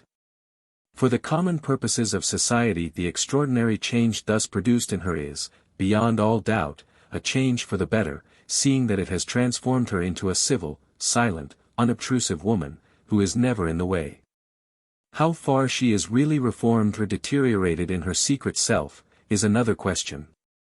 I have once or twice seen sudden changes of expression on her pinched lips, and heard sudden inflections of tone in her calm voice, which have led me to suspect that her present state of suppression may have sealed up something dangerous in her nature, which used to evaporate harmlessly in the freedom of her former life. It is quite possible that I may be altogether wrong in this idea. My own impression, however, is, that I am right. Time will show. And the magician who has wrought this wonderful transformation, the foreign husband who has tamed this once wayward English woman till her own relations hardly know her again, the Count himself. What of the Count? This in 2 words. He looks like a man who could tame anything. If he had married a tigress, instead of a woman, he would have tamed the tigress. If he had married me, I should have made his cigarettes, as his wife does, I should have held my tongue when he looked at me, as she holds hers. I am almost afraid to confess it, even to these secret pages. The man has interested me, has attracted me, has forced me to like him. In 2 short days he has made his way straight into my favorable estimation, and how he has worked the miracle is more than I can tell. It absolutely startles me, now he is in my mind, to find how plainly I see him, how much more plainly than I see Sir Percival, or Mr. Fairlie, or Walter Hartright, or any other absent person of whom I think, with the one exception of Laura herself. I can hear his voice, as if he was speaking at this moment. I know what his conversation was yesterday, as well as if I was hearing it now. How am I to describe him? There are peculiarities in his personal appearance, his habits, and his amusements, which I should blame in the boldest terms, or ridicule in the most merciless manner, if I had seen them in another man. What is it that makes me unable to blame them, or to ridicule them in him? For example, he is immensely fat. Before this time I have always especially disliked corpulent humanity. I have always maintained that the popular notion of connecting excessive grossness of size and excessive good humor as inseparable allies was equivalent to declaring either that no people but amiable people ever get fat, or that the accidental addition of so many pounds of flesh has a directly favorable influence over the disposition of the person on whose body they accumulate. I have invariably combated both these absurd assertions by quoting examples of fat people who were as mean, vicious, and cruel as the leanest and the worst of their neighbors. I have asked whether Henry VIII was an amiable character, whether Pope Alexander VI was a good man, whether Mr. Murderer and Mrs. Murderess Manning were not both unusually stout people, whether hired nurses, proverbially as cruel a set of women as are to be found in all England, were not, for the most part, also as fat a set of women as are to be found in all England. And so on, through dozens of other examples, modern and ancient, native and foreign, high and low. Holding these strong opinions on the subject with might and main as I do at this moment, here, nevertheless, is Count Fosco, as fat as Henry VIII himself, established in my favour, at one day's notice, without let or hindrance from his own odious corpulence. Marvellous indeed. Is it his face that has recommended him? It may be his face. He is a most remarkable likeness, on a large scale, of the great Napoleon. His features have Napoleon's magnificent regularity, his expression recalls the grandly calm, immovable power of the great soldier's face. This striking resemblance certainly impressed me, to begin with. But there is something in him besides the resemblance, which has impressed me more. I think the influence I am now trying to find is in his eyes. They are the most unfathomable grey eyes I ever saw, and they have at times a cold, clear, beautiful, irresistible glitter in them which forces me to look at him, and yet causes me sensations, when I do look, which I would rather not feel. Other parts of his face and head have their strange peculiarities.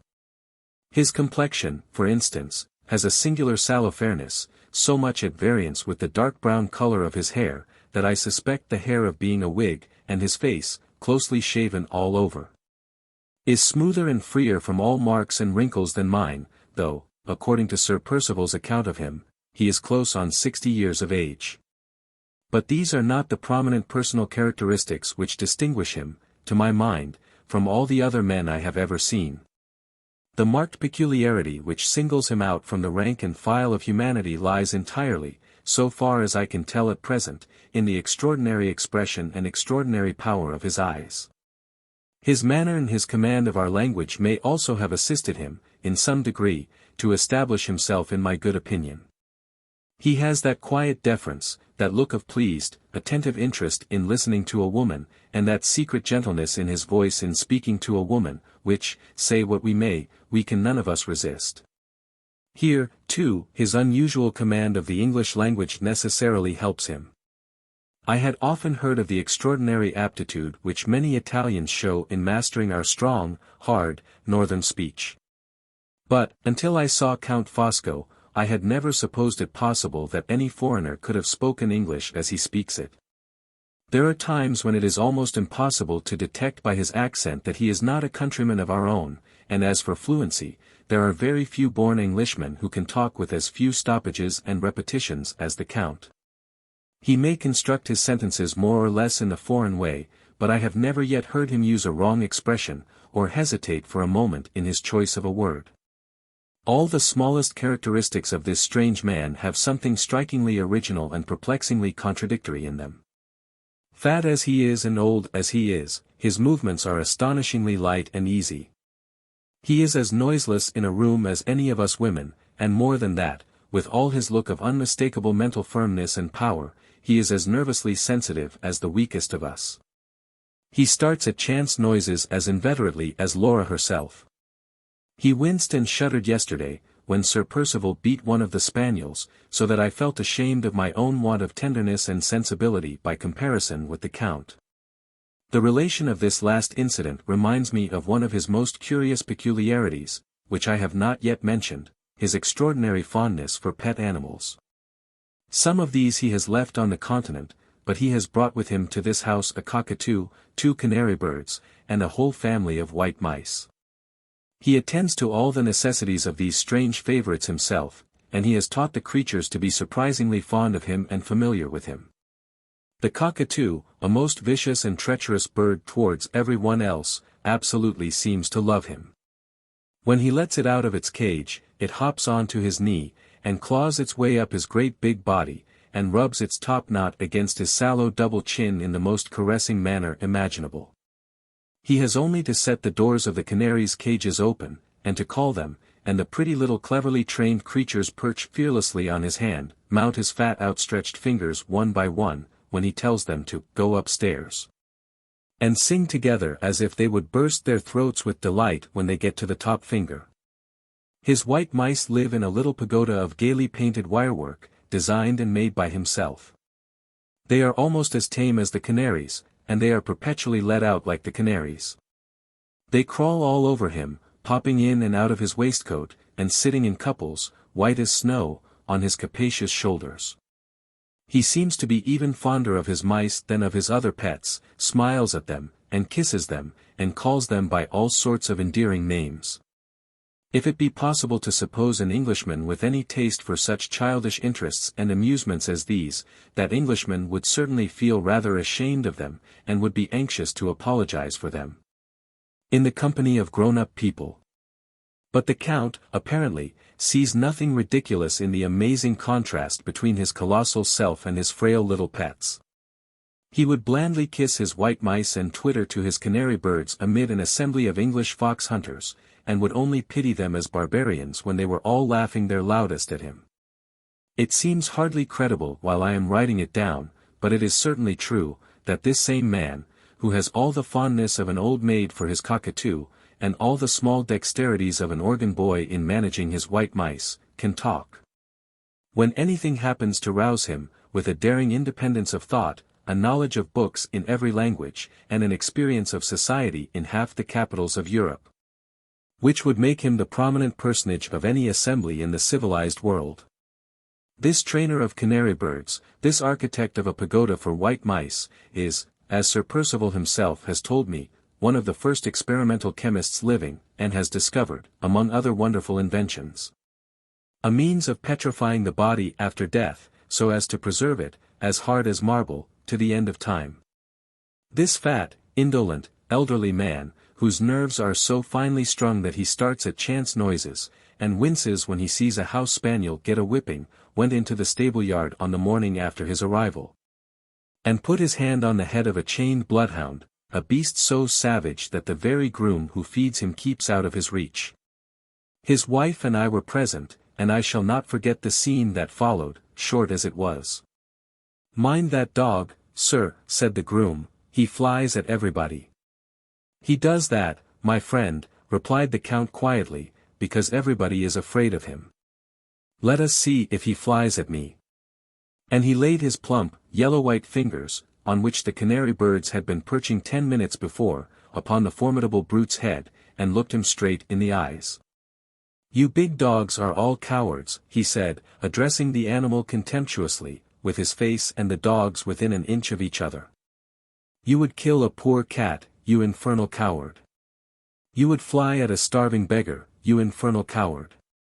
Anything that you can surprise unawares, anything that is afraid of your big body, and your wicked white teeth, and your slobbering, bloodthirsty mouth, is the thing you like to fly at. You could throttle me at this moment, you mean, miserable bully, and you daren't so much as look me in the face, because I'm not afraid of you. Will you think better of it, and try your teeth in my fat neck? Bah! Not you." He turned away, laughing at the astonishment of the men in the yard, and the dog crept back meekly to his kennel. "Ah! My nice waistcoat," he said pathetically. "I am sorry I came here. Some of that brute's slobber has got on my pretty clean waistcoat." Those words express another of his incomprehensible oddities. He is as fond of fine clothes as the veriest fool in existence, and has appeared in 4 magnificent waistcoats already, all of light garish colors, and all immensely large even for him, in the 2 days of his residence at Blackwater Park. His tact and cleverness in small things are quite as noticeable as the singular inconsistencies in his character, and the childish triviality of his ordinary tastes and pursuits. I can see already that he means to live on excellent terms with all of us during the period of his sojourn in this place. He has evidently discovered that Laura secretly dislikes him. She confessed as much to me when I pressed her on the subject, but he has also found out that she is extravagantly fond of flowers. Whenever she wants a nosegay he has got one to give her, gathered and arranged by himself, and greatly to my amusement, he is always cunningly provided with a duplicate, composed of exactly the same flowers, grouped in exactly the same way. To appease his icily jealous wife before she can so much as think herself aggrieved. His management of the Countess, in public, is a sight to see. He bows to her, he habitually addresses her as, "my angel," he carries his canaries to pay her little visits on his fingers and to sing to her, he kisses her hand when she gives him his cigarettes. He presents her with sugar plums in return, which he puts into her mouth playfully, from a box in his pocket. The rod of iron with which he rules her never appears in company, it is a private rod, and is always kept upstairs. His method of recommending himself to me is entirely different. He flatters my vanity by talking to me as seriously and sensibly as if I was a man. Yes. I can find him out when I am away from him. I know he flatters my vanity, when I think of him up here in my own room, and yet, when I go downstairs, and get into his company again, he will blind me again, and I shall be flattered again. Just as if I had never found him out at all. He can manage me as he manages his wife and Laura, as he managed the bloodhound in the stable-yard, as he manages Sir Percival himself, every hour in the day.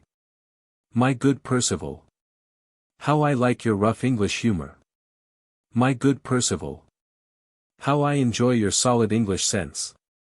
He puts the rudest remarks Sir Percival can make on his effeminate tastes and amusements quietly away from him in that manner, always calling the baronet by his Christian name, smiling at him with the calmest superiority, patting him on the shoulder, and bearing with him benignantly, as a good-humoured father bears with a wayward son. The interest which I really cannot help feeling in this strangely original man has led me to question Sir Percival about his past life. Sir Percival either knows little, or will tell me little, about it.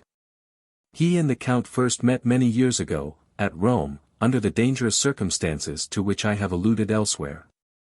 Since that time they have been perpetually together in London, in Paris, and in Vienna, but never in Italy again. The Count having, oddly enough, not crossed the frontiers of his native country for years past. Perhaps he has been made the victim of some political persecution. At all events, he seems to be patriotically anxious not to lose sight of any of his own countrymen who may happen to be in England. On the evening of his arrival he asked how far we were from the nearest town, and whether we knew of any Italian gentlemen who might happen to be settled there.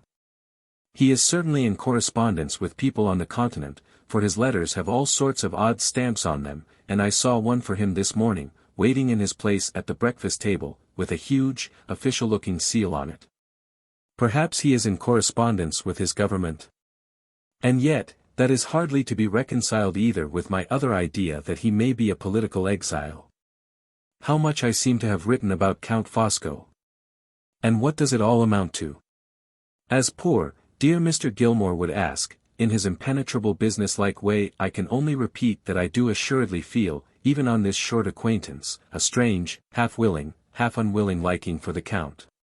He seems to have established over me the same sort of ascendancy which he has evidently gained over Sir Percival. Free, and even rude, as he may occasionally be in his manner towards his fat friend, Sir Percival is nevertheless afraid, as I can plainly see, of giving any serious offence to the Count. I wonder whether I am afraid too. I certainly never saw a man, in all my experience, whom I should be so sorry to have for an enemy. Is this because I like him, or because I am afraid of him? Chi-sa, as Count Fosco might say in his own language. Who knows? June 16th. Something to chronicle today besides my own ideas and impressions. A visitor has arrived, quite unknown to Laura and to me, and apparently quite unexpected by Sir Percival.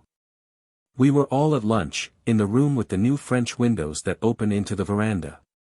And the Count, who devours pastry as I have never yet seen it devoured by any human beings but girls at boarding schools, had just amused us by asking gravely for his fourth tart, when the servant entered to announce the visitor. "Mr. Merriman has just come, Sir Percival, and wishes to see you immediately." Sir Percival started, and looked at the man with an expression of angry alarm. "Mr. Merriman," he repeated, as if he thought his own ears must have deceived him. "Yes, Sir Percival, Mr. Merriman, from London." "Where is he?" "In the library, Sir Percival." He left the table the instant the last answer was given, and hurried out of the room without saying a word to any of us. "Who is Mr. Merriman?" asked Laura, appealing to me. "I have not the least idea," was all I could say in reply.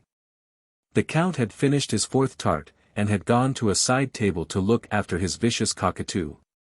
He turned round to us with the bird perched on his shoulder. "Mr. Merriman is Sir Percival's solicitor," he said quietly.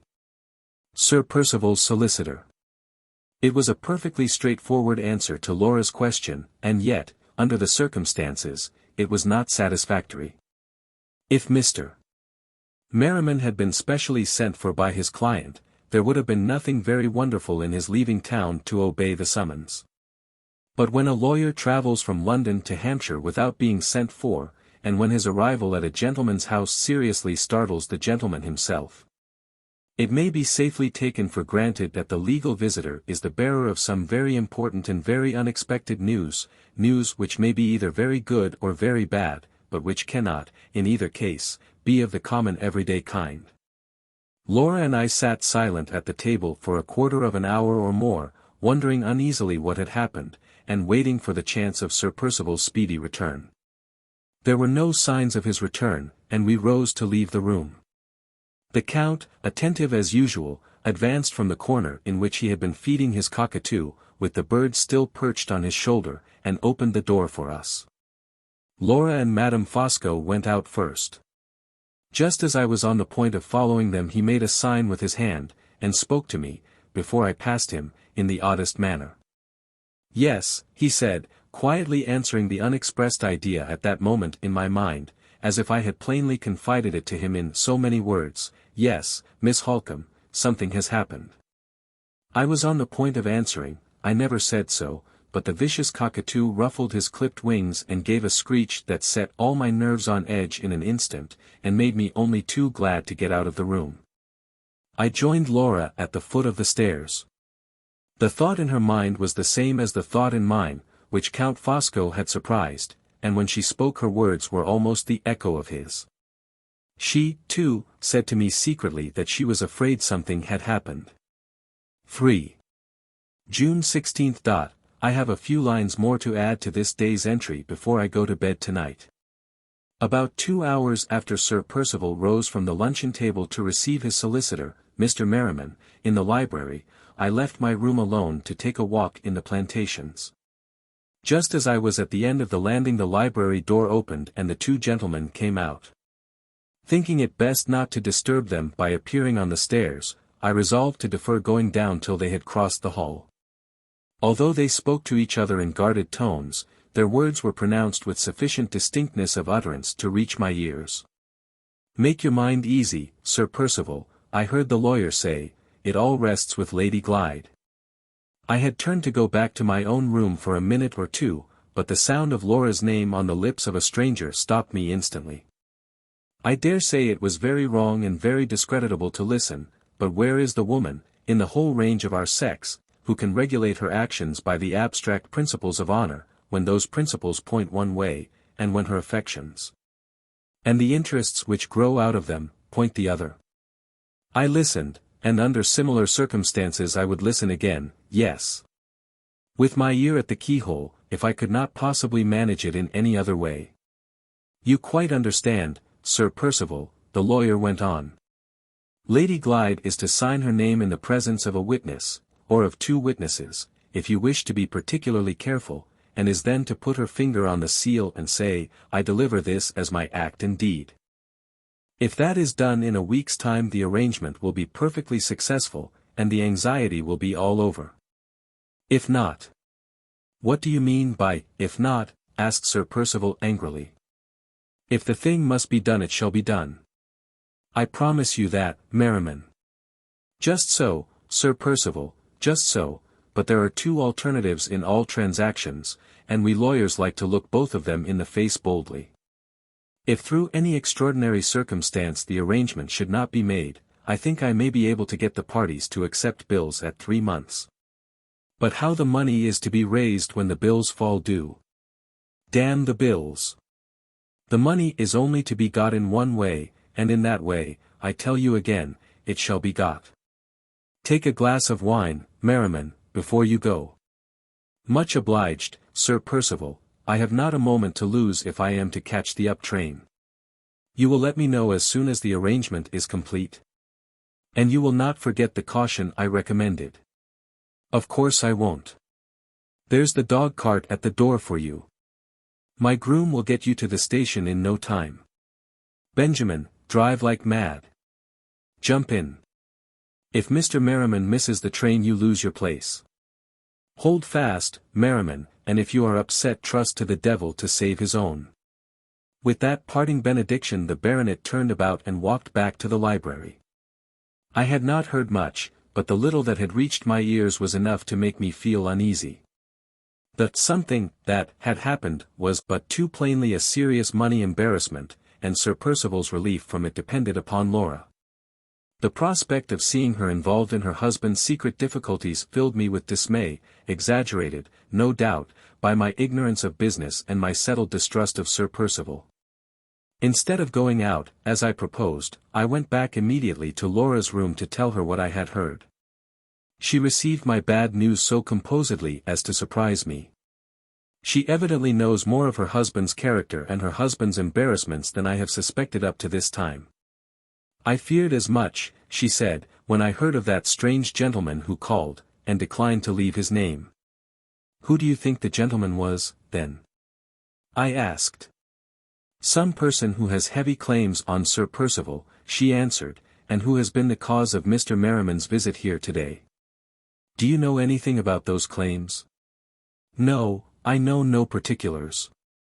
You will sign nothing, Laura, without first looking at it. Certainly not, Marian. Whatever I can harmlessly and honestly do to help him I will do, for the sake of making your life and mine, love, as easy and as happy as possible. But I will do nothing ignorantly, which we might, one day, have reason to feel ashamed of. Let us say no more about it now. You have got your hat on, suppose we go and dream away the afternoon in the grounds? On leaving the house we directed our steps to the nearest shade. As we passed an open space among the trees in front of the house, there was Count Fosco, slowly walking backwards and forwards on the grass, sunning himself in the full blaze of the hot June afternoon. He had a broad straw hat on, with a violet-colored ribbon round it. A blue blouse, with profuse white fancy-work over the bosom, covered his prodigious body, and was girt about the place where his waist might once have been with a broad scarlet leather belt. Nankeen trousers, displaying more white fancy-work over the ankles, and purple morocco slippers, adorned his lower extremities. He was singing Figaro's famous song in The Barber of Seville, with that crisply fluent vocalization which is never heard from any other than an Italian throat, accompanying himself on the concertina, which he played with ecstatic throwings up of his arms, and graceful twistings and turnings of his head, like a fadiste. Cecilia masquerading in male attire. Figaro quoi? Figaro la. Figaro su. Figaro Dieu. Sang the Count, jauntily tossing up the concertina at arm's length, and bowing to us, on one side of the instrument, with the airy grace and elegance of Figaro himself at 20 years of age. Take my word for it, Laura, that man knows something of Sir Percival's embarrassments, I said, as we returned the Count's salutation from a safe distance. What makes you think that? She asked. How should he have known, otherwise, that Mr. Merriman was Sir Percival's solicitor? I rejoined. Besides, when I followed you out of the luncheon-room, he told me, without a single word of inquiry on my part, that something had happened. Depend upon it, he knows more than we do. Don't ask him any questions if he does.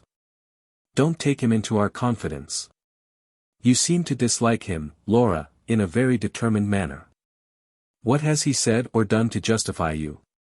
Nothing, Marian. On the contrary, he was all kindness and attention on our journey home, and he several times checked Sir Percival's outbreaks of temper, in the most considerate manner towards me. Perhaps I dislike him because he has so much more power over my husband than I have. Perhaps it hurts my pride to be under any obligations to his interference. All I know is, that I do dislike him. The rest of the day and evening passed quietly enough. The Count and I played at chess. For the first 2 games he politely allowed me to conquer him, and then, when he saw that I had found him out, begged my pardon, and at the 3rd game checkmated me in 10 minutes. Sir Percival never once referred, all through the evening, to the lawyer's visit. But either that event, or something else, had produced a singular alteration for the better in him. He was as polite and agreeable to all of us, as he used to be in the days of his probation at Limmeridge, and he was so amazingly attentive and kind to his wife, that even icy Madame Fosco was roused into looking at him with a grave surprise. What does this mean? I think I can guess, I am afraid Laura can guess, and I am sure Count Fosco knows. I caught Sir Percival looking at him for approval more than once in the course of the evening. June 17th. A day of events. I most fervently hope I may not have to add, a day of disasters as well. Sir Percival was as silent at breakfast as he had been the evening before, on the subject of the mysterious arrangement, as the lawyer called it, which is hanging over our heads. An hour afterwards, however, he suddenly entered the morning-room, where his wife and I were waiting, with our hats on, for Madame Fosco to join us, and inquired for the Count. We expect to see him here directly, I said. The fact is, Sir Percival went on, walking nervously about the room, I want Fosco and his wife in the library, for a mere business formality, and I want you there, Laura, for a minute too. He stopped, and appeared to notice, for the first time, that we were in our walking costume. Have you just come in? He asked, or were you just going out? We were all thinking of going to the lake this morning, said Laura. But if you have any other arrangement to propose. No, no, he answered hastily. My arrangement can wait. After lunch will do as well for it as after breakfast. All going to the lake, eh? A good idea. Let's have an idle morning, I'll be one of the party. There was no mistaking his manner, even if it had been possible to mistake the uncharacteristic readiness which his words expressed, to submit his own plans and projects to the convenience of others. He was evidently relieved at finding any excuse for delaying the business formality in the library, to which his own words had referred. My heart sank within me as I drew the inevitable inference. The Count and his wife joined us at that moment. The lady had her husband's embroidered tobacco pouch, and her store of paper in her hand, for the manufacture of the eternal cigarettes. The gentleman, dressed, as usual, in his blouse and straw hat, carried the gay little pagoda cage, with his darling white mice in it, and smiled on them, and on us, with a bland amiability which it was impossible to resist. With your kind permission, said the Count, I will take my small family here, my poor little harmless pretty mouses, out for an airing along with us. There are dogs about the house, and shall I leave my forlorn white children at the mercies of the dogs? Ah, never. He chirped paternally at his small white children through the bars of the pagoda, and we all left the house for the lake. In the plantation Sir Percival strayed away from us. It seems to be part of his restless disposition always to separate himself from his companions on these occasions, and always to occupy himself when he is alone in cutting new walking sticks for his own use. The mere act of cutting and lopping at hazard appears to please him. He has filled the house with walking sticks of his own making, not one of which he ever takes up for a second time. When they have been once used his interest in them is all exhausted, and he thinks of nothing but going on and making more. At the old boathouse he joined us again. I will put down the conversation that ensued when we were all settled in our places exactly as it passed. It is an important conversation, so far as I am concerned, for it has seriously disposed me to distrust the influence which Count Fosco has exercised over my thoughts and feelings, and to resist it for the future as resolutely as I can. The boat-house was large enough to hold us all, but Sir Percival remained outside trimming the last new stick with his pocket-axe. We 3 women found plenty of room on the large seat. Laura took her work, and Madame Fosco began her cigarettes. I, as usual, had nothing to do. My hands always were, and always will be, as awkward as a man's. The Count good-humouredly took a stool many sizes too small for him, and balanced himself on it with his back against the side of the shed, which creaked and groaned under his weight. He put the pagoda cage on his lap, and let out the mice to crawl over him as usual. They are pretty, innocent-looking little creatures, but the sight of them creeping about a man's body is for some reason not pleasant to me. It excites a strange responsive creeping in my own nerves, and suggests hideous ideas of men dying in prison with the crawling creatures of the dungeon preying on them undisturbed. The morning was windy and cloudy, and the rapid alternations of shadow and sunlight over the waste of the lake made the view look doubly wild, weird, and gloomy. Some people call that picturesque, said Sir Percival, pointing over the wide prospect with his half-finished walking-stick. I call it a blot on a gentleman's property. In my great-grandfather's time the lake flowed to this place. Look at it now. It is not 4 feet deep anywhere, and it is all puddles and pools. I wish I could afford to drain it, and plant it all over. My bailiff, a superstitious idiot, says he is quite sure the lake has a curse on it, like the Dead Sea. What do you think, Fosco? It looks just the place for a murder, doesn't it? My good Percival, remonstrated the Count. What is your solid English sense thinking of? The water is too shallow to hide the body, and there is sand everywhere to print off the murderer's footsteps. It is, upon the whole, the very worst place for a murder that I ever set my eyes on. Humbug! Said Sir Percival, cutting away fiercely at his stick. You know what I mean. The dreary scenery, the lonely situation. If you choose to understand me, you can. If you don't choose, I am not going to trouble myself to explain my meaning. And why not, asked the Count, when your meaning can be explained by anybody in 2 words. If a fool was going to commit a murder, your lake is the first place he would choose for it. If a wise man was going to commit a murder, your lake is the last place he would choose for it. Is that your meaning? If it is, there is your explanation for you ready-made. Take it, Percival, with your good Fosco's blessing. Laura looked at the Count with her dislike for him appearing a little too plainly in her face. He was so busy with his mice that he did not notice her. I am sorry to hear the lake view connected with anything so horrible as the idea of murder, she said. And if Count Fosco must divide murderers into classes, I think he has been very unfortunate in his choice of expressions. To describe them as fools only seems like treating them with an indulgence to which they have no claim. And to describe them as wise men sounds to me like a downright contradiction in terms. I have always heard that truly wise men are truly good men, and have a horror of crime. My dear lady, said the Count, those are admirable sentiments, and I have seen them stated at the tops of copybooks. He lifted one of the white mice in the palm of his hand, and spoke to it in his whimsical way. My pretty little smooth white rascal, he said, here is a moral lesson for you. A truly wise mouse is a truly good mouse. Mention that, if you please, to your companions, and never gnaw at the bars of your cage again as long as you live. It is easy to turn everything into ridicule, said Laura resolutely. But you will not find it quite so easy, Count Fosco, to give me an instance of a wise man who has been a great criminal. The Count shrugged his huge shoulders, and smiled on Laura in the friendliest manner. Most true, he said. The fool's crime is the crime that is found out, and the wise man's crime is the crime that is not found out. If I could give you an instance, it would not be the instance of a wise man. Dear Lady Glyde, your sound English common sense has been too much for me. It is checkmate for me this time, Miss Halcombe, ha. Stand to your guns, Laura, sneered Sir Percival, who had been listening in his place at the door. Tell him next, that crimes cause their own detection. There's another bit of copybook morality for you, Fosco. Crimes cause their own detection.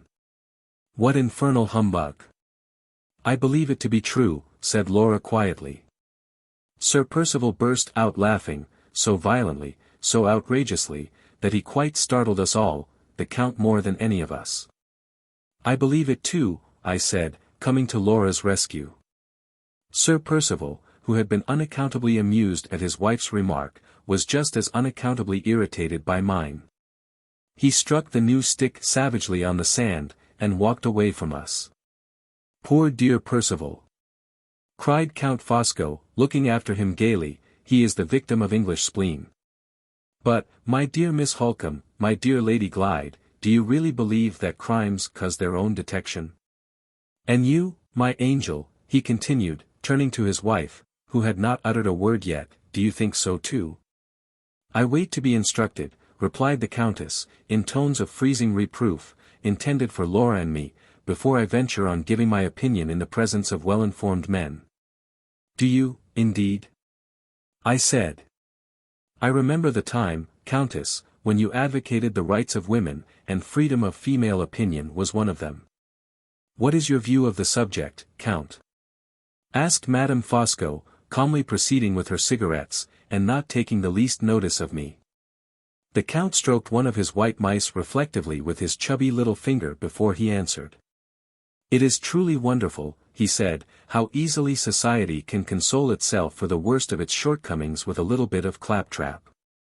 The machinery it has set up for the detection of crime is miserably ineffective, and yet only invent a moral epigram, saying that it works well, and you blind everybody to its blunders from that moment. Crimes cause their own detection, do they? And murder will out, another moral epigram, will it? Ask coroners who sit at inquests in large towns if that is true, Lady Glyde. Ask secretaries of life assurance companies if that is true, Miss Halcombe.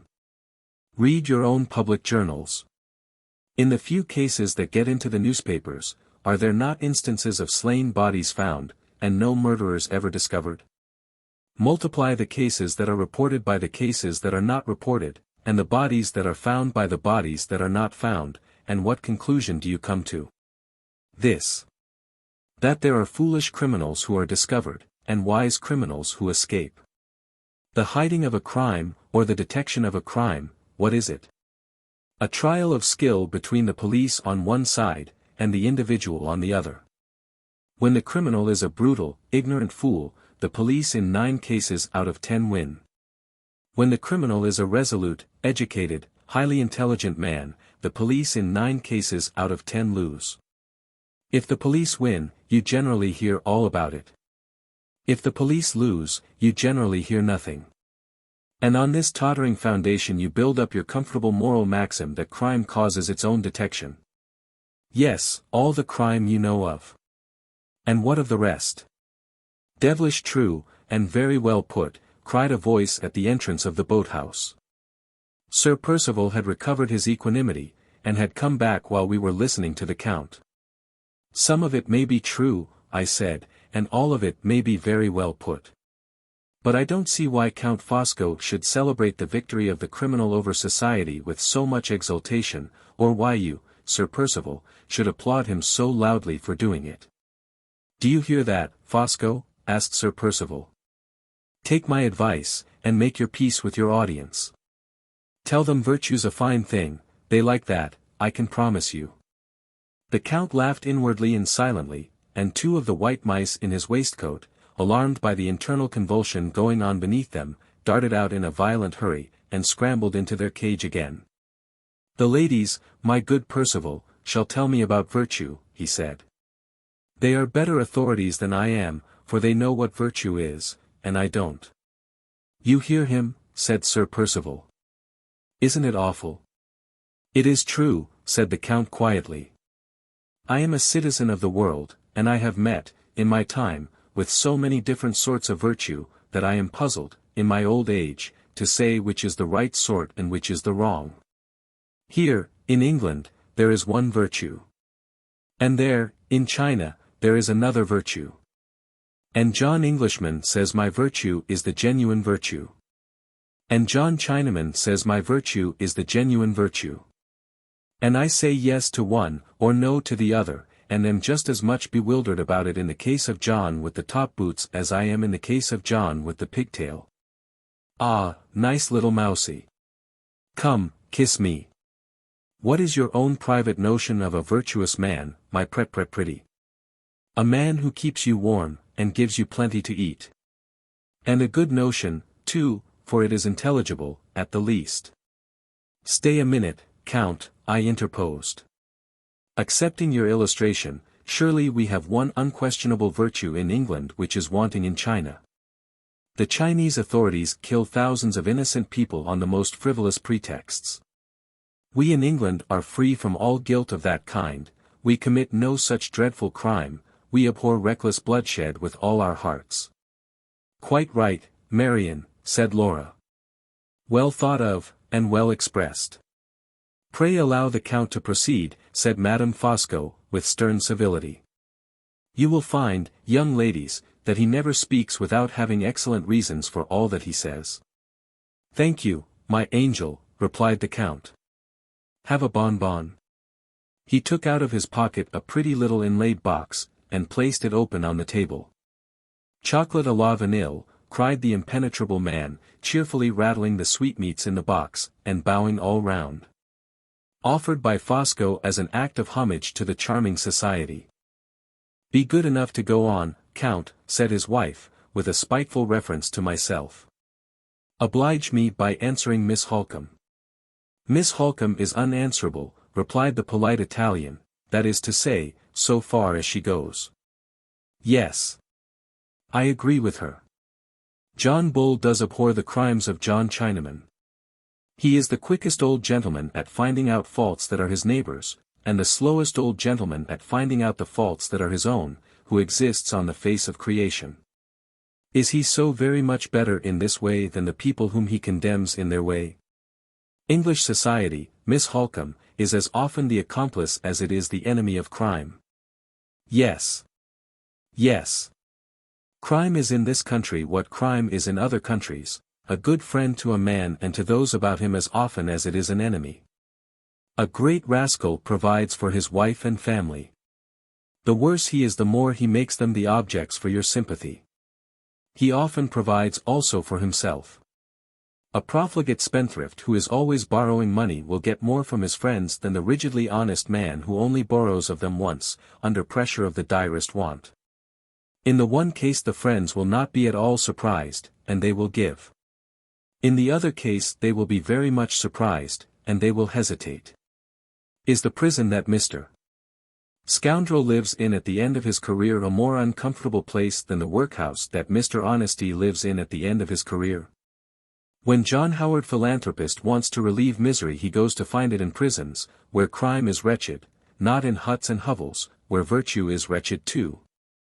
Who is the English poet who has won the most universal sympathy, who makes the easiest of all subjects for pathetic writing and pathetic painting? That nice young person who began life with a forgery, and ended it by a suicide, your dear, romantic, interesting Chatterton. Which gets on best, do you think, of two poor starving dressmakers, the woman who resists temptation and is honest, or the woman who falls under temptation and steals? You all know that the stealing is the making of that second woman's fortune, it advertises her from length to breadth of good-humored, charitable England, and she is relieved, as the breaker of a commandment, when she would have been left to starve. As the keeper of it. Come here, my jolly little mouse. Hey! Presto! Pass! I transform you, for the time being, into a respectable lady. Stop there, in the palm of my great big hand, my dear, and listen. You marry the poor man whom you love, mouse, and one half your friends pity, and the other half blame you. And now, on the contrary, you sell yourself for gold to a man you don't care for, and all your friends rejoice over you, and a minister of public worship sanctions the base horror of the vilest of all human bargains. And smiles and smirks afterwards at your table, if you are polite enough to ask him to breakfast. Hey! Presto! Pass! Be a mouse again, and squeak. If you continue to be a lady much longer, I shall have you telling me that society abhors crime, and then, mouse, I shall doubt if your own eyes and ears are really of any use to you. Ah! I am a bad man, Lady Glyde, am I not? I say what other people only think, and when all the rest of the world is in a conspiracy to accept the mask for the true face, mine is the rash hand that tears off the plump pasteboard, and shows the bare bones beneath. I will get up on my big elephant's legs, before I do myself any more harm in your amiable estimations, I will get up and take a little airy walk of my own. Dear ladies, as your excellent Sheridan said, I go, and leave my character behind me. He got up, put the cage on the table, and paused for a moment to count the mice in it. 1, 2, 3, 4, ha! He cried, with a look of horror, where, in the name of heaven, is the fifth, the youngest, the whitest, the most amiable of all, my Benjamin of mice? Neither Laura nor I were in any favorable disposition to be amused. The Count's glib cynicism had revealed a new aspect of his nature from which we both recoiled. But it was impossible to resist the comical distress of so very large a man at the loss of so very small a mouse. We laughed in spite of ourselves.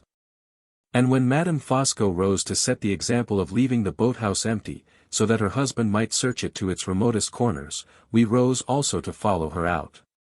Before we had taken 3 steps, the Count's quick eye discovered the lost mouse under the seat that we had been occupying. He pulled aside the bench, took the little animal up in his hand, and then suddenly stopped, on his knees, looking intently at a particular place on the ground just beneath him. When he rose to his feet again, his hand shook so that he could hardly put the mouse back in the cage, and his face was of a faint livid yellow hue all over. Percival, he said, in a whisper. Percival. Come here. Sir Percival had paid no attention to any of us for the last 10 minutes. He had been entirely absorbed in writing figures on the sand, and then rubbing them out again with the point of his stick. What's the matter now? He asked, lounging carelessly into the boathouse. Do you see nothing there? Said the Count, catching him nervously by the collar with one hand, and pointing with the other to the place near which he had found the mouse. I see plenty of dry sand, answered Sir Percival, and a spot of dirt in the middle of it. Not dirt, whispered the Count, fastening the other hand suddenly on Sir Percival's collar, and shaking it in his agitation. Blood. Laura was near enough to hear the last word, softly as he whispered it. She turned to me with a look of terror. Nonsense, my dear, I said. There is no need to be alarmed. It is only the blood of a poor little stray dog. Everybody was astonished, and everybody's eyes were fixed on me inquiringly. How do you know that? Asked Sir Percival, speaking first. I found the dog here, dying, on the day when you all returned from abroad, I replied. The poor creature had strayed into the plantation, and had been shot by your keeper. Whose dog was it? Inquired Sir Percival. Not one of mine. Did you try to save the poor thing? Asked Laura earnestly. Surely you tried to save it, Marian. Yes, I said, the housekeeper and I both did our best, but the dog was mortally wounded, and he died under our hands. Whose dog was it? Persisted Sir Percival, repeating his question a little irritably. One of mine. No, not one of yours. Whose then? Did the housekeeper know? The housekeeper's report of Mrs. Catherick's desire to conceal her visit to Blackwater Park from Sir Percival's knowledge recurred to my memory the moment he put that last question, and I half doubted the discretion of answering it. But in my anxiety to quiet the general alarm, I had thoughtlessly advanced too far to draw back, except at the risk of exciting suspicion, which might only make matters worse. There was nothing for it but to answer at once, without reference to results. Yes, I said. The housekeeper knew. She told me it was Mrs. Catherick's dog. Sir Percival had hitherto remained at the inner end of the boathouse with Count Fosco, while I spoke to him from the door. But the instant Mrs. Catherick's name passed my lips he pushed by the Count roughly, and placed himself face to face with me under the open daylight. How came the housekeeper to know it was Mrs. Catherick's dog? He asked, fixing his eyes on mine with a frowning interest and attention, which half angered, half startled me. She knew it, I said quietly, because Mrs. Catherick brought the dog with her. Brought it with her? Where did she bring it with her? To this house. What the devil did Mrs. Catherick want at this house? The manner in which he put the question was even more offensive than the language in which he expressed it. I marked my sense of his want of common politeness by silently turning away from him. Just as I moved, the Count's persuasive hand was laid on his shoulder, and the Count's mellifluous voice interposed to quiet him. "My dear Percival, gently, gently." Sir Percival looked round in his angriest manner. The Count only smiled and repeated the soothing application. "Gently, my good friend, gently." Sir Percival hesitated, followed me a few steps, and, to my great surprise, offered me an apology. "I beg your pardon, Miss Halcombe," he said. "I have been out of order lately, and I am afraid I am a little irritable. But I should like to know what Mrs. Catherick could possibly want here. When did she come? Was the housekeeper the only person who saw her?" "The only person," I answered, "so far as I know." The Count interposed again. "In that case, why not question the housekeeper?" he said. "Why not go, Percival, to the fountainhead of information at once?" "Quite right," said Sir Percival. "Of course the housekeeper is the first person to question. Excessively stupid of me not to see it myself." With those words he instantly left us to return to the house. The motive of the Count's interference, which had puzzled me at first, betrayed itself when Sir Percival's back was turned. He had a host of questions to put to me about Mrs. Catherick, and the cause of her visit to Blackwater Park, which he could scarcely have asked in his friend's presence. I made my answers as short as I civilly could, for I had already determined to check the least approach to any exchanging of confidences between Count Fosco and myself. Laura, however, unconsciously helped him to extract all my information, by making inquiries herself, which left me no alternative but to reply to her. Or to appear in the very unenviable and very false character of a depositary of Sir Percival's secrets. The end of it was, that, in about 10 minutes' time, the Count knew as much as I know of Mrs. Catherick, and of the events which have so strangely connected us with her daughter, Anne, from the time when Hartright met with her to this day. The effect of my information on him was, in one respect, curious enough. Intimately as he knows Sir Percival, and closely as he appears to be associated with Sir Percival's private affairs in general, he is certainly as far as I am from knowing anything of the true story of Anne Catherick. The unsolved mystery in connection with this unhappy woman is now rendered doubly suspicious, in my eyes, by the absolute conviction which I feel, that the clue to it has been hidden by Sir Percival from the most intimate friend he has in the world. It was impossible to mistake the eager curiosity of the Count's look and manner while he drank in greedily every word that fell from my lips. There are many kinds of curiosity, I know, but there is no misinterpreting the curiosity of blank surprise. If I ever saw it in my life, I saw it in the Count's face. While the questions and answers were going on, we had all been strolling quietly back through the plantation. As soon as we reached the house, the first object that we saw in front of it was Sir Percival's dog-cart, with the horse put to and the groom waiting by it in his stable jacket. If these unexpected appearances were to be trusted, the examination of the housekeeper had produced important results already. "A fine horse, my friend," said the Count, addressing the groom with the most engaging familiarity of manner. "You are going to drive out?" "I am not going, sir," replied the man, looking at his stable jacket, and evidently wondering whether the foreign gentleman took it for his livery. "My master drives himself." "Aha," said the Count, "does he indeed? I wonder he gives himself the trouble when he has got you to drive for him. Is he going to fatigue that nice, shining, pretty horse by taking him very far today?" "I don't know," sir," answered the man. "The horse is a mare, if you please, sir. She's the highest courage thing we've got in the stables. Her name's Brown Molly, sir, and she'll go till she drops. Sir Percival usually takes Isaac of York for the short distances. And your shining courageous Brown Molly for the long?" "Yes, sir." "Logical inference, Miss Halcombe," continued the Count, wheeling round briskly, and addressing me. "Sir Percival is going a long distance today." I made no reply.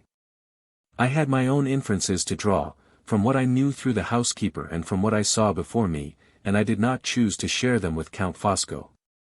When Sir Percival was in Cumberland, I thought to myself, he walked away a long distance, on Anne's account, to question the family at Todd's Corner. Now he is in Hampshire, is he going to drive away a long distance, on Anne's account again, to question Mrs. Catherick at Welmingham? We all entered the house. As we crossed the hall, Sir Percival came out from the library to meet us. He looked hurried and pale and anxious, but for all that, he was in his most polite mood when he spoke to us. "I am sorry to say I am obliged to leave you," he began, "a long drive, a matter that I can't very well put off. I shall be back in good time tomorrow, but before I go I should like that little business formality, which I spoke of this morning, to be settled. Laura, will you come into the library? It won't take a minute, a mere formality. Countess, may I trouble you also? I want you and the Countess, Fosco, to be witnesses to a signature, nothing more. Come in at once and get it over." He held the library door open until they had passed in, followed them, and shut it softly. I remained, for a moment afterwards, standing alone in the hall, with my heart beating fast and my mind misgiving me sadly. Then I went on to the staircase, and ascended slowly to my own room. 4. June 17th. Just as my hand was on the door of my room, I heard Sir Percival's voice calling to me from below. "I must beg you to come downstairs again," he said. "It is Fosco's fault, Miss Halcombe, not mine. He has started some nonsensical objection to his wife being one of the witnesses, and has obliged me to ask you to join us in the library." I entered the room immediately with Sir Percival. Laura was waiting by the writing table, twisting and turning her garden hat uneasily in her hands. Madame Fosco sat near her, in an armchair, imperturbably admiring her husband, who stood by himself at the other end of the library, picking off the dead leaves from the flowers in the window. The moment I appeared the Count advanced to meet me, and to offer his explanations. "1,000 pardons, Miss Halcombe," he said. "You know the character which is given to my countrymen by the English. We Italians are all wily and suspicious by nature, in the estimation of the good John Bull.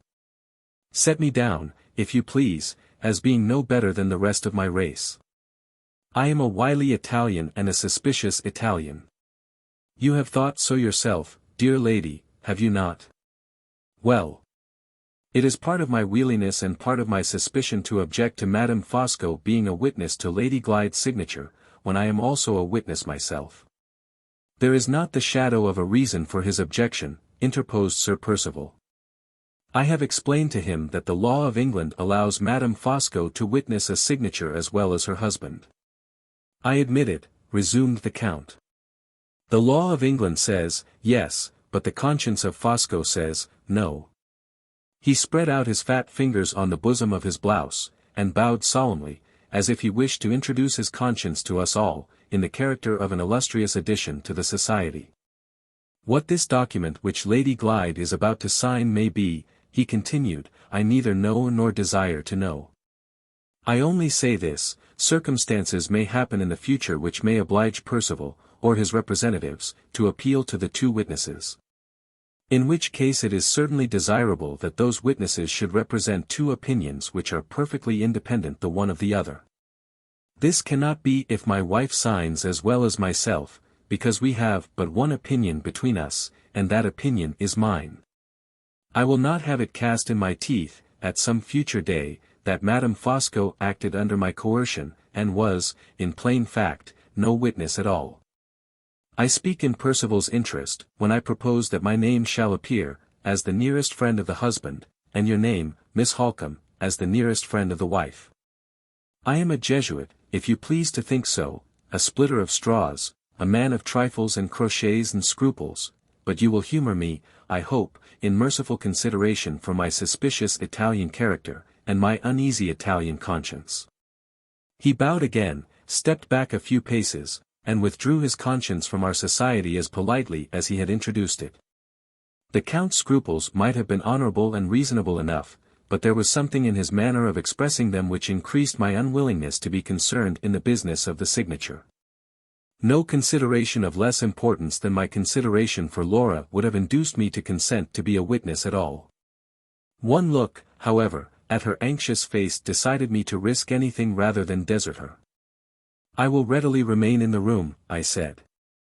And if I find no reason for starting any small scruples on my side, you may rely on me as a witness. Sir Percival looked at me sharply, as if he was about to say something. But at the same moment, Madame Fosco attracted his attention by rising from her chair. She had caught her husband's eye, and had evidently received her orders to leave the room. "You needn't go," said Sir Percival. Madame Fosco looked for her orders again, got them again, said she would prefer leaving us to our business, and resolutely walked out.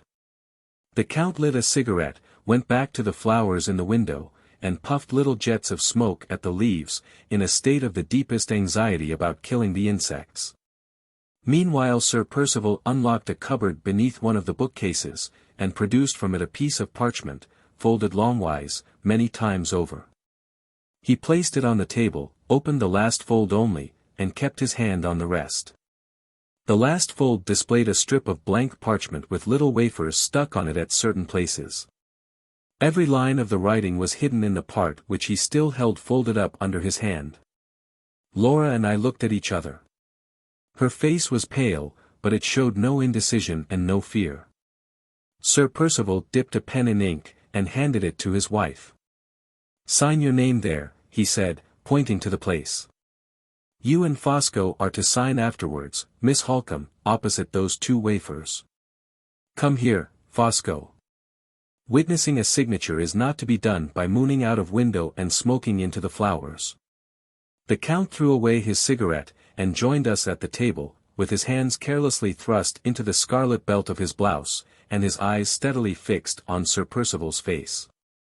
Laura, who was on the other side of her husband, with the pen in her hand, looked at him too. He stood between them holding the folded parchment down firmly on the table, and glancing across at me, as I sat opposite to him. With such a sinister mixture of suspicion and embarrassment on his face that he looked more like a prisoner at the bar than a gentleman in his own house. "Sign there," he repeated, turning suddenly on Laura, and pointing once more to the place on the parchment. "What is it I am to sign?" she asked quietly. "I have no time to explain," he answered.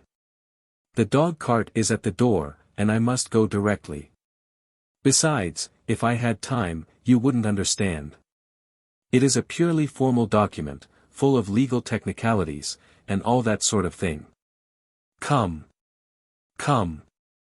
Sign your name, and let us have done as soon as possible. I ought surely to know what I am signing, Sir Percival, before I write my name. Nonsense. What have women to do with business? I tell you again, you can't understand it. At any rate, let me try to understand it. Whenever Mr. Gilmore had any business for me to do, he always explained it first, and I always understood him. I dare say he did.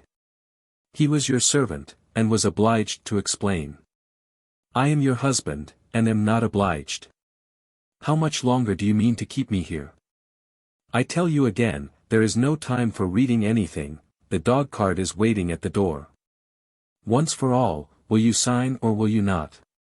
She still had the pen in her hand, but she made no approach to signing her name with it.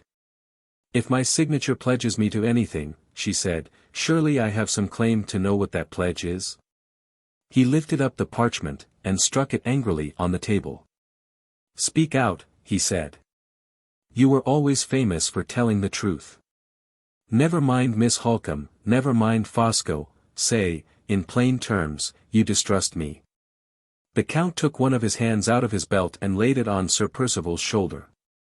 Sir Percival shook it off irritably. The Count put it on again with unruffled composure. "Control your unfortunate temper, Percival," he said, "Lady Glyde is right." "Right," cried Sir Percival. "A wife right in distrusting her husband." "It is unjust and cruel to accuse me of distrusting you," said Laura. "Ask Marian if I am not justified in wanting to know what this writing requires of me before I sign it."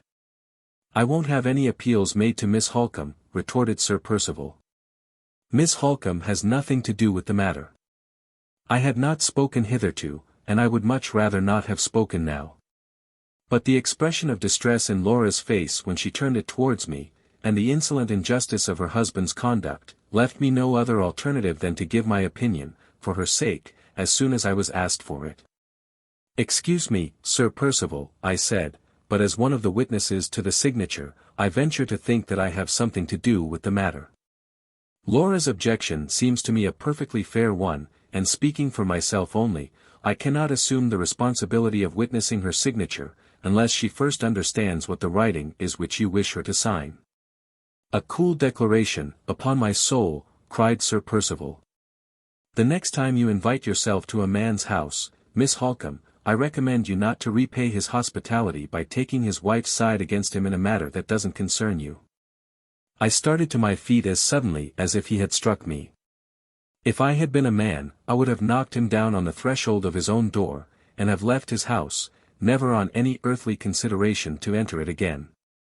But I was only a woman, and I loved his wife so dearly. Thank God, that faithful love helped me, and I sat down again without saying a word. She knew what I had suffered and what I had suppressed. She ran round to me, with the tears streaming from her eyes. "Oh, Marian," she whispered softly. "If my mother had been alive, she could have done no more for me." "Come back and sign," cried Sir Percival from the other side of the table. "Shall I?" she asked in my ear. "I will, if you tell me." "No," I answered. "The right and the truth are with you, sign nothing, unless you have read it first." "Come back and sign," he reiterated, in his loudest and angriest tones. The Count, who had watched Laura and me with a close and silent attention, interposed for the second time. "Percival," he said. "I remember that I am in the presence of ladies. Be good enough, if you please, to remember it too." Sir Percival turned on him speechless with passion. The Count's firm hand slowly tightened its grasp on his shoulder, and the Count's steady voice quietly repeated, "Be good enough, if you please, to remember it too." They both looked at each other. Sir Percival slowly drew his shoulder from under the Count's hand, slowly turned his face away from the Count's eyes, doggedly looked down for a little while at the parchment on the table, and then spoke. With the sullen submission of a tamed animal, rather than the becoming resignation of a convinced man. "I don't want to offend anybody," he said, "but my wife's obstinacy is enough to try the patience of a saint. I have told her this is merely a formal document, and what more can she want? You may say what you please, but it is no part of a woman's duty to set her husband at defiance. Once more, Lady Glyde, and for the last time, will you sign or will you not?" Laura returned to his side of the table, and took up the pen again. "I will sign with pleasure," she said, "if you will only treat me as a responsible being. I care little what sacrifice is required of me, if it will affect no one else, and lead to no ill results." "Who talked of a sacrifice being required of you?" he broke in, with a half-suppressed return of his former violence.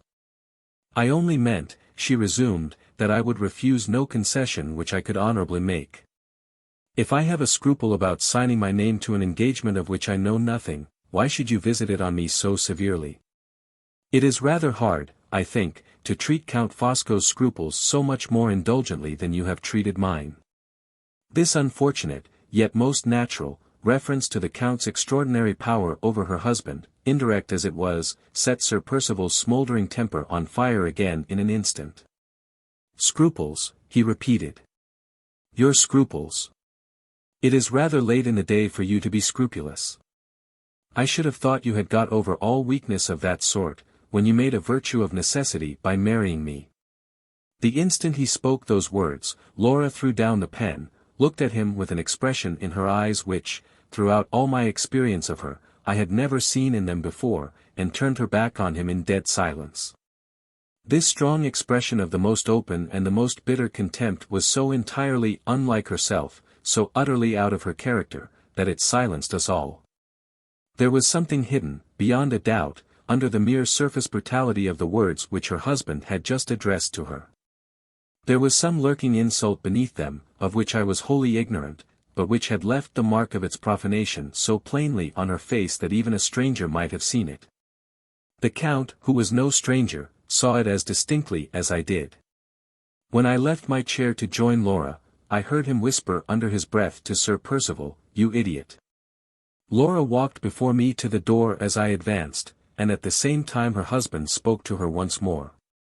"You positively refuse, then, to give me your signature," he said, in the altered tone of a man who was conscious that he had let his own license of language seriously injure him.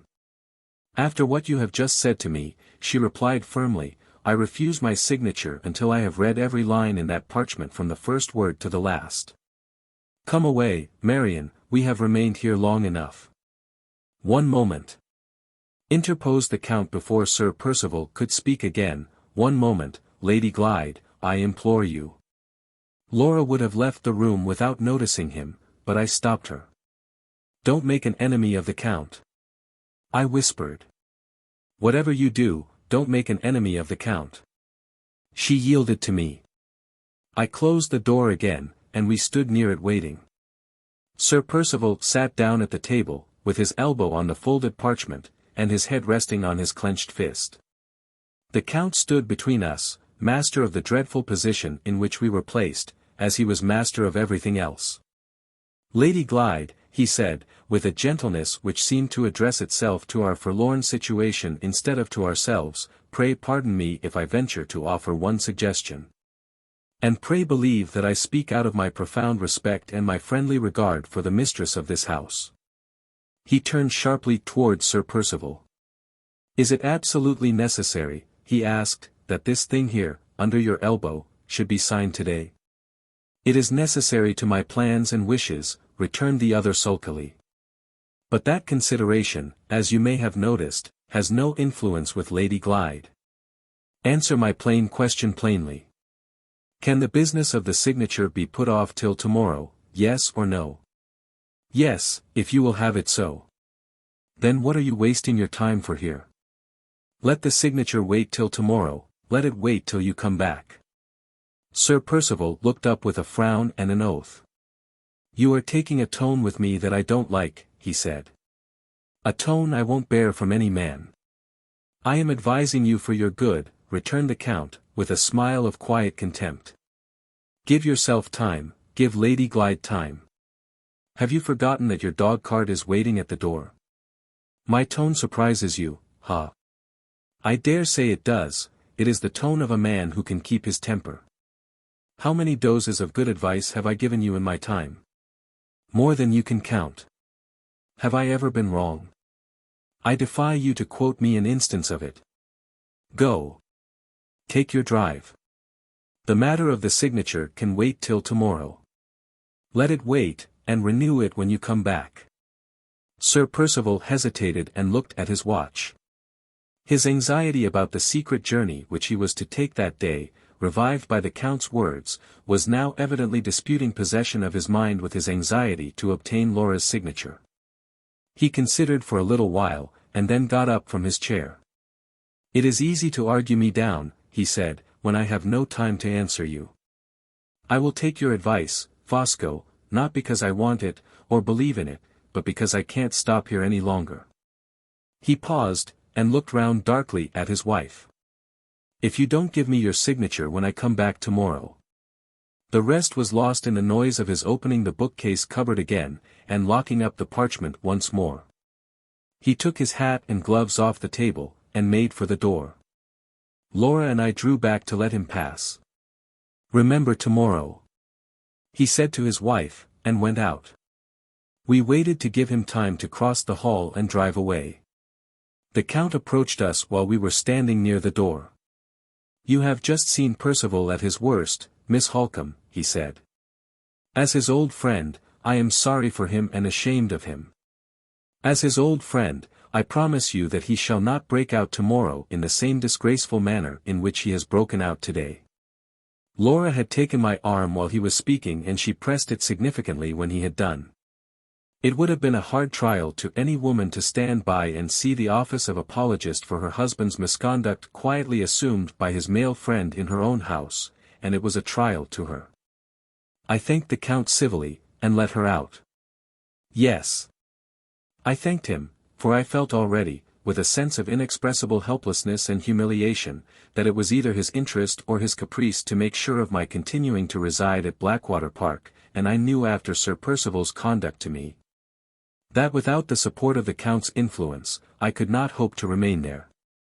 His influence, the influence of all others that I dreaded most, was actually the one tie which now held me to Laura in the hour of her utmost need. We heard the wheels of the dog-cart crashing on the gravel of the drive as we came into the hall. Sir Percival had started on his journey. "Where is he going to, Marian?"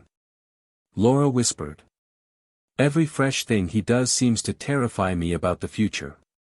Have you any suspicions?" After what she had undergone that morning, I was unwilling to tell her my suspicions. "How should I know his secrets?" I said evasively. "I wonder if the housekeeper knows," she persisted. "Certainly not," I replied. "She must be quite as ignorant as we are." Laura shook her head doubtfully. "Did you not hear from the housekeeper that there was a report of Anne Catherick having been seen in this neighborhood? Don't you think he may have gone away to look for her?" "I would rather compose myself, Laura, by not thinking about it at all, and after what has happened, you had better follow my example. Come into my room, and rest and quiet yourself a little." We sat down together close to the window, and let the fragrant summer air breathe over our faces. "I am ashamed to look at you, Marian," she said, "after what you submitted to downstairs, for my sake. Oh, my own love, I am almost heartbroken when I think of it. But I will try to make it up to you, I will indeed." "Hush. Hush," I replied, "don't talk so. What is the trifling mortification of my pride compared to the dreadful sacrifice of your happiness?" "You heard what he said to me," she went on quickly and vehemently. "You heard the words, but you don't know what they meant, you don't know why I threw down the pen and turned my back on him." She rose in sudden agitation, and walked about the room. "I have kept many things from your knowledge, Marian, for fear of distressing you, and making you unhappy at the outset of our new lives. You don't know how he has used me. And yet you ought to know, for you saw how he used me today. You heard him sneer at my presuming to be scrupulous, you heard him say I had made a virtue of necessity in marrying him." She sat down again, her face flushed deeply, and her hands twisted and twined together in her lap. "I can't tell you about it now," she said, "I shall burst out crying if I tell you now, later, Marian, when I am more sure of myself. My poor head aches, darling, aches, aches, aches. Where is your smelling bottle? Let me talk to you about yourself. I wish I had given him my signature, for your sake. Shall I give it to him tomorrow? I would rather compromise myself than compromise you. After your taking my part against him, he will lay all the blame on you if I refuse again. What shall we do? Oh, for a friend to help us and advise us, a friend we could really trust."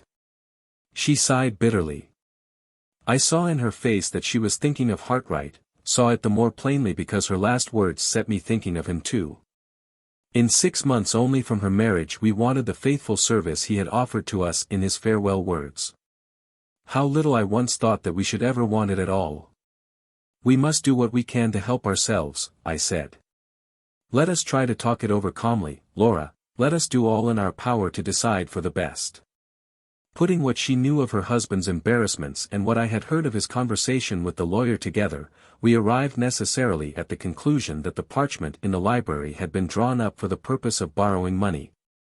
and that Laura's signature was absolutely necessary to fit it for the attainment of Sir Percival's object.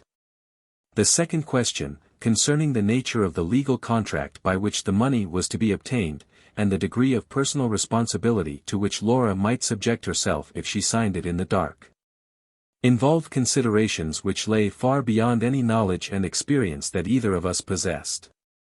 My own convictions led me to believe that the hidden contents of the parchment concealed a transaction of the meanest and the most fraudulent kind.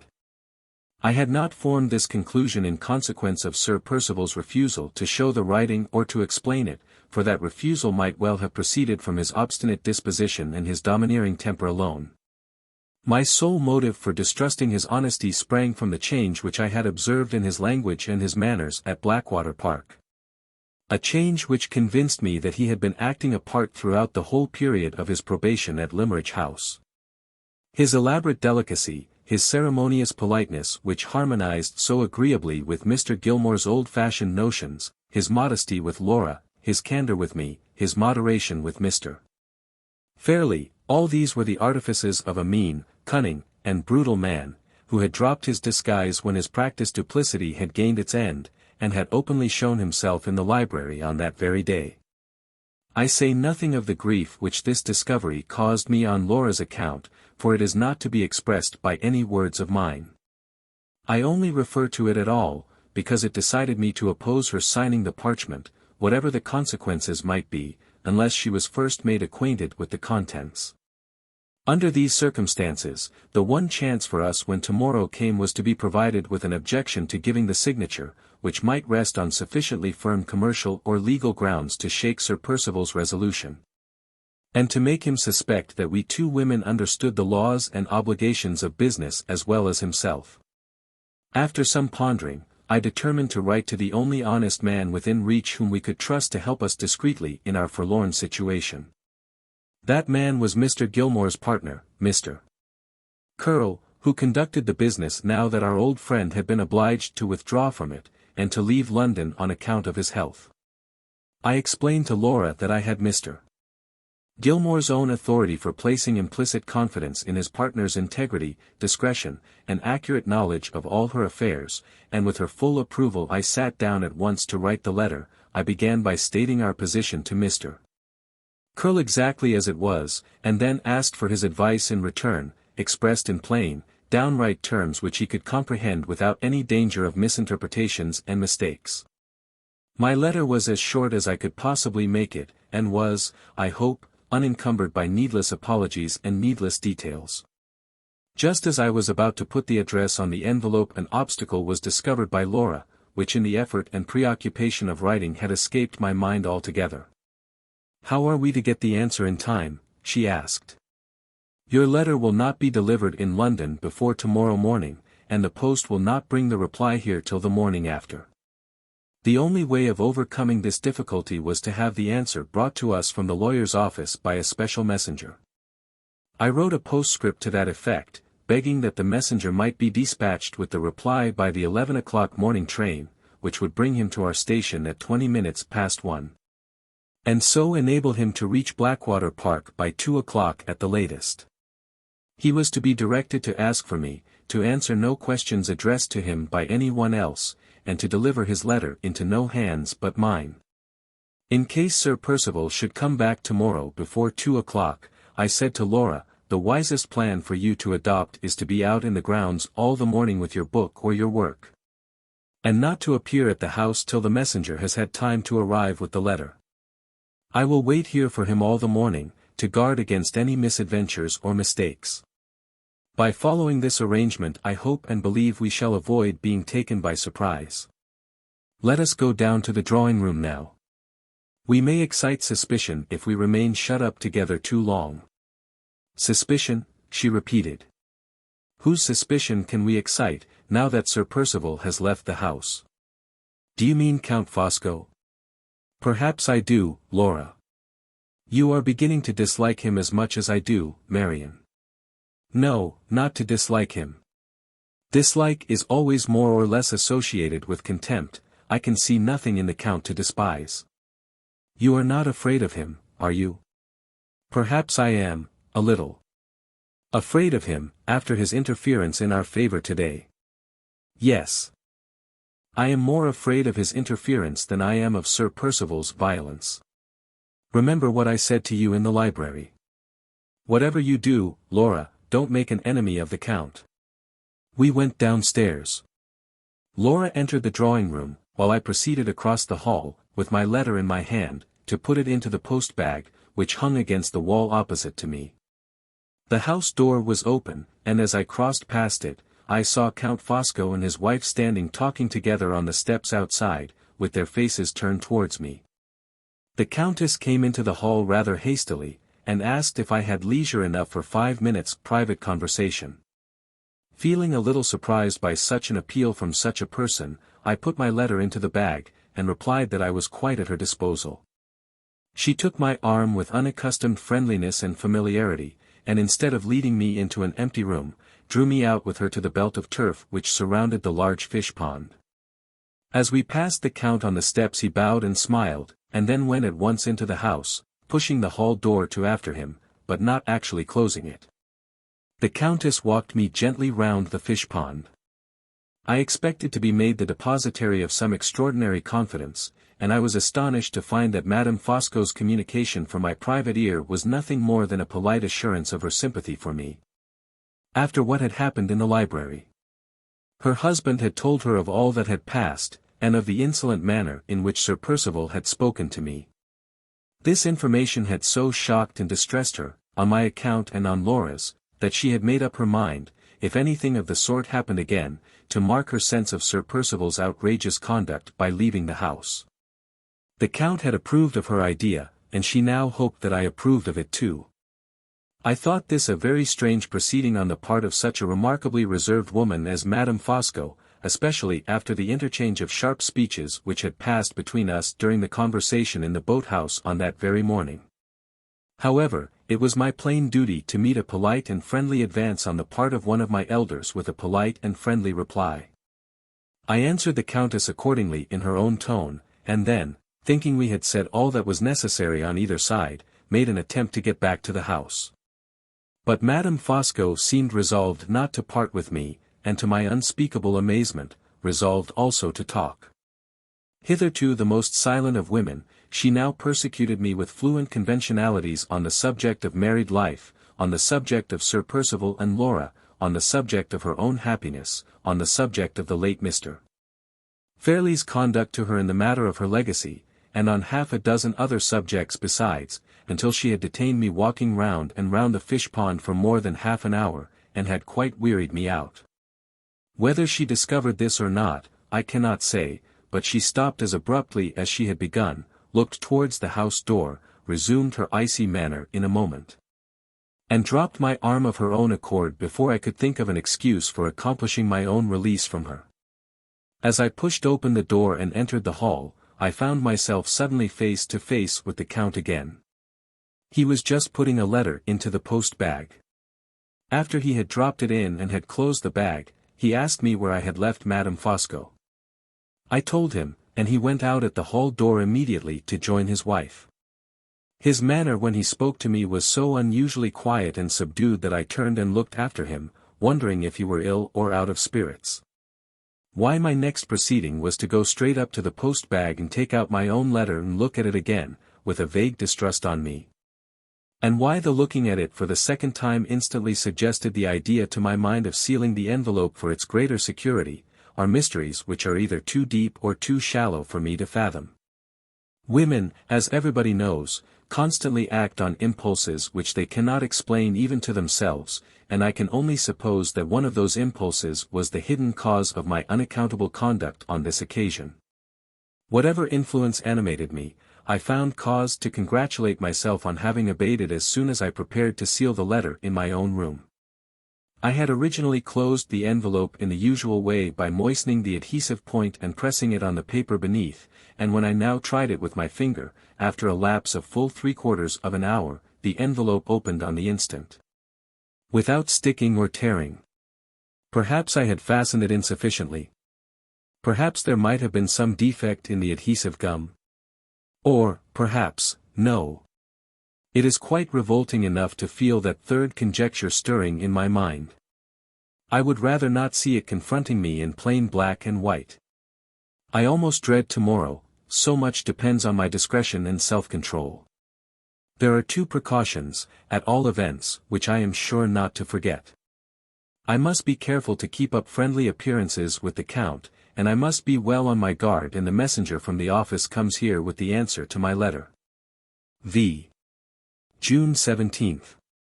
When the dinner hour brought us together again, Count Fosco was in his usual excellent spirits. He exerted himself to interest and amuse us, as if he was determined to efface from our memories all recollection of what had passed in the library that afternoon. Lively descriptions of his adventures in traveling, amusing anecdotes of remarkable people whom he had met with abroad, quaint comparisons between the social customs of various nations, illustrated by examples drawn from men and women indiscriminately all over Europe, humorous confessions of the innocent follies of his own early life, when he ruled the fashions of a second-rate Italian town, and wrote preposterous romances on the French model for a second-rate Italian newspaper, all flowed in succession so easily and so gaily from his lips, and all addressed our various curiosities and various interests so directly and so delicately, that Laura and I listened to him with as much attention and, inconsistent as it may seem, with as much admiration also, as Madame Fosco herself. Women can resist a man's love, a man's fame, a man's personal appearance, and a man's money, but they cannot resist a man's tongue when he knows how to talk to them. After dinner, while the favorable impression which he had produced on us was still vivid in our minds, the Count modestly withdrew to read in the library. Laura proposed a stroll in the grounds to enjoy the close of the long evening. It was necessary in common politeness to ask Madame Fosco to join us, but this time she had apparently received her orders beforehand, and she begged we would kindly excuse her. The Count will probably want a fresh supply of cigarettes, she remarked by way of apology, and nobody can make them to his satisfaction but myself. Her cold blue eyes almost warmed as she spoke the words. She looked actually proud of being the officiating medium through which her lord and master composed himself with tobacco smoke. Laura and I went out together alone. It was a misty, heavy evening. There was a sense of blight in the air, the flowers were drooping in the garden, and the ground was parched and dewless. The western heaven, as we saw it over the quiet trees, was of a pale yellow hue, and the sun was setting faintly in a haze. Coming rain seemed near, it would fall probably with the fall of night. "Which way shall we go?" I asked. "Towards the lake, Marian, if you like," she answered. "You seem unaccountably fond, Laura, of that dismal lake." "No, not of the lake but of the scenery about it. The sand and heath and the fir trees are the only objects I can discover, in all this large place, to remind me of Limmeridge. But we will walk in some other direction if you prefer it. I have no favorite walks at Blackwater Park, my love. One is the same as another to me. Let us go to the lake, we may find it cooler in the open space than we find it here." We walked through the shadowy plantation in silence. The heaviness in the evening air oppressed us both, and when we reached the boathouse we were glad to sit down and rest inside. A white fog hung low over the lake. The dense brown line of the trees on the opposite bank appeared above it, like a dwarf forest floating in the sky. The sandy ground, shelving downward from where we sat, was lost mysteriously in the outward layers of the fog. The silence was horrible. No rustling of the leaves, no bird's note in the wood, no cry of waterfowl from the pools of the hidden lake. Even the croaking of the frogs had ceased tonight. "It is very desolate and gloomy," said Laura. "But we can be more alone here than anywhere else." She spoke quietly and looked at the wilderness of sand and mist with steady, thoughtful eyes.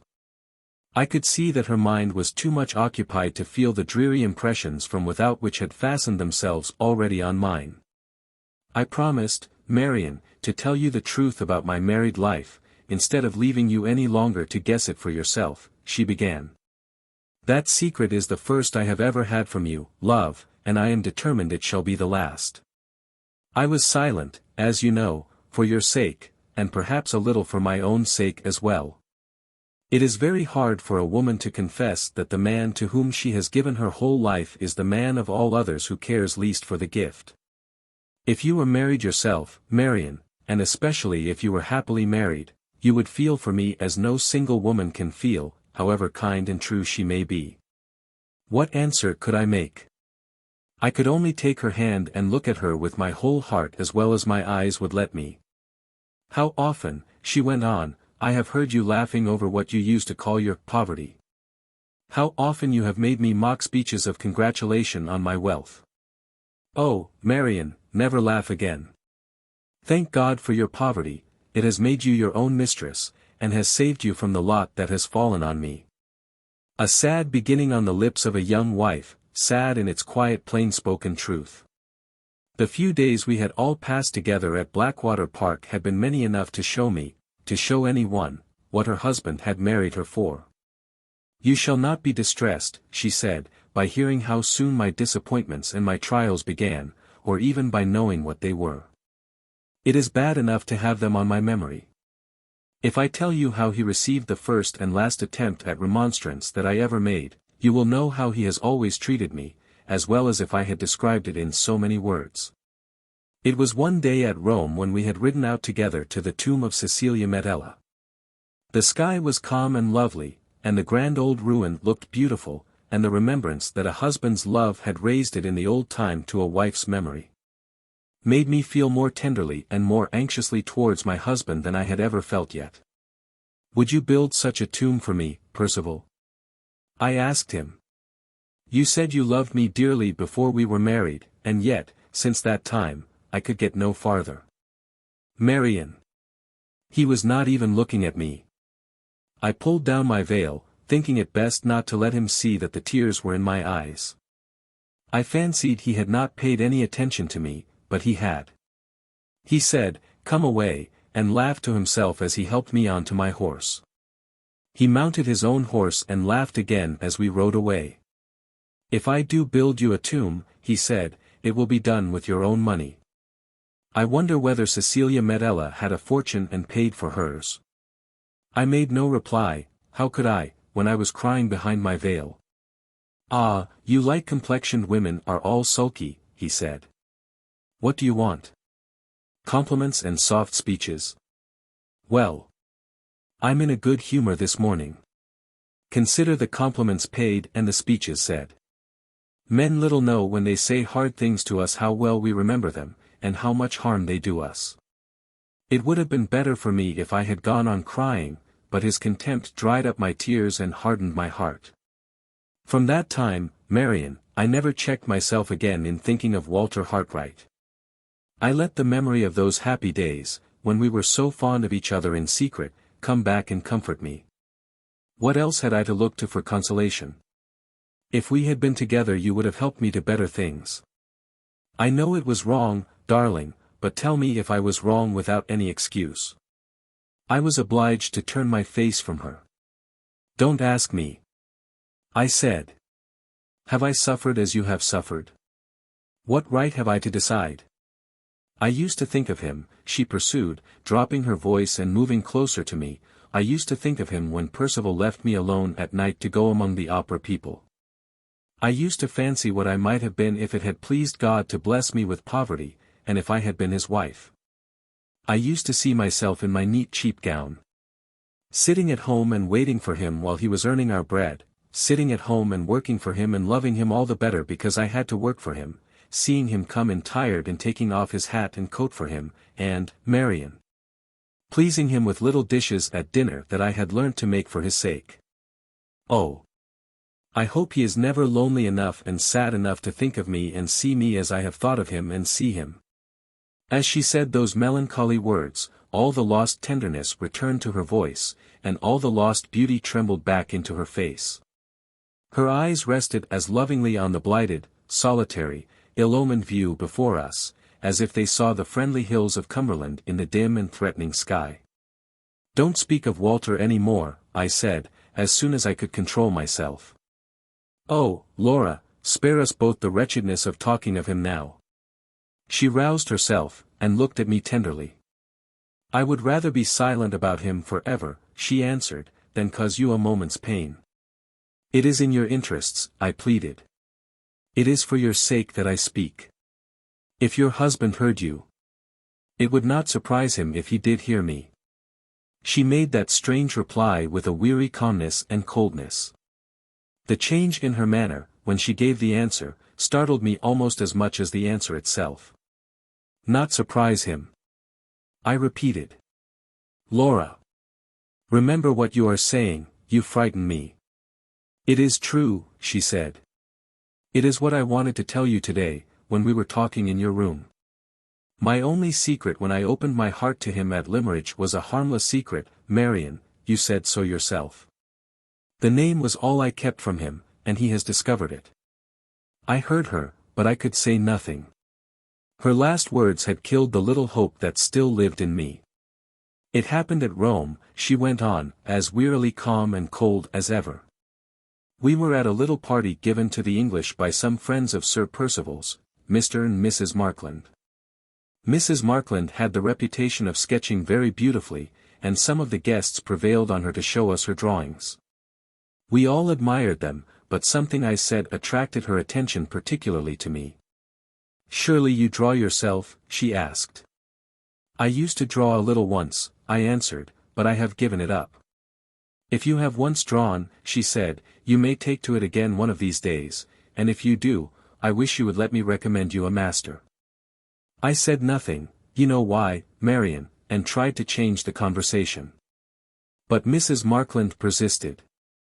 I have had all sorts of teachers, she went on, but the best of all, the most intelligent and the most attentive, was a Mr. Hartright.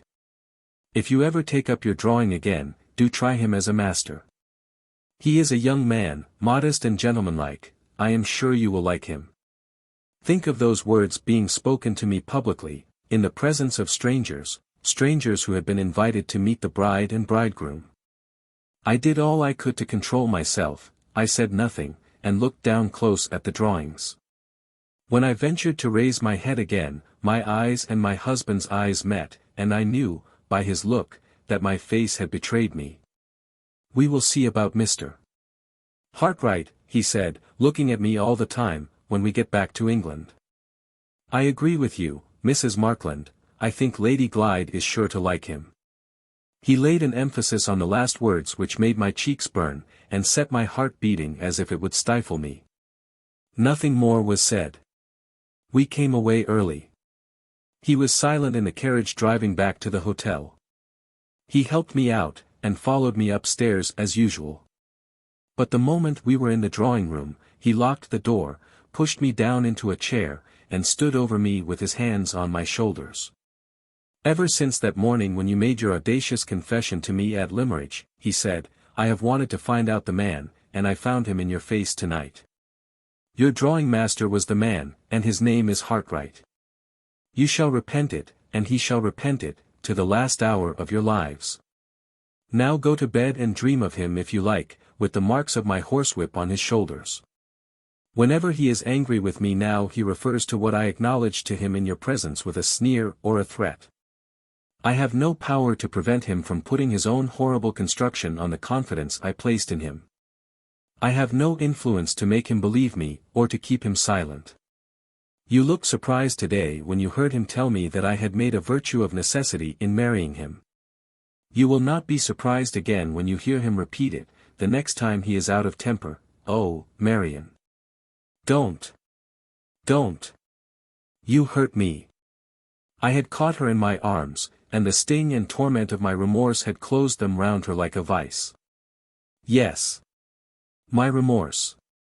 The white despair of Walter's face, when my cruel words struck him to the heart in the summer house at Limmeridge, rose before me in mute, unendurable reproach. My hand had pointed the way which led the man my sister loved, step by step, far from his country and his friends. Between those two young hearts I had stood, to sunder them for ever, the one from the other, and his life and her life lay wasted before me alike in witness of the deed.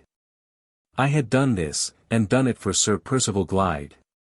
For Sir Percival Glyde. I heard her speaking, and I knew by the tone of her voice that she was comforting me, I, who deserved nothing but the reproach of her silence. How long it was before I mastered the absorbing misery of my own thoughts, I cannot tell. I was first conscious that she was kissing me, and then my eyes seemed to wake on a sudden to their sense of outward things, and I knew that I was looking mechanically straight before me at the prospect of the lake. "It is late," I heard her whisper. "It will be dark in the plantation." She shook my arm and repeated, "Marian. It will be dark in the plantation." "Give me a minute longer," I said, "a minute, to get better in." I was afraid to trust myself to look at her yet, and I kept my eyes fixed on the view. It was late. The dense brown line of trees in the sky had faded in the gathering darkness to the faint resemblance of a long wreath of smoke. The mist over the lake below had stealthily enlarged, and advanced on us. The silence was as breathless as ever, but the horror of it had gone, and the solemn mystery of its stillness was all that remained. "We are far from the house," she whispered. "Let us go back." She stopped suddenly, and turned her face from me towards the entrance of the boathouse. "Marian," she said, trembling violently. "Do you see nothing? Look." "Where?" "Down there, below us." She pointed. My eyes followed her hand, and I saw it too. A living figure was moving over the waste of heath in the distance. It crossed our range of view from the boathouse, and passed darkly along the outer edge of the mist. It stopped far off, in front of us, waited, and passed on. Moving slowly, with the white cloud of mist behind it and above it, slowly, slowly, till it glided by the edge of the boathouse, and we saw it no more. We were both unnerved by what had passed between us that evening. Some minutes elapsed before Laura would venture into the plantation, and before I could make up my mind to lead her back to the house. "Was it a man or a woman?" she asked in a whisper, as we moved at last into the dark dampness of the outer air. "I am not certain." "Which do you think?" "It looked like a woman." "I was afraid it was a man in a long cloak." "It may be a man. In this dim light it is not possible to be certain." "Wait, Marian. I'm frightened, I don't see the path." "Suppose the figure should follow us?" "Not at all likely, Laura. There is really nothing to be alarmed about. The shores of the lake are not far from the village, and they are free to anyone to walk on by day or night. It is only wonderful we have seen no living creature there before." We were now in the plantation. It was very dark, so dark, that we found some difficulty in keeping the path. I gave Laura my arm, and we walked as fast as we could on our way back. Before we were halfway through she stopped, and forced me to stop with her. She was listening. "Hush," she whispered. "I hear something behind us." "Dead leaves," I said to cheer her, "or a twig blown off the trees. It is summer time, Marian, and there is not a breath of wind. Listen." I heard the sound too, a sound like a light footstep following us. "No matter who it is, or what it is," I said, "let us walk on. In another minute, if there is anything to alarm us, we shall be near enough to the house to be heard." We went on quickly, so quickly, that Laura was breathless by the time we were nearly through the plantation, and within sight of the lighted windows. I waited a moment to give her breathing time. Just as we were about to proceed she stopped me again, and signed to me with her hand to listen once more. We both heard distinctly a long, heavy sigh behind us, in the black depths of the trees. "Who's there?" I called out. There was no answer. "Who's there?" I repeated. An instant of silence followed, and then we heard the light fall of the footsteps again, fainter and fainter, sinking away into the darkness, sinking, sinking, sinking, till they were lost in the silence. We hurried out from the trees to the open lawn beyond, crossed it rapidly, and without another word passing between us, reached the house. In the light of the hall lamp Laura looked at me, with white cheeks and startled eyes. "I am half dead with fear," she said. "Who could it have been?" "We will try to guess tomorrow," I replied. "In the meantime say nothing to anyone of what we have heard and seen." "Why not?" Because silence is safe, and we have need of safety in this house. I sent Laura upstairs immediately, waited a minute to take off my hat and put my hair smooth, and then went at once to make my first investigations in the library, on pretense of searching for a book. There sat the Count, filling out the largest easy chair in the house, smoking and reading calmly, with his feet on an ottoman, his cravat across his knees, and his shirt collar wide open. And there sat Madame Fosco, like a quiet child, on a stool by his side, making cigarettes. Neither husband nor wife could, by any possibility, have been out late that evening, and have just got back to the house in a hurry. I felt that my object in visiting the library was answered the moment I set eyes on them. Count Fosco rose in polite confusion and tied his cravat on when I entered the room. "Pray don't let me disturb you," I said. "I have only come here to get a book." "All unfortunate men of my size suffer from the heat," said the Count, refreshing himself gravely with a large green fan. "I wish I could change places with my excellent wife. She is as cool at this moment as a fish in the pond outside." The Countess allowed herself to thaw under the influence of her husband's quaint comparison. "I am never warm, Miss Halcombe," she remarked, with the modest air of a woman who was confessing to one of her own merits. "Have you and Lady Glyde been out this evening?" asked the Count, while I was taking a book from the shelves to preserve appearances. "Yes, we went out to get a little air." "May I ask in what direction?" "In the direction of the lake, as far as the boathouse." "Aha! As far as the boathouse?"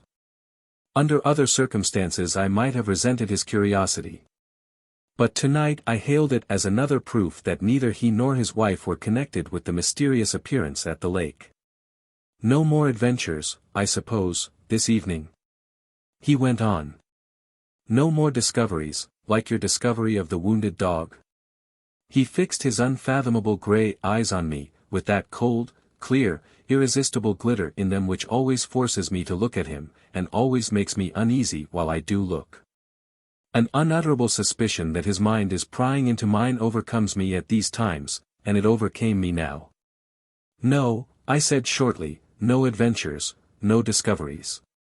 I tried to look away from him and leave the room. Strange as it seems, I hardly think I should have succeeded in the attempt if Madame Fosco had not helped me by causing him to move and look away first. "Count, you are keeping Miss Halcombe standing," she said. The moment he turned round to get me a chair, I seized my opportunity, thanked him, made my excuses, and slipped out. An hour later, when Laura's maid happened to be in her mistress's room, I took occasion to refer to the closeness of the night, with a view to ascertaining next how the servants had been passing their time. "Have you been suffering much from the heat downstairs?" I asked. "No, miss," said the girl, "we have not felt it to speak of." "You have been out in the woods then, I suppose?" "Some of us thought of going, miss. But cook said she should take her chair into the cool courtyard, outside the kitchen door, and on second thoughts, all the rest of us took our chairs out there too." The housekeeper was now the only person who remained to be accounted for. "Is Mrs. Michelson gone to bed yet?" I inquired. "I should think not, miss," said the girl, smiling. "Mrs. Michelson is more likely to be getting up just now than going to bed." "Why? What do you mean? Has Mrs. Michelson been taking to her bed in the daytime?" "No, miss, not exactly, but the next thing to it. She's been asleep all the evening on the sofa in her own room." Putting together what I observed for myself in the library, and what I have just heard from Laura's maid, one conclusion seems inevitable. The figure we saw at the lake was not the figure of Madame Fosco, of her husband, or of any of the servants. The footsteps we heard behind us were not the footsteps of any one belonging to the house. Who could it have been? It seems useless to inquire. I cannot even decide whether the figure was a man's or a woman's. I can only say that I think it was a woman's. 6. June 18th. The misery of self-reproach which I suffered yesterday evening, on hearing what Laura told me in the boathouse, returned in the loneliness of the night, and kept me waking and wretched for hours. I lighted my candle at last, and searched through my old journals to see what my share in the fatal error of her marriage had really been, and what I might have once done to save her from it. The result soothed me a little, for it showed that, however blindly and ignorantly I acted for the best. Crying generally does me harm, but it was not so last night. I think it relieved me. I rose this morning with a settled resolution and a quiet mind. Nothing Sir Percival can say or do shall ever irritate me again, or make me forget for one moment that I am staying here in defiance of mortifications, insults, and threats, for Laura's service and for Laura's sake. The speculations in which we might have indulged this morning, on the subject of the figure at the lake and the footsteps in the plantation, have been all suspended by a trifling accident which has caused Laura great regret. She has lost the little brooch I gave her for a keepsake on the day before her marriage. As she wore it when we went out yesterday evening, we can only suppose that it must have dropped from her dress, either in the boathouse or on our way back. The servants have been sent to search, and have returned unsuccessful. And now Laura herself has gone to look for it. Whether she finds it or not, the loss will help to excuse her absence from the house, if Sir Percival returns before the letter from Mr. Gilmore's partner is placed in my hands. 1 o'clock has just struck. I am considering whether I had better wait here for the arrival of the messenger from London, or slip away quietly, and watch for him outside the lodge gate. My suspicion of everybody and everything in this house inclines me to think that the second plan may be the best. The Count is safe in the breakfast room. I heard him, through the door, as I ran upstairs 10 minutes since, exercising his canary birds at their tricks. Come out on my little finger, my pretties. Come out, and hop upstairs. 1, 2, 3, and up. 3, 2, 1, and down. 1, 2, 3, twit twit twit tweet. The birds burst into their usual ecstasy of singing, and the Count chirruped and whistled at them in return, as if he was a bird himself. My room door is open, and I can hear the shrill singing and whistling at this very moment. If I am really to slip out without being observed, now is my time. 4 o'clock. The 3 hours that have passed since I made my last entry have turned the whole march of events at Blackwater Park in a new direction. Whether for good or for evil, I cannot and dare not decide. Let me get back first to the place at which I left off, or I shall lose myself in the confusion of my own thoughts. I went out, as I had proposed, to meet the messenger with my letter from London at the lodge gate. On the stairs I saw no one. In the hall I heard the Count still exercising his birds.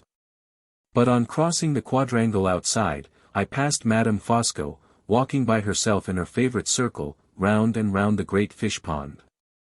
I at once slackened my pace, so as to avoid all appearance of being in a hurry, and even went the length, for caution's sake, of inquiring if she thought of going out before lunch. She smiled at me in the friendliest manner, said she preferred remaining near the house, nodded pleasantly, and re-entered the hall. I looked back, and saw that she had closed the door before I had opened the wicket by the side of the carriage gates. In less than a quarter of an hour I reached the lodge. The lane outside took a sudden turn to the left, ran on straight for 100 yards or so, and then took another sharp turn to the right to join the high road. Between these two turns, hidden from the lodge on one side, and from the way to the station on the other, I waited, walking backwards and forwards. High hedges were on either side of me, and for 20 minutes, by my watch, I neither saw nor heard anything. At the end of that time the sound of a carriage caught my ear, and I was met, as I advanced towards the second turning, by a fly from the railway. I made a sign to the driver to stop. As he obeyed me, a respectable-looking man put his head out of the window to see what was the matter. "I beg your pardon," I said, "but am I right in supposing that you are going to Blackwater Park?" "Yes, ma'am." "With a letter for anyone?" "With a letter for Miss Halcombe, ma'am." "You may give me the letter." "I am Miss Halcombe." The man touched his hat, got out of the fly immediately, and gave me the letter. I opened it at once and read these lines. I copy them here, thinking it best to destroy the original for caution's sake. "Dear Madam, your letter received this morning has caused me very great anxiety. I will reply to it as briefly and plainly as possible.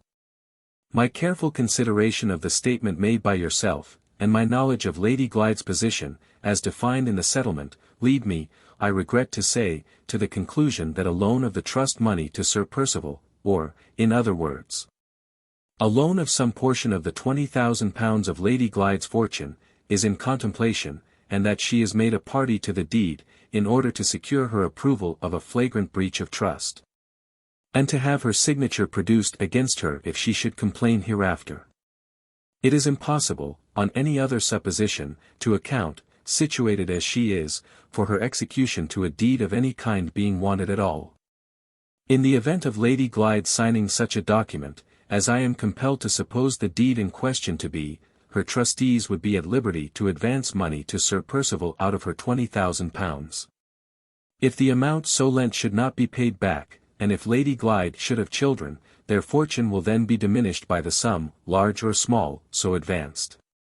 In plainer terms still, the transaction, for anything that Lady Glyde knows to the contrary, may be a fraud upon her unborn children. Under these serious circumstances, would recommend Lady Glyde to assign as a reason for withholding her signature, that she wishes the deed to be first submitted to myself, as her family solicitor, in the absence of my partner, Mr. Gilmore.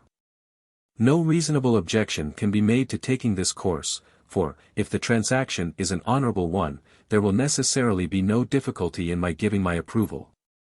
Sincerely assuring you of my readiness to afford any additional help or advice that may be wanted, I beg to remain, Madam, your faithful servant, William Curll. I read this kind and sensible letter very thankfully. It supplied Laura with a reason for objecting to the signature which was unanswerable, and which we could both of us understand. The messenger waited near me while I was reading to receive his directions when I had done. Will you be good enough to say that I understand the letter, and that I am very much obliged? I said. There is no other reply necessary at present. Exactly at the moment when I was speaking those words, holding the letter open in my hand, Count Fosco turned the corner of the lane from the high road, and stood before me as if he had sprung up out of the earth. The suddenness of his appearance, in the very last place under heaven in which I should have expected to see him, took me completely by surprise. The messenger wished me good morning, and got into the fly again. I could not say a word to him, I was not even able to return his bow. The conviction that I was discovered, and by that man, of all others, absolutely petrified me. Are you going back to the house, Miss Halcombe? He inquired, without showing the least surprise on his side, and without even looking after the fly, which drove off while he was speaking to me. I collected myself sufficiently to make a sign in the affirmative. I am going back too, he said. Pray allow me the pleasure of accompanying you. Will you take my arm? You look surprised at seeing me. I took his arm. The first of my scattered senses that came back was the sense that warned me to sacrifice anything rather than make an enemy of him. You look surprised at seeing me, he repeated in his quietly pertinacious way. I thought, Count, I heard you with your birds in the breakfast room, I answered, as quietly and firmly as I could. Surely. But my little feathered children, dear lady, are only too like other children. They have their days of perversity, and this morning was one of them. My wife came in as I was putting them back in their cage, and said she had left you going out alone for a walk. You told her so, did you not? Certainly. Well, Miss Halcombe, the pleasure of accompanying you was too great a temptation for me to resist. At my age there is no harm in confessing so much as that, is there? I seized my hat, and set off to offer myself as your escort. Even so fat an old man as Fosco is surely better than no escort at all. I took the wrong path, I came back in despair, and here I am, arrived, may I say it? At the height of my wishes. He talked on in this complimentary strain with a fluency which left me no exertion to make beyond the effort of maintaining my composure. He never referred in the most distant manner to what he had seen in the lane, or to the letter which I still had in my hand. This ominous discretion helped to convince me that he must have surprised, by the most dishonorable means, the secret of my application in Laura's interest to the lawyer. And that, having now assured himself of the private manner in which I had received the answer, he had discovered enough to suit his purposes, and was only bent on trying to quiet the suspicions which he knew he must have aroused in my mind. I was wise enough, under these circumstances, not to attempt to deceive him by plausible explanations, and woman enough, notwithstanding my dread of him, to feel as if my hand was tainted by resting on his arm. On the drive in front of the house we met the dog-cart being taken round to the stables. Sir Percival had just returned. He came out to meet us at the house door. Whatever other results his journey might have had, it had not ended in softening his savage temper. "Oh! Here are two of you come back," he said, with a lowering face. "What is the meaning of the house being deserted in this way? Where is Lady Glyde?" I told him of the loss of the brooch, and said that Laura had gone into the plantation to look for it. "Brooch or no brooch," he growled sulkily, "I recommend her not to forget her appointment in the library this afternoon. I shall expect to see her in half an hour." I took my hand from the Count's arm, and slowly ascended the steps. He honored me with one of his magnificent bows, and then addressed himself gaily to the scowling master of the house. "Tell me, Percival," he said, "have you had a pleasant drive? And has your pretty shining brown Molly come back at all tired?" "Brown Molly be hanged, and the drive too. I want my lunch." "And I want 5 minutes' talk with you, Percival, first," returned the Count. "5 minutes' talk, my friend, here on the grass. What about?" "About business that very much concerns you." I lingered long enough in passing through the hall door to hear this question and answer, and to see Sir Percival thrust his hands into his pockets in sullen hesitation. "If you want to badger me with any more of your infernal scruples," he said, "I for one won't hear them. I want my lunch." "Come out here and speak to me," repeated the Count, still perfectly uninfluenced by the rudest speech that his friend could make to him. Sir Percival descended the steps. The Count took him by the arm, and walked him away gently. The business, I was sure, referred to the question of the signature. They were speaking of Laura and of me beyond a doubt. I felt heartsick and faint with anxiety. It might be of the last importance to both of us to know what they were saying to each other at that moment, and not one word of it could by any possibility reach my ears. I walked about the house, from room to room, with the lawyer's letter in my bosom. I was afraid by this time even to trust it under lock and key, till the oppression of my suspense half maddened me. There were no signs of Laura's return, and I thought of going out to look for her. But my strength was so exhausted by the trials and anxieties of the morning that the heat of the day quite overpowered me. And after an attempt to get to the door I was obliged to return to the drawing-room and lie down on the nearest sofa to recover. I was just composing myself when the door opened softly and the Count looked in. "1,000 pardons, Miss Halcombe," he said, "I only venture to disturb you because I am the bearer of good news. Percival, who is capricious in everything, as you know, has seen fit to alter his mind at the last moment, and the business of the signature is put off for the present. A great relief to all of us, Miss Halcombe, as I see with pleasure in your face. Pray present my best respects and felicitations, when you mention this pleasant change of circumstances to Lady Glyde." He left me before I had recovered my astonishment. There could be no doubt that this extraordinary alteration of purpose in the matter of the signature was due to his influence, and that his discovery of my application to London yesterday, and of my having received an answer to it today, had offered him the means of interfering with certain success. I felt these impressions, but my mind seemed to share the exhaustion of my body, and I was in no condition to dwell on them with any useful reference to the doubtful present or the threatening future. I tried a second time to run out and find Laura, but my head was giddy and my knees trembled under me. There was no choice but to give it up again and return to the sofa, sorely against my will. The quiet in the house, and the low murmuring hum of summer insects outside the open window, soothed me. My eyes closed of themselves, and I passed gradually into a strange condition, which was not waking, for I knew nothing of what was going on about me, and not sleeping, for I was conscious of my own repose. In this state my fevered mind broke loose from me, while my weary body was at rest, and in a trance, or daydream of my fancy, I know not what to call it, I saw Walter Hartright. I had not thought of him since I rose that morning. Laura had not said one word to me either directly or indirectly referring to him, and yet I saw him now as plainly as if the past time had returned. And we were both together again at Limmeridge House. He appeared to me as one among many other men, none of whose faces I could plainly discern. They were all lying on the steps of an immense ruined temple. Colossal tropical trees, with rank creepers twining endlessly about their trunks, and hideous stone idols glimmering and grinning at intervals behind leaves and stalks and branches, surrounded the temple and shut out the sky. And threw a dismal shadow over the forlorn band of men on the steps. White exhalations twisted and curled up stealthily from the ground, approached the men in wreaths like smoke, touched them, and stretched them out dead, one by one, in the places where they lay. An agony of pity and fear for Walter loosened my tongue, and I implored him to escape. "Come back, come back," I said. "Remember your promise to her and to me. Come back to us before the pestilence reaches you and lays you dead like the rest." He looked at me with an unearthly quiet in his face. "Wait," he said, "I shall come back. The night when I met the lost woman on the highway was the night which set my life apart to be the instrument of a design that is yet unseen.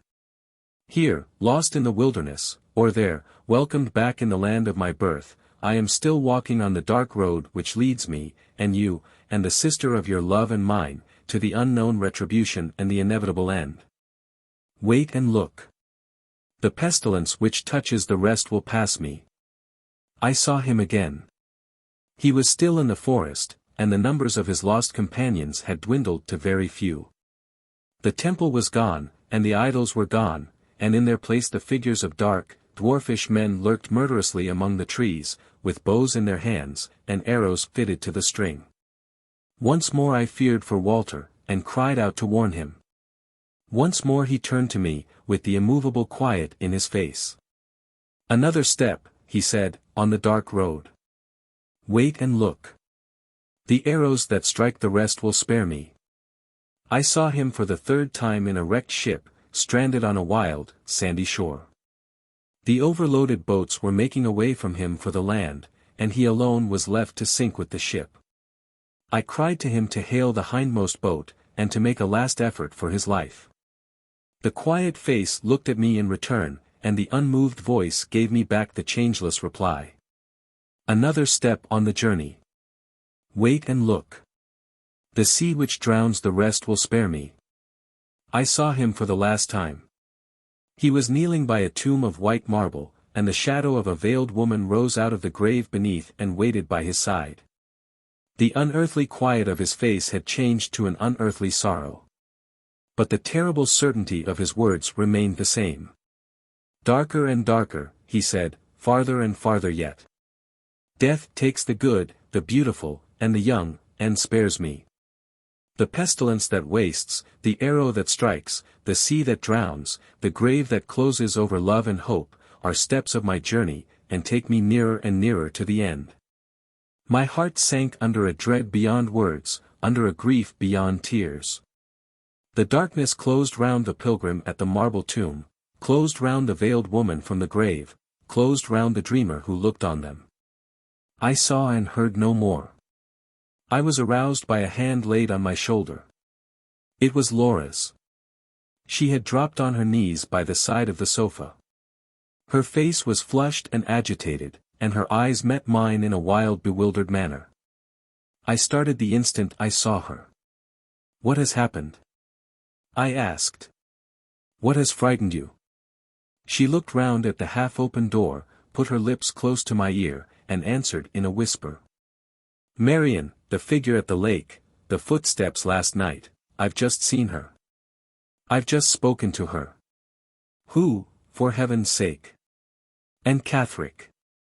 I was so startled by the disturbance in Laura's face and manner, and so dismayed by the first waking impressions of my dream, that I was not fit to bear the revelation which burst upon me when that name passed her lips. I could only stand rooted to the floor, looking at her in breathless silence. She was too much absorbed by what had happened to notice the effect which her reply had produced on me. "I have seen Anne Catherick. I have spoken to Anne Catherick," she repeated as if I had not heard her. "Oh, Marian, I have such things to tell you. Come away, we may be interrupted here, come at once into my room." With those eager words she caught me by the hand, and led me through the library, to the end room on the ground floor, which had been fitted up for her own especial use. No third person, except her maid, could have any excuse for surprising us here. She pushed me in before her, locked the door, and drew the chintz curtains that hung over the inside. The strange, stunned feeling which had taken possession of me still remained. But a growing conviction that the complications which had long threatened to gather about her, and to gather about me, had suddenly closed fast round us both, was now beginning to penetrate my mind. I could not express it in words, I could hardly even realize it dimly in my own thoughts. "Anne Catherick," I whispered to myself, with useless, helpless reiteration, "Anne Catherick." Laura drew me to the nearest seat, an ottoman in the middle of the room. "Look," she said, "look here," and pointed to the bosom of her dress. I saw, for the first time, that the lost brooch was pinned in its place again. There was something real in the sight of it, something real in the touching of it afterwards, which seemed to steady the whirl and confusion in my thoughts, and to help me to compose myself. "Where did you find your brooch?" The first words I could say to her were the words which put that trivial question at that important moment. "She found it, Marian." "Where?" "On the floor of the boathouse." "Oh, how shall I begin, how shall I tell you about it?" She talked to me so strangely, she looked so fearfully ill, she left me so suddenly.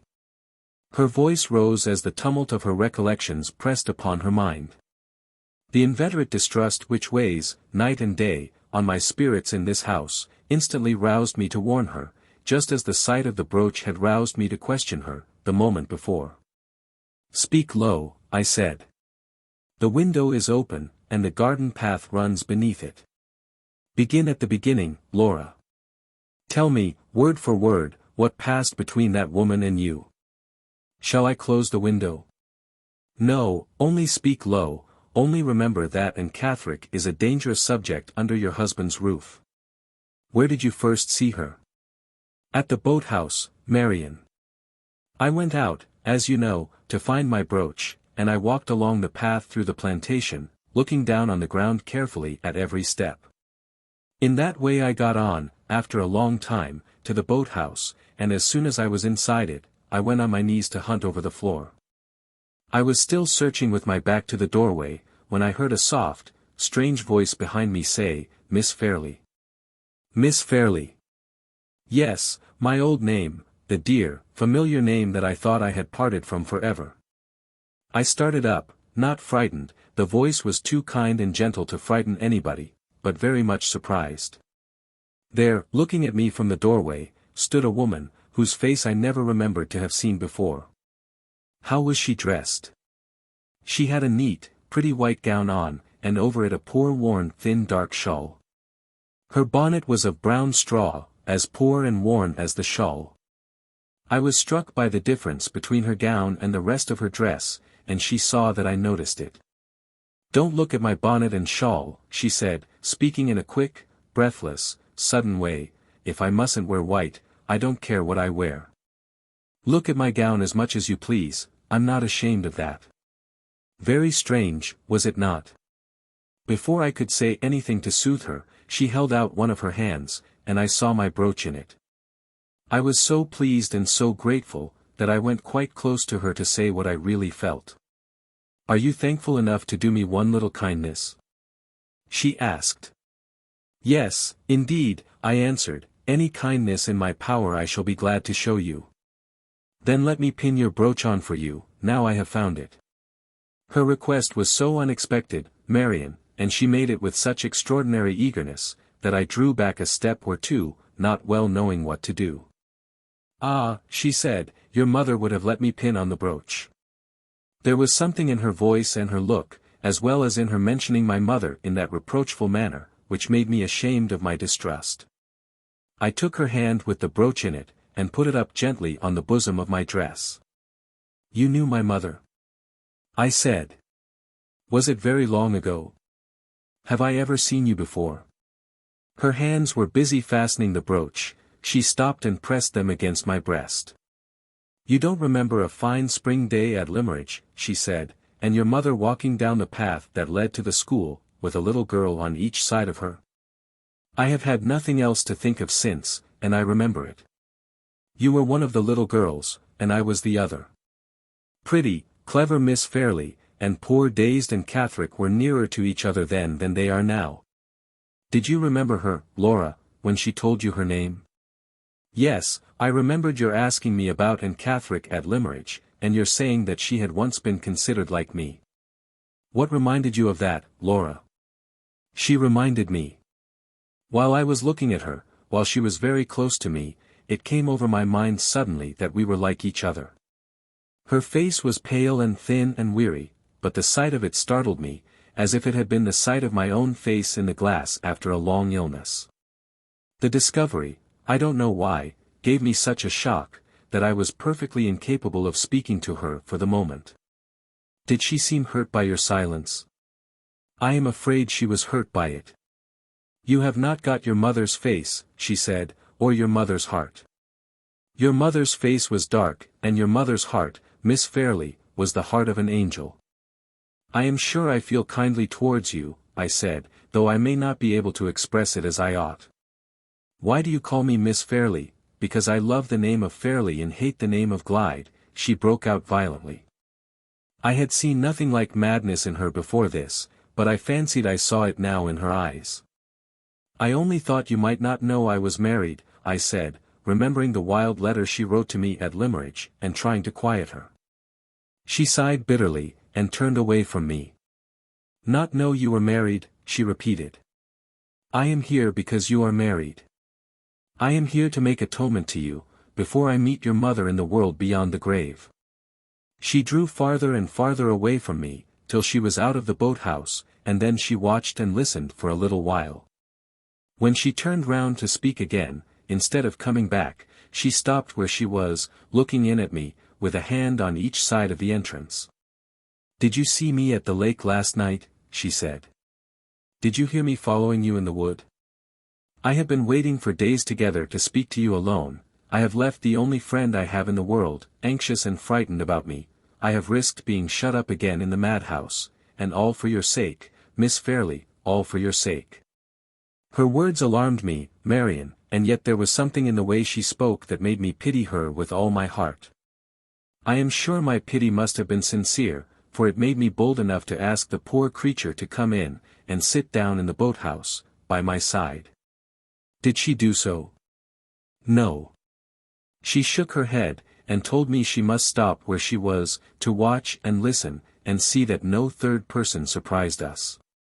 And from first to last, there she waited at the entrance, with a hand on each side of it, sometimes bending in suddenly to speak to me, sometimes drawing back suddenly to look about her.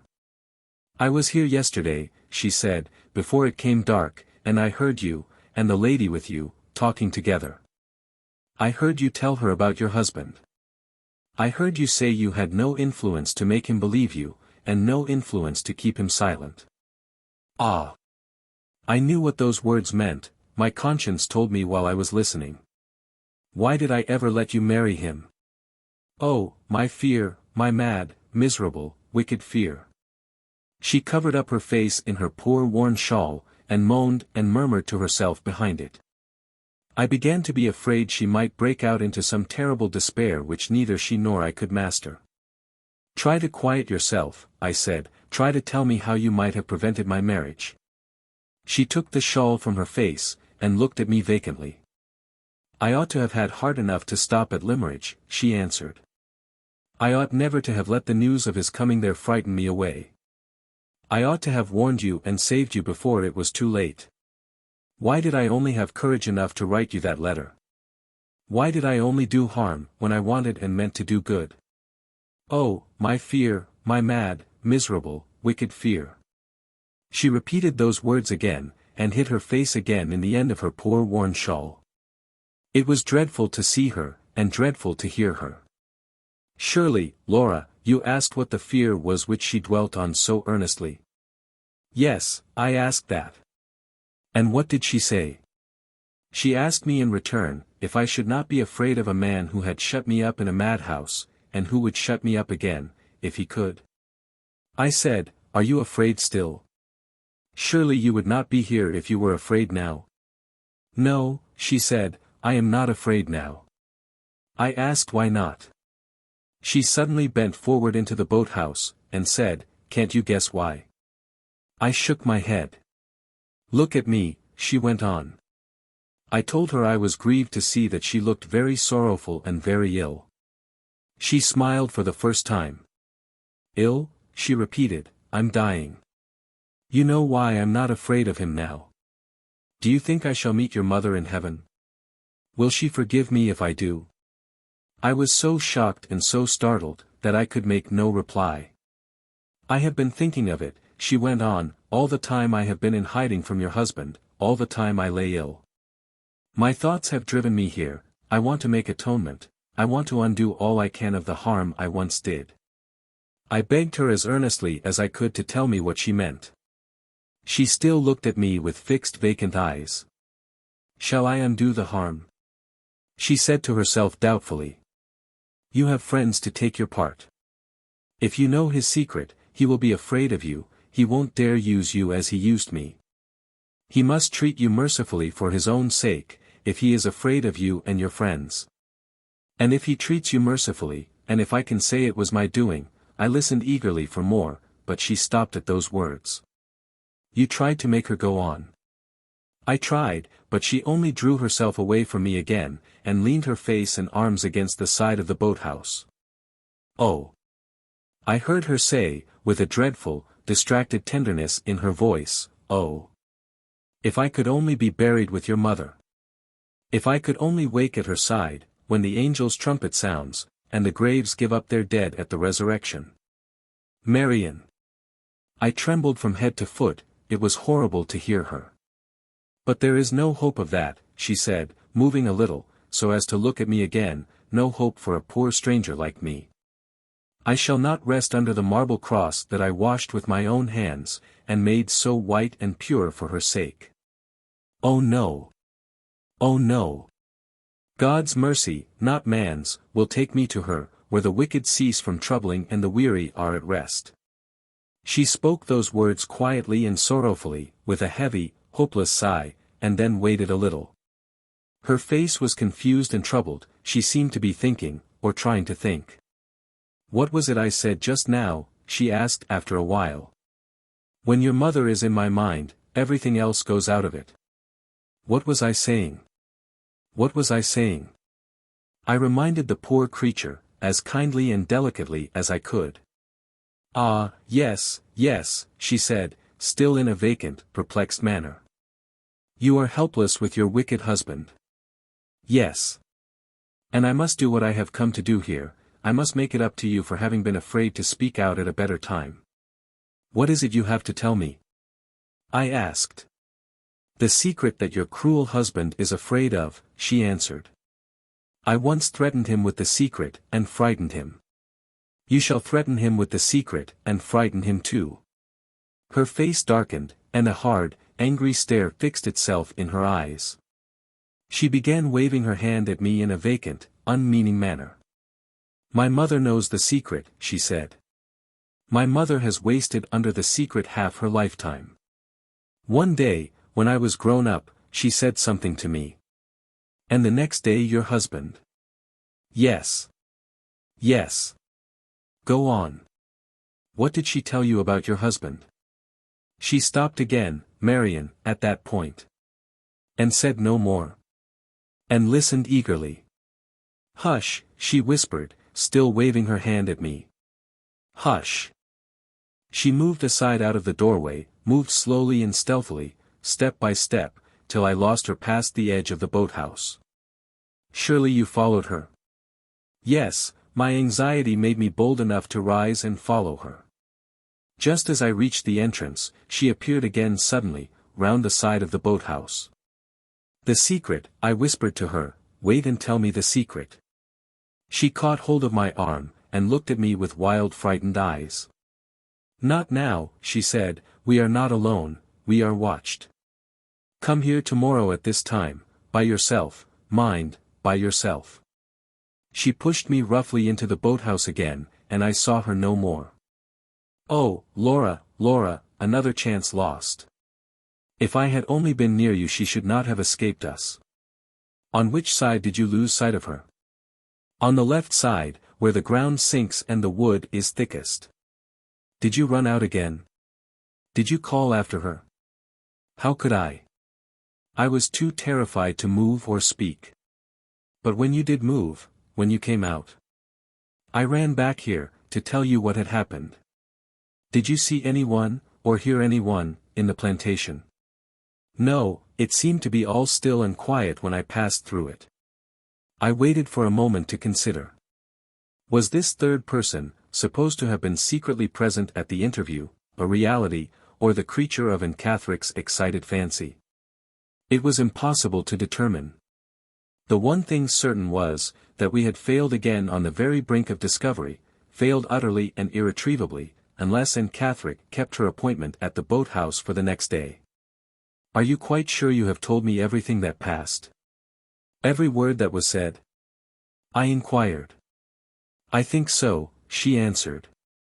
My powers of memory, Marian, are not like yours.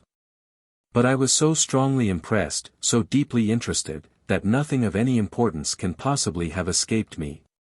My dear Laura, the merest trifles are of importance where Anne Catherick is concerned. Think again. Did no chance reference escape her as to the place in which she is living at the present time? None that I can remember. Did she not mention a companion and friend, a woman named Mrs. Clements? Oh yes. Yes. I forgot that. She told me Mrs. Clements wanted sadly to go with her to the lake and take care of her, and begged and prayed that she would not venture into this neighborhood alone. Was that all she said about Mrs. Clements? Yes, that was all. She told you nothing about the place in which she took refuge after leaving Todd's Corner? Nothing, I am quite sure. Nor where she has lived since? Nor what her illness had been? No, Marian, not a word. Tell me, pray tell me, what you think about it. I don't know what to think, or what to do next. You must do this, my love, you must carefully keep the appointment at the boathouse tomorrow. It is impossible to say what interests may not depend on your seeing that woman again. You shall not be left to yourself a second time. I will follow you at a safe distance. Nobody shall see me, but I will keep within hearing of your voice, if anything happens. Anne Catherick has escaped Walter Hartright, and has escaped you. Whatever happens, she shall not escape me. Laura's eyes read mine attentively. You believe, she said, in this secret that my husband is afraid of? Suppose, Marian, it should only exist after all in Anne Catherick's fancy. Suppose she only wanted to see me and to speak to me, for the sake of old remembrances. Her manner was so strange, I almost doubted her. Would you trust her in other things? I trust nothing, Laura, but my own observation of your husband's conduct. I judge Anne Catherick's words by his actions, and I believe there is a secret.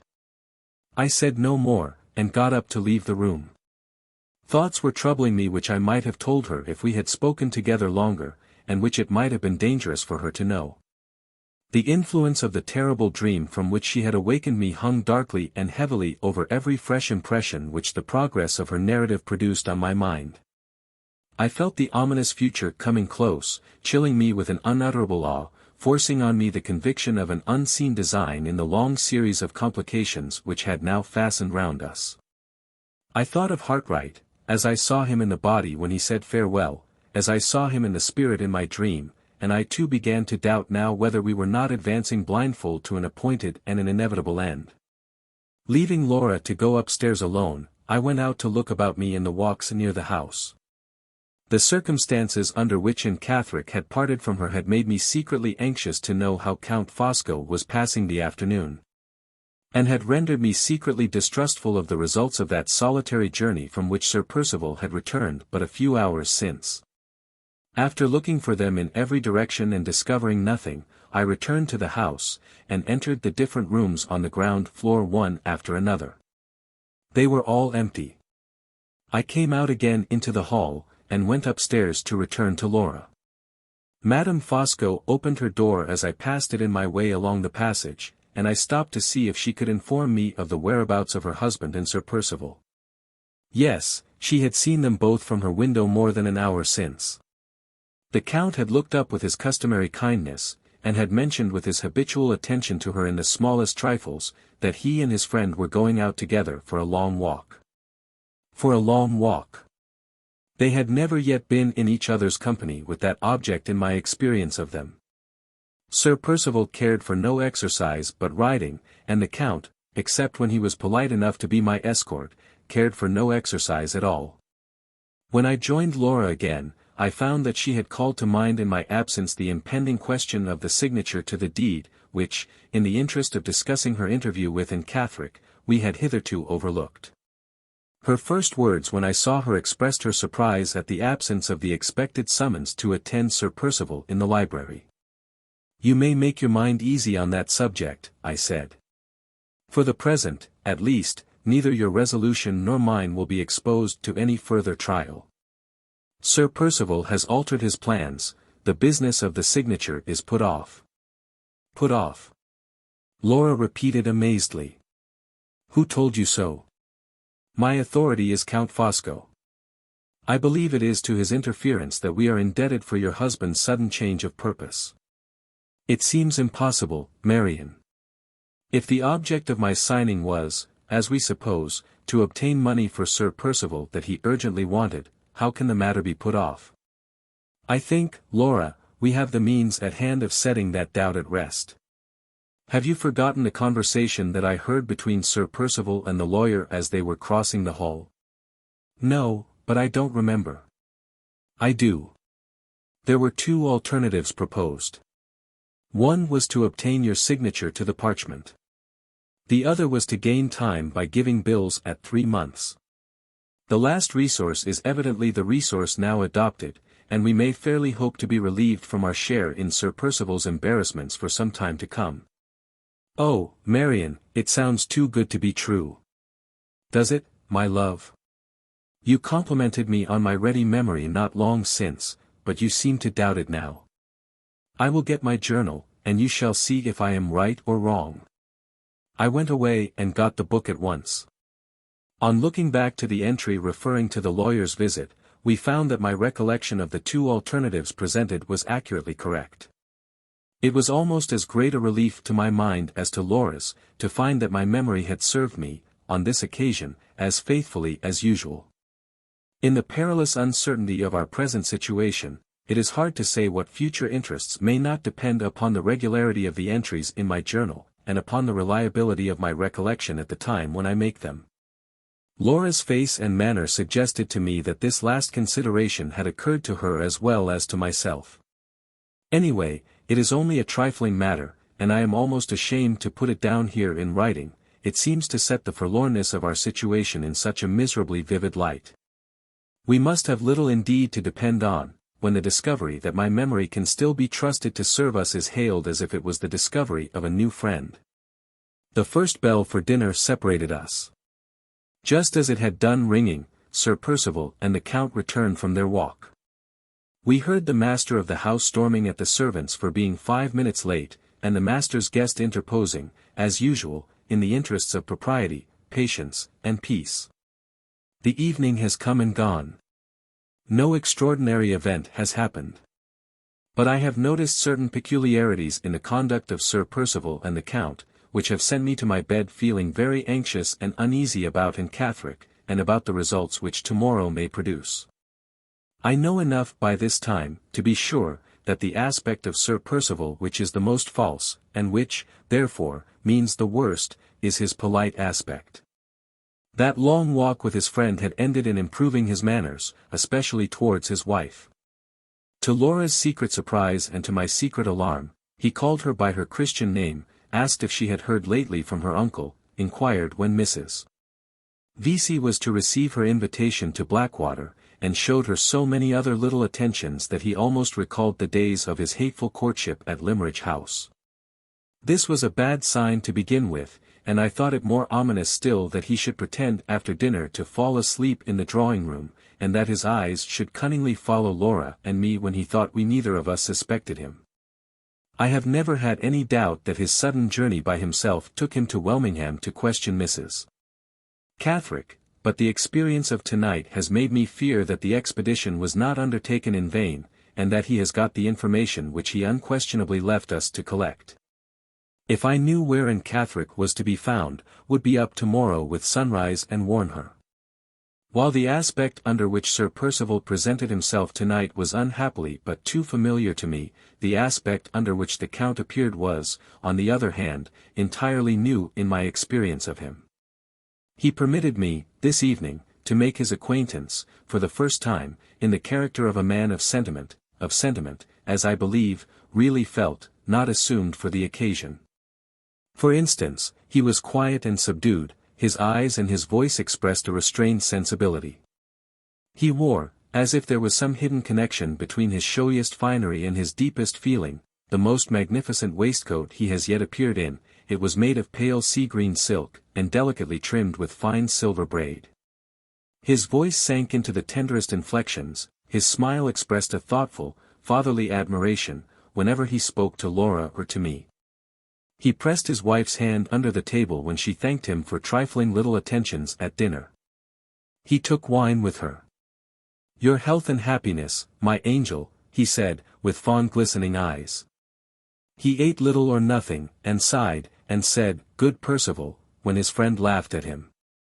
After dinner, he took Laura by the hand, and asked her if she would be so sweet as to play to him. She complied, through sheer astonishment. He sat by the piano, with his watch-chain resting in folds, like a golden serpent, on the sea-green protuberance of his waistcoat. His immense head lay languidly on one side, and he gently beat time with two of his yellow-white fingers. He highly approved of the music and tenderly admired Laura's manner of playing, not as poor Hartright used to praise it, with an innocent enjoyment of the sweet sounds, but with a clear, cultivated, practical knowledge of the merits of the composition, in the first place, and of the merits of the player's touch in the second. As the evening closed in, he begged that the lovely dying light might not be profaned, just yet, by the appearance of the lamps. He came, with his horribly silent tread, to the distant window at which I was standing, to be out of his way and to avoid the very sight of him. He came to ask me to support his protest against the lamps. If any one of them could only have burned him up at that moment, I would have gone down to the kitchen and fetched it myself. "Surely you like this modest, trembling English twilight," he said softly. "Ah! I love it. I feel my inborn admiration of all that is noble, and great, and good, purified by the breath of heaven on an evening like this. Nature has such imperishable charms, such inextinguishable tenderness for me. I am an old, fat man. Talk which would become your lips, Miss Halcombe, sounds like a derision and a mockery on mine. It is hard to be laughed at in my moments of sentiment, as if my soul was like myself, old and overgrown. Observe, dear lady, what a light is dying on the trees. Does it penetrate your heart, as it penetrates mine?" He paused, looked at me, and repeated the famous lines of Dante on the evening time, with a melody and tenderness which added a charm of their own to the matchless beauty of the poetry itself. "Bah!" he cried suddenly, as the last cadence of those noble Italian words died away on his lips, "I make an old fool of myself, and only weary you all. Let us shut up the window in our bosoms and get back to the matter-of-fact world. Percival, I sanction the admission of the lamps. Lady Glyde, Miss Halcombe, Eleanor, my good wife, which of you will indulge me with a game at dominoes?" He addressed us all, but he looked especially at Laura. She had learnt to feel my dread of offending him, and she accepted his proposal. It was more than I could have done at that moment. I could not have sat down at the same table with him for any consideration. His eyes seemed to reach my inmost soul through the thickening obscurity of the twilight. His voice trembled along every nerve in my body, and turned me hot and cold alternately. The mystery and terror of my dream, which had haunted me at intervals all through the evening, now oppressed my mind with an unendurable foreboding and an unutterable awe. I saw the white tomb again, and the veiled woman rising out of it by Hartright's side. The thought of Laura welled up like a spring in the depths of my heart, and filled it with waters of bitterness, never known to it before. I caught her by the hand as she passed me on her way to the table, and kissed her as if that night was to part us forever. While they were all gazing at me in astonishment, I ran out through the low window which was open before me to the ground, ran out to hide from them in the darkness, to hide even from myself. We separated that evening later than usual. Towards midnight the summer silence was broken by the shuddering of a low, melancholy wind among the trees. We all felt the sudden chill in the atmosphere, but the Count was the first to notice the stealthy rising of the wind. He stopped while he was lighting my candle for me, and held up his hand warningly. "Listen," he said. "There will be a change tomorrow." 7. June 19th. The events of yesterday warned me to be ready, sooner or later, to meet the worst. Today is not yet at an end, and the worst has come. Judging by the closest calculation of time that Laura and I could make, we arrived at the conclusion that Anne Catherick must have appeared at the boathouse at 2:30 on the afternoon of yesterday. I accordingly arranged that Laura should just show herself at the luncheon table today, and should then slip out at the first opportunity, leaving me behind to preserve appearances, and to follow her as soon as I could safely do so. This mode of proceeding, if no obstacles occurred to thwart us, would enable her to be at the boathouse before 2:30, and, when I left the table, in my turn, would take me to a safe position in the plantation before 3. The change in the weather, which last night's wind warned us to expect, came with the morning. It was raining heavily when I got up, and it continued to rain until 12 o'clock, when the clouds dispersed, the blue sky appeared, and the sun shone again with the bright promise of a fine afternoon. My anxiety to know how Sir Percival and the Count would occupy the early part of the day was by no means set at rest, so far as Sir Percival was concerned, by his leaving us immediately after breakfast, and going out by himself. In spite of the rain. He neither told us where he was going nor when we might expect him back. We saw him pass the breakfast-room window hastily, with his high boots and his waterproof coat on, and that was all. The Count passed the morning quietly indoors, some part of it in the library, some part in the drawing-room, playing odds and ends of music on the piano, and humming to himself. Judging by appearances, the sentimental side of his character was persistently inclined to betray itself still. He was silent and sensitive, and ready to sigh and languish ponderously, as only fat men can sigh and languish, on the smallest provocation. Luncheon time came and Sir Percival did not return.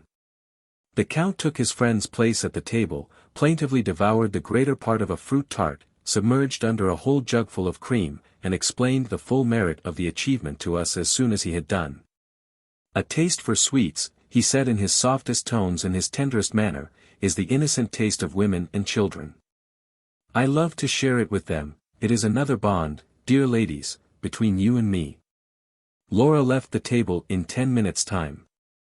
I was sorely tempted to accompany her.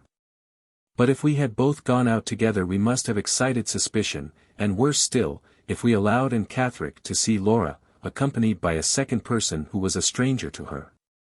We should in all probability forfeit her confidence from that moment, never to regain it again. I waited, therefore, as patiently as I could, until the servant came in to clear the table. When I quitted the room, there were no signs, in the house or out of it, of Sir Percival's return. I left the Count with a piece of sugar between his lips, and the vicious cockatoo scrambling up his waistcoat to get at it, while Madame Fosco, sitting opposite to her husband, watched the proceedings of his bird and himself as attentively as if she had never seen anything of the sort before in her life. On my way to the plantation I kept carefully beyond the range of view from the luncheon-room window. Nobody saw me and nobody followed me. It was then 2:45 by my watch. Once among the trees I walked rapidly, until I had advanced more than halfway through the plantation. At that point I slackened my pace and proceeded cautiously, but I saw no one, and heard no voices. By little and little I came within view of the back of the boathouse, stopped and listened, then went on, till I was close behind it, and must have heard any persons who were talking inside. Still the silence was unbroken, still far and near no sign of a living creature appeared anywhere. After skirting round by the back of the building, first on one side and then on the other, and making no discoveries, I ventured in front of it, and fairly looked in. The place was empty. I called, "Laura." At first softly, then louder and louder. No one answered and no one appeared. For all that I could see and hear, the only human creature in the neighborhood of the lake and the plantation was myself. My heart began to beat violently, but I kept my resolution, and searched, first the boathouse and then the ground in front of it, for any signs which might show me whether Laura had really reached the place or not. No mark of her presence appeared inside the building, but I found traces of her outside it, in footsteps on the sand. I detected the footsteps of two persons, large footsteps like a man's, and small footsteps, which, by putting my own feet into them and testing their size in that manner, I felt certain were Laura's. The ground was confusedly marked in this way just before the boathouse. Close against one side of it, under shelter of the projecting roof, I discovered a little hole in the sand, a hole artificially made, beyond a doubt. I just noticed it, and then turned away immediately to trace the footsteps as far as I could, and to follow the direction in which they might lead me. They led me, starting from the left-hand side of the boathouse, along the edge of the trees, a distance, I should think, of between 200 and 300 yards, and then the sandy ground showed no further trace of them. Feeling that the persons whose course I was tracking must necessarily have entered the plantation at this point, I entered it too. At first I could find no path, but I discovered one afterwards, just faintly traced among the trees, and followed it. It took me, for some distance, in the direction of the village, until I stopped at a point where another foot track crossed it. The brambles grew thickly on either side of this second path. I stood looking down it, uncertain which way to take next, and while I looked I saw on one thorny branch some fragments of fringe from a woman's shawl. A closer examination of the fringe satisfied me that it had been torn from a shawl of Laura's, and I instantly followed the second path. It brought me out at last, to my great relief, at the back of the house. I say to my great relief, because I inferred that Laura must, for some unknown reason, have returned before me by this roundabout way. I went in by the courtyard and the offices. The first person whom I met in crossing the servants' hall was Mrs. Michelson, the housekeeper. "Do you know," I asked, "whether Lady Glyde has come in from her walk or not?" "My lady came in a little while ago with Sir Percival," answered the housekeeper. "I am afraid, Miss Halcombe, something very distressing has happened." My heart sank within me. "You don't mean an accident?" I said faintly. "No, no, thank God, no accident. But my lady ran upstairs to her own room in tears, and Sir Percival has ordered me to give Fanny warning to leave in an hour's time." Fanny was Laura's maid, a good affectionate girl who had been with her for years, the only person in the house whose fidelity and devotion we could both depend upon. "Where is Fanny?" I inquired. "In my room, Miss Halcombe. The young woman is quite overcome, and I told her to sit down and try to recover herself." I went to Mrs. Michelson's room, and found Fanny in a corner, with her box by her side, crying bitterly. She could give me no explanation whatever of her sudden dismissal. Sir Percival had ordered that she should have a month's wages, in place of a month's warning, and go. No reason had been assigned, no objection had been made to her conduct. She had been forbidden to appeal to her mistress, forbidden even to see her for a moment to say goodbye. She was to go without explanations or farewells, and to go at once. After soothing the poor girl by a few friendly words, I asked where she proposed to sleep that night. She replied that she thought of going to the little inn in the village, the landlady of which was a respectable woman, known to the servants at Blackwater Park. The next morning, by leaving early, she might get back to her friends in Cumberland without stopping in London, where she was a total stranger. I felt directly that Fanny's departure offered us a safe means of communication with London and with Limmeridge House, of which it might be very important to avail ourselves. Accordingly, I told her that she might expect to hear from her mistress or from me in the course of the evening, and that she might depend on our both doing all that lay in our power to help her, under the trial of leaving us for the present. Those words said, I shook hands with her and went upstairs. The door which led to Laura's room was the door of an antechamber opening on to the passage. When I tried it, it was bolted on the inside. I knocked, and the door was opened by the same heavy, overgrown housemaid whose lumpish insensibility had tried my patience so severely on the day when I found the wounded dog. I had, since that time, discovered that her name was Margaret Porchet, and that she was the most awkward, slatternly, and obstinate servant in the house. On opening the door she instantly stepped out to the threshold, and stood grinning at me in stolid silence. "Why do you stand there?" I said. "Don't you see that I want to come in?" "Ah, but you mustn't come in," was the answer, with another and a broader grin still. "How dare you talk to me in that way? Stand back instantly." She stretched out a great red hand and arm on each side of her, so as to bar the doorway, and slowly nodded her addle head at me. "Master's orders," she said, and nodded again. I had need of all my self-control to warn me against contesting the matter with her, and to remind me that the next words I had to say must be addressed to her master. I turned my back on her, and instantly went downstairs to find him. My resolution to keep my temper under all the irritations that Sir Percival could offer was, by this time, as completely forgotten, I say so to my shame, as if I had never made it. It did me good, after all I had suffered and suppressed in that house, it actually did me good to feel how angry I was. The drawing-room and the breakfast-room were both empty. I went on to the library, and there I found Sir Percival, the Count, and Madame Fosco. They were all three standing up, close together, and Sir Percival had a little slip of paper in his hand. As I opened the door I heard the Count say to him, "No, 1,000 times over, no." I walked straight up to him, and looked him full in the face.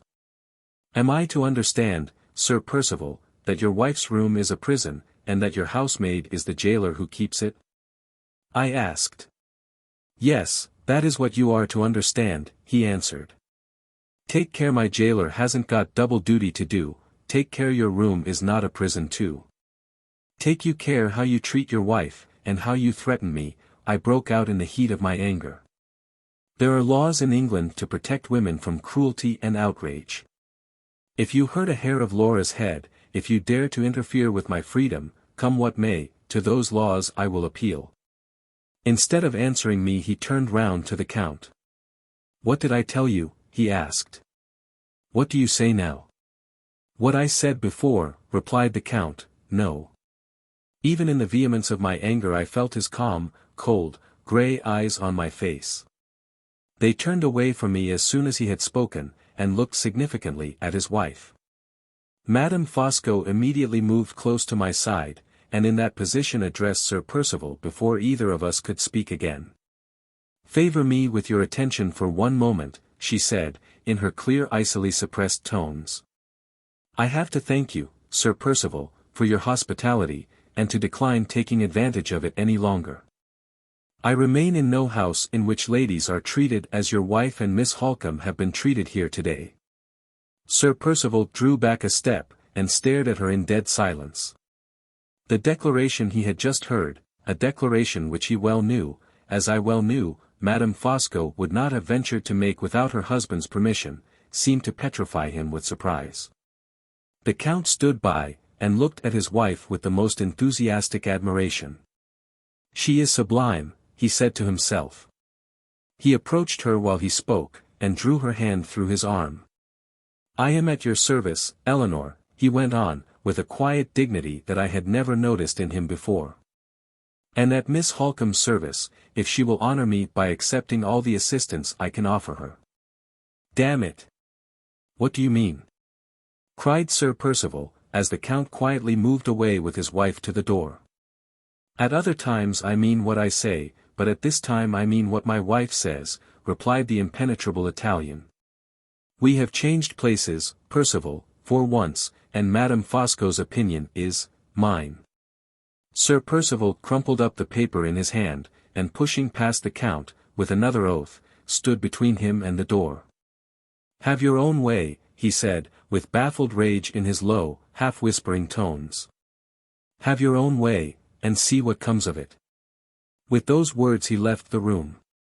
Madame Fosco glanced inquiringly at her husband. He has gone away very suddenly, she said. What does it mean? It means that you and I together have brought the worst-tempered man in all England to his senses, answered the Count. It means, Miss Halcombe, that Lady Glyde is relieved from a gross indignity, and you from the repetition of an unpardonable insult. Suffer me to express my admiration of your conduct and your courage at a very trying moment. Sincere admiration, suggested Madame Fosco. Sincere admiration, echoed the Count. I had no longer the strength of my first angry resistance to outrage and injury to support me. My heart-sick anxiety to see Laura, my sense of my own helpless ignorance of what had happened at the boat-house, pressed on me with an intolerable weight. I tried to keep up appearances by speaking to the Count and his wife in the tone which they had chosen to adopt in speaking to me, but the words failed on my lips, my breath came short and thick, my eyes looked longingly, in silence, at the door.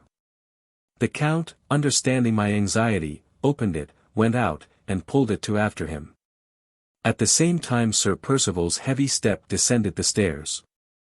I heard them whispering together outside, while Madame Fosco was assuring me, in her calmest and most conventional manner, that she rejoiced, for all our sakes, that Sir Percival's conduct had not obliged her husband and herself to leave Blackwater Park.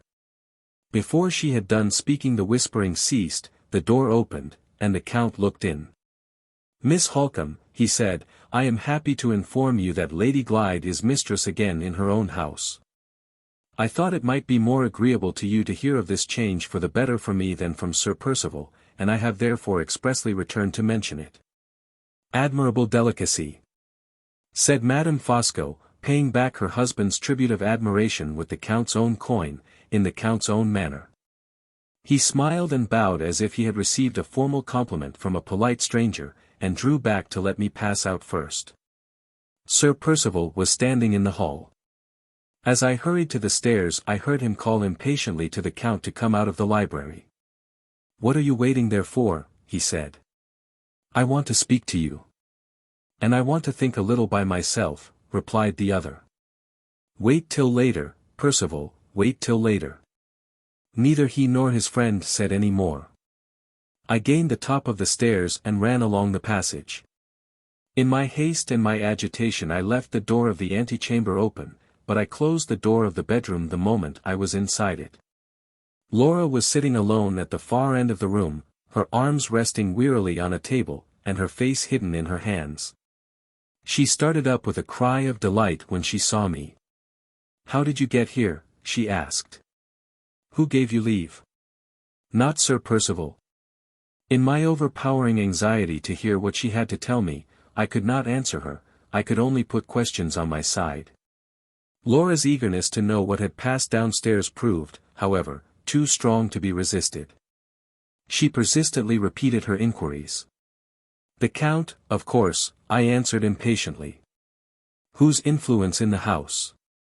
She stopped me with a gesture of disgust. Don't speak of him, she cried. The Count is the vilest creature breathing. The Count is a miserable spy. Before we could either of us say another word we were alarmed by a soft knocking at the door of the bedroom. I had not yet sat down, and I went first to see who it was. When I opened the door Madame Fosco confronted me with my handkerchief in her hand. You dropped this downstairs, Miss Halcombe, she said, and I thought I could bring it to you, as I was passing by to my own room. Her face, naturally pale, had turned to such a ghastly whiteness that I started at the sight of it. Her hands, so sure and steady at all other times, trembled violently, and her eyes looked wolfishly past me through the open door, and fixed on Laura. She had been listening before she knocked. I saw it in her white face, I saw it in her trembling hands, I saw it in her look at Laura. After waiting an instant she turned from me in silence, and slowly walked away. I closed the door again. Oh, Laura! Laura! We shall both rue the day when you called the Count a spy. You would have called him so yourself, Marian, if you had known what I know. Anne Catherick was right. There was a third person watching us in the plantation yesterday, and that third person. Are you sure it was the Count? I am absolutely certain. He was Sir Percival's spy, he was Sir Percival's informer, he set Sir Percival watching and waiting, all the morning through, for Anne Catherick and for me. Is Anne found? Did you see her at the lake? No. She has saved herself by keeping away from the place. When I got to the boathouse no one was there. Yes. Yes. I went in and sat waiting for a few minutes. But my restlessness made me get up again, to walk about a little. As I passed out I saw some marks on the sand, close under the front of the boathouse. I stooped down to examine them, and discovered a word written in large letters on the sand. The word was, "Look." And you scraped away the sand, and dug a hollow place in it? How do you know that, Marian? I saw the hollow place myself when I followed you to the boathouse. Go on, go on. Yes, I scraped away the sand on the surface, and in a little while I came to a strip of paper hidden beneath, which had writing on it. The writing was signed with Anne Catherick's initials. Where is it? Sir Percival has taken it from me. Can you remember what the writing was? Do you think you can repeat it to me? In substance I can, Marian. It was very short. You would have remembered it, word for word. Try to tell me what the substance was before we go any further. She complied. I write the lines down here exactly as she repeated them to me. They ran thus. I was seen with you, yesterday, by a tall, stout old man, and had to run to save myself. He was not quick enough on his feet to follow me, and he lost me among the trees. I dare not risk coming back here today at the same time. I write this, and hide it in the sand, at 6 in the morning, to tell you so. When we speak next of your wicked husband's secret we must speak safely, or not at all. Try to have patience. I promise you shall see me again and that soon see. The reference to the tall, stout old man, the terms of which Laura was certain that she had repeated to me correctly, left no doubt as to who the intruder had been. I called to mind that I had told Sir Percival, in the Count's presence the day before, that Laura had gone to the boathouse to look for her brooch. In all probability he had followed her there, in his officious way, to relieve her mind about the matter of the signature, immediately after he had mentioned the change in Sir Percival's plans to me in the drawing-room. In this case he could only have got to the neighbourhood of the boathouse at the very moment when Anne Catherick discovered him. The suspiciously hurried manner in which she parted from Laura had no doubt prompted his useless attempt to follow her. Of the conversation which had previously taken place between them he could have heard nothing. The distance between the house and the lake, and the time at which he left me in the drawing-room, as compared with the time at which Laura and Anne Catherick had been speaking together, proved that fact to us at any rate, beyond a doubt. Having arrived at something like a conclusion so far, my next great interest was to know what discoveries Sir Percival had made after Count Fosco had given him his information. How came you to lose possession of the letter? I asked. What did you do with it when you found it in the sand? After reading it once through, she replied, I took it into the boathouse with me to sit down and look over it a second time. While I was reading a shadow fell across the paper. I looked up, and saw Sir Percival standing in the doorway watching me. Did you try to hide the letter? I tried, but he stopped me. You needn't trouble to hide that, he said. I happen to have read it. I could only look at him helplessly, I could say nothing. You understand, he went on, I have read it. I dug it up out of the sand 2 hours since, and buried it again, and wrote the word above it again, and left it ready to your hands. You can't lie yourself out of the scrape now. You saw Anne Catherick in secret yesterday, and you have got her letter in your hand at this moment. I have not caught her yet, but I have caught you. Give me the letter. He stepped close up to me. I was alone with him. Marian, what could I do?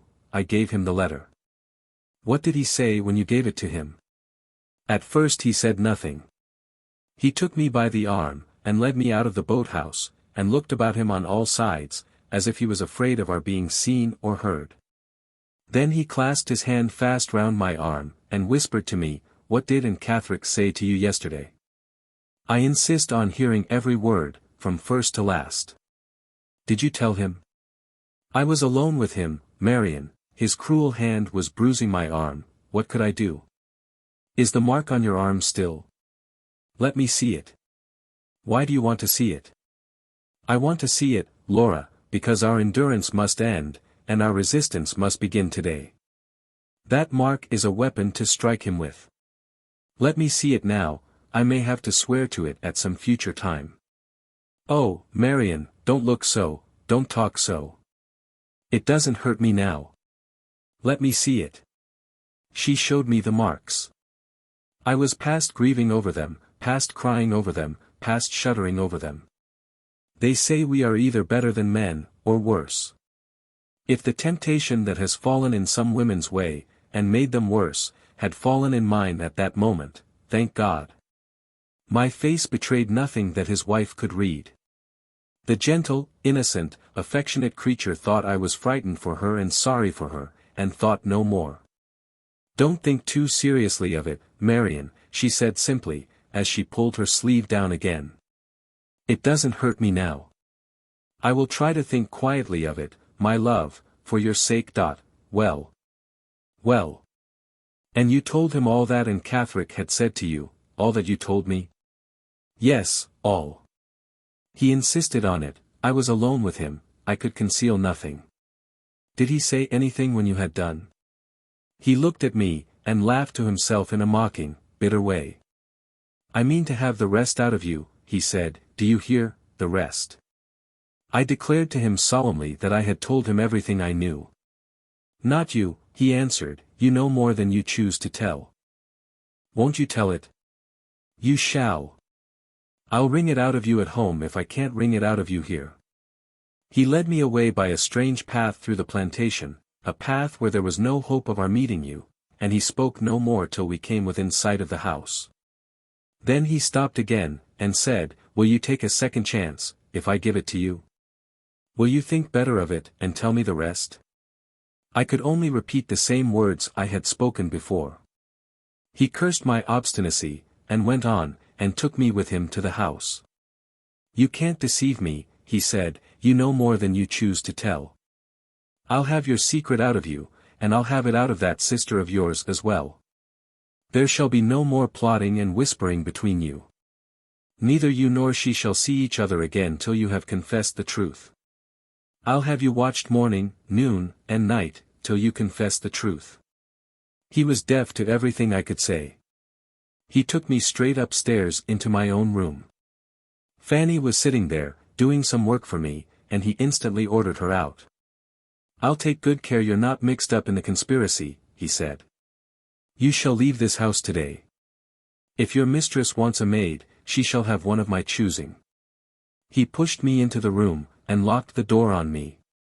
He set that senseless woman to watch me outside, Marian. He looked and spoke like a madman. You may hardly understand it, he did indeed. I do understand it, Laura. He is mad, mad with the terrors of a guilty conscience. Every word you have said makes me positively certain that when Anne Catherick left you yesterday you were on the eve of discovering a secret which might have been your vile husband's ruin, and he thinks you have discovered it. Nothing you can say or do will quiet that guilty distrust, and convince his false nature of your truth. I don't say this, my love, to alarm you. I say it to open your eyes to your position, and to convince you of the urgent necessity of letting me act, as I best can, for your protection while the chance is our own. Count Fosco's interference has secured me access to you today, but he may withdraw that interference tomorrow.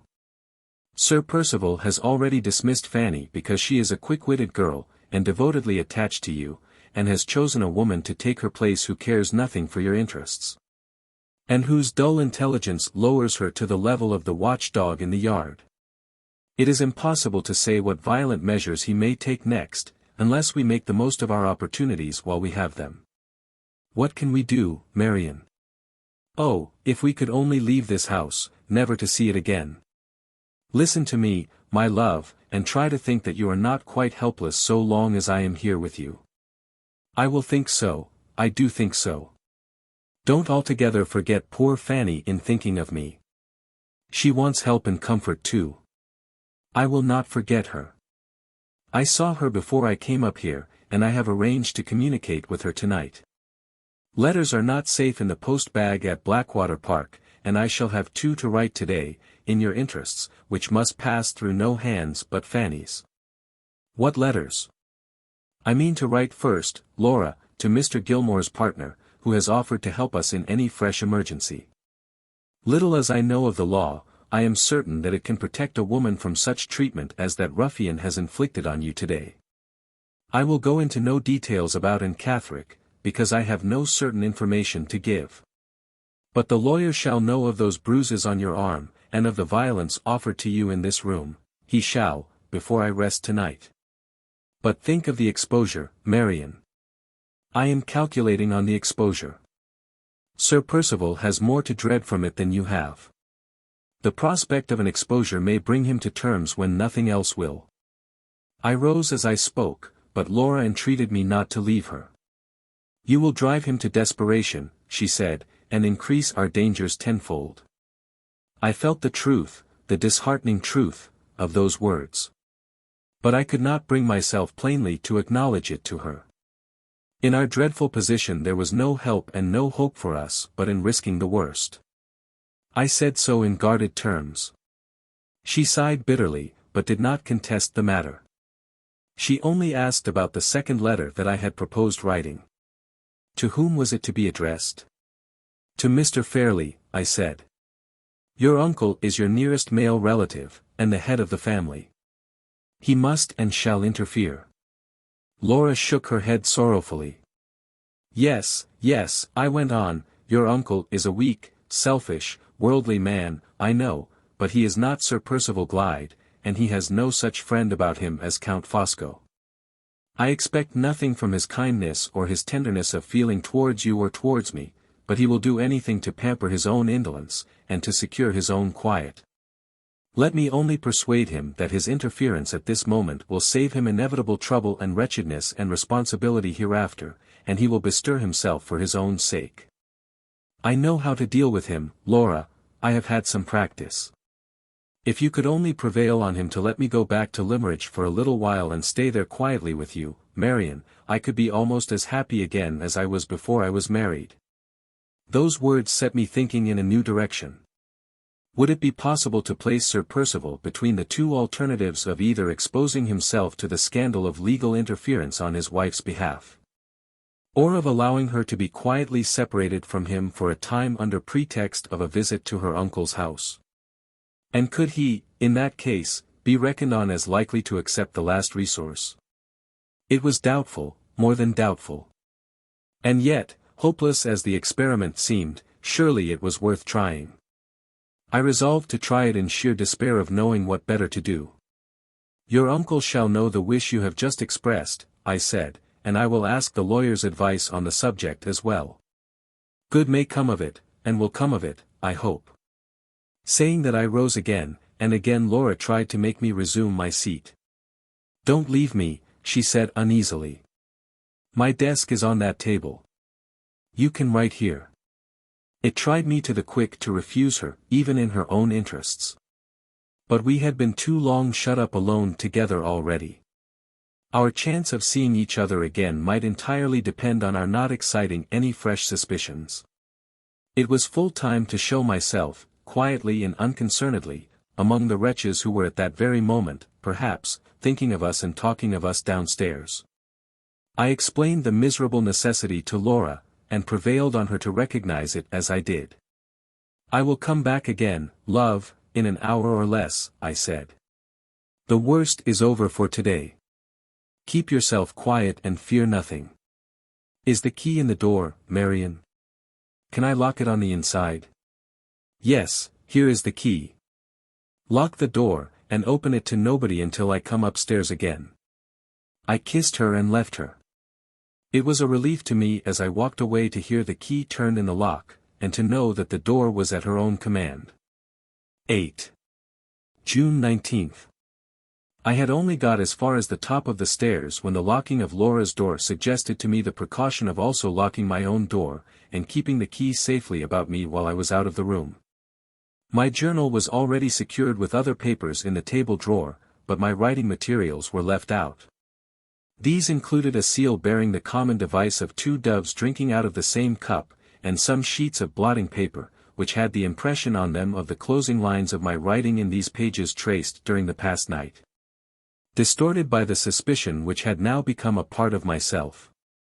Even such trifles as these looked too dangerous to be trusted without a guard. Even the locked table drawer seemed to be not sufficiently protected in my absence until the means of access to it had been carefully secured as well. I found no appearance of any one having entered the room while I had been talking with Laura. My writing materials, which I had given the servant instructions never to meddle with, were scattered over the table much as usual. The only circumstance in connection with them that at all struck me was that the seal lay tidily in the tray with the pencils and the wax. It was not in my careless habits, I am sorry to say, to put it there, neither did I remember putting it there.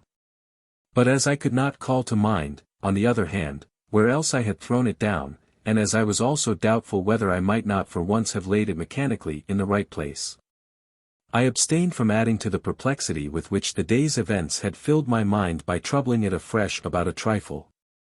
I locked the door, put the key in my pocket, and went downstairs. Madame Fosco was alone in the hall looking at the weather-glass. "Still falling," she said. "I am afraid we must expect more rain." Her face was composed again to its customary expression and its customary color. But the hand with which she pointed to the dial of the weather-glass still trembled. Could she have told her husband already that she had overheard Laura reviling him, in my company, as a spy? My strong suspicion that she must have told him, my irresistible dread, all the more overpowering from its very vagueness, of the consequences which might follow, my fixed conviction, derived from various little self-betrayals which women notice in each other, that Madame Fosco, in spite of her well-assumed external civility, had not forgiven her niece for innocently standing between her and the legacy of £10,000, all rushed upon my mind together. All impelled me to speak in the vain hope of using my own influence and my own powers of persuasion for the atonement of Laura's offence. "May I trust to your kindness to excuse me, Madame Fosco, if I venture to speak to you on an exceedingly painful subject?" She crossed her hands in front of her and bowed her head solemnly, without uttering a word, and without taking her eyes off mine for a moment. "When you were so good as to bring me back my handkerchief," I went on, "I am very, very much afraid you must have accidentally heard Laura say something which I am unwilling to repeat, and which I will not attempt to defend. I will only venture to hope that you have not thought it of sufficient importance to be mentioned to the Count." "I think it of no importance whatever," said Madame Fosco sharply and suddenly. "But," she added, resuming her icy manner in a moment, "I have no secrets from my husband even in trifles. When he noticed just now that I looked distressed, it was my painful duty to tell him why I was distressed, and I frankly acknowledge to you, Miss Halcombe, that I have told him." I was prepared to hear it, and yet she turned me cold all over when she said those words. "Let me earnestly entreat you, Madame Fosco, let me earnestly entreat the Count, to make some allowances for the sad position in which my sister is placed." She spoke while she was smarting under the insult and injustice inflicted on her by her husband, and she was not herself when she said those rash words. "May I hope that they will be considerately and generously forgiven?" "Most assuredly," said the Count's quiet voice behind me.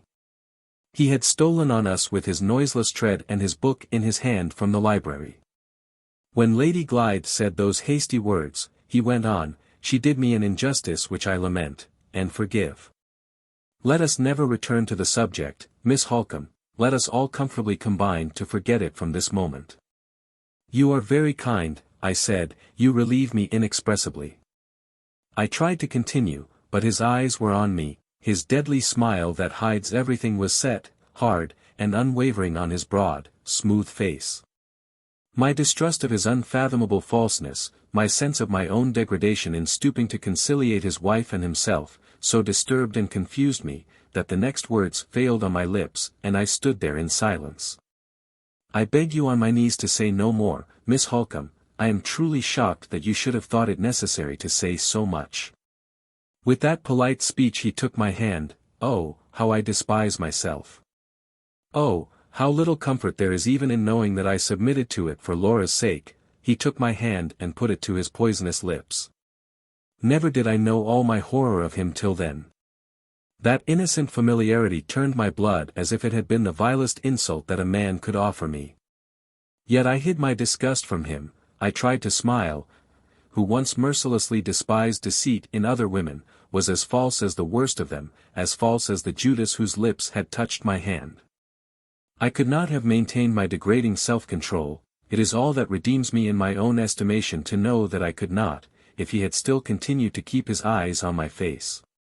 His wife's tigerish jealousy came to my rescue and forced his attention away from me the moment he possessed himself of my hand. Her cold blue eyes caught light, her dull white cheeks flushed into bright color, she looked years younger than her age in an instant. Count, she said. Your foreign forms of politeness are not understood by Englishwomen. Pardon me, my angel.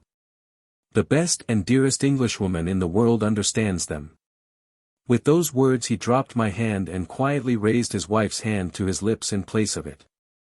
I ran back up the stairs to take refuge in my own room. If there had been time to think, my thoughts, when I was alone again, would have caused me bitter suffering. But there was no time to think. Happily for the preservation of my calmness and my courage there was time for nothing but action. The letters to the lawyer and to Mr. Fairlie were still to be written, and I sat down at once without a moment's hesitation to devote myself to them. There was no multitude of resources to perplex me, there was absolutely no one to depend on, in the first instance, but myself. Sir Percival had neither friends nor relatives in the neighbourhood whose intercession I could attempt to employ. He was on the coldest terms, in some cases on the worst terms, with the families of his own rank and station who lived near him. We two women had neither father nor brother to come to the house and take our parts. There was no choice but to write those two doubtful letters, or to put Laura in the wrong and myself in the wrong, and to make all peaceable negotiation in the future impossible by secretly escaping from Blackwater Park. Nothing but the most imminent personal peril could justify our taking that second course. The letters must be tried first, and I wrote them. I said nothing to the lawyer about Anne Catherick, because, as I had already hinted to Laura, that topic was connected with a mystery which we could not yet explain, and which it would therefore be useless to write about to a professional man.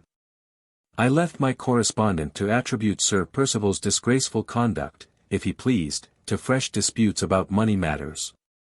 And simply consulted him on the possibility of taking legal proceedings for Laura's protection in the event of her husband's refusal to allow her to leave Blackwater Park for a time and return with me to Limmeridge. I referred him to Mr. Fairlie for the details of this last arrangement. I assured him that I wrote with Laura's authority, and I ended by entreating him to act in her name to the utmost extent of his power and with the least possible loss of time. The letter to Mr. Fairlie occupied me next. I appealed to him on the terms which I had mentioned to Laura as the most likely to make him bestir himself. I enclosed a copy of my letter to the lawyer to show him how serious the case was. And I represented our removal to Limmeridge as the only compromise which would prevent the danger and distress of Laura's present position from inevitably affecting her uncle as well as herself at no very distant time. When I had done, and had sealed and directed the two envelopes, I went back with the letters to Laura's room, to show her that they were written. "Has anybody disturbed you?" I asked, when she opened the door to me. "Nobody has knocked," she replied.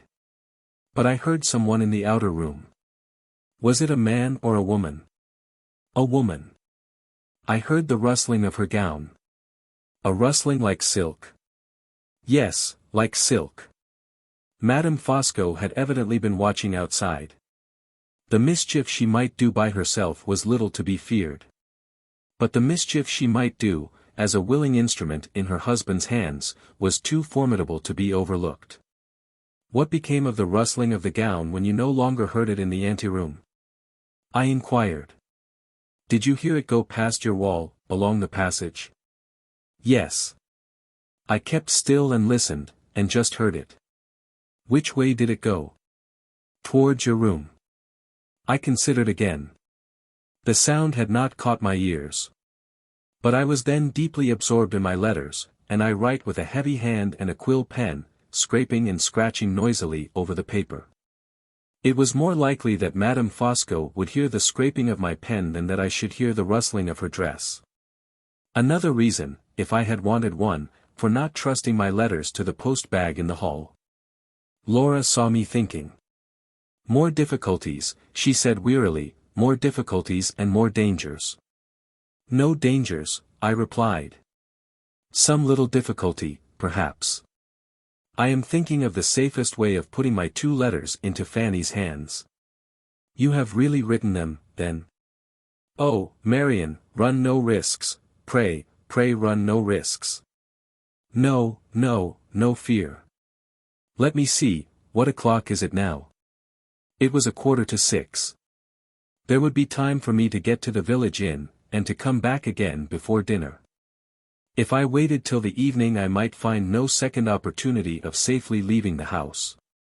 Keep the key turned in the lock, Laura, I said, and don't be afraid about me.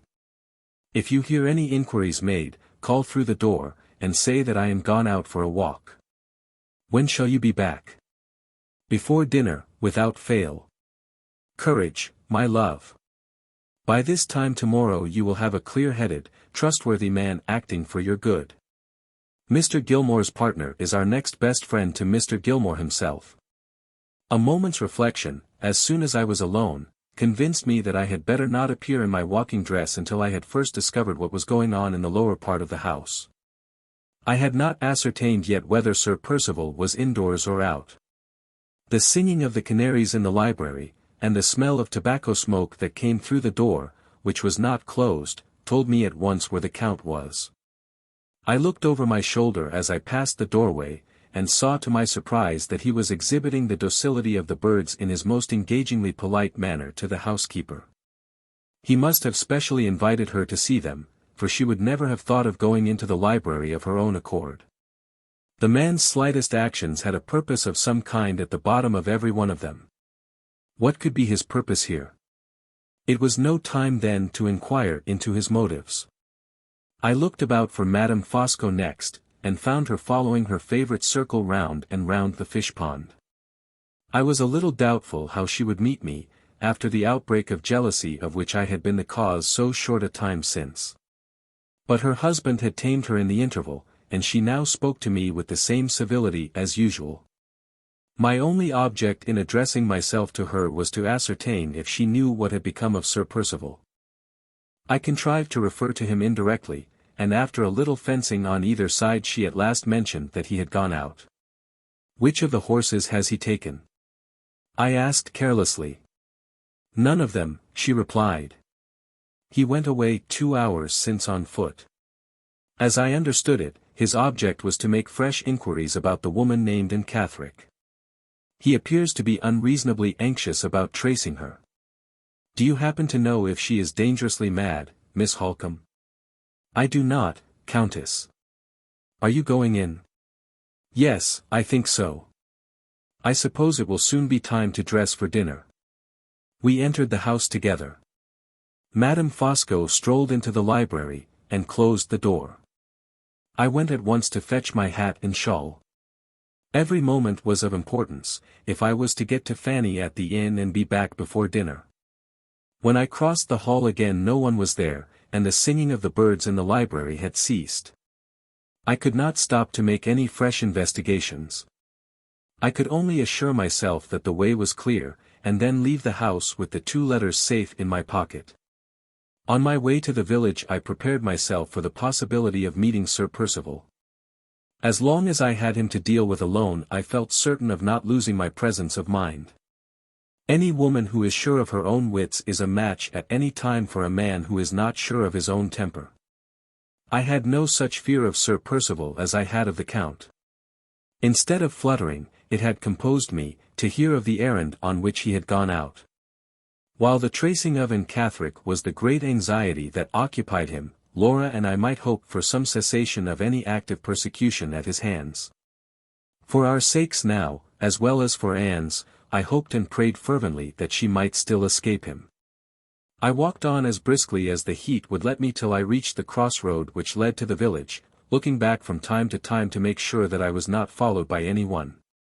Nothing was behind me all the way but an empty country wagon. The noise made by the lumbering wheels annoyed me, and when I found that the wagon took the road to the village, as well as myself, I stopped to let it go by and pass out of hearing. As I looked toward it, more attentively than before, I thought I detected at intervals the feet of a man walking close behind it, the carter being in front, by the side of his horses.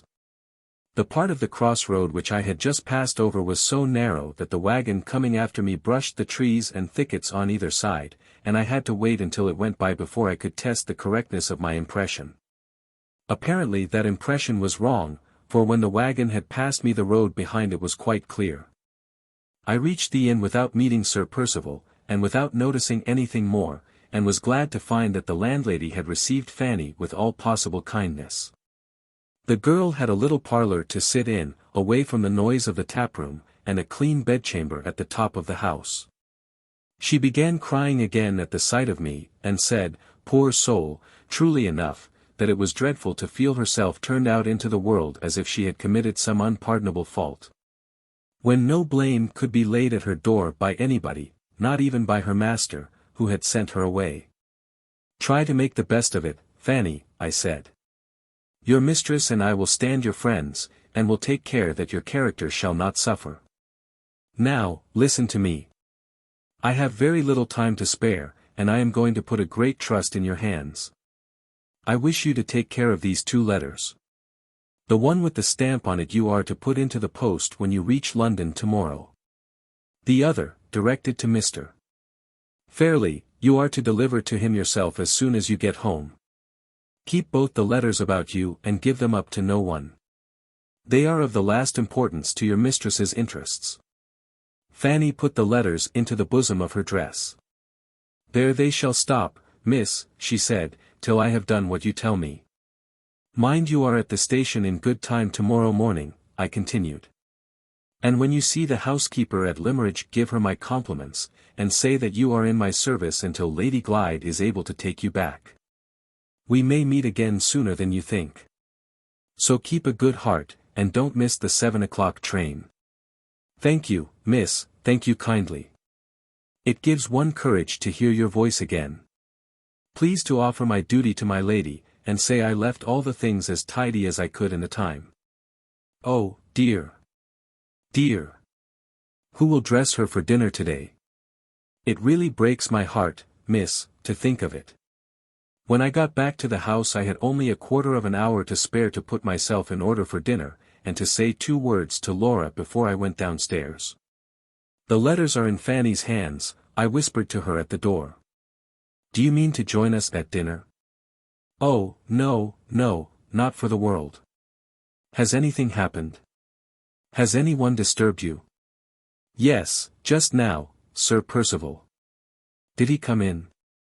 No, he frightened me by a thump on the door outside. I said, who's there? You know, he answered. Will you alter your mind, and tell me the rest? You shall. Sooner or later I'll wring it out of you. You know where Anne Catherick is at this moment. Indeed, I said, I don't. You do, he called back. I'll crush your obstinacy, mind that, I'll wring it out of you. He went away with those words, went away, Marian, hardly 5 minutes ago. He had not found Anne. We were safe for that night, he had not found her yet. You are going downstairs, Marian. Come up again in the evening. Yes, yes. Don't be uneasy if I am a little late, I must be careful not to give offence by leaving them too soon. The dinner bell rang and I hastened away. Sir Percival took Madame Fosco into the dining room, and the Count gave me his arm. He was hot and flushed, and was not dressed with his customary care and completeness. Had he, too, been out before dinner, and been late in getting back? Or was he only suffering from the heat a little more severely than usual? However this might be, he was unquestionably troubled by some secret annoyance or anxiety, which, with all his powers of deception, he was not able entirely to conceal. Through the whole of dinner he was almost as silent as Sir Percival himself, and he, every now and then, looked at his wife with an expression of furtive uneasiness which was quite new in my experience of him. The one social obligation which he seemed to be self-possessed enough to perform as carefully as ever was the obligation of being persistently civil and attentive to me. What vile object he has in view I cannot still discover, but be the design what it may, invariable politeness towards myself, invariable humility towards Laura, and invariable suppression, at any cost, of Sir Percival's clumsy violence, have been the means he has resolutely and impenetrably used to get to his end ever since he set foot in this house. I suspected it when he first interfered in our favour, on the day when the deed was produced in the library, and I feel certain of it now. When Madame Fosco and I rose to leave the table, the Count rose also to accompany us back to the drawing-room. "What are you going away for?" asked Sir Percival. "I mean you, Fosco." "I am going away because I have had dinner enough, and wine enough," answered the Count. "Be so kind, Percival, as to make allowances for my foreign habit of going out with the ladies, as well as coming in with them." "Nonsense. Another glass of claret won't hurt you. Sit down again like an Englishman. I want half an hour's quiet talk with you over our wine." "A quiet talk, Percival, with all my heart, but not now, and not over the wine. Later in the evening, if you please, later in the evening." "Civil," said Sir Percival savagely. "Civil behaviour, upon my soul, to a man in his own house." I had more than once seen him look at the Count uneasily during dinner time, and had observed that the Count carefully abstained from looking at him in return.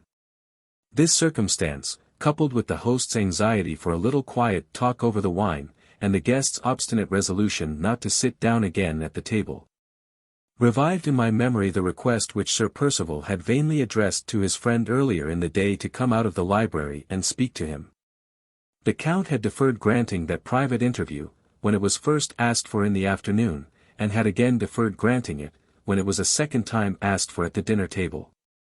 Whatever the coming subject of discussion between them might be, it was clearly an important subject in Sir Percival's estimation, and perhaps, judging from his evident reluctance to approach it, a dangerous subject as well. In the estimation of the Count. These considerations occurred to me while we were passing from the dining-room to the drawing-room. Sir Percival's angry commentary on his friend's desertion of him had not produced the slightest effect. The Count obstinately accompanied us to the tea-table, waited a minute or two in the room, went out into the hall, and returned with the post-bag in his hands. It was then 8 o'clock, the hour at which the letters were always dispatched from Blackwater Park. "Have you any letter for the post, Miss Halcombe?" he asked, approaching me with the bag. I saw Madame Fosco, who was making the tea, pause, with the sugar tongs in her hand, to listen for my answer. "No, Count, thank you.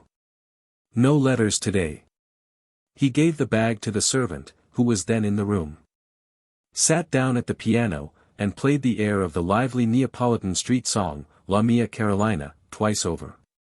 His wife, who was usually the most deliberate of women in all her movements, made the tea as quickly as I could have made it myself, finished her own cup in 2 minutes, and quietly glided out of the room.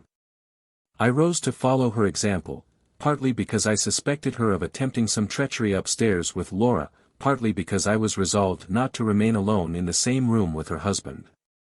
Before I could get to the door the Count stopped me, by a request for a cup of tea. I gave him the cup of tea, and tried a second time to get away.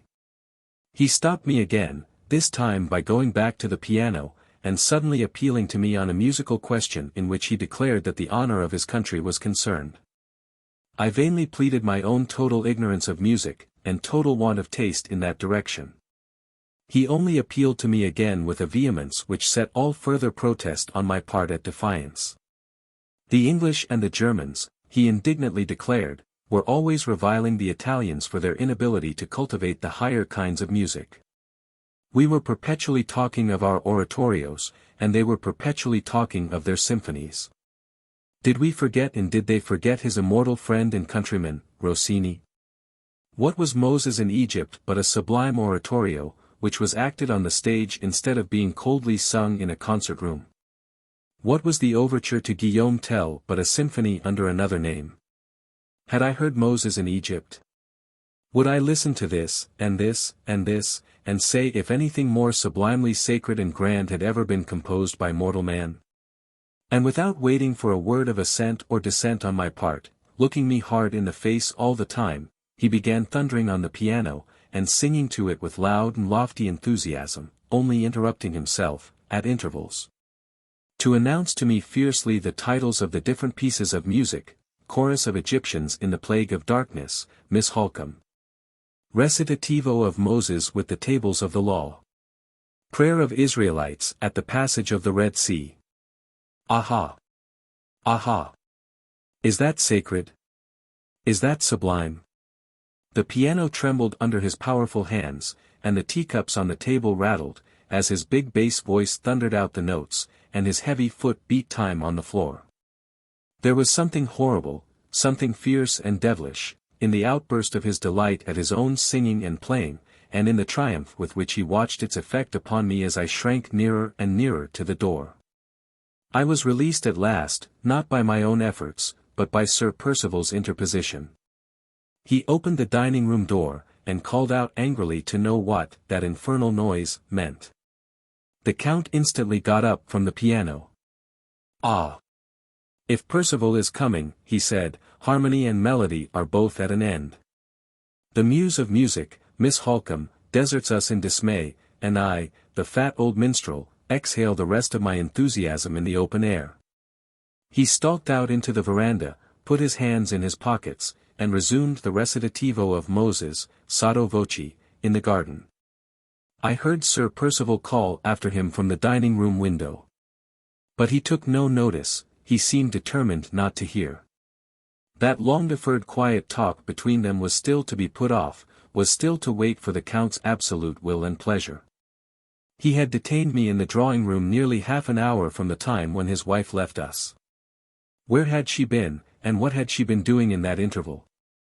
I went upstairs to ascertain, but I made no discoveries, and when I questioned Laura, I found that she had not heard anything. Nobody had disturbed her, no faint rustling of the silk dress had been audible either in the ante-room or in the passage. It was then 20 minutes to 9. After going to my room to get my journal, I returned, and sat with Laura, sometimes writing, sometimes stopping to talk with her. Nobody came near us, and nothing happened. We remained together till 10 o'clock. I then rose, said my last cheering words, and wished her good night. She locked her door again after we had arranged that I should come in and see her the first thing in the morning. I had a few sentences more to add to my diary before going to bed myself, and as I went down again to the drawing-room after leaving Laura for the last time that weary day, I resolved merely to show myself there, to make my excuses, and then to retire an hour earlier than usual for the night. Sir Percival, and the Count and his wife, were sitting together. Sir Percival was yawning in an easy chair, the Count was reading, Madame Fosco was fanning herself. Strange to say, her face was flushed now. She, who never suffered from the heat, was most undoubtedly suffering from it tonight. "I am afraid, Countess, you are not quite so well as usual," I said. "The very remark I was about to make to you," she replied. "You are looking pale, my dear." My dear.